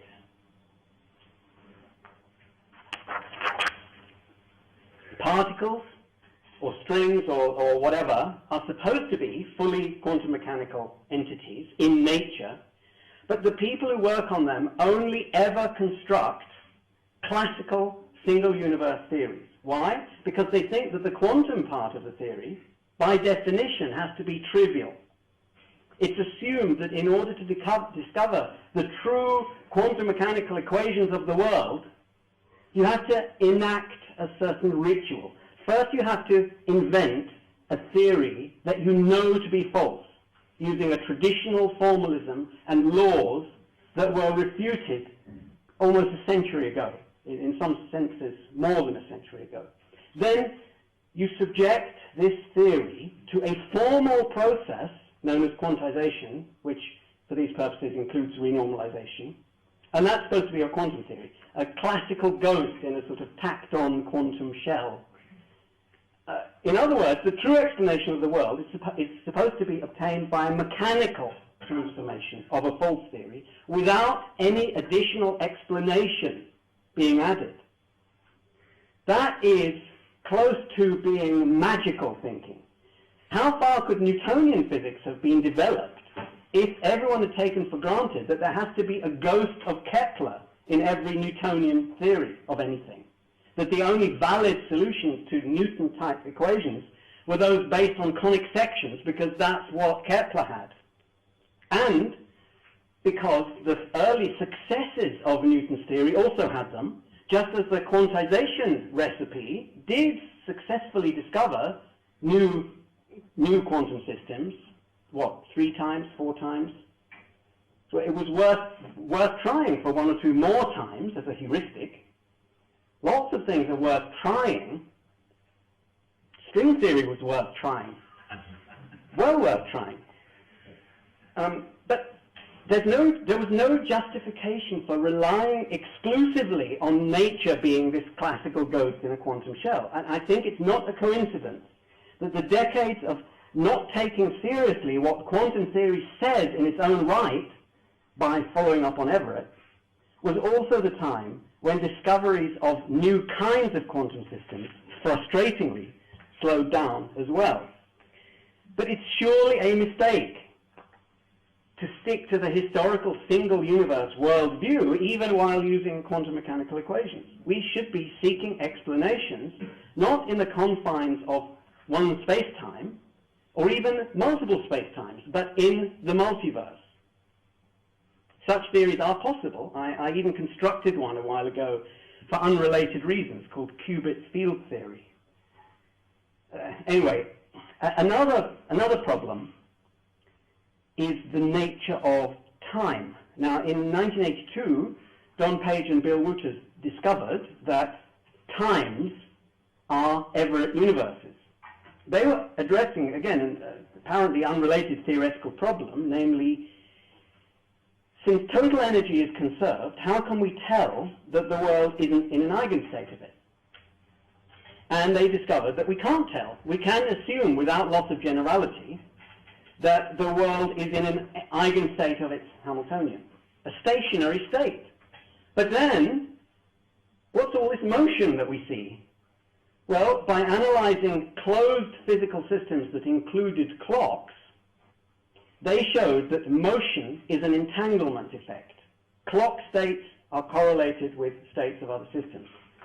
This important result should be the basis of everyone's conception of time, yet it has barely and rarely been taken on board. Julian Barber's a very honourable exception to that. Why not? Because, again, this is an issue that one can address and solve and understand only in Everett's theory. All other approaches just command us to talk nonsense or assume a classical conception of time by fiat. Or if they were being consistent, they would say that the present is the only real time and the rest are just possibilities. I should also mention time travel. I think that more work needs to be done on information flow around closed time-like curves, because even if it turns out that we have to rule those out, how can we do that without understanding what causality means in the multiverse? And one thing we do know is that it means something different to what it means in space-time. Then there's the arrow of time, or arrows of time. Entropy is a kind of measure of the branchingness of the multiverse, and the so-called subjective or knowledge arrow of time is also related to multiverse structure because knowledge is associated with complexity that extends over a multiversal region. So it seems likely that the entropy and knowledge arrows of time are connected via the structure of the multiverse. That's another potential avenue for progress that's open only in Everett's theory, or nearly only. Right, one of the successes along the lines that I'm advocating that has already been achieved is in the understanding of probability. That is, answering that question with that rider. Others at this conference have already discussed, and no doubt will discuss more, that work. But what I want to stress now is that Everett's theory provided the solution to a philosophical puzzle that people had worried about quite independently of quantum theory. It's a problem, it's a bit like deriving an ought from an is. It's deriving a tends to from a does. So like you try to explain what a probability statement means, like that heads will probably come up about half the time when you toss coins, what does that mean? Well, you find yourself reducing it just to other probability statements, like that if you bet on some other proportion than 50-50, you're likely to lose. But then what's likely? It seems that you can never reduce it to so-and-so will happen. And so people historically have been reduced to talking nonsense about this, like, for instance, the frequency or ensemble interpretations of probability. They say that something is probable if it would happen in the majority of cases if an experiment were repeated infinitely many times. But then it's not talking about reality, because the real experiments aren't performed infinitely many times, and even if they were, we want to know what to do on particular occasions. And in any case, the frequency interpretation, whether with an infinite number of instances or a finite number of instances, logically doesn't reproduce probabilities unless the instances are equally likely. So you get to a circular definition of likely. Or people have tried to say that probability is a measure of subjective belief. But then you have to explain why my subjective belief about a coin is a property of the coin rather than of me. And the answer has to be that it's not just any old belief, it's the belief that you should have if you're rational. But then why should a rational person have that subjective belief? Because if you adopt some other belief, you're likely to bet on the wrong things. But what does likely mean? So there's circularity again. And David Papineau once called this state of affairs at the foundations of probability theory a scandal. Well, as I said, I think it's been solved. Everett's theory, which is a completely deterministic theory of a multiverse without stochastic processes, determines what is rational behavior for observers who bifurcate in the multiverse. Consequently, anyone who sets out to deny Everett now has the embarrassing problem that the philosophy of probability is a scandal without it. I know that some people here disagree, but some people here agree, which goes to illustrate the merit of seeking progress instead of ever more devastating demolitions of what were always bad ideas in the first place. However, there do still exist some outstanding and promising problems in regard to probability, because there's more to probability than just decision-making when observers bifurcate.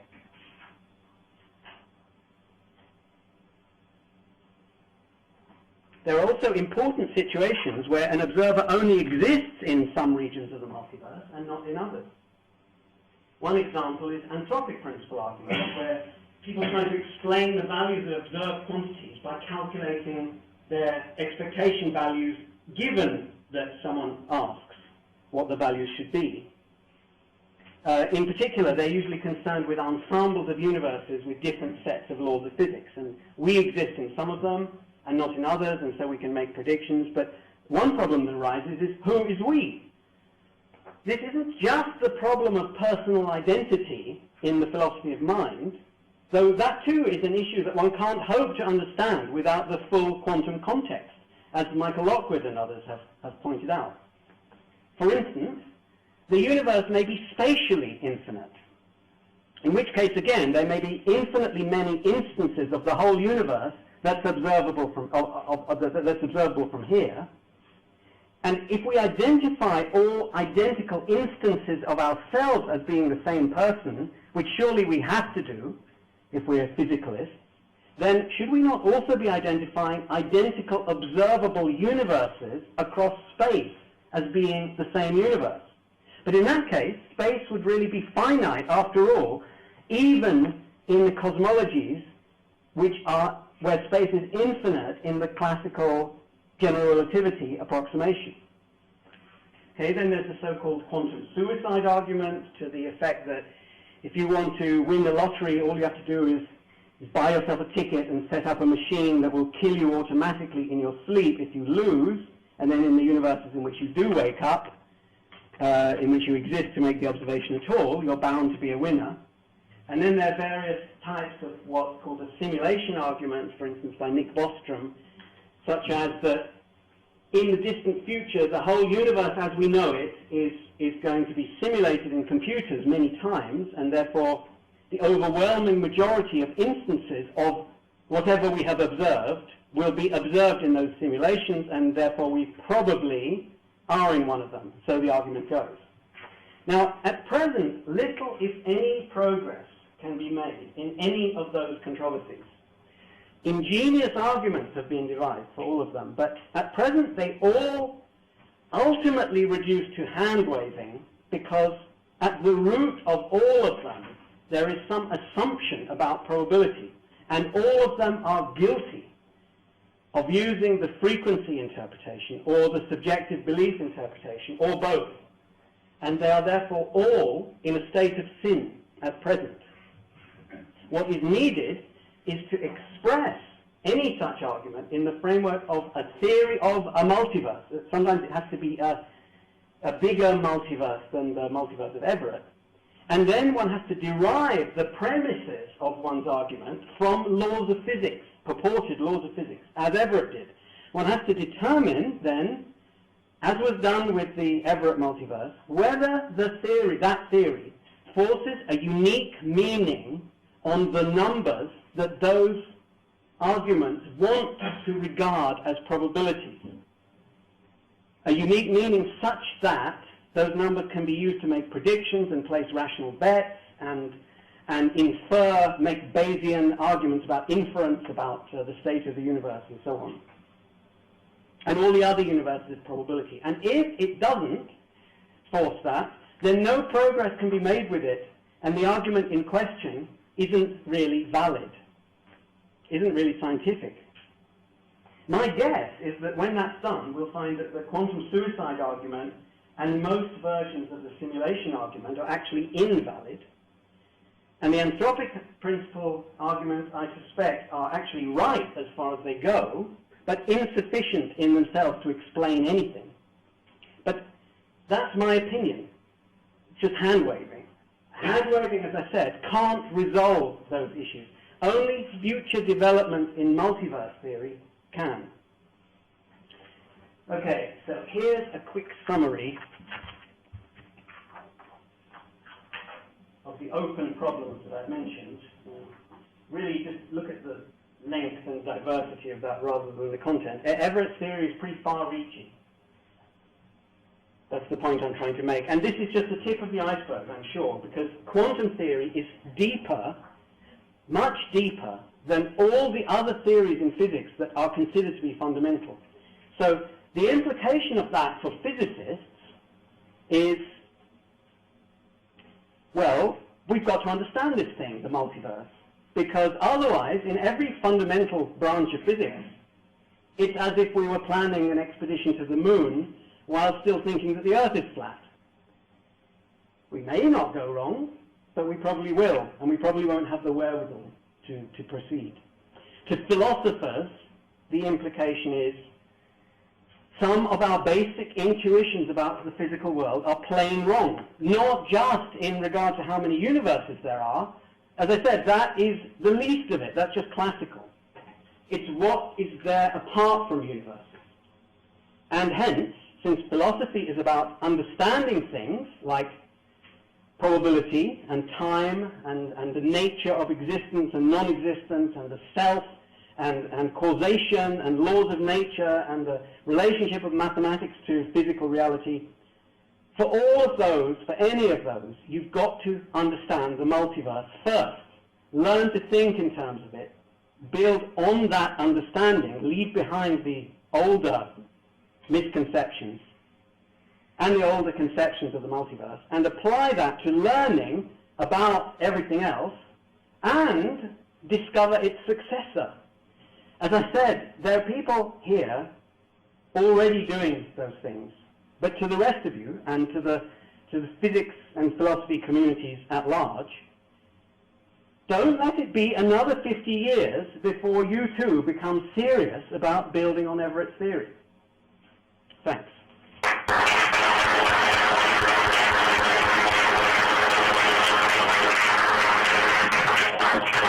Okay, well, we've got about 3 minutes of the 45 minutes for questions, but we may go a little over that. So, I'm certainly very much with you that Everett is by far the best interpretation, that it's correct, and it's a miracle why it's not understandable till now. But when I try to little think why, I think some of the things, excuse me, to say that you may be somewhat responsible. I think the first one is to say that it's many words and to push them that they're really separate. And it looks like your multiverse, which before I thought it can be with different names, looks like you consider like multiverse as still a theory about multiverse. And I think Everett means, and especially Schrödinger, which what he went for, it's a single physical universe. I don't think the multiverse, it's not a theory of multiverse. The main important thing is now this collapse, and this is the main point. I agree with that. Yeah. Yes, go ahead. I have to be brief, sorry, just yes. And the other thing which you made big contribution which put it forward. But you also did ask things that you believe that can be achieved, which might be not. And I think Everett was the first to say that you can get probability out of the many words. If he didn't say so, I think now it will be accepted. Because this was not proven at that time, it's not proven until today. And when people didn't show that this doesn't work, they killed the whole theory. But the main thing, there is no collapse and it not contradicts our experience. This is Everett's theory. If you would not add some other things which may be not achievable, then it will be accepted. Okay. First, two things there. First of all, I think what you say about universe, multiverse, I don't care about the terminology. I'm quite happy to call the multiverse the universe and the universe a branch. In fact, I did that in one paper. I don't care. Certainly the point of Everett's theory is that we don't need collapse and that quantum theory can be regarded as a complete theory of the universe. As for probability, I agree with you that the objection to Everett that it didn't describe probability properly was always a mistake. What was happening there was that there is a problem at the foundations of probability theory which was obscured by silly interpretations. But in Everett's interpretation, you could actually see that problem. It wasn't a problem with Everett's interpretation. It's something that you could see through Everett's interpretation, and then, we believe, solve. If we hadn't solved it, it would be no argument against Everett. Sort of a friendly amendment, I suppose. You had your particle, single particle in space, classical approximation, classical multiverse approximation breaks down. It seems to me that being the case, it's a retrograde move to describe that thing as multiversal in the sense of describing it as living in different universes at different points. Those sorts of position-basis eigenstates are there in the quantum mechanics, by all means, but calling them universes doesn't seem to me to be necessarily that helpful. I mean, they're not dynamically autonomous, they're not that sort of thing, they just fit to the quantum state. I entirely agree. And if only we had a proper mathematical description of the multiverse, then I'd be very happy to say what's actually happening with a single particle is so-and-so, and you can see that you can't then make the universe approximation and have it be accurate. But yes, I agree.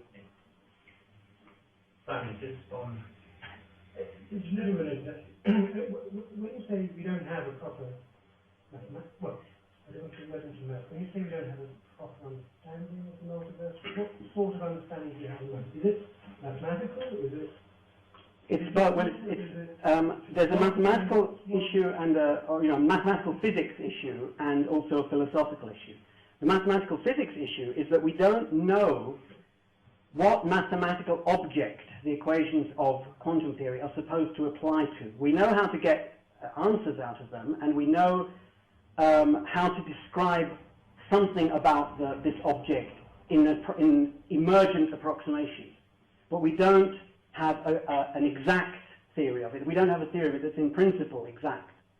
But for instance, in that work that I did on time travel, with going back in time and coming back into a different universe, I have a diagram there where there's a space-time, and the loop in space-time gets unfolded into a I don't know if any of you are familiar with that work. But anyway, the point is that manifold, which is a sort of hybrid conception of relativity thing with a quantum thing, there's no mathematical object that I can say that that's an approximation to. There ought to be. And in the philosophical, so that's the mathematical physics part of it. I think we need that in order to make progress in certain directions. There's also the philosophical thing that we don't have a vocabulary and a language. We have a vocabulary to talk about situations where an observable is sharp, and we have a vocabulary to talk about parallel universes. But most of the multiverse isn't like that, and we don't have a good way of talking about what that is like, even in the case of a single particle. So, those are the two things that are lacking. I think we should get underway by just after 5:02. There are three other people who wanted to ask questions: James, Mia, and Julian. So, James. Quickly, I thought you overstated the argument against the anti-realism, and also that you ran together two distinct things. So, an anti-realist about science doesn't have to deny that there's any objective reality. They just deny that we're finding out about it. So, you shouldn't run those things together, because obviously, you know, one is much less plausible than the other. And I think that, you know, anti-realism, I don't personally not an anti-realist, but it is an intelligible view to take about science, as is exemplified by the attitude that lots of people take towards Newtonian mechanics. You can think it's a wonderful theory, use it every day, predict lots of stuff with it, don't believe that there really are Newtonian action at distance forces. That's not a crazy view to have of the world. And so someone who thinks about someone might think about quantum mechanics just like that, and I think it's a good theory to use, but I don't see why I should believe it to be telling me the truth about unobservable. Okay. First of all, I'm glad you're not an anti-realist, because it's very hard to argue with someone who denies that they exist. So, about whether I was too hard on anti-realism, all I said about it was that you say it could be that there is a reality, but that science doesn't have access to it. All I said about it was that if you take that view, then science isn't about anything apart from your own mind. And I think that would be true of a person who took the view that you outlined as well. So that's now, as for explanation, the trouble is, if you regard a theory as being purely a set of observable predictions, then you must logically be thinking of observations as unanalyzable primitive things. And that is incompatible with having a universal scientific theory. Also, there's the fact that there are infinitely many interpretations of those things which make different predictions for the future. And then you'll run into the problem of induction and so on. I think, well, I have to refer you to the fabric of reality for why science has to be explanatory. Okay, I just wanted to ask, we had a discussion this morning about the name of probability. Sorry, I wasn't left that, yeah. Yeah, and many people in this room, for example, feel that your derivation of the Born rule is not based solely on rationality principles, but you do have some assumptions which would be, which first of all are not part of rational decision theory, and second, it may not be even, it might even not possible to justify this assumption in the context of theory. Well, at the moment, all I can say, I think they are justified, but all I can say about that at the moment is same as my reply to Lev's question. If it turns out that there is a hidden assumption there, and we have to admit that there have been. Okay, well, if what you call activity in your proof, and what David Wallace and the other. If this really is an assumption over and above rationality, then it's no argument against Everett's theory. It simply says that there is a remaining puzzle about what probability really is. And I say we have to admit that all previous attempts for whatever it is, 300 years, to solve this problem of deriving a tends to from a does, have contained hidden assumptions. And it could be that we're wrong as well. We're not. David, completely persuaded me that the central task is to find the multiverse, what it is like. Would you agree with me in Popperian lines that ultimately someone's got to conjecture what it's like and then we've got to test? Absolutely. I agreed entirely with what you said about that yesterday. Yes.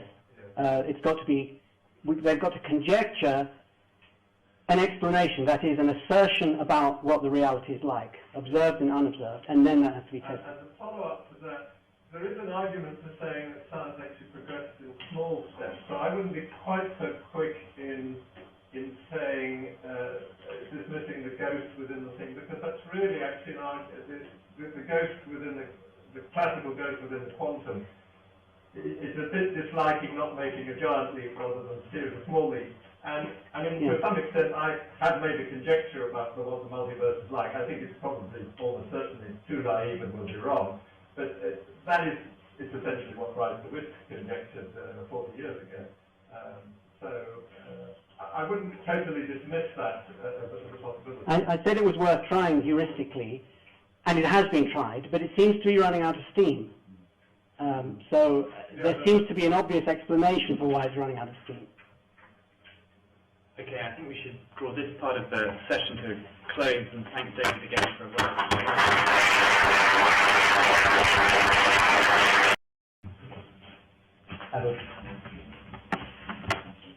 Tim gave a talk, the wave function is the whole what it is, and have a strong belief that it's the whole story. So maybe it's ironical that now I would try to say that it's not completely the whole story. You have to add something else. The something else is not something very different. It's a backward evolving quantum state. My claim is, the main claim of this talk, that our picture of a many-word tree is not the best one, and we should add something to it, and this something is a wave function going backward in time. So, to talk about this, I have to start with a very brief description of what is this two-state vector formalism is about. Standard quantum mechanics, to make a measurement, we have a wave function going forward in time. For simplicity, no free Hamiltonian is zero, so no evolution, just measurements which change the quantum state of the system. Now, if I have many measurements, then this is a story. Between the measurements, it's a state. Now it's just spin-half particles. And sometimes, in the standard quantum mechanics, every measurement decides what will be the wave function later. Now, the time reverse description, the backward evolving quantum state, is very similar. Every measurement decides what will be the quantum state backward in time. Now, we can think about the standard wave function, which is going forward in time. We can push it backward.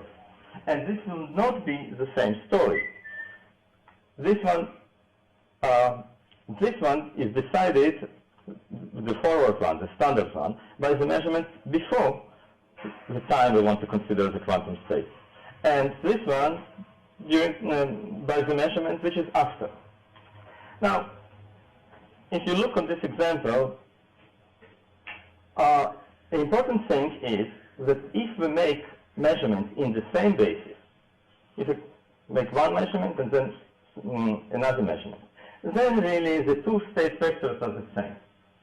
And what is really not described here, but the standard one-line measurement, here the measurement of spin, really works in two directions.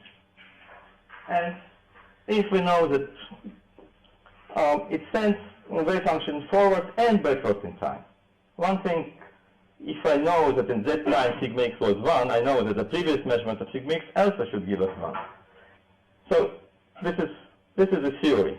The theory tells us that every time, every moment of time, instead of describing the complete description is not just forward evolving quantum state, but forward and backward evolving quantum state. And this backward evolving quantum state comes from the future measurement. Now, I don't want to say anything about maybe now. I want to talk about the history, what was before. So these measurements are all kinds of measurements before. At the time, in the past, every quantum system described by two state vectors. One from a measurement before this time, and complete measurement after this time. So if we have a complete measurement at T1, complete measurement T2, in between, the description of a quantum system is not just by psi. This is not the whole story. It's psi and phi, given the projection measurement in the future. Now, what we can do with this description? This description should tell us everything about the system at time t. One thing, if we are going to make the standard mononormal ideal measurement, then we should calculate probability of all outcomes, and this is our own Bergman-Leverich formula of 64. Now, I think you can get all kinds of interesting things from this result, but the main interest of this two-state vector formalism is what will happen if you measure things weakly. When you try to make the standard measurement, but your coupling is going weaker and weaker, then what will come out as a result, not any eigenvalue is a normal measurement, but what we call weak value. And this weak value may be very different from the range of the eigenvalue, so we can get all kinds of surprises. So let me give an example with this kind of surprises, which is called three-box paradox. We have a system which is really just a ball, and this ball is a quantum. We can consider it a quantum particle, which we prepare it in a superposition of being in three boxes. And then later in T2, we find it also in a superposition of being in three boxes, almost the same superposition, just sign minus. So in between, it's time t, between T1 and T2, it is described by the two-state vector of this type, A plus B plus C before and A plus B minus C going backwards in time. Now, if we look from the past, the particle is all over in three boxes. If you look from the future, the particle is all over in three boxes. But now, if we ask where is the ball, we get all kinds of surprises. We ask, is the ball in box A? If we open it, we can plug in the ABL formalism to see what is the probability to find it there. And we find that it's 1. But the state is symmetric between A and B. So the same formalism tells us that if we'll open box B instead, we'll find that it's there. So this two-state vector formalism tells us that in some sense the particle sits in two places simultaneously. Now, one thing is if we open just one or just another one, we can do more things. We can take a photon and send it to test if it sits in both of them. And what we'll see, that it will scatter indeed as if there were two balls there. If we have a single photon and scattering experiment, but why by one? Pre-selection, post-selection in the middle, this photon which makes scattering. It will scatter as if there are two balls there. Now, but as I said, the interesting part is really weak measurement. Now, if we have this ball prepared in our pre-selection and post-selection, in between, the claim is for any weak coupling, not just weak measurement, anything, weak coupling, it is as if there are two balls. So, if there are all kinds of neutrinos go around and they influence a little by this particle, they will see two particles. So if you look on their wave function, it will not be orthogonal because the coupling is very weak, but it will be changed a little due to, and it will be changed exactly in the same way as if we'll have a single particle sitting there in box A, and the change around B exactly as if a single particle sitting in box B. It's interesting that it also will be a change around the box C, as if it was a single particle sitting in box C, but the change will be the opposite. So it's like minus one particle. The same change, opposite sign. So this is influence on every particle which couples weakly to my system, which is pre and post selection. Okay, after I finished presenting the two-state vector formalism, let's go to the picture of the Myrvold. Now, before going to a picture, really, I think the concept of word is extremely important. And this is really what I'm going to change, because the picture will change, because I'll say something, what is the word in the many word interpretation means. Thinking, trying to understand what word is really our concept. In many word interpretation, word is not mathematical, physical, whatsoever. It's our concept. The word is, there are many words as the one we see. So the right thing to go is not to physics books. It's really to go to encyclopedia, and maybe better to Wikipedia, because this is the most common thing.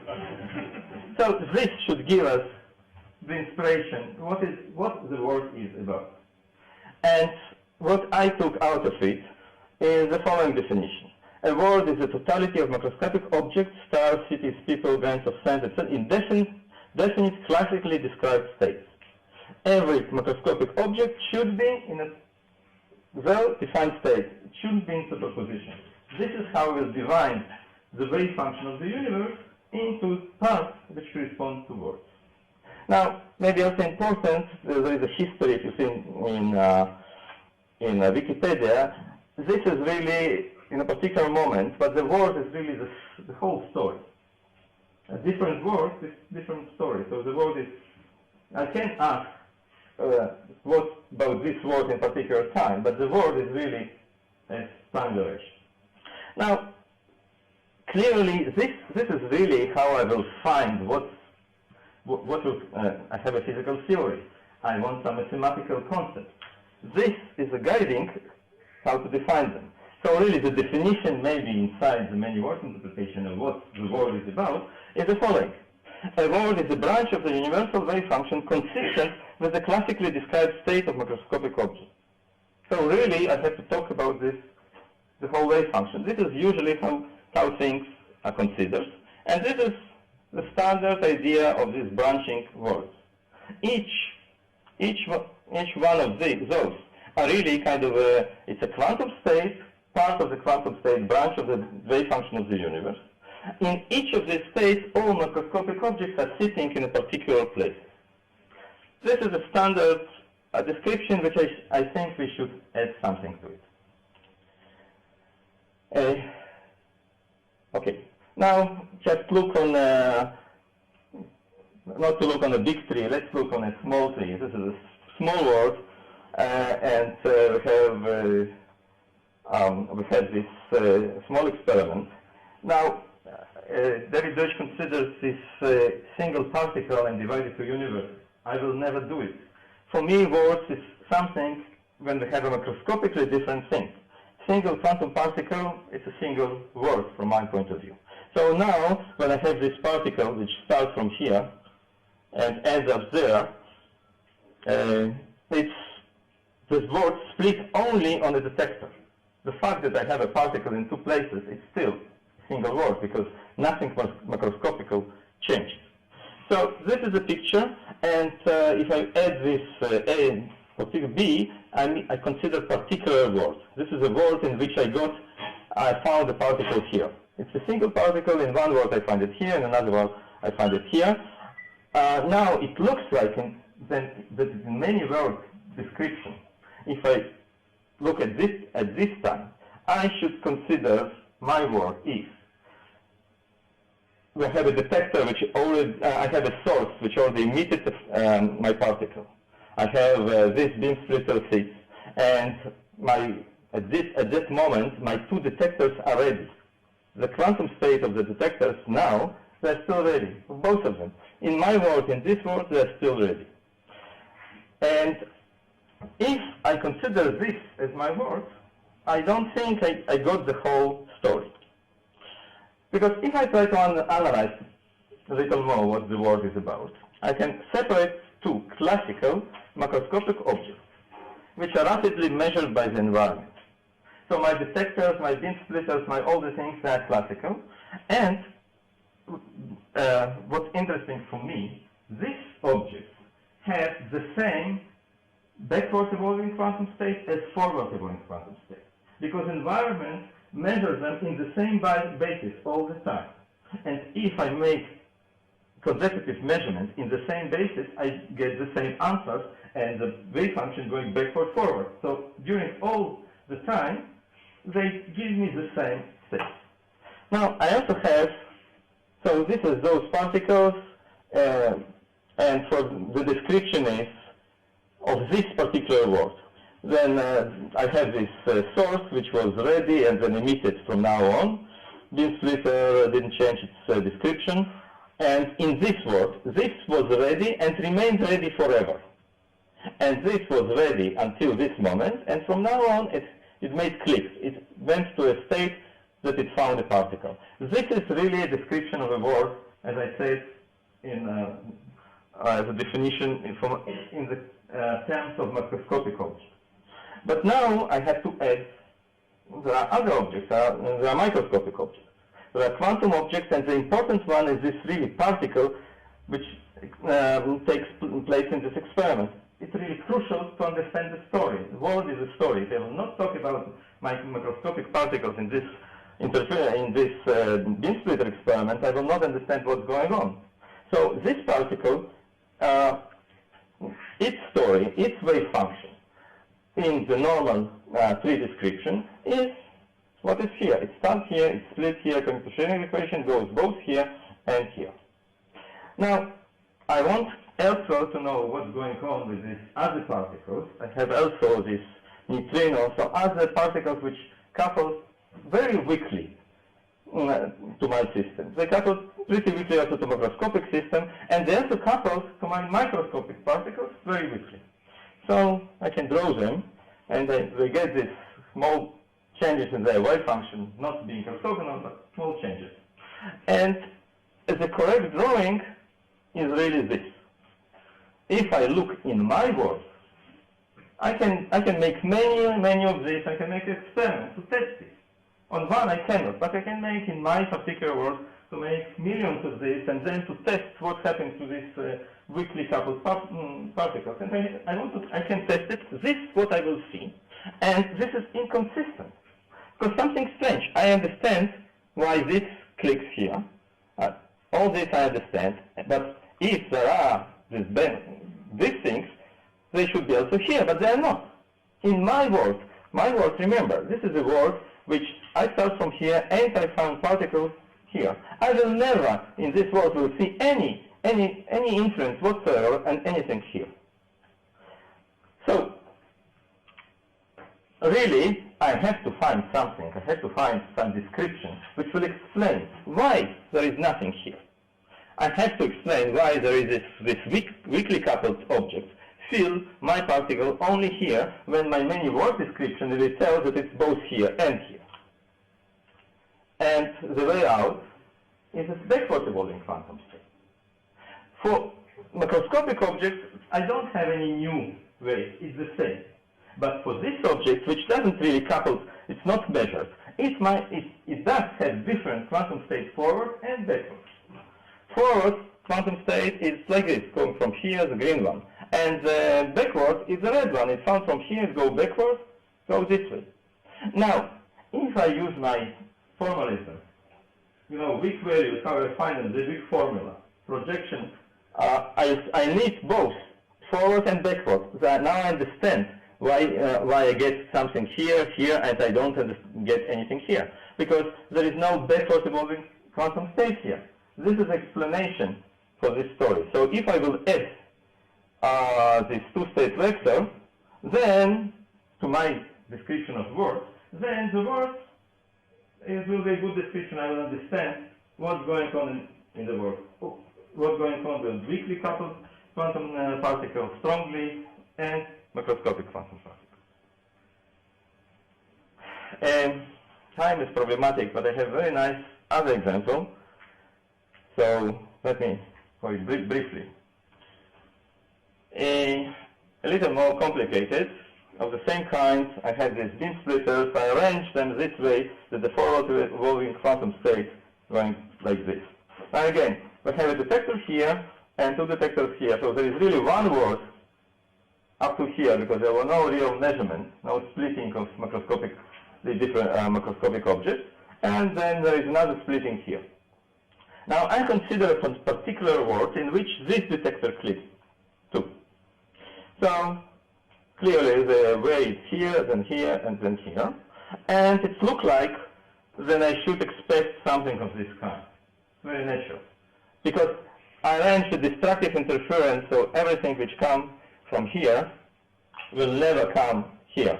So if I got click here, clearly things went from here and end up there. So this is what I would expect. Now I want to back up this with my theory, which I say, oh, the world is described by both pre-select forward evolving and backward evolving quantum states. This one is backward evolving quantum. And then I see some interesting things. Indeed, here I should not see any influence because there is only backward evolving quantum states, and here only forward evolving quantum states. But here I have both of them. Moreover, in fact, if I tune correctly my beam splitters, I can write the quantum state in this region, A, B, and C. And it turns out that that this arrangement will give me exactly my 3-box problem. The quantum state prepared in this way, beam splitter and another beam splitter here, so it's 3 boxes in the area A, B, and C. And this is a kind of a post-selection which gives me the backward evolving quantum state, the red one. And this is how it really happened. It's really the situation when I know for certainty that if I would go here, I will find it. If I go here, I will find it. But I don't go there because this is the whole story, and my description will be different if I put a strong measurement there. I don't put the strong measurement. But because of this, the picture should be different. If I look on this description, I look on weak, really, on any weak measurement, what I will see, that my neutrinos will fill my particles here, here, but also here. Something which looks kind of a normal kind of idea, impossible, how it will, it's not supposed to be here. Because it really, it never, if it was here, it never could reach this area. And, but this is what my theory says, neutrino will see one particle here, and again, particles don't create from nothing. So the -1 particle here, it will be, my neutrino will fill as if there is one particle but with opposite action. So this is really kind of to say, right, it's really, this is something which can be measured and found. And this is why I think it's a good idea to take this backward evolving quantum state into account. It will tell us more about our world. Our world is the one which started here and ended with a click 2. So the proposal is to add to this tree a backward evolving quantum state. I have to, the backward evolving quantum state, it's only for these microparticles. For macroscopic particles, it's the same. So I can draw it, I cannot draw it, it's really the same, because they are measured all the time, it's always the same. Only these macroscopic particles, which usually take part in this experiment when we have a splitting of work, they are special. They have this different forward and backward evolving quantum state. Now, I want to, I'm really, this is the proposal, and I think that the correct picture now that the word description should be slightly changed, and this should be added. But I want to look on a general picture. This was for particular words. It looks like if I want to consider my universe as a multiverse, as a sum of all these many worlds, then the picture should be of this kind, with one forward quantum state and another backward evolving quantum state. Now, if I look again to test this hypothesis, consider a very small universe, it's just with this experiment, and then my description should be of this kind. Now, I have a good argument not to believe in it. Why? Because if this is a description, very probable that in this area there are some things which might fill this particle. I could put here detector, demolition, non-demolition, cloud chamber. It should see, but even moreover, because my story tells me that I have a backward evolving quantum state both from here and from here, I should get something here. Now, this is really a superposition of these two backward evolving quantum states.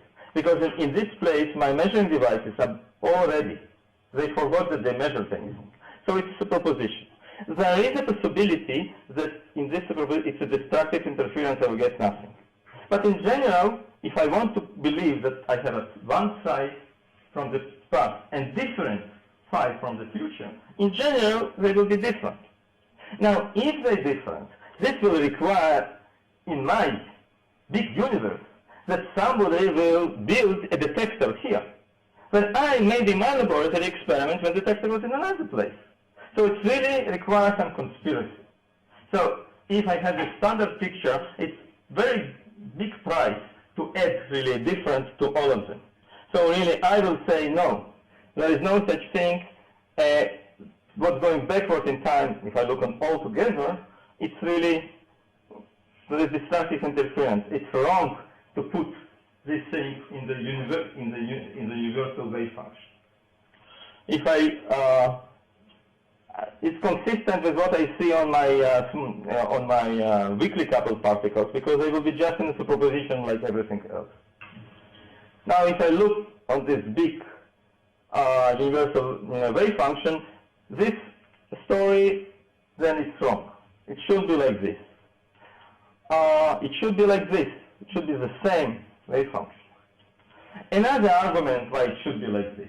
If there exists in our universe a different wave function coming from the future, the experiment in our laboratory should go according to ABL rules and not according to the standard rule which we use. So I have all kinds of reasons to believe that really the whole universe is described in this way. So, was I wrong in all the story which I gave you before? I say no, and I think really when we talk about particular world in which we live, we do have to consider this backward evolving quantum state which happened later. That now there is something coming backward in time for these microparticles which is in our experiment, and it should be taken into account. This is the right description of the world. But we should understand that it has a different status. It's not something kind of physical on a level of universe. Because on a level of universe, it will be destructively interfere with another one from another world. It's another kind of claim that in our world we see all kinds of strange things. Quantum mechanics sees many paradoxes, and I think the understanding of these paradoxes, because intuition is from physics, and physics is for universe, and we live only in part of it. Therefore, we see some different things. So, this backward evolving quantum state is important and should be taken into account, but on a different status. In what I showed from the beginning, from the two-state vector formalism, in a particular world, this is the correct picture. But if I try to look on the universe, this is really the picture I made, all of them, and in each branch, if I consider all together, not just one separate, if it spin up in this direction, it's also spin up in the same direction going backward. As it comes from the superposition of two outcomes later.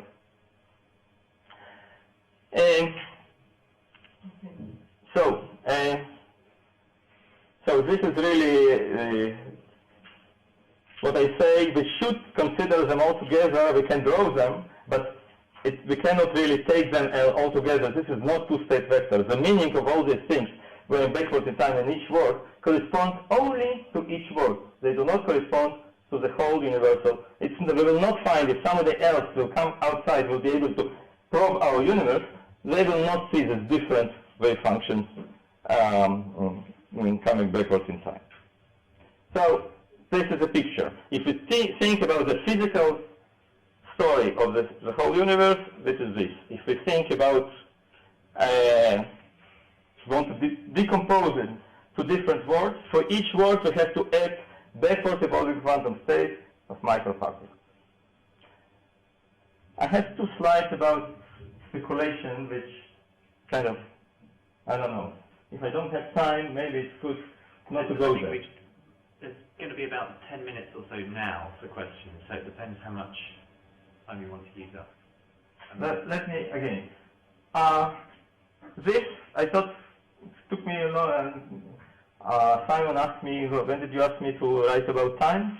Since then I was working and this is what came up, and I really didn't have this picture before. So I kind of stand behind this, and I think it's a real thing. The other thing is really speculation. And let me tell about it. Multiple many words interpretation.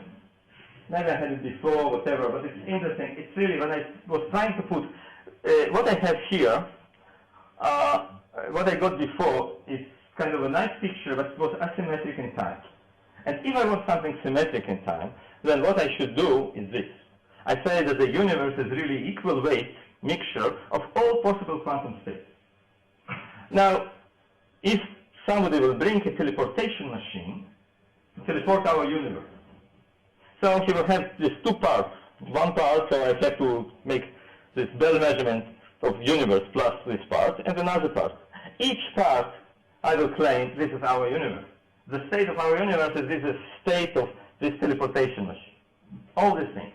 Now, this is very, very nice kind of state. Again, somehow I like your state, but this is really a mixture.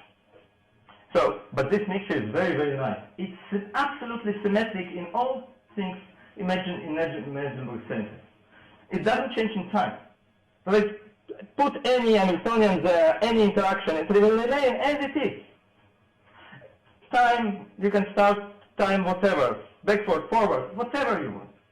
And still, you can put inside, you can put, you also, if you want to, you can also add this other one. It will not change. In fact, it will not change any physics. You can say there is only one forward, or you can say, no, there is another mixture which is going backwards in time. If you want, complete symmetry. Everything symmetric for all kinds of times. Now, the reason really to kind of to do this multiple many words is not the real reason. I don't think it's very compelling. The only reason it was more symmetry. It's not that we have a collapse which we don't know what to do with it, and this is why we take the many words interpretation. But it's also the other problem is not testable. Many words in principle bring some super technology. We can test if there are collapses or not. This is a mixture. We cannot test if there is another part in principle. Now, maybe there are some anthropic consideration or cosmological, because all what I did here was just quantum mechanics without talking about cosmology. As cosmology, and maybe then you can put some anthropics and say something about testable features of this suggestion. But again, this is just speculation. Maybe I'll bring it here as an ending method.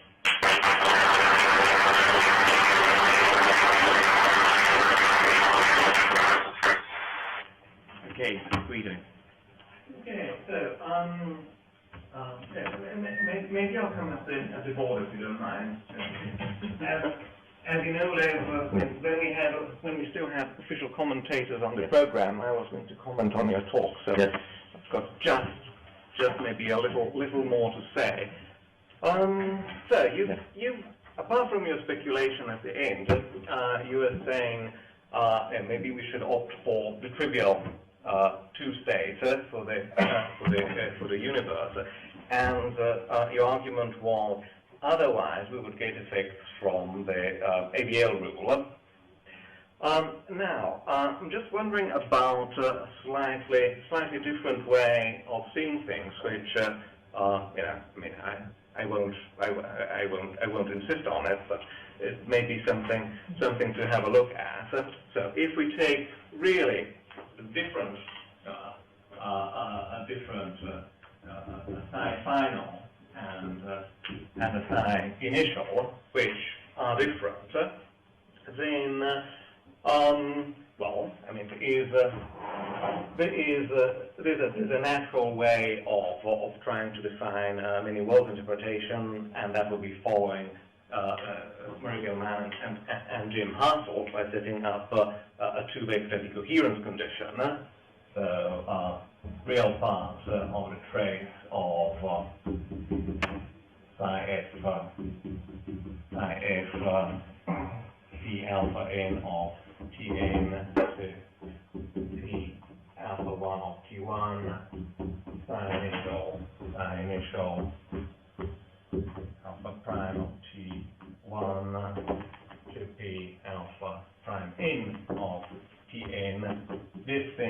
different, as equal to 0 for different histories. Now, by the way, Gilman and Hartle show that if the initial and final state are pure, this is a very restrictive condition. So they suggest to consider mixed states. But I'm also wondering whether one shouldn't try the following, especially in a many-world interpretation in which probabilities should be understood along the lines of Deutsch and Wallace as probabilities as guiding the acts of agents that are branching. And is it the case that we should expect in general an agent to have access both to psi initial and psi final?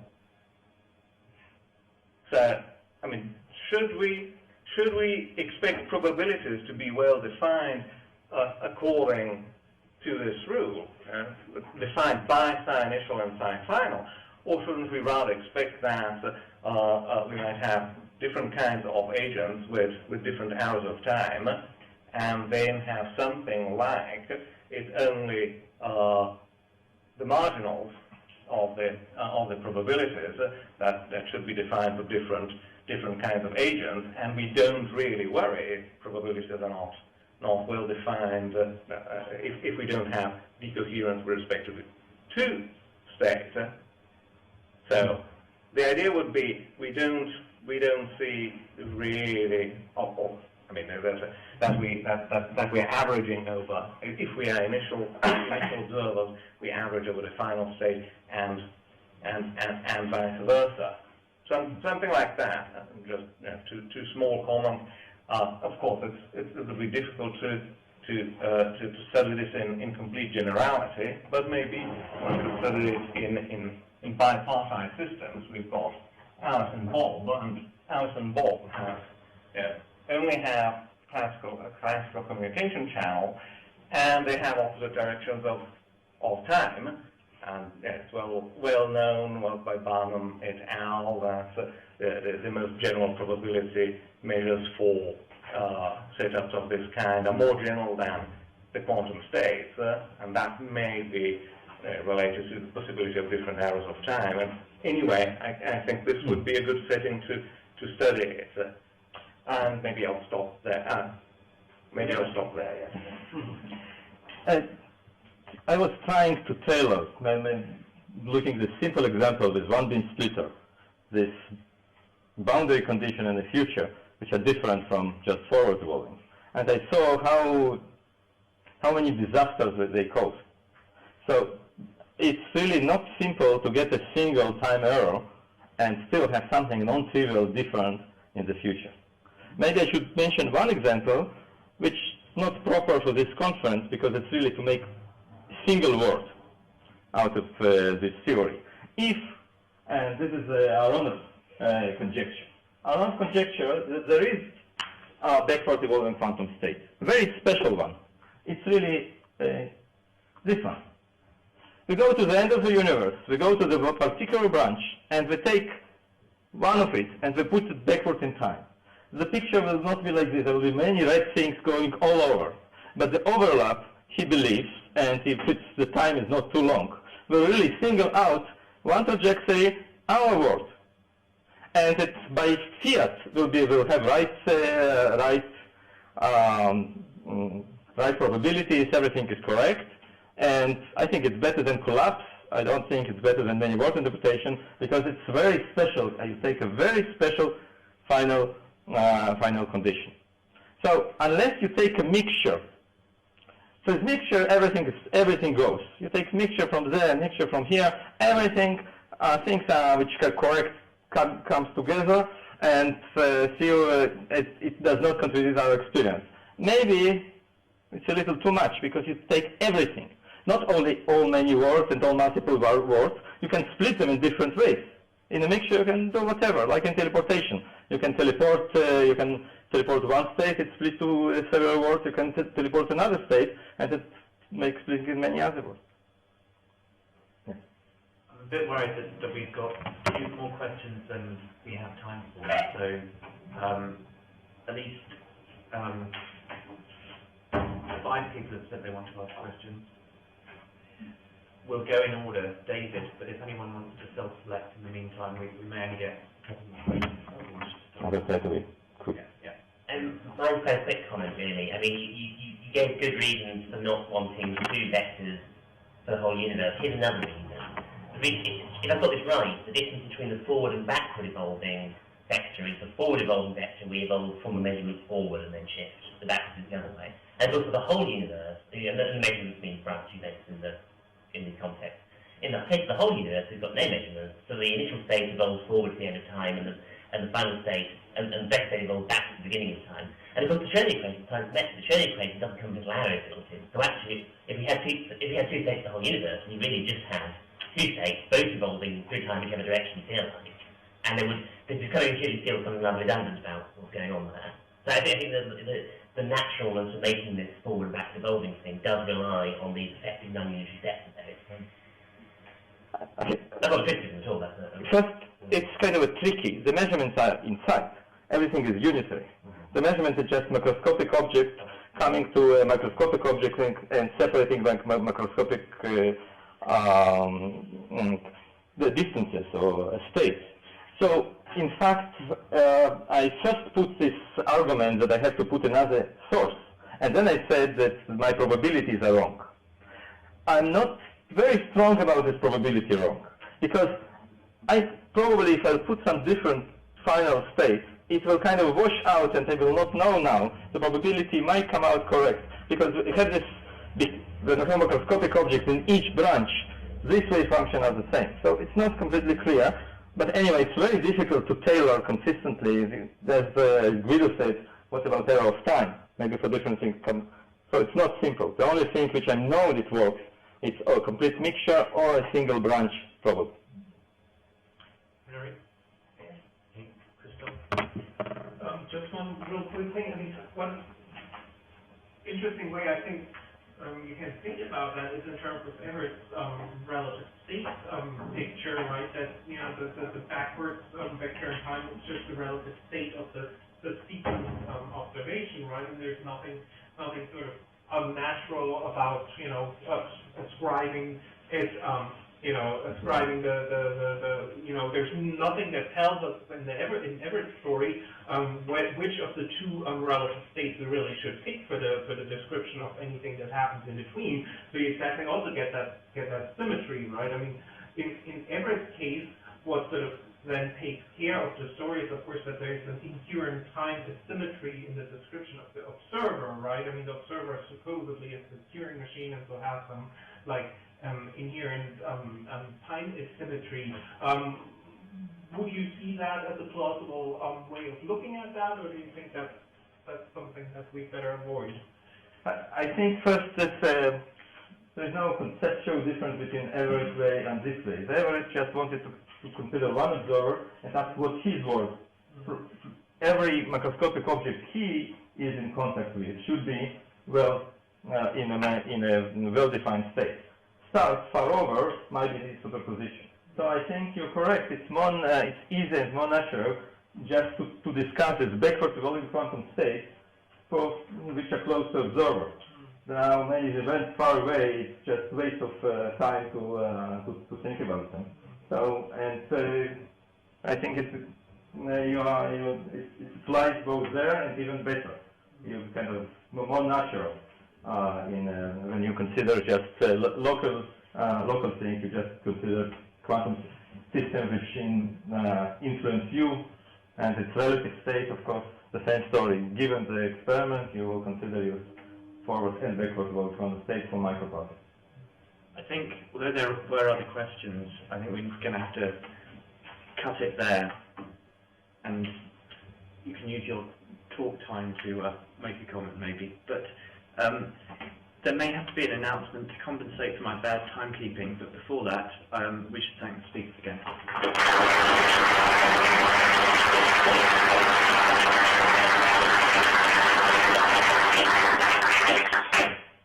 My subject today is quantum cosmology.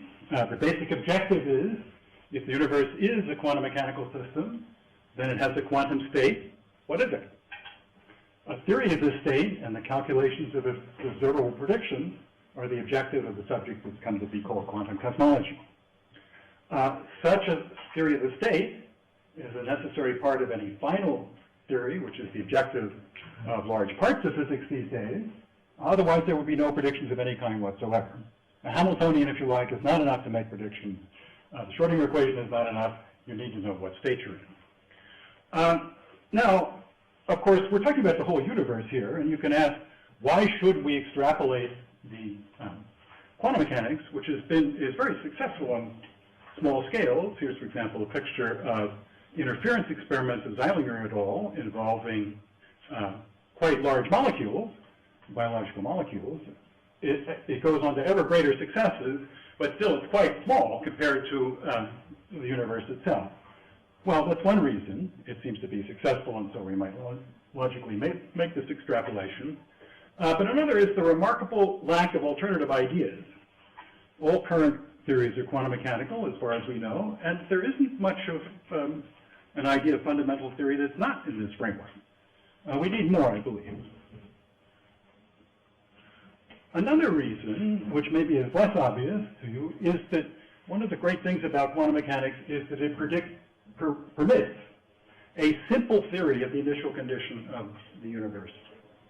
Were the laws deterministic, all the present complexity that we see about us would have to be encoded in the initial condition. And arguably, we couldn't get a theory of that condition that was manageable and discoverable. But in quantum mechanics, present complexity can arise over the course of the history of the universe from quantum accidents that are not determined, but happen one way or another, leading to particular branches. And we can have a simple initial condition which describes those regularities which are universal. Now, there hasn't been much talk about specific calculations in this conference, and I thought as a theme of my own, I'd like to describe what I'm doing now. And the current project which occupies me with Thomas Hertog, Stephen Hawking, is to take the no-boundary theory of the initial condition of the universe and to try and assume we have a matter field and a positive cosmological constant, and try to calculate the probability that the universe behaved classically in the past, first of all, which in quantum mechanics is not trivial, and second, that it bounced at some minimum radius. That's a very interesting question in physics. I won't describe for you the shameless approximations, assumptions, and so forth that we're using to describe this, but I think it's an interesting question. And you can see from this little example what quantum cosmology requires of quantum mechanics. First of all, it requires probabilities for alternative coarse-grained histories of geometry and matter fields, because we're talking about the whole history of the universe in the past, whether it was classical, right, and whether it bounced. Secondly, it requires alternatives for which you're going to compute the probabilities that are coarse-grained, because we're only talking about classical physics to a certain accuracy, and also are expressed in four-dimensional diffeomorphism in invariant terms. Whether the universe bounced or not sometime in its past is not a question of what happened at a particular time, it's a question about the whole four-dimensional history. And of course, it requires alternatives for the past as well as alternatives for future histories. One of the great advances, I think, or a little touted about decoherent history, quantum mechanics, is that it permitted a discussion of actual past history, right? In contrast, for example, to the Copenhagen formulation, which did not. Well, here's an amplification of that. Reconstruction of the past in cosmology is essential to understand our present. Why is the past so important in cosmology? It's important because by taking present observations and inferring the past, putting in many assumptions, we get a simple picture of how the universe evolved, and therefore explanation about its current and future conditions. In short, because cosmology, is the killer app, as they would say in computer science, for Everettian quantum mechanics. We don't think we have any alternative, as far as I know. There's nothing yet ready for prime time that's an alternative to the Everettian formulation to answer questions of the kind that I've discussed here. Now, Everett's quantum mechanics, in order to apply quantum mechanics to cosmology, the textbook version of it has to be generalized, clearly, to deal with the whole closed system. And I take Everett's key idea, right, was to take quantum mechanics seriously for the whole universe. And to understand how it, by understanding how it applies in cosmology, you could hope to understand it better in the laboratory. And that certainly has been a theme of this conference. Now, Everett's original ideas have been extended and clarified by the work of a great many people, some of them in this room, and the extension that I will talk about is the modern synthesis of ideas that has become to be called decoherent histories or consistent histories, quantum mechanics, which are the same from this perspective. And it's adequate for the model of cosmology of a model universe in which we're considering fields in a box, maybe nowadays 20,000 megaparsecs on a side, perhaps expanding, and then we try to discuss what the probabilities for various alternative histories in the box. That formulation of quantum mechanics was very adequately described by Simon in his initial talk and by David Lewis. David Wallace, it's a famous name, David Wallace. I conflated these. But a further generalization is needed beyond that, and it's that further generalization I want to talk about today. Ordinary quantum mechanics, in the sense of the box I just described, is closely connected with, our quantum mechanics historically is closely connected with our ideas of space-time. And it's certainly true that usual quantum theory makes certain assumptions about space-time. It makes them, first of all, to define the T in the Schrodinger equation. Because what is this T? It's the time in some fixed background space-time. So that, for example, in field theory, you get the notion of time that enters the Schrodinger equation, the space-like surfaces, and you can describe evolution through them, by having a fixed ground space-time which actually has fixed space-like surfaces. It's also needed to define the space-like surface on which the wave function is reduced on measurement, right? In the old-fashioned way of looking at this wave function is reduced all across some space-like surface, right, when a measurement occurs. Or in the decoherent histories formulation of quantum mechanics, in the box, we would deal with histories which are sequences of projection operators on various alternatives. In the Heisenberg picture, especially between David, right, at definite moments of time here, defining a branch state vector for the history alpha, which corresponds to the sequence of alternatives alpha 1 through alpha n. But in quantum gravity, space-time is fluctuating. It's a quantum mechanical variable. There isn't any fixed background space-time. Roughly speaking, in the language of Feynman, we're expected to sum over different geometries. And if in one geometry you have 2 points on the manifold, they might be time-like separated, and in the next geometry you sum over, they might be space-like separated. So you can't have, right, the laws of evolution in the sense that they're usually described, and at the same time have a quantum theory of gravity. So we need a further generalization of quantum mechanics. The great thing from this point of view about generalizing quantum mechanics accessibly is the conceptual simplicity of the Everett formulation. It doesn't involve, as some previous ones do, a sort of Baroque combination of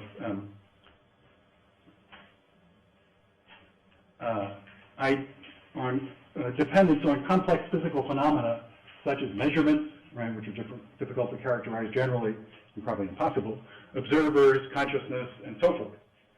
Decoherent histories, quantum mechanics just involve writing down the histories, postulating an initial wave function, calculating whether they interfere, perfectly mechanical calculation in principle, and then calculating the probabilities and then using them. Measurements, observers, consciousness, and so forth can, of course, be understood within quantum mechanics, but a detailed understanding is not necessary to understand quantum mechanics itself or its generalizations. So the simplicity, right, of the formulation is what allows it to be generalized. And there's a whole framework for generalization, which is called generalized quantum theory, due to Gell-Mann, Isham, Linden, and others, which abstracts from decoherent histories, quantum mechanics, the sort of essential ideas that make a theory quantum mechanical, and within that framework allows for more generalizations of it. So from this point of view, a general quantum mechanical theory is characterized by three things. First of all, the allowed sets of fine-grained histories. And just to stick to a fixed background spacetime for a moment before moving on to curved spacetime, or fluctuating spacetime. For example, if we had a particle, a fine-grained history might be a Feynman path, giving x as a function of t for all t. In a field theory, it would be a four-dimensional field configuration, and so on. The second thing you need are sets of alternative coarse-grained histories, because we don't typically describe things with great precision, and we wouldn't get many results out if we did. All our observations and so forth or descriptions of the world are coarse-grained. There's a general notion of that, which is a partition of the sets of fine-grained histories into classes. So, for example, if returning to our particle, a coarse graining would be, say, to describe its position, say, in 3 intervals at 3 different times, and then the coarse-grained histories that correspond to those alternatives would be the bundle of fine-grained histories that actually thread them. That is, the fine-grained pairs that actually go through these. The third thing you need is a decoherence functional D, which defines the interference between these coarse-grained histories, and it has to satisfy a set of 4 properties, which I won't go into in great detail. It has to be Hermitian, it has to be normalized, it has to be positive on the diagonal elements, and it has to be consistent with the principle of superposition. And by that I mean if you have a coarse-grained set, and you make a further coarse-graining of it, then the decoherence functional for the coarse-grained set is the sum over all the elements, say in a given coarse-grained class beta, all the elements in the finer-grained set, is bilinear sum. Since the decoherence function is typically bilinear, that is a representation of the usual superposition principle. So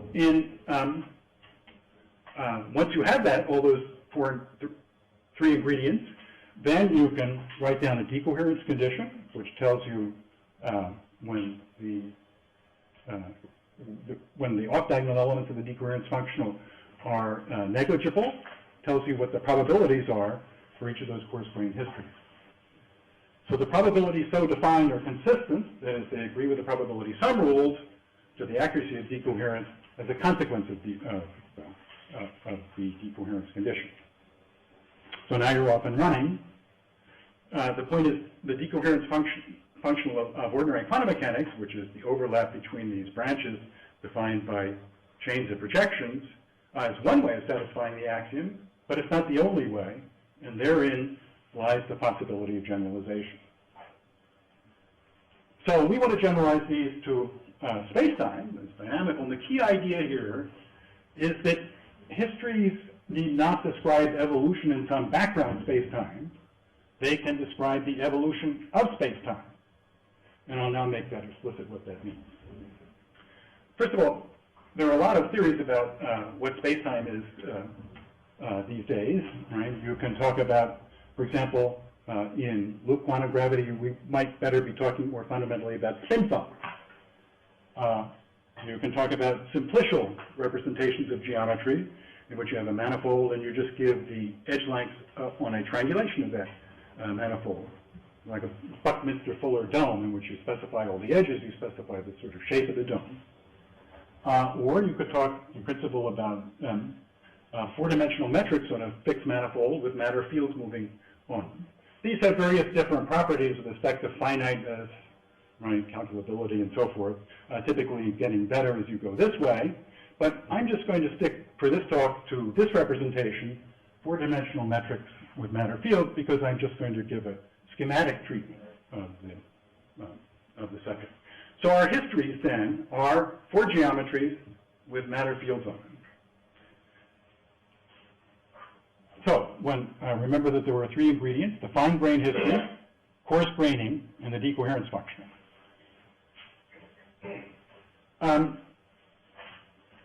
We just did the fine-grained history, metrics, four-dimensional metrics, and matter fields.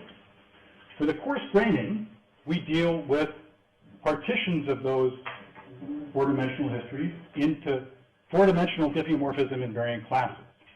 Or if we're really talking about geometries, you could just say partitions of the geometries into classes. And arguably, every assertion that can be made about the universe that can be expressed in space-time terms corresponds to some partition of the fine-grained histories into the class where that assertion is true, and the class when that assertion is false. So let's take, for example, the bounce problem that I described in the beginning, of the question of whether the universe bounces at some small radius, behaves classically and bounces at some small radius. We first partition all the possible four geometries, which after all are going to be quite irregular, right, into a class C that's classical to some approximation, and the class C, NC, let's call it, which is not classical. We then take the class that's classical and partition it into the class of histories which bounce and the class of histories which don't bounce. We then, okay, so that's the coarse graining which we're going to use. We want the probability of the class of histories that behave classically in the past and bounce at some minimum radius. So that's the coarse graining. The rest of the ingredients I have to supply you with a decoherence function. I can only do this very schematically. It says ask speaker for details afterwards, but I'm planning on heading for the airport before. You can do that, but roughly speaking, it works like this. We take the state, say the no boundary initial state of the universe, and we calculate, we apply to that a sum over the fine-grained histories a la fine. That is, we calculate e to the I action of the geometry and the matter field, sum over those, right, up to some final surface that are in the class which we're interested in, classical and bouncing. Okay? And we do that for all the other classes. And then we calculate the interference between them. Exactly how this overlap is constructed is a somewhat technically complex business, but the prime should be on the alpha here. It's no more complicated in principle than in ordinary non-relativistic quantum mechanics. We then check for whether the histories decohere and calculate the probability that the universe is classical in the past and it bounces. So that probability is the solution to our problem.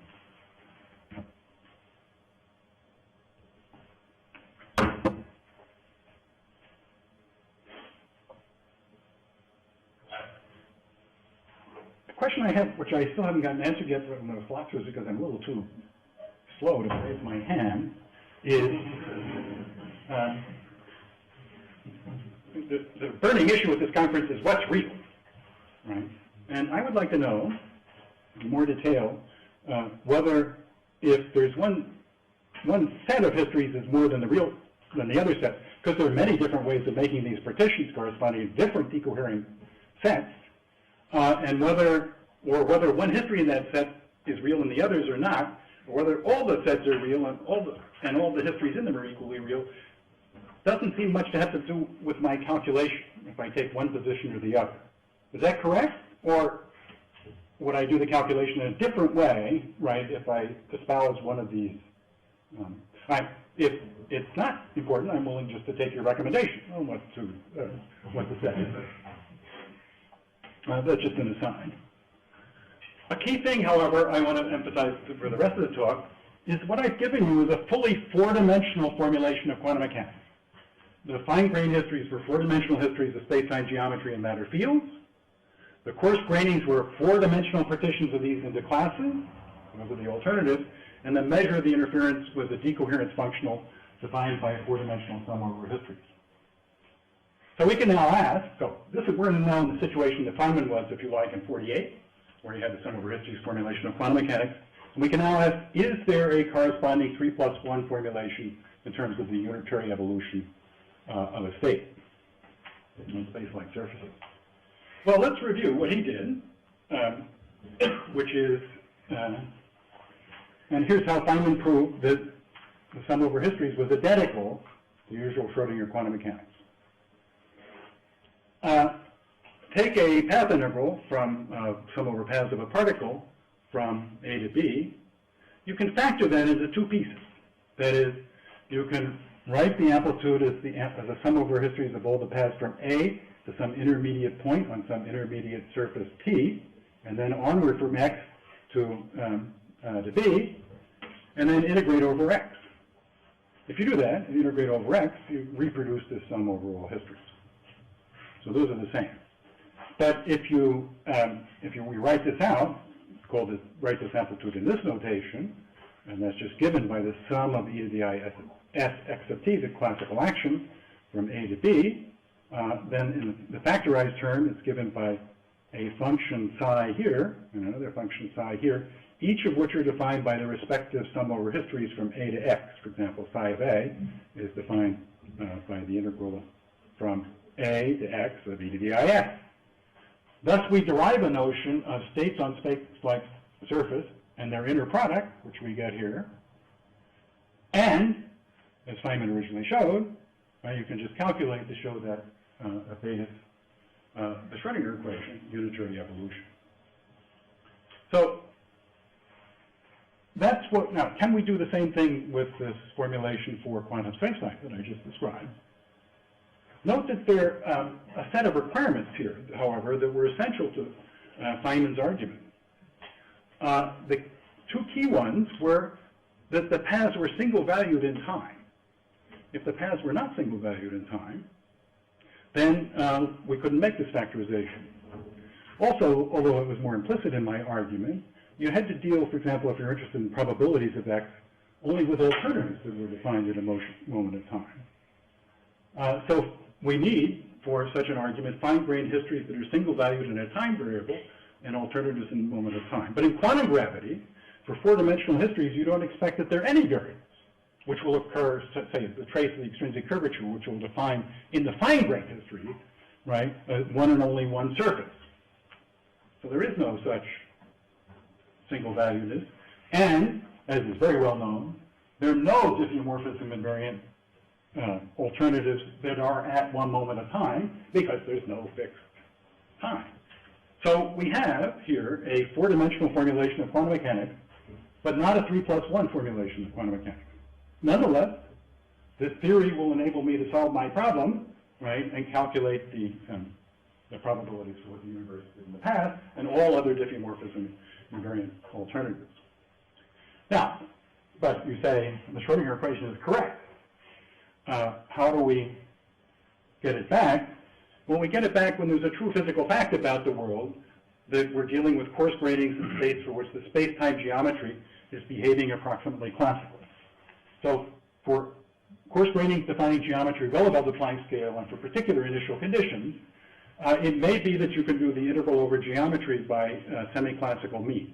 That is, this original sum which defined the branches, sum over e to the IS, might be well approximated by just doing the steepest ascent approximation, which we would get some particular geometry in here, and then a final integral over a matter field. This defines a field theory on a background spacetime which has well-defined time, that was given by G, states on space-like surfaces defined by G hat, alternatives at a moment of time, values of fields of particular alternatives, and unitary evolution. So we recover, in this way, familiar 3+1 Hamiltonian quantum mechanics emerges as an approximation in the late universe, appropriate to those initial conditions and those coarse gratings that imply a classical spacetime there in a more general four-dimensional sum over history formulation of quantum theory.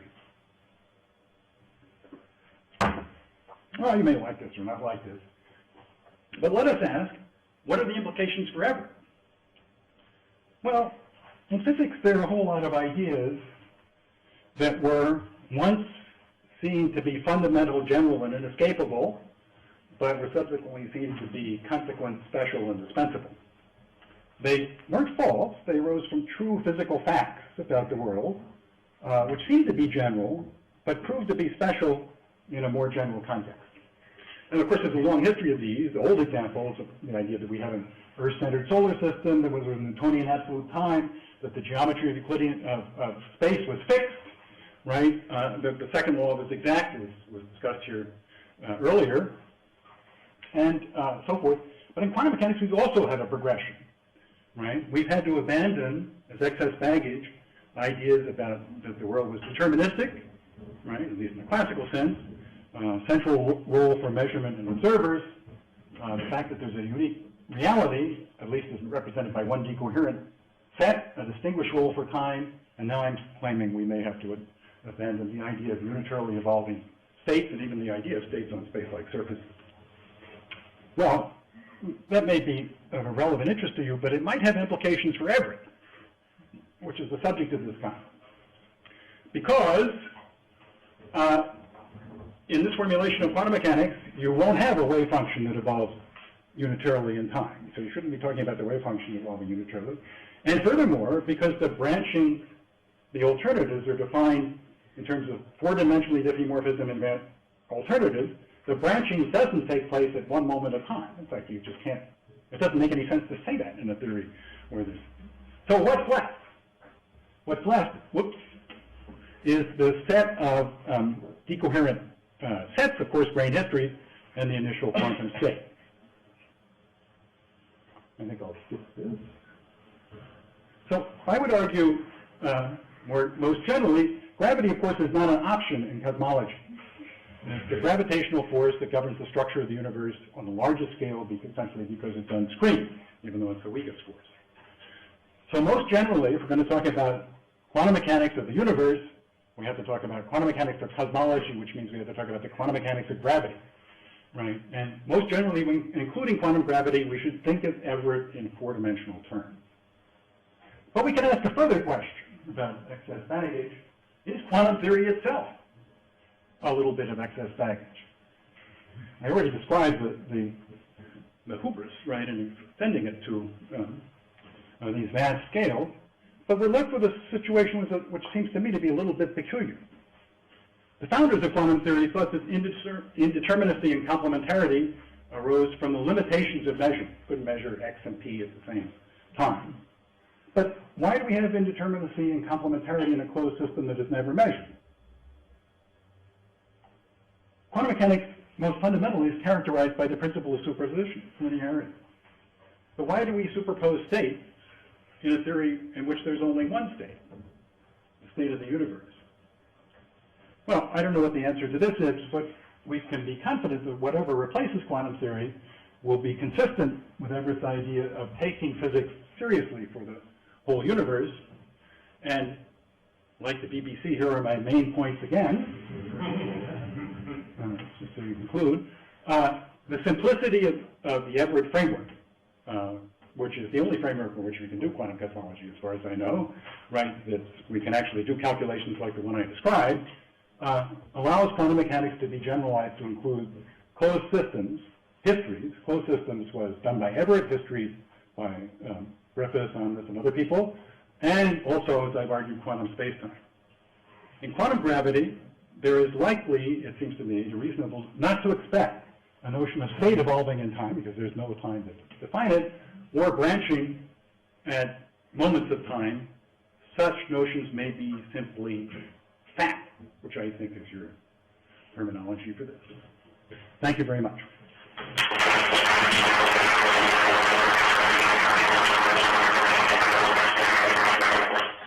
Okay, we've got 15 minutes for discussion. I saw Simon first, if the rest of you could.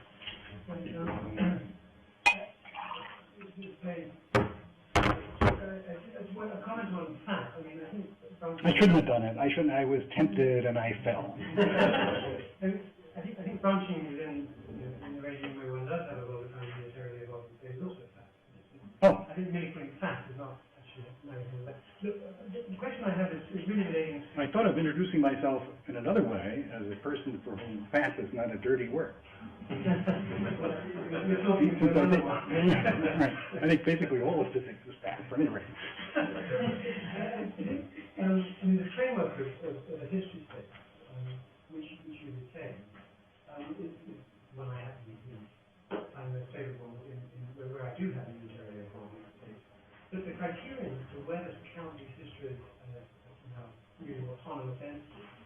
is to do with robustness, to do with how ontology, to do with all of those things that David talks about in the introduction talk. Mere consistency doesn't seem to be enough, and I think that's very much the point of Adrian Kent's work, it's very doubtful in the mid-90s. So I suppose the question that I would push is, are you not in that same ballpark, whereby one could, as it were, modify the history space more or less arbitrarily, whilst retaining a consistency condition, so that it isn't going to be an actual criterion for singling out one such history space rather than another, even while keeping the initial and the final positions the same. So that would be the worry, from a reckoning point of view, one would wonder whether this is at all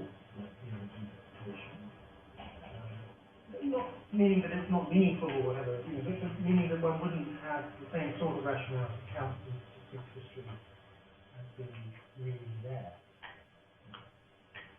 Well, as I mentioned, I'm not sure of the answer to this question. I should have said, right, that in David's language from his talk, right, what I'm talking about is we're given the wave function of the universe, and we have to define some set of structure on it from which we're going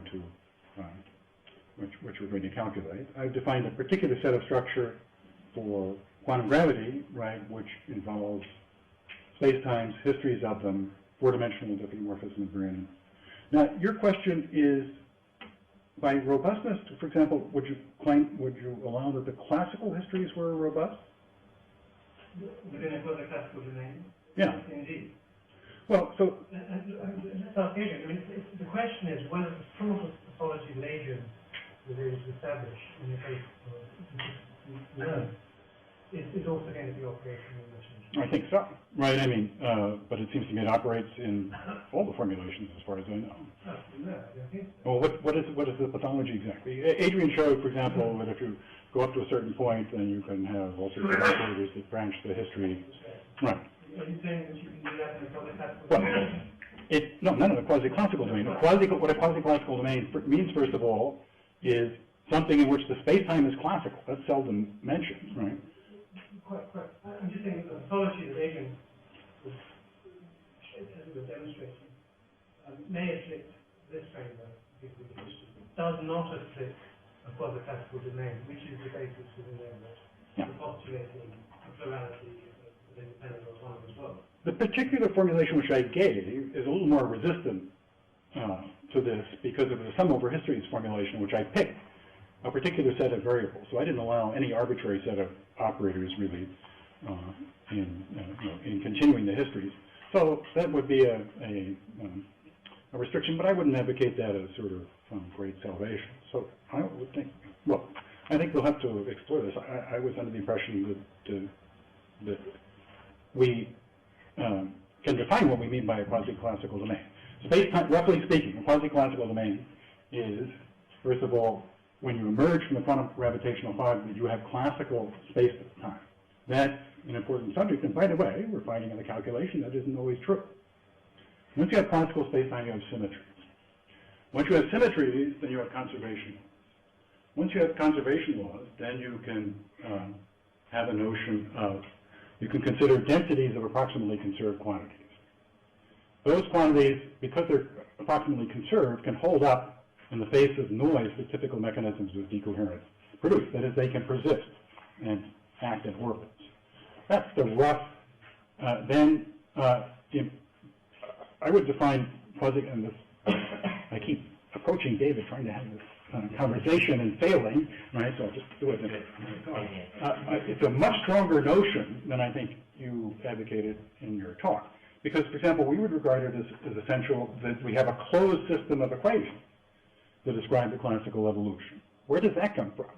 It comes from local equilibrium, right, which is a standard statistical mechanical argument, which also has to be demonstrated as a property of the coarse grain. So you have to pick your boxes, your little tiny volumes, not too big, or they won't approach local equilibrium in the dynamical timescale, and not too small, because then you'll lose will lose decoherence. They will recohere. So we're interested in the sort of maximal refinement in some sense, kind of like this. So that picture, that's our picture of the quasi-classical domain, right? Something that has classical space-time, right, that consists of where we get symmetries, conservation laws, approximately conserved quantities, local equilibrium, giving rise to closed classical equations of motions. So, but I imagine there must be many other different sets. Let's let Adrian answer this question. Well, you had a finger up. I've had my finger up so many times in this conversation today. Make a comment, right? I feel I'm overriding the session chair. Quickly, my critical. I think I agree with your intuition. You're right, of course. The pharmaceutical approach is restricted in some sense, but it's still an awful lot between the boundaries and the pathological systems. So I don't think a finger that is one regard as worrying in the original form, and it's unworrying one.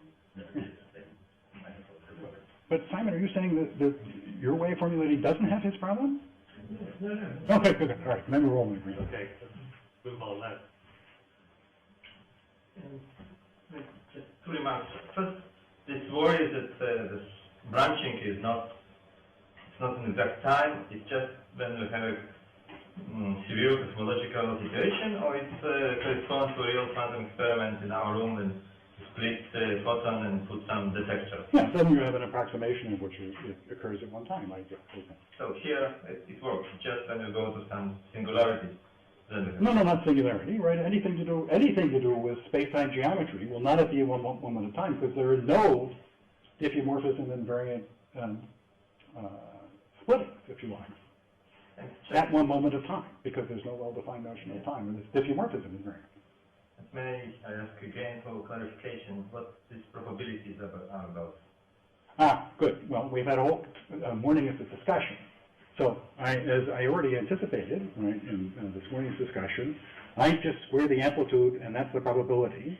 And if provided it's decoherent, of course, and if it's, for example, the probability is high for, let's suppose we had the wave function of the universe did not predict classical space-time with a high probability in a certain coarse grain. I would check it out and go to work on another one. So that's my operational definition of what the probability means. But I await clarification from deeper thinkers on the subject. Just a question about the generalized quantum theory. How much of the sort of Hilbert space structure is it using? So, for example, are the fine-grained histories represented by sets of projections? Depending on which level you're talking about. If you can have generalized quantum mechanical theories, for example, Guido described, for example, two-time sort of, that doesn't have states on space-like surfaces, also one state. It does have two, as Lev was describing. But that makes use of the Hilbert space structure, but we would regard it as a generalization of quantum mechanics. This, certainly there's not exactly the sense that we're dealing with one wave function. It's not exactly a Hilbert space. I'd say that the problem is a little ambiguous exactly whether you're talking about it. Typically we're talking about two Hilbert spaces. One in which the wave function is defined, and the other in which in which alternatives would satisfy the so-called constraints. So, for example, let's take spin foams, right? There you would have two Hilbert spaces. A big one, right, which is called the big Hilbert space, and the subset of that in which the only states in it satisfy the constraints. And you construct the histories from the spin foam histories, right, in the latter, and the state, well, so the state would be, sorry, got it the wrong way around. The spin foam would be constructed in the bigger one, and the states would be constructed in the smaller. So it's a little complicated, right? I mean, it has to do with whether you construct the Hilbert space. None of the real point is, it's too bad Chris Isham wasn't here, because the question is, how rigorously can you define the pattern? If you knew that, then you would know whether there's a connection with Hilbert space. And he promised me he was going to use Tapo's theory to define these path intervals rigorously. So my question's about the status of it as a four-dimensional theory. And it's really a question to ask you to say a bit more about what you're summing between. So I can see that, you may be able to talk about these sums over histories without there being a corresponding formalism of an evolving state. But still, these sums over histories look like they're giving you transition amplitudes between three-dimensional things. So although they're sums over four-dimensional things, the sort of basic probabilistic quantities you're getting out seem to, that in one sense the fundamental things you're talking about look like three-dimensional things. All right, that's a perfectly reasonable question. So, I was very schematic in the structure. So basically we take the superspace three geometries. We consider hypersurfaces, there's a natural DeWitt metric one there, and we consider space-like hypersurfaces at least in the models, right, in those. And we calculate the transition amplitudes, if you like, between those, and then we adjoin the initial state by means of typically the DeWitt inner product, right? That's because if the state satisfies the constraints, and the alternatives are diffeomorphism invariance, it's independent of where you place the surface in superspace, and the same on the final edge with some suitable definition of what the final state, some collection of things which define the final state. So they really are histories in the middle because they're paths in superspace that we're summing over, but between two surfaces in superspace. But it doesn't make any difference where it's not like there's one particular preferred time which is observable. It doesn't make any difference where we put the surface, as long as they're outside the region that's constrained by the coarse grain. Okay, I think this will have to be the last question. Crystal. Actually, I think Okay, Julian. Well, you've already answered one of my things. The other one is, in the spirit of trying to get with David Deutsch, some conjectures about what modular flux would be like. I know you did refer to closed dynamical systems. What do you mean by that, that they're spatially closed? Because it seems to me to have a dynamical system which is closed, it does imply something like spatial closure, which has a lot of attraction for actually having a well-defined, definite theory. By closed system, I meant a much more modest sort of discussion that there is nothing, we have all the variables inside the system, there's nothing outside it. But if it's spatially infinite, you're in, seems to me, in a bit of Well, we have a certain amount of trouble defining what we mean by the wave function. But, we could take compactifications, for example, on the torus, and then study the thing is the length of the torus gets bigger and bigger, and then, of course, there's observational evidence on how big such a torus could be today from the CMB. I brand that a technical problem. I hope I'm right. Okay, well, we've got 30 seconds. You've got a 30-second question. Pretty quick, I think. As you say, you make a specific choice of variables, and it gives you field configuration, definite configuration of the field. And I find it quite surprising they turn out to be decoherent histories. I mean, for most field theories, this is partly David's point, I guess, most field theories, we find that sort of configuration basis isn't all that decoherent. I mean, you find electrodynamics, but it's not mathematics normally. So why is it, do you think, with your particular model, it does turn out that definite field configuration or approximately definite field configuration histories turn out to be... They're the fine grainings, right? The coarse grainings are typically coarse grainings in the history. So values of fields, say in space-time regions, with certain ranges of the values that you permit. Just like we would measure the electric field in this room. Yeah, my kind of worry is matter fields don't tend to work that way. Matter fields don't tend to work that way. They don't seem to be approximately localized from field configuration. They seem to be this rather complicated position before definite afternoon. I mean, they're typically local in space, right? Yeah. So in each one of the contributing geometries, right, you have a notion of field defined at a point on the geometry. So then we consider coarse grainings of those fields, right, which makes it's complicated. It's difficult. Diffeomorphism and variant discussion of that is true for all geometries, and yet we do it every day, right, in some sense. So if your question is about that it's tricky to do that, I agree. I'll come back to this. Yeah, let's try it. Okay, let's take it.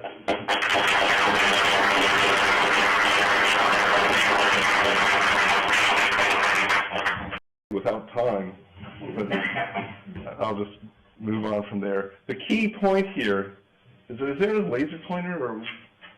There's a pointer. So the key point is that I have this result from a while back that said the standard approach to thinking about time and quantum gravity actually leads to massive ambiguities in the laws of physics. I will detail this very explicitly in a second, so just state that for now. And there's two ways forward with this. Either there's something wrong about the assumptions going into this, and I think some of the very deep thinkers here are good people to help uncover that, if that's the case. Or we just got to deal with it, in sort of the spirit of Everett, we've got to deal with the physics the world gives us, and we've got to try to find a way forward. So first thing I'm going to do is tell you what this clock ambiguity is. Then I'm going to speculate on how you might do physics with the clock ambiguity, and then I'm going to get into some specific calculations that are related. So the starting point is a standard starting with GR, or any time parameterization invariance. The full Hamiltonian just annihilates the state, and time emerges by identifying, you can call it degree of freedom or subsystem, as the clock or the time, and then you look at correlations between that and the rest of the universe to express time evolution. Now my next step in this talk is to formulate this in a simple way that actually assumes a finite and discrete space. We use a lot of continuous quantities to describe physics, but I'm just making it fine enough that it should be good enough to account for real physics. No one knows if there's anything wrong with that, so I'll just do that. So we consider the state, so the full space we work in this picture is called superspace. We consider a state in that space, and we identify a clock by subdividing that space into the subsystem with the clock and then the rest. Let's talk about a basis for each of these subsystems. So some generic basis spanning R. Of course, this has all the information about observables and all that, so there's a lot, I'm glossing over a lot of detail. And then the clock needs to have a basis, and we might as well choose the basis that's directly related to time, so some people call these the eigenstates of the clock operator, whatever you want to call it. That's what I'm calling it. And then once you've spanned each of these subspaces, you can span the whole superspace by product of these basis vectors. And so you can expand any state in the superspace with coefficients of all these different basis states. So far, just a little bit of formalism. And now, once you've got this expression for your state in superspace, you can, at any given time, you can sum things up, and this defines the state of the rest of the universe at a time t. So that's just how you go about using this formalism. And so specifically, if you want to ask the question, what is the probability of finding the universe at state x at time t3, you can ask a conditional probability question. If the time is t3, what's the probability of being at x? You project onto t3. Projecting onto t3 pulls out phi of t3. You dot it with x and square it. Because the way conditional probabilities work, you just normalize it like that. It's actually the unitarity of the time evolution kind of falls out that way. So far I've just stated formally how a lot of people work with time. It's kind of a formal mathematical way, but it's actually at the heart. It's a description of a lot of classic papers on this topic. It's also what many people call Page-Wooder's time.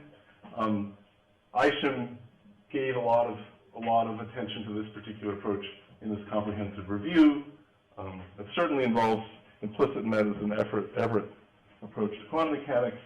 And also it's inspired, I wanted to call attention to the inspiration a lot of people, including certainly Jim in the last talk and over many years, and others have emphasized the importance of looking for the emergence of the things we know. So some of you have this fundamental theory, and you look for the emergence of the familiar world out of that. And this is certainly in that spirit. And let's not forget, aside from all the great papers in physical review that use this kind of thing, this is actually exactly what we mean by time. There it is. It's a subsystem. We look at correlations with it. If you ask someone you know, not just the physicist in the lab, but just some bloke trying to get to work. What does time mean? It means your correlations with specific subsystems, and that's what it is. So it's a nice formalism, but it also is very realistic to me. I like it for that reason as well. So now I will demonstrate that simply by choosing a different choice of clock, and of course that comes with this different rest of the universe, with the original state we started with, I can describe any state evolving according to any Hamiltonian. So to start with, I'm not going to do that. I'm going to say, suppose we have the same clock and the same subsystems, the same basis. And if I come along and say, well, I have a new state I want to describe evolving according to a new Hamiltonian, the way to do that would be to have different coefficients. Instead of the alpha ij had originally, I have a new state in superspace that reflects all the necessary time evolution, and that's what's carried in new values for these coefficients. They contain all the information about the state and the time evolution. So I start with that. So I choose the new system I want to describe and find the beta ij's for that. But this is just going to, as a mathematical crutch, get me started. And now what I promise I'm going to tell you is that I'm going to, instead of writing this, I can find a way to write the same state with a new clock, so I get these beta ij's out. And so the point is that the primes are no longer here, they're here for the new state. So first up, this may be just, I think if you're really good at math, you don't need this crutch, but this is a crutch. So this is a finite set. I've assumed everything's finite and discrete. This is a finite set of basis vectors. I'm just going to label them with one index. It's just a one-to-one mapping from the space of these double indices to one index. And therefore, I can write these betas and alphas with the one index as well. It's just a simple mapping to keep things simple. And now, I'm going to choose, I have these two states in superspace, the original one and the one that reflects the new time evolution I want to talk about. And I'm going to choose some transformation operator, some linear operator to transform one into the other, which of course lets me do second line as well. And so I have these two statements. This is the original psi, this is the psi prime. And then I operate on this one with M inverse. This operation gives me back the original state. And now I'm going to say this operation is going to tell me what my new basis space is. So that's now the definition of the new basis. And because I chose it to be unitary, the basis properties are preserved. So basically, instead of rotating the state in superspace, I'm rotating the basis. And now I get my clock rest system back out by using the same function k of ij to redefine a clock rest decomposition based on this new basis on the k primes. And then we're done. So then when I write the state of superspace in this new decomposition, the coefficients are these, the betas. When I ask about the time evolution described by the system is given by the betas. It's a new time evolution, the new state, just as promised. So there we are. That's the entire derivation. So just to drive this point home, suppose you have your favorite picture of the universe. Let's say it's the standard model. Let's just focus on the standard model of electroweak physics. And after all, some of our colleagues won the Nobel Prize for this theory. You build up a state in superspace that describes in detail the physical world, including the standard model of electroweak physics. I can come along, you build your state in superspace, I'll come along and find another clock where the competing theory, the long-forgotten competing theory of electroweak physics is right, and presumably other people won the Nobel Prize along with it in that.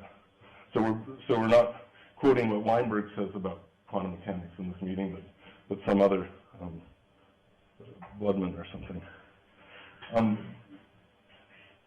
But this is just sort of, because physicists get titillated when you talk about Nobel Prizes, but this is really much more dramatic than that.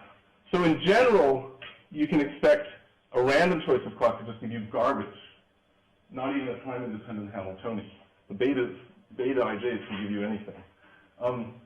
I should acknowledge that there's been no respect for continuum quantities, so I kind of slipped in this discreteness and say, well, it's okay, you just make it fine enough and everything's okay. But these different transformations will just butcher that completely. So this is, I would say, I don't think there's a boring outcome of this topic, because either we have to abandon some classic ideas about how we think about time from quantum gravity, or we have to do physics under very different conditions than we're used to. But perhaps the most boring outcome is just that we decide that these continuum variables that we use to describe physics are so precious that you're not going to let me do these kind of operations. And I think that's pretty darn interesting too, but maybe not as interesting as the other options. And notice that we've assumed implicitly in this well-defined measures and probabilities in the superspace before we even define time. And I'll be coming back to that point later. I'm not going to tease you with this because I'm going to change my mind a little bit about that statement by the end of the talk. But anyway, the upshot is either some part of the input assumptions are wrong, or we must find some way of doing physics where somehow our formalism contains all possibilities sitting there under one roof. So this I'm going to leave for further discussion, and the rest of my talk is going to be considering this path and commenting that it's kind of an Everett thing to do. So the middle part of my talk is mainly ideas without much substance behind them yet, and then this will be the first steps to trying to add some substance in the third part. So basically, if we assume this is how we have to do physics, we need some notion of how we find a good clock. And do we have a way of attaching value? So if you just choose a random clock, it's going to give you garbage. So we need to attach value to the clock we choose and find some way of trying to have a preference for one over the other and see if that translates into laws of physics. Now, my primary, so we're about to have a paper out on this and we get into a lot of detail of the different things I think might go into this. But the primary way to approach this, I think, is to say the key is to have successful observers. So I think the remarkable thing about our experience in the physical world is that we were tiny, tiny little subsystems of the whole world, and somehow, first of all, we managed to survive. And that's not a trivial thing, because if you imagine an arbitrary Hamiltonian operating, I mean, this wall has many more degrees of freedom than my body. If there's an arbitrary Hamiltonian, it's just going to interact in random ways with me and completely destroy me in no time. So we survive and thrive this tiny substance, and that's a very special feature, and so I want to look for that in laws of, in choices of clock that allow this to happen. And we learn and predict behaviors of our surroundings, and that's a very important part of how we thrive. Now this certainly has an anthropic ring to it, but I insist on, I'm not talking about what it takes life to exist, because I don't think I know enough about biology and life and all of that, but I think this is a very generic effect, whether we're talking about computers taking data or people surviving. It's something that happens all around us. And this is the main thing, I think, that could lead us somewhere in this, what seems like otherwise a big mess. So what I was hinting at already, talking about the wall and our experience as tiny observers, is quasi-separability. I don't need to know the detailed information about the microscopic physics in that wall, because our interactions are very subdued. I just can think of that as the wall, full stop, and I got to be careful not to go running into it too fast. But aside from that, I can keep a very simple model of the wall in my head, and that's good enough. And that means the Hamiltonian is separable into the wall Hamiltonian and my own self-Hamiltonian, and the extra matrix elements between the two are very modest and under control, easy to model. Now you can ask, how does that come about? And in our experience in the physical world, that comes about through locality of interaction. So the reason, so I remember seeing, I don't know who this original quote is from, but I remember seeing it on the bathroom while in college. Space is what keeps everything from happening in the same place. That's basically who? Anyway, this is the locality of physics is what allows the wall to have a very separate existence from me. And this is basically saying that this local form of a Hamiltonian, writing a Hamiltonian, whoops, I'm at 3 here. That's actually an issue with number of dimensions. We can come to the discussion. But writing the Hamiltonian as a Hamiltonian density is a very, very, very special way of having Hamiltonians, far from general. And in fact, the locality is the basis for quantum field theory. And by the way, I want to mention that there's lots of people written papers about random Hamiltonians, but all of them assume locality coming in, and that's the difference between what I'm doing and a lot of other work. So the main point is that I think in field theory, if you look at what kind of construction field theory is, it is all about locality. That's kind of field theory is kind of the general expression of locality in quantum mechanics. So I'm wondering if field theory can emerge by simply requiring locality as a way to optimize quasi-separability. Locality means defining a space and defining a distance between objects.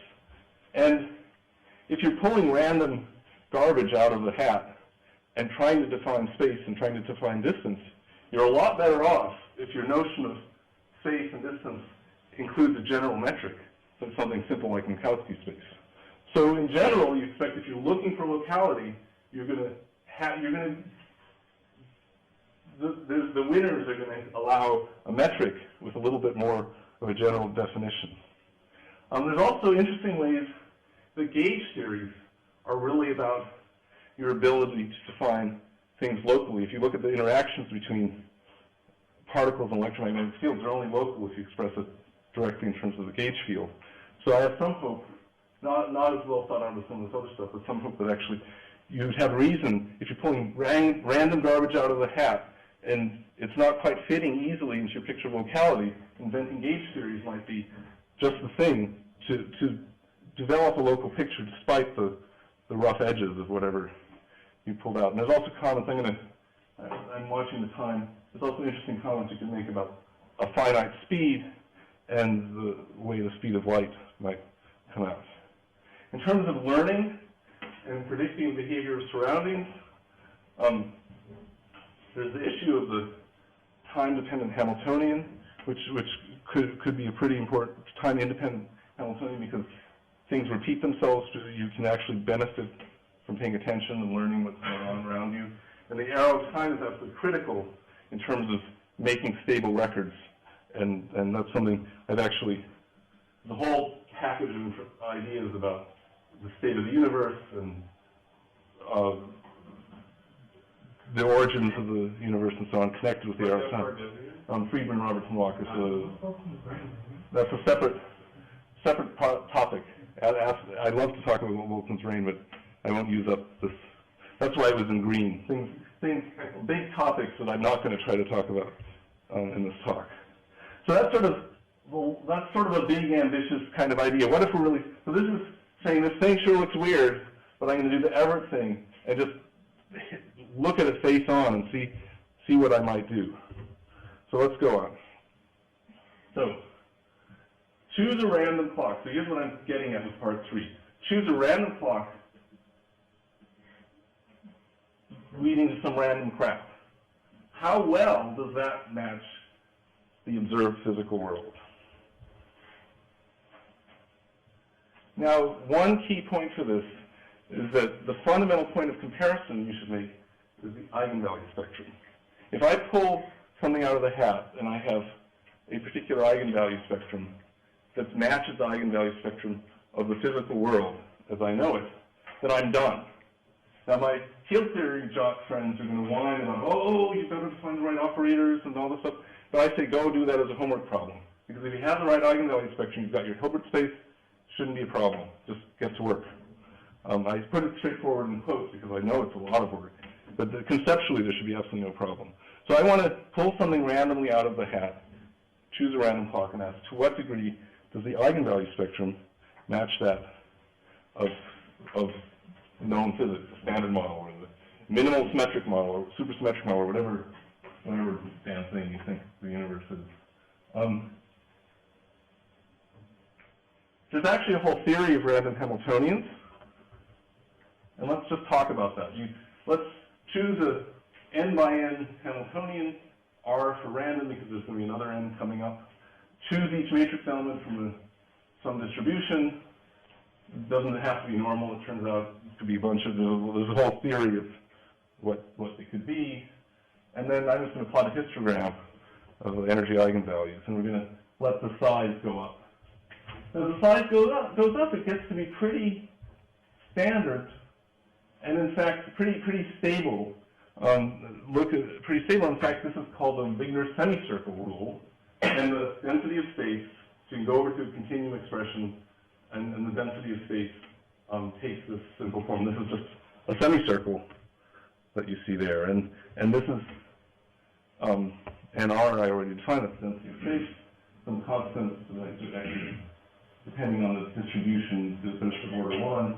This is the size, as I already told you. And this is the maximum energy eigenvalue, which is convenient for writing, seeing how it's a semicircle, but it's also related. These things are related to the width of the distribution you use. And that's a picture of it, just so you plugged in some numbers and got a picture out. Okay, so we know what a random matrix looks like. What is the eigenvalue spectrum of the standard model of particle physics, or whatever else you want? And I don't know the answer to that. Okay, how about a free field theory, just to get started? And I'm not aware of prior publication of that thing, but it's hard to believe there isn't one out there. But anyway, Alberto Iglesias and I, we're both writing this paper, worked it out in 1+1 dimensions. It takes this form with some order 1 constants. This is you assume some lattice to regularize your field theory, and that's the wave number lattice spacing. There's also something for fermions that's similar but subdominant, so we don't give it much. Yeah. And we consider a generalized form with a few more free parameters, or one more, I guess, just to sort of explore things a little bit. And there's actually conjecture from Verlinde that suggests that higher dimensional, so this is 1+1 dimensions, and higher dimensions, alpha is still a half, but it's affected with coefficient b, which kind of makes sense when you think about it. And so this is a picture. So I plugged in some numbers into that form, and this is what we get. So we're left with the question: to what degree does this look like that? Now, if I were teaching a beginner's course on functions and I wanted to do a lesson on functions can look different from each other, these would be some good choices. But in the spirit of Everett, let's plow ahead. Let's compare these locally using a Taylor expansion. And the first step is to point out that we're not actually talking about GR yet. And absolute energies are meaningless. So we allow ourselves an offset. And so we go into this formula from the random matrices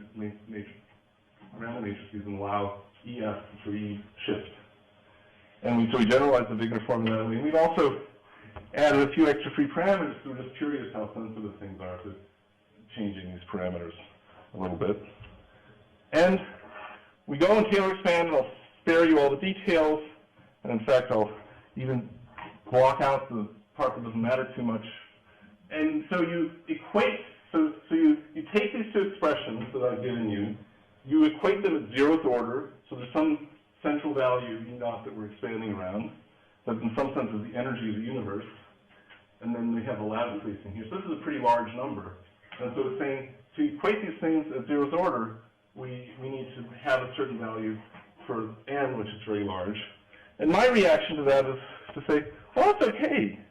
This is an unknown thing. We could take this as a fundamental relation for our physical law, and so we can set these absolutely equal at 0th order. We're just setting the number of random variables we have. Then let's go to first order. We're actually keeping the constraint in at zeroth order.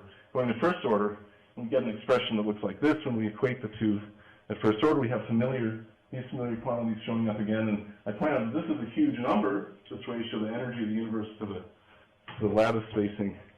And so the way to allow this to be true, this is a huge number, is to have this very, very close to unity, so we can make this side huge as well. And that means basically we're very close to the edge of the Wigner semicircle, and we can write it now. This epsilon is sort of absorbing that closeness. And so basically, what we're doing at zeroth order is just setting the offset, and that's something we're free to do, because I already said this was an arbitrary thing. And I can't, this is really unkosher, because I claim that energies don't mean anything, but I can't resist noting that I wind up shifting something of order the energy of the universe. So does this enlighten us eventually about the cosmological constant? Who knows right now? But I couldn't resist saying that. Okay, we go on. Second order. We also were assuming first and second order equality at this point. Second order, we can't set them equal. We wind up with a difference between the two given by this quantity, where most of the things we've introduced already, the energy of the universe, the lattice spacing, but now there's a new thing, delta E. And delta E is the range. Remember, we're doing a Taylor expansion. We want to consider a range of deviations of energy around this E naught. And that's given by, well, how wide a range of energy eigenvalues do we need to duplicate those of field theory? So how badly do we need field theory to be true over a range of energy eigenvalues? And what informs us about that is you need, the more finely you want to resolve time evolution, the wider the range of energy eigenvalues you need. And so there's this relationship where this is the sort of finest time resolution you want for physical processes described by field theory. So if you want your field theory to describe processes of this time resolution, you need a delta E given by that. So let's look at plug the numbers in here and see where we go. So energy of the universe, we'll just put in a generic number, density times the size of the universe. We get a particular number. If you're worried about what I've done with the 0 point, I can defend it later. I think that's the right thing to do. If you worry about earlier states, I'm going to beg to wait till we understand gravity to do that. So I'm just going to plow ahead with the state of the universe today. Okay, so some choices. So delta K. This is the finest, the smallest, 1 over the shortest length scale on which we expect to, or sorry, no, it's the scale on which we expect the continuum to break down, basically. So the field theory, well, that could be set by bounds on the photon mass, for example. You wouldn't, or maybe the size of the universe. Maybe you can pick and choose. It's not going to matter for what we're going to make some very general comments where it doesn't matter too much. Now, you could say, what kind of time resolution do we need to do field theory? Well, particle accelerators can give you something. So can high-energy cosmic rays. And just a warning to be careful, because some of these are very classical or composite things. And so if you want to look at exactly what you're doing about field theory, you want to be more careful about this. But right now, I'm not being careful. So you plug in the numbers. And the key thing, so all these three parameters I put in don't matter very much except for the alpha here. Basically, this is a huge number, this is a tiny number, and alpha controls how they compete with each other. And so we see that if alpha is a half, these are nice small numbers, and it seems like our Taylor expansion is making sense. If alpha is 1 or larger, we're in trouble. So the Taylor expansion is okay if alpha is a half, and reminding you what alpha is, well, here it is. It's part of the field theory density of space, and indeed there's arguments that it should be a half. So we might be okay. So here we are, second order, things seem to be under control. But then I just want to remind you, how did we get from here to saying things seem to be under control? I threw a lot of equations on the board. The way we got there is by using the shift, and then I've examined, we're really talking about huge numbers, so this is this is really low density states compared to the realistic thing we're talking about. But this thing basically, the free field wedges in up against the random field, and if you zero in, we see this, and we're just saying, well, we don't seem to really need a field theory to match the random Hamiltonian anymore than in some pretty modest range where they match up. Just want to add a comment close to the end here, that these deviations from the perfect match are very interesting. First of all, we're talking about a field theory, free field theory, so maybe these tell us something about interaction, non-free field theory, genuine deviations from field theory that we could observe, also possibly cosmic structure, because we were assuming a Pitowsky space, and these changes from that could show up here as well. So there's lots of interesting things to potentially get out of scrutinizing these corrections. Now here are my conclusions. The clock ambiguity, I would say, threatens physics as we know it, where we lay down the laws of physics and we're done. Somehow it completely undermines that. But it may be possible to extract physics despite the clock ambiguity. In particular, it actually seems possible to find field theory to a sufficient degree in any sufficiently large random Hamiltonian. And if we're trying to optimize quasi-separability, why not go all the way for a field theory with lots of local behavior that will allow lots of observers to try to emerge based on this nice separability that you have. So that seems actually pretty nice. And this sort of the similarity of large random matrices to one another may help us resolve the time dependence of H issue as well. There's hints of how gauge theory and gravity could emerge from this, although possible with a big emphasis, and I haven't really done much with that yet. And then finally, those of you who know me with my cosmology hat on know that for some time now I've been harping on the idea that maybe random, and in particular random fluctuations in the thermal state, give us our best fundamental basis in which to think about initial conditions, in quotes, for the universe. So maybe this is actually how we'll end up thinking about this, is that instead of pulling a Hamiltonian for the universe out of, creating it in our minds and matching data and all that, maybe we should listen to the universe and let it tell us the best Hamiltonians that we can pull out of the random ones it's giving us to match our conditions as special observers. So maybe in the end this will turn out to be a deep fundamental way of thinking about physics. So that's sort of on the optimistic end. This is kind of the pessimistic end, or well, maybe that's exciting to have things threatened. I go on with that. But anyway, sort of a range of views on this. I want to call out that this is a radical thing, and I hope people here are in the mood to really scrutinize it and see if it's they're convinced.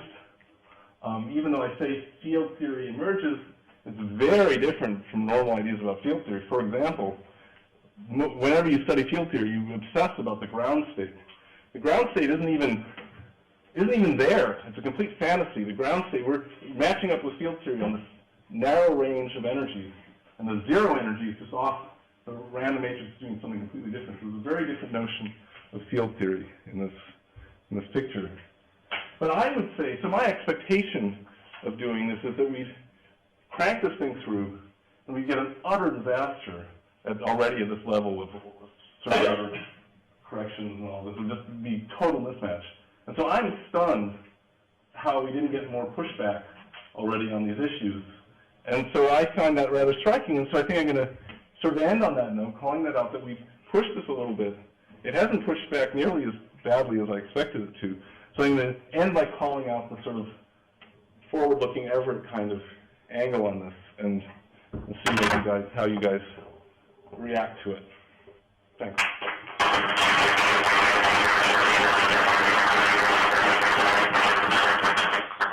Okay, we've got 10 minutes for a few questions. I saw Julian first in the right hand. And I'm going to attack you head on right at the start. I think you've got the totally wrong idea of what clock is. I think the whole idea of an internal variable as clock has been a total and utter disaster. You only have to look back over a century to see how astronomers solved the problem of determining what time is to see the time idea is just nonsense.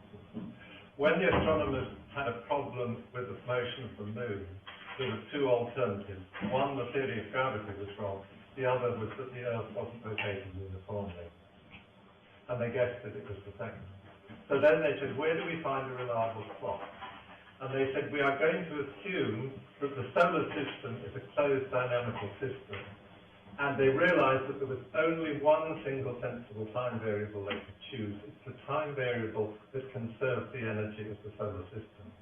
And that actually, in 1937, was confirmed that that was the only sensible one. And for about 2 decades, that was actually the official standard of time. Now, when you say that clock is a localized system, that is completely true. But it's a very special localized system to make sure that it keeps time with that time that's defined by the total solar system.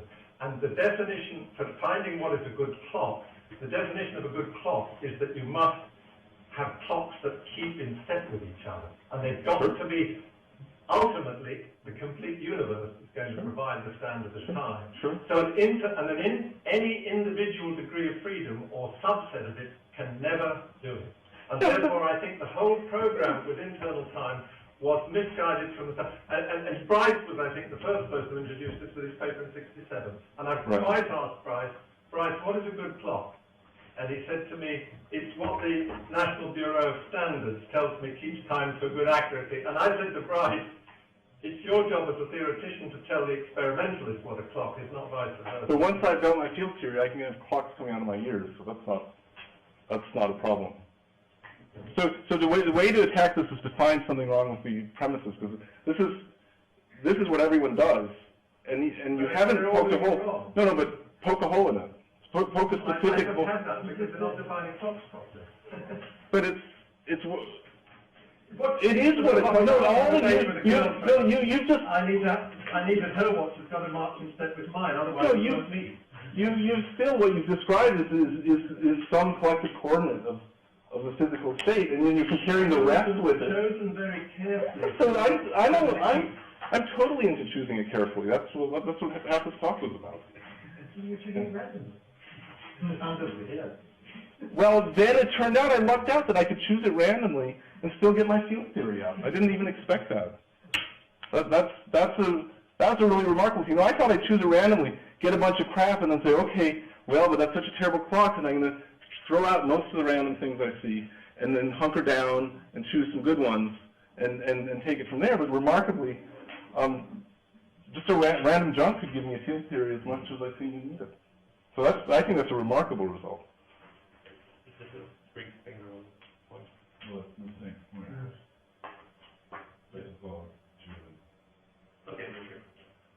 Well, I mean, this reminds me of the issue of conquering the conventionality of the metric. I mean, I'm really sort of following the spirit of Julian's point. Julian is saying that when you choose subsystems as clocks, you choose them very carefully. If you don't choose them carefully, you can still do things. It just becomes horribly complicated. But that doesn't threaten the nature of physics itself. It just means that you've chosen clocks and that your equations look very, very complicated. And what I'm trying to understand is this threat that you raise, when you show that there's this ambiguity in the choice of clock, is it any worse than the issue that Frankfurt was raising? Well, it's worse because you name a perfect Hamiltonian that has a well-defined time, and I can pull it out of this junk. And it's different, and it can be completely different from the one everyone's working hard at particle accelerators to find. And it's on a completely equal basis to that one.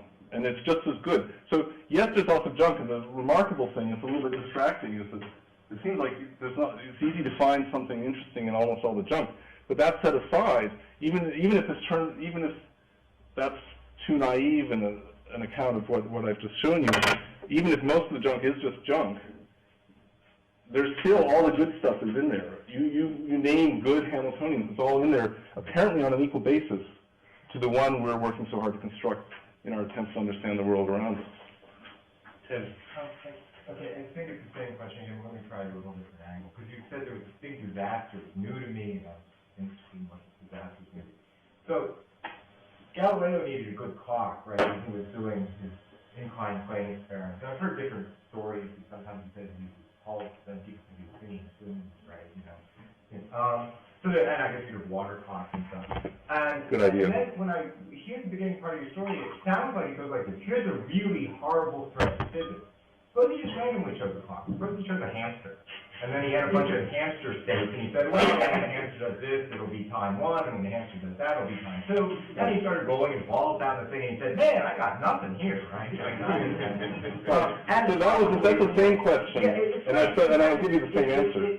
But I don't understand the answer. It doesn't seem like there was ever such a disaster. The only disaster would be, I mean, Einstein used to say it was a mistake or incorrect to believe you could have a theory in which measuring instruments, clocks, and rods were primitive. Right?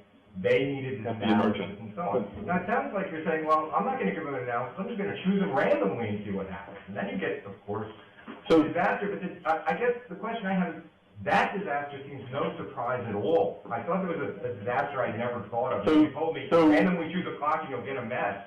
So you will get good clocks when you choose them. You will have a chance to get good clocks. I've argued it's a better chance than I thought it would be. But anyway, you have a chance of getting very good clocks. And when you do so, all possible good Hamiltonians, very accurate, well-behaved laws of physics seem to be on an equal footing. So all the garbage is in there too, but the good stuff is good regardless of what results you get from CERN. Whether they match or not. Independent way, you're telling me there's some weird clock that if I use it, I'll get good-looking results, but I would have no reason whatsoever to choose it. Right, so you can take a very anthropic view and say, I'm just going to look at this Hamiltonian, and look at this random process of defining my physical world, and just throw things out unless they match exactly what I see. So you're just fixing all the parameters based on data that you have, and that's that. I think you can do that, but I think this is saying that it's all. What's the name of that? Accounting for our experience? I mean, what we were. No, but you want predictability. You want to say, this is my Hamiltonian, and then if you say there's this extra term, you say, no, it's not. That's not my theory of physics. But in fact, here the one with the extra term is waiting to be pulled out. The one with a different, the one with, it's all sitting in there in the theory, waiting to. They're on an equal footing. I mean, the question is, how do you have any principles of physics that inform the kind of theory you can build? And if you don't, then you're just fitting data, and it's fine. Everyone's happy. But this undermines having principles of physics like, field theories and so on that constrain how you build your models. There's no constraint. It removes all constraints from how you build your model. Okay, we've got 1 minute for one last question, Jim. Oh, one last question. I just thought the usual definition in classical physics, the definition of a good clock is something that is correlated with the time supply by symmetric space-time. And I would have thought the definition of a good clock in quantum mechanics was when we had classical space-time, a clock was something, a mechanical system, it was correlated over some period of time to event. Is this somehow different from that? Well, it's saying that in your superspace, if you dig around for good clocks in that sense, no matter how hard you try to set up your superspace to reflect the laws of physics as you know it with standard model, blah, blah, blah, the process of finding good clocks wouldn't give any preference to that model that you put in. That you just as well get a, O3 model out or another model out. So that's here. Okay. Okay, we should stop here. Thank you.